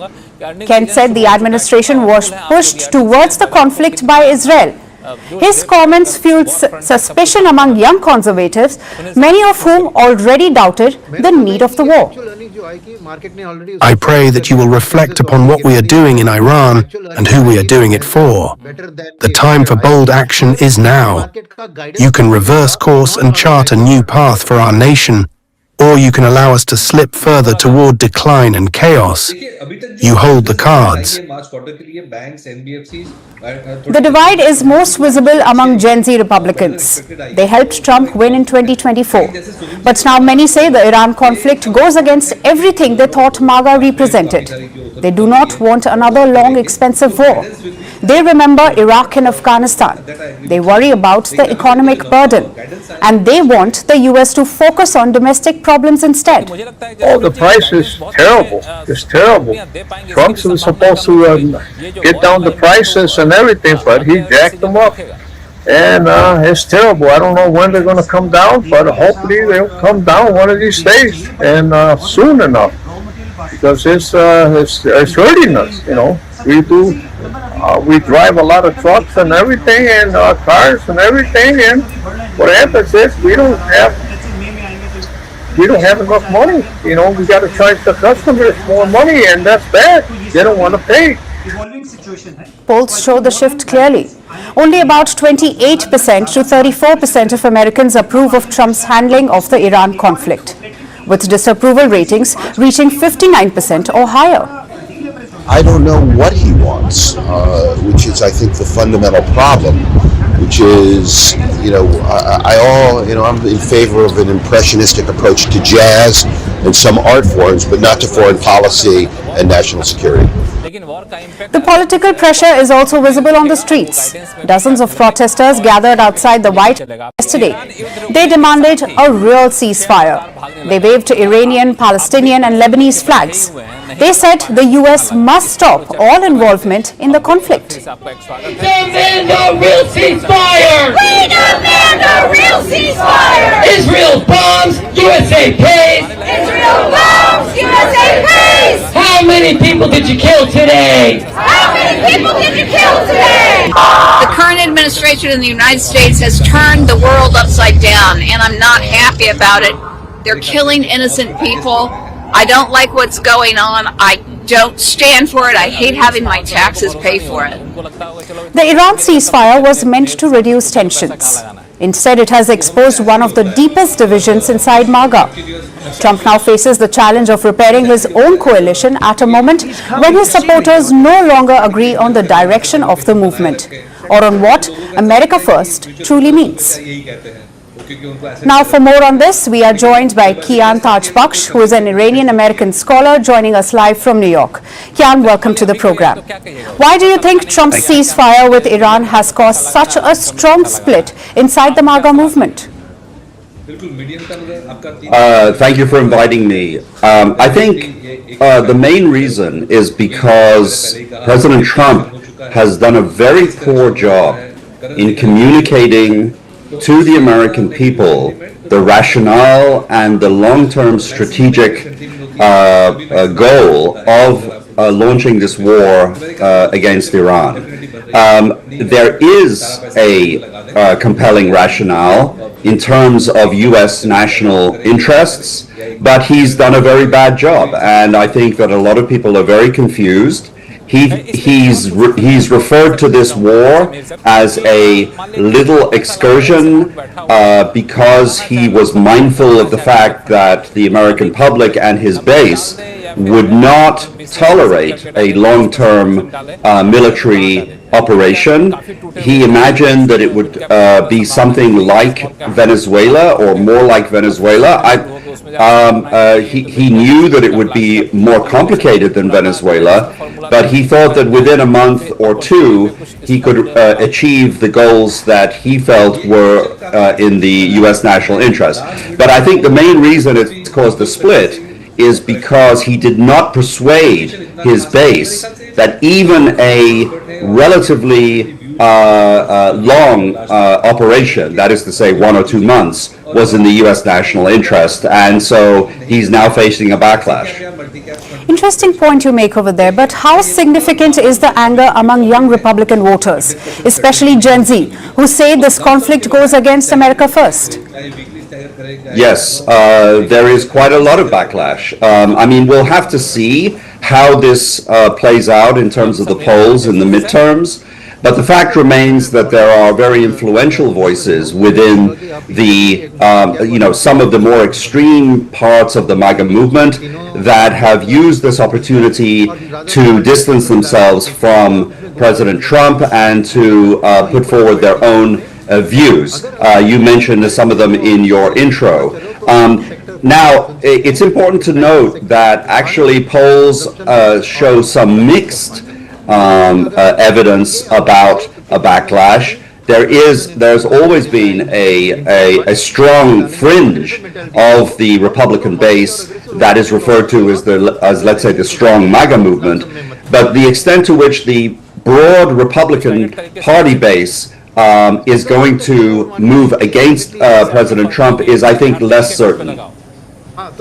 And before I let you go, do you think this internal division will make it harder for Trump to manage the Iran conflict moving forward?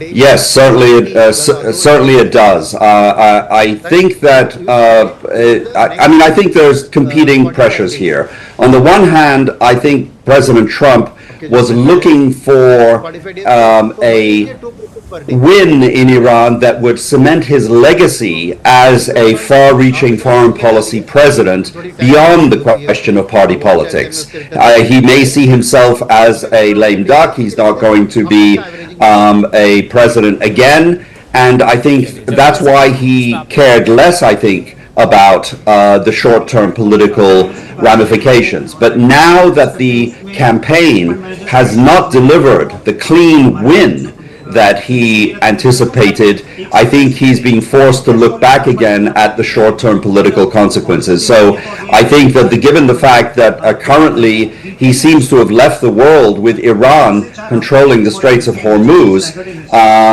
is going to look very bad for the entire Republican Party, and I think that that's why he is thinking very much twice about continuing this operation. Kian Thajbakhsh, thank you for your time and sharing your insights with First Post. Thank you. 90% of the money. Do not put 100% even then. Because the ceasefire continues to dominate global headlines. But one key question remains unresolved. Where does Lebanon stand in this truce? Situated in West Asia, Lebanon has become the biggest grey zone in the US-Iran ceasefire. A country caught in the middle and now at the center of a growing contradiction. The ceasefire was announced on April 8th after weeks of conflict between Iran and the United States. As part of its key framework, Iran initially signaled a broader plan to end hostilities across multiple fronts, including Lebanon. At the same time, Pakistan, which played a role in mediation, publicly suggested that Lebanon would be included in the ceasefire, a view that was also echoed by signals from Tehran. But Israeli Prime Minister Benjamin Netanyahu struck an entirely different tone, saying Lebanon was not part of the ceasefire framework, a position that directly contradicted Iran's stance. But here's the twist. The other party to the ceasefire, the United States, has made its position clear. Lebanon is not part of the US-Iran ceasefire. President Trump described it as a separate skirmish. Vice President J.D. Vance said there may have been a legitimate misunderstanding on Iran's part. I think the Iranians thought that the ceasefire included Lebanon, and it just didn't. We never made that promise. We never indicated that was going to be the case. What we said is that the ceasefire would be focused on Iran, and the ceasefire would be focused on America's allies, both Israel and the Gulf Arab states. Now, that said, the Israelis, as I understand it, again, I'm supposed to get a fuller report when I get on the plane, have actually offered to be, frankly, to check themselves a little bit in Lebanon because they want to make sure that our negotiation is successful. Now, as the confusion grows, Lebanon's Prime Minister asked Pakistan to confirm the country's inclusion in the truce. There has been no statement from Pakistan yet. Meanwhile, on the ground, events told a different story. Israel launched heavy strikes across Lebanon, saying it was targeting Hezbollah positions. The IDF also said it killed Ali Youssef Hershi, the personal secretary and nephew of Hezbollah chief Naim Qasim, in an overnight strike in Beirut. In response to which, Hezbollah fired rockets into northern Israel, calling it retaliation for what it described as ceasefire violations. The group has warned the attacks will continue if Israel does not abide by the truce. The strikes have caused widespread destruction. According to Lebanese authorities, more than 250 people have been killed, with hundreds more injured. Lebanon's Prime Minister declared a national day of mourning. Meanwhile, Israeli leadership says operations against Hezbollah will continue, signaling no immediate de-escalation. We insisted on differentiating between the arenas of Iran and Lebanon in order to change the reality in Lebanon and remove threats from the residents of the north. We warned Naim Qasim that Hezbollah would pay a very heavy price for attacking Israel on Ira's behalf, and today we have carried out another stage of that promise. Iran, however, has issued a strong warning. Foreign Minister Abbas Araghchi says the US must choose between upholding the ceasefire or, in his words, continuing the war via Israel. So diplomacy may be on the table, but the fighting continues on the ground. With 4 key players offering conflicting interpretations of the ceasefire, the world is now watching closely. Who will uphold which version of this fragile truce? Still to come on the program, the Ketamine queen behind Matthew Perry's death has been jailed, but the story goes far deeper than that.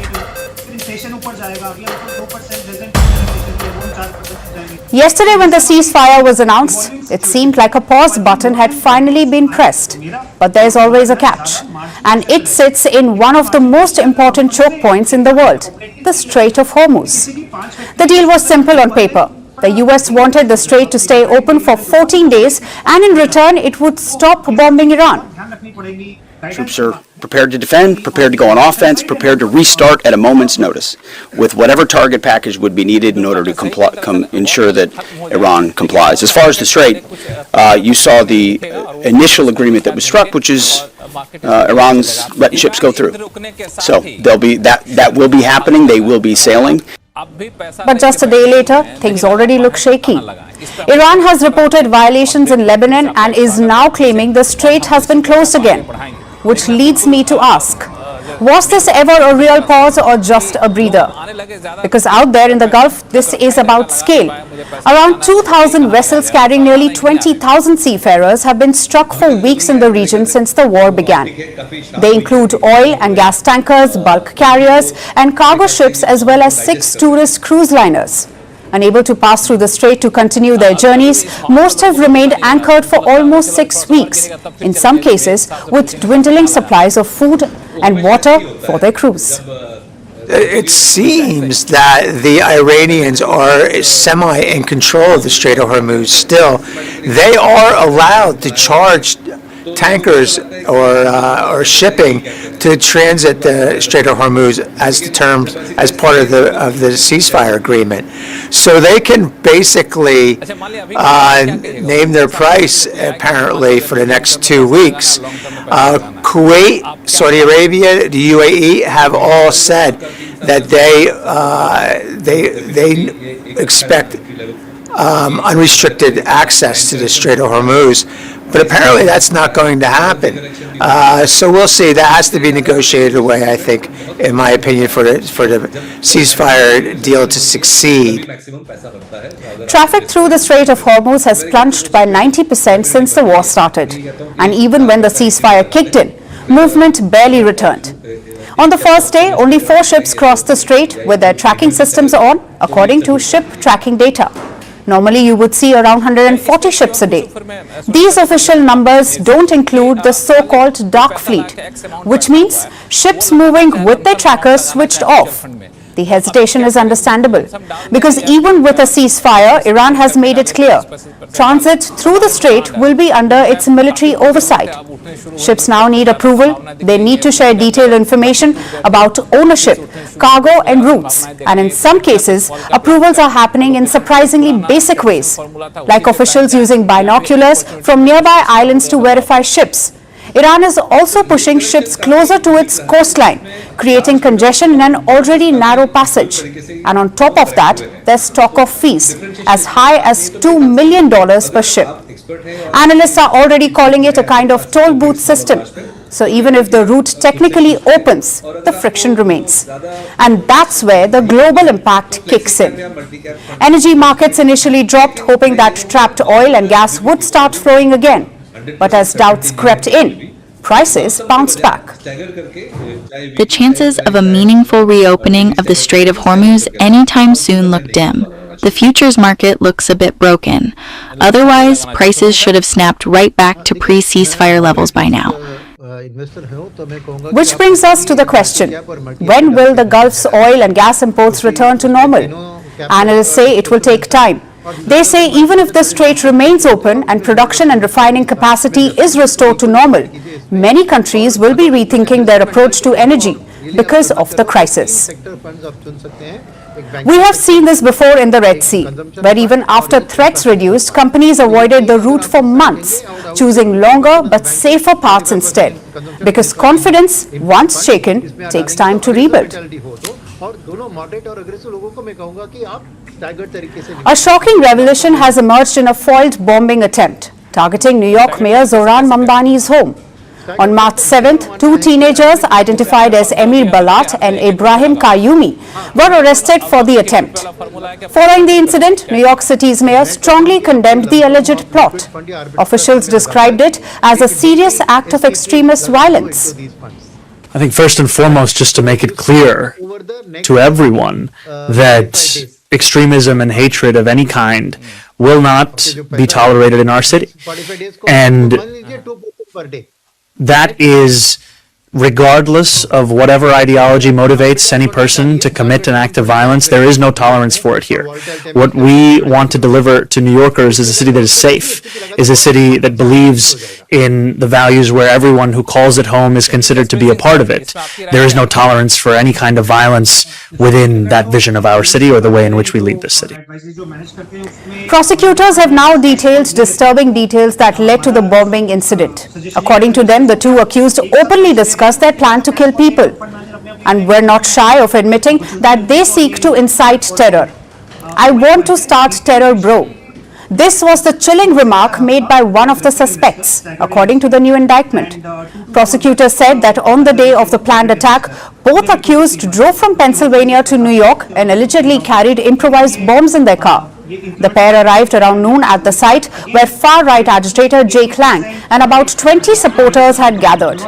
They were preparing to protest under the banner "Stop the Islamic Takeover of the New York City." According to the indictment, the dashboard camera inside the car recorded their chilling conversations. The teens were allegedly heard discussing possible attacks. They also talked about the number of people they wished to kill. Qayyumi allegedly told Balat he wanted to spread terror. "I want to petrify these people," he reportedly said. Balat allegedly replied that he had calculated the casualties as he believed the blast could kill 8 to 16 people. And if the protest crowd was larger, he estimated as many as 60 victims. Court paper cited more disturbing remarks from the dashcam footage.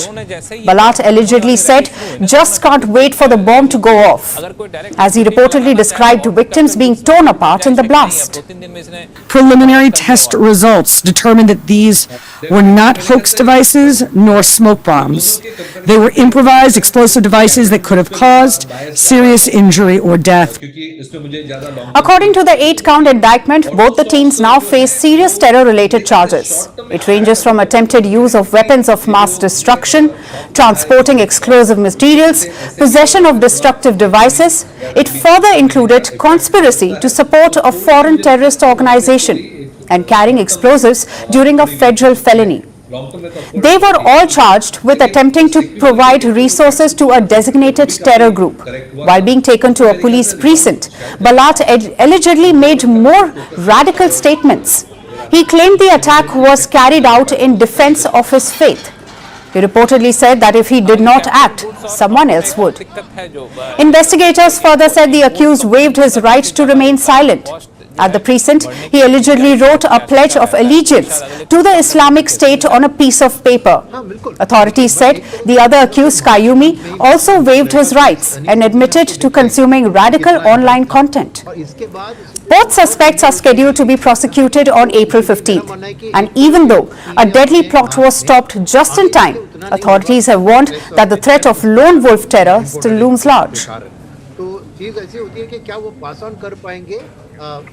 Our final story today is from Hollywood. The woman dubbed the ketamine queen, a dealer to the rich, the famous and the dangerously reckless, has now been sentenced for her role in the death of American sitcom Friends star Matthew Perry.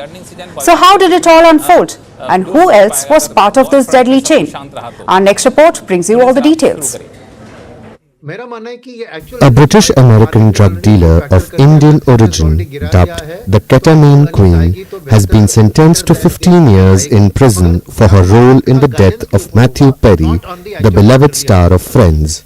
42-year-old Jasmine Sangha, who is of Punjabi origin and was born in London, was jailed after admitting to supplying the ketamine that led to Perry's fatal overdose in October 2023. The actor was found unresponsive in the hot tub of his Los Angeles home at the age of 54. Look, you have to have a heart of stone to wake up every morning and make a business out of feeding off the addictions of vulnerable people who are desperate for drugs. Then when you're forced to, confront what you have done, if you don't feel some sense of shame or sorrow, then you're not even human. And she is clearly human. She is now facing her sentence, and I think she'll do fine in prison. Sangha, a dual citizen of the United States and Britain, was among 5 people charged in connection with Perry's death.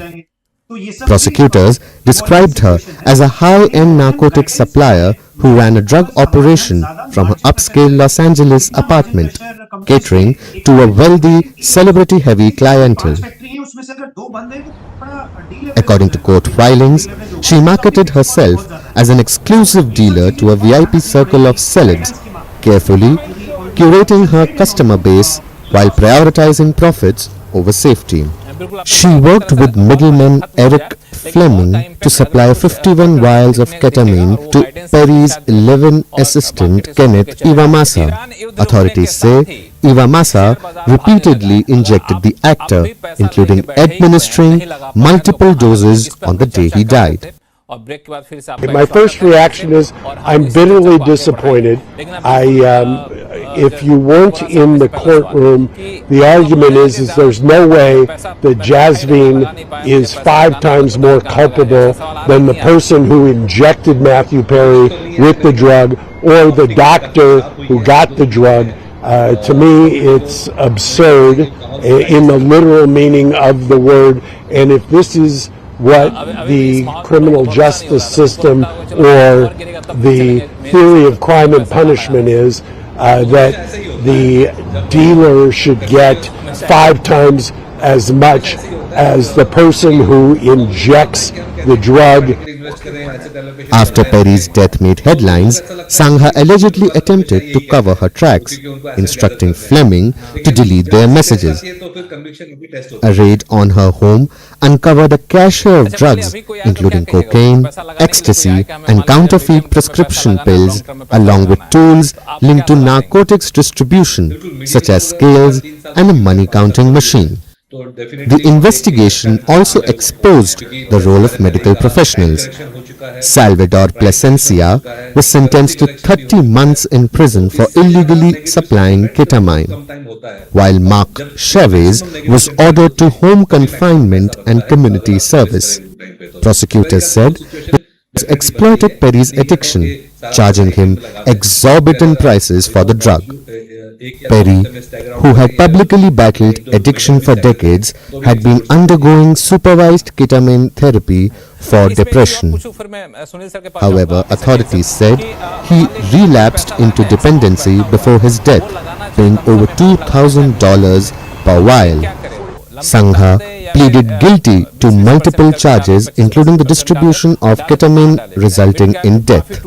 Her sentencing is the toughest so far in the case, which continues to unfold, with middleman Fleming and his personal assistant Eva Massa due to be sentenced later this month.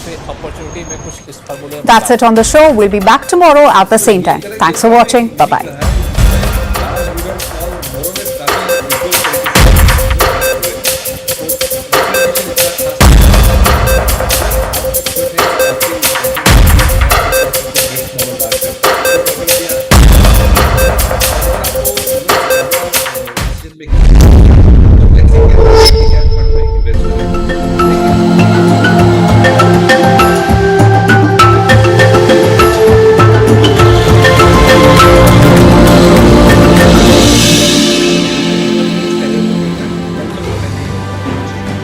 Hello and welcome to First Post Africa, where we get you the top stories from the continent and from across the world.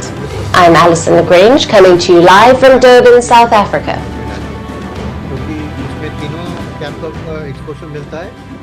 Hello and thank you for joining us.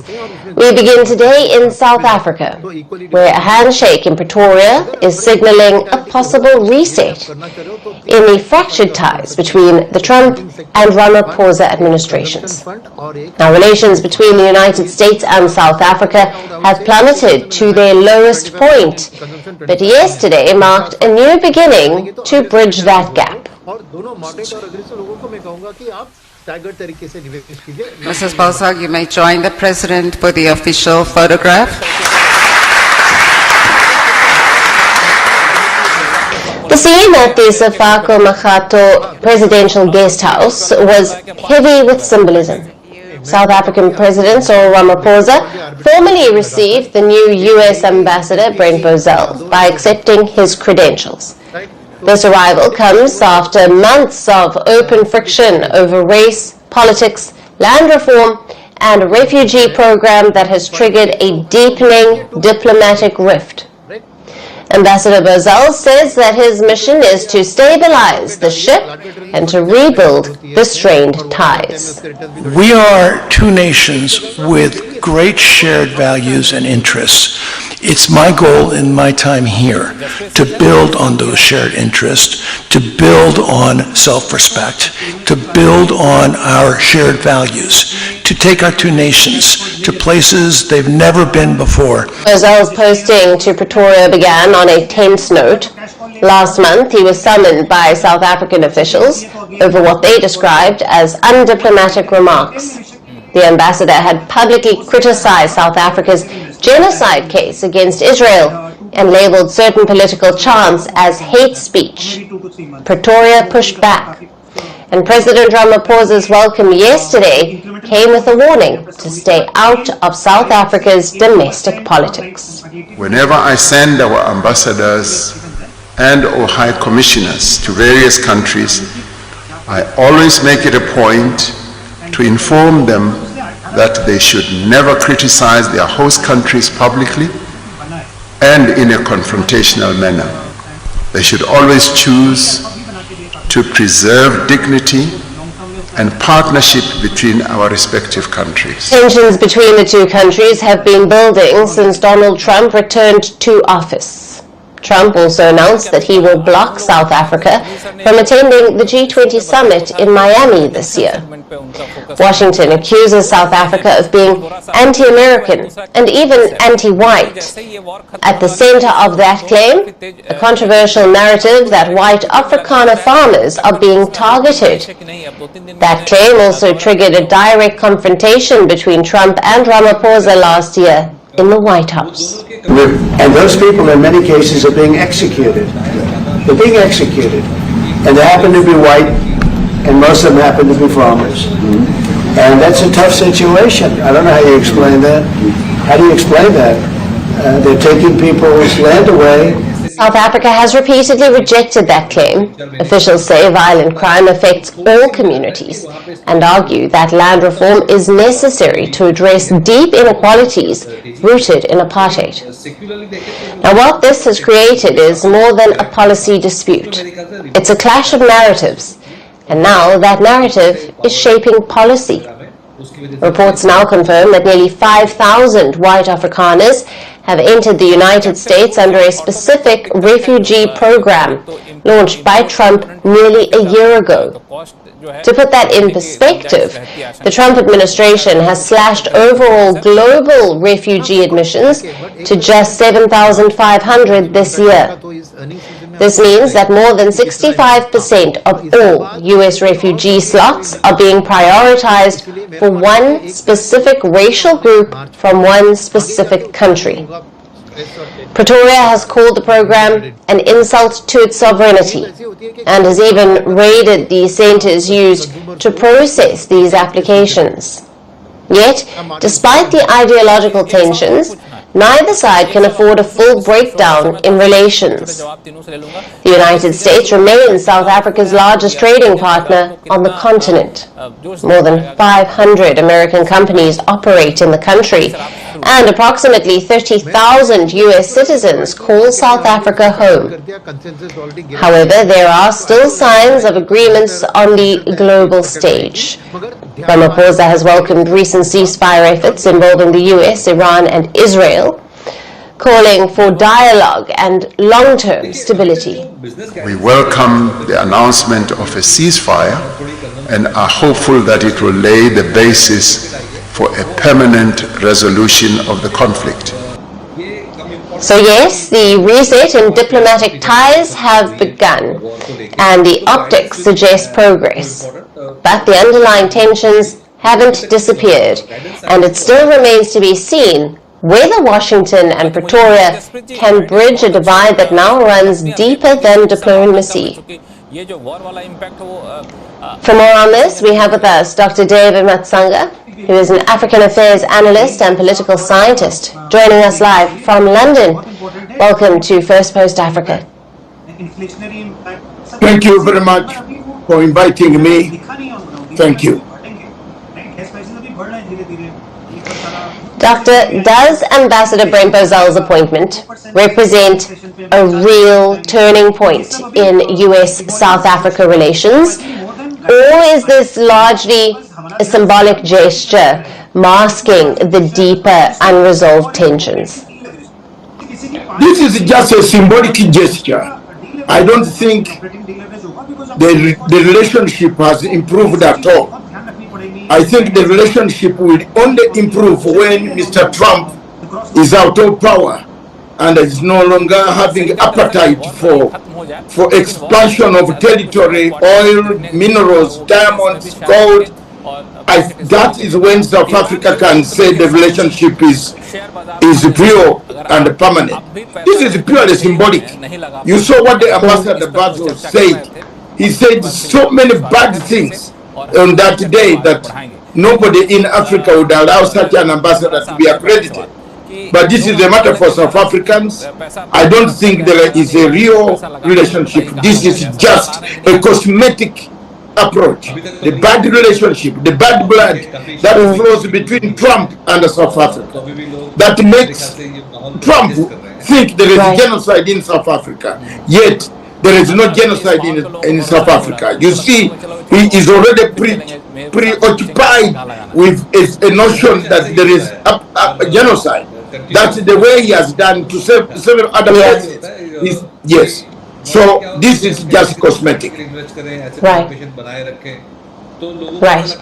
And how damaging has the Afrikaner refugee program been to bilateral relations, especially given South Africa's clear rejection of that narrative of persecution and the scale of U.S. prioritization? It is very damaging for you to segregate certain people only to be taken as refugees, and for you to target a certain tribe, a certain race by saying this is the only one that is being persecuted. Yes, there is no persecution. It is indeed something that South Africa should have repaired first.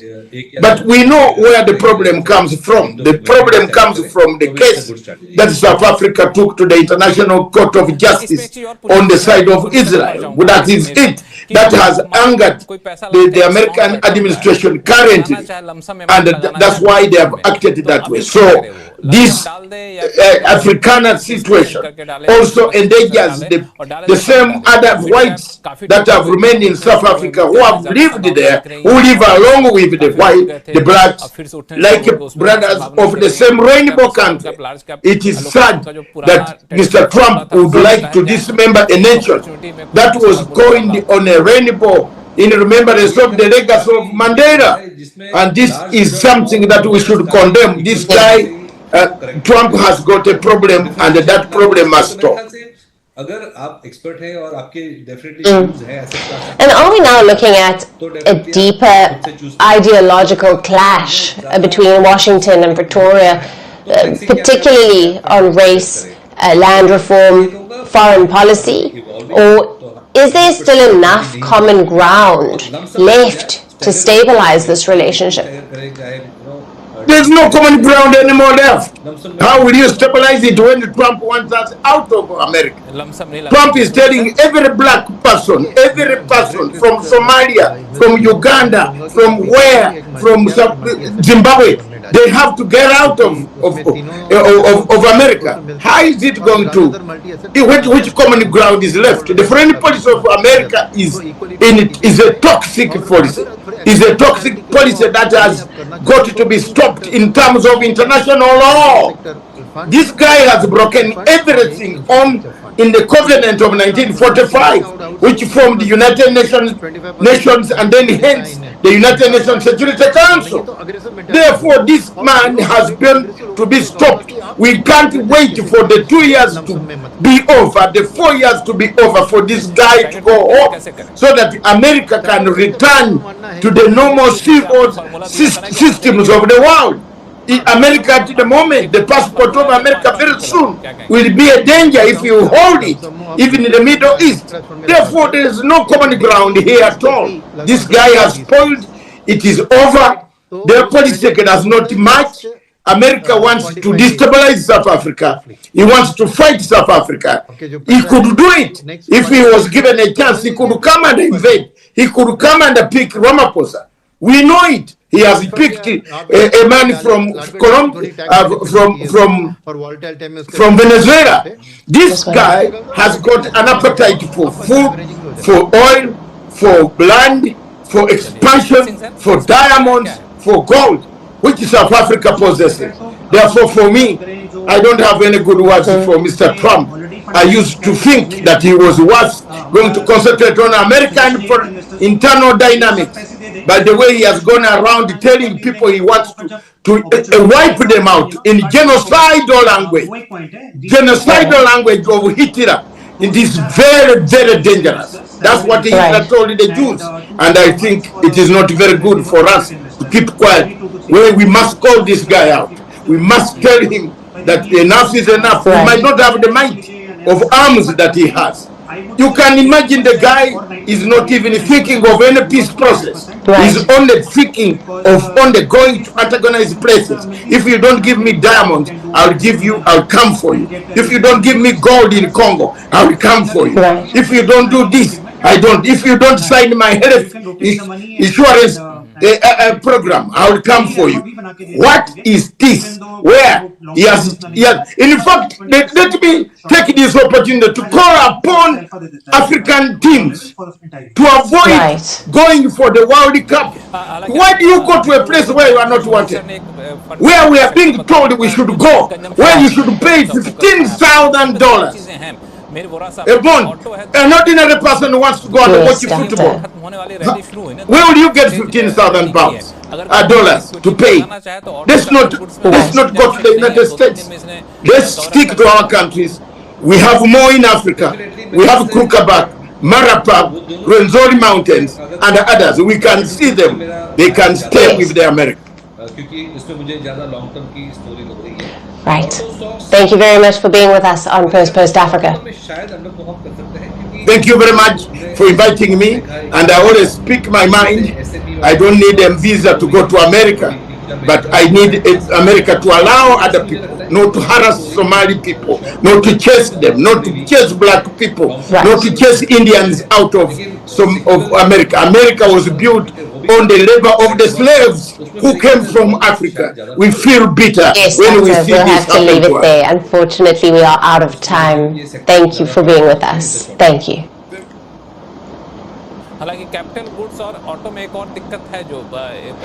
As French troops are being pushed out of West Africa, Kenya, a former British colony, is doing the exact opposite. Nairobi is opening its door to Paris with a defense deal. Now, reports say around 800 French troops have already arrived in Kenya, landing at the port of Mombasa on the 15th of March. The deployment is part of a broader defense agreement that was signed in October of 2025. The agreement, now moving through the Kenyan parliament, is designed to turn Nairobi into France's primary strategic anchor in East Africa. The primary framework of the deal covers intelligence sharing, maritime security in the Indian Ocean, along with peacekeeping and disaster response. Under the deal, Kenya is expected to gain access to French military training, technology, and operational expertise. The pact will run for 5 years and is automatically renewable upon completion. But the deal is already drawing scrutiny. Reports suggest that some Kenyan lawmakers have raised concerns over key provisions, including duty-free privileges for French personnel, and a clause that gives France the primary right to prosecute its own soldiers if accused of crimes in Kenya. But the timing of this deal is what makes it a continental headline. Mali, Burkina Faso, and Niger have all pushed French forces out in recent years. The three countries are now aligned under the Alliance of Sahel States and are actively reducing military ties with France. Paris, in response, is recalibrating, and Kenya is emerging as a key partner. Unlike West Africa, Nairobi has no colonial history with France. That removes a major source of political friction. At the same time, Kenya's location along the Indian Ocean gives it a critical maritime importance. There is also a wider geopolitical layer, with Russia expanding its footprint across the Sahel. France is looking for a stable anchor on the continent. Now, Kenya, with its relatively strong regional influence, fits that role perfectly, and the partnership is going beyond defense. Kenya is set to host the Africa-France Summit in May, the first time the event will be held in a non-French-speaking country. President William Ruto has also been invited by Emmanuel Macron to the upcoming G7 summit in France, signaling deeper political relations between Paris and Nairobi. But France isn't the only power betting on Kenya. The United States has recently invested $700,000 into a new naval training facility in Mombasa. Analysts say that both Washington and Paris are effectively racing to secure Kenya as the regional security partner for the Indian Ocean. Now, what this points to is a larger shift that's underway. As Sahel looks to Moscow and turns its back on the West, East Africa, led by Kenya, is positioning itself as a major defense player. And a new proposal in the UK threatens travel plans of Africans across the continent, as the British Reform UK Party has proposed to deny new visas to countries seeking slavery reparations. The party, led by Nigel Farage, says the ban would cover any country making such demands. It added that the restrictions will cover all types of visas, be it for work, tourism, or immigration. Historically, Britain transported an estimated 3 million Africans across the Atlantic before abolishing the slave trade in the early 19th century. And the Reform UK's policy proposal timing is crucial, It comes weeks after the United Nations General Assembly backed a resolution that declared the transatlantic slave trade the gravest crime against humanity. The resolution presented by Ghana was backed by 123 countries, with the UK being among the countries that abstained from voting. So today we come together in solemn solidarity to affirm truth and pursue a route to healing and reparative justice. The adoption of this resolution serves as a safeguard against forgetting. It also challenges the enduring scars of slavery.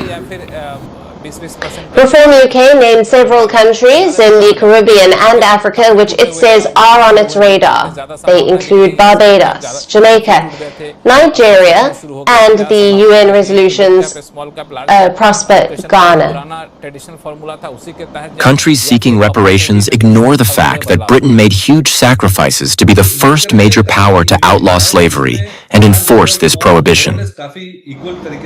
But why does this matter, given Reform UK is not in power? Well, that's because an opinion poll suggests Reform UK is set to become Scotland's second largest party in the parliamentary elections in May. The UK's main political parties have responded sharply. The ruling Labour Party has called the proposal a desperate gimmick, while the Conservative Party declined to comment on the issue. The Green Party, on the other hand, has welcomed the UN's resolution.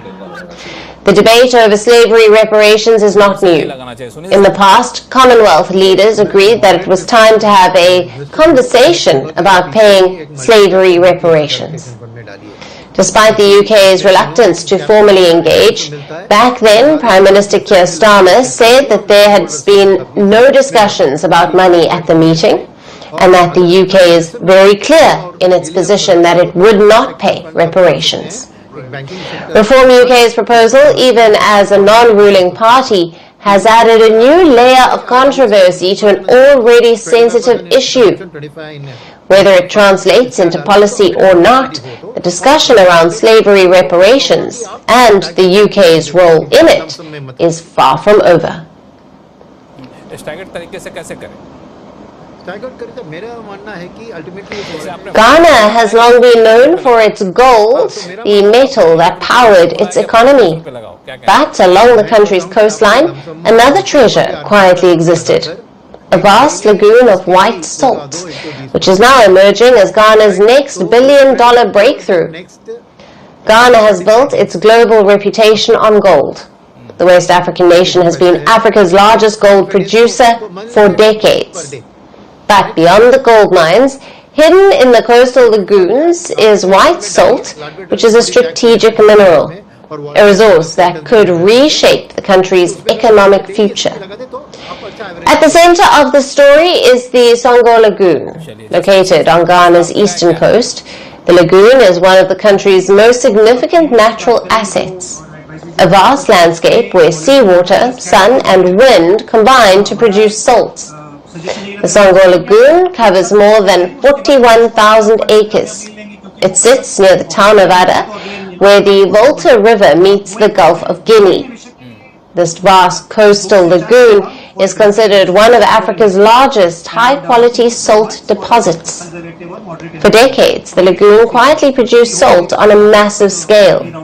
But the lagoon was far more than just a natural resource. For surrounding communities, is a vital economic lifeline. Lagoon you are seeing here is our life. It's our livelihood, our everything. All that we do in Adan comes from this lagoon. For many households, the lagoon is the primary source of livelihood. It provides employment and sustained entire communities. From harvesting to selling, the salt economy keeps local markets alive. Thousands in nearby villages depend on the lagoon for salt harvesting, fishing, and small-scale trade. For generations, families have worked these salt pans under the scorching sun to gather crystals as the water evaporated.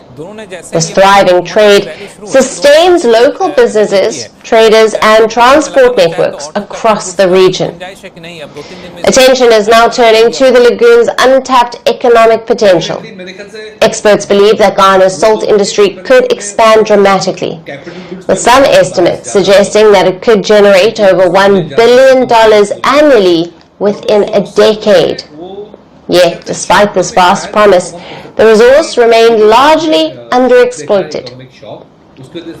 Around 50 communities and nearly 70,000 people depended on small-scale salt mining, producing only about 250,000 metric tons a year. In Toflokpo village, the residents urged the government to finally take notice of the untapped wealth. They are trying to make money, but what they will do to get proper money from what is here, they didn't do it.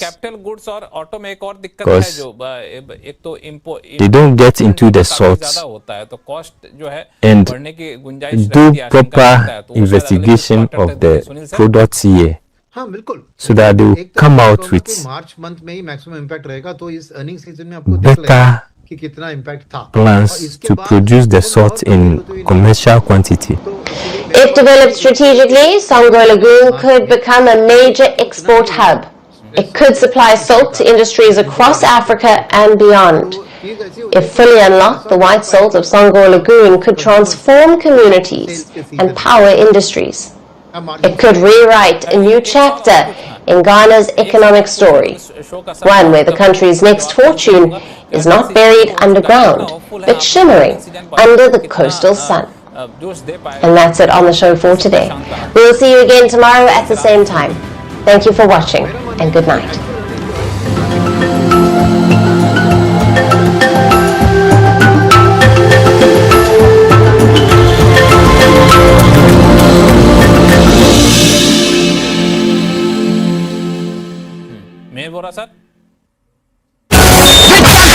It's over! He's done it again! Unbelievable!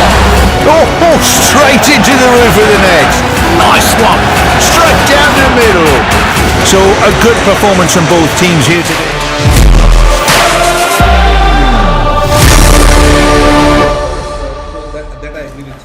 I'm Rupa Ramani and you're watching Sports This Week. It's a roundup of all the top stories that came through the sporting world in the week that was.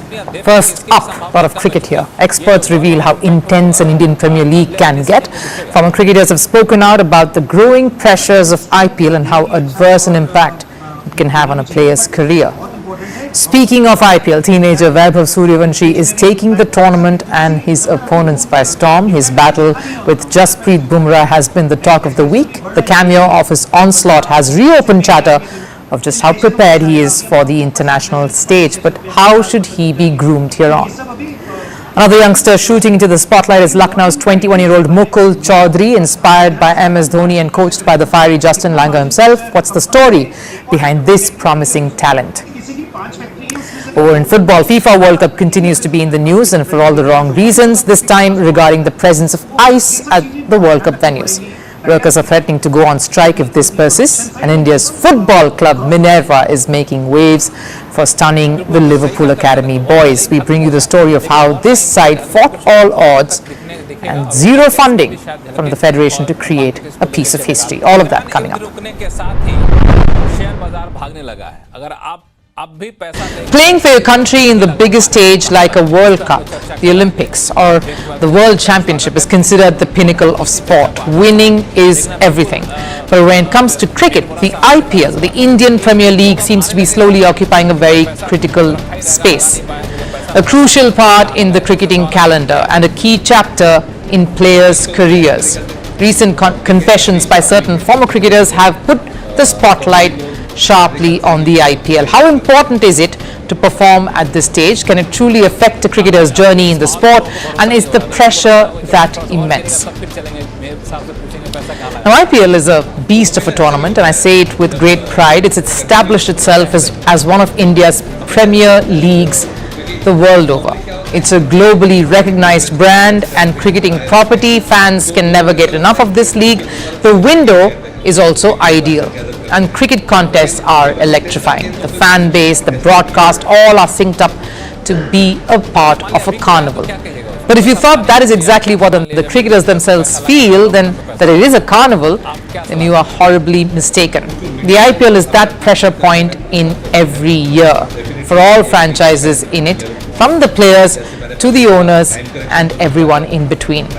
We really do not have to dig too deep or have heart-to-heart conversations with too many athletes or people involved in those franchises to realize and comprehend this.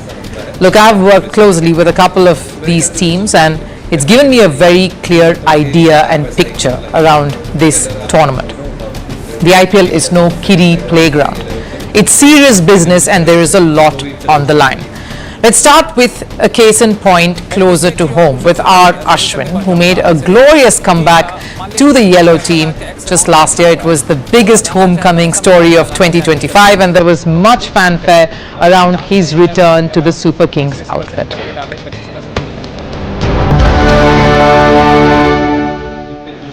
The season unfolded, and it ended up being the worst one for CSK, who finished last, and for Ashwin too. It was an edition where he barely got to feature in the 11. The spinner all-rounder reflected on that season recently. I recently spent a disappointing season with CSK. In my mind, I could have played more, but emotionally, I just did not have the bandwidth to play. It's mentally disturbing. I don't want to go there. One IPL season and with CSK pulled the plug on his career is what he says. That's what he truly believes, and it's not just him. Kevin Peterson believed that his stint with the IPL affected his relations with his cricket board. I made sacrifices, and they were big sacrifices. I lost my career because of IPL. It's the only reason why everybody went against me in the ECB. The ECB used the Telegraph at the time to go after me, and then they shifted. The IPL is a lucrative tournament. It's that time of the year when cricketers can really reap the rewards of their hard work via these contracts. But it's also that time when pressure mounts on each one of them, because you need to be able to deliver for the price that you are being paid. It's as simple as that. For many cricketers, it's a balancing act. For fast bowlers in particular, it is to stay injury-free, because a World Cup may be just around the corner that very year. For young captains, it's a double-edged sword where certain franchises will not give you wiggle room for failure or any time to breathe and experiment. For others, particularly the foreign players, it's a different ballgame.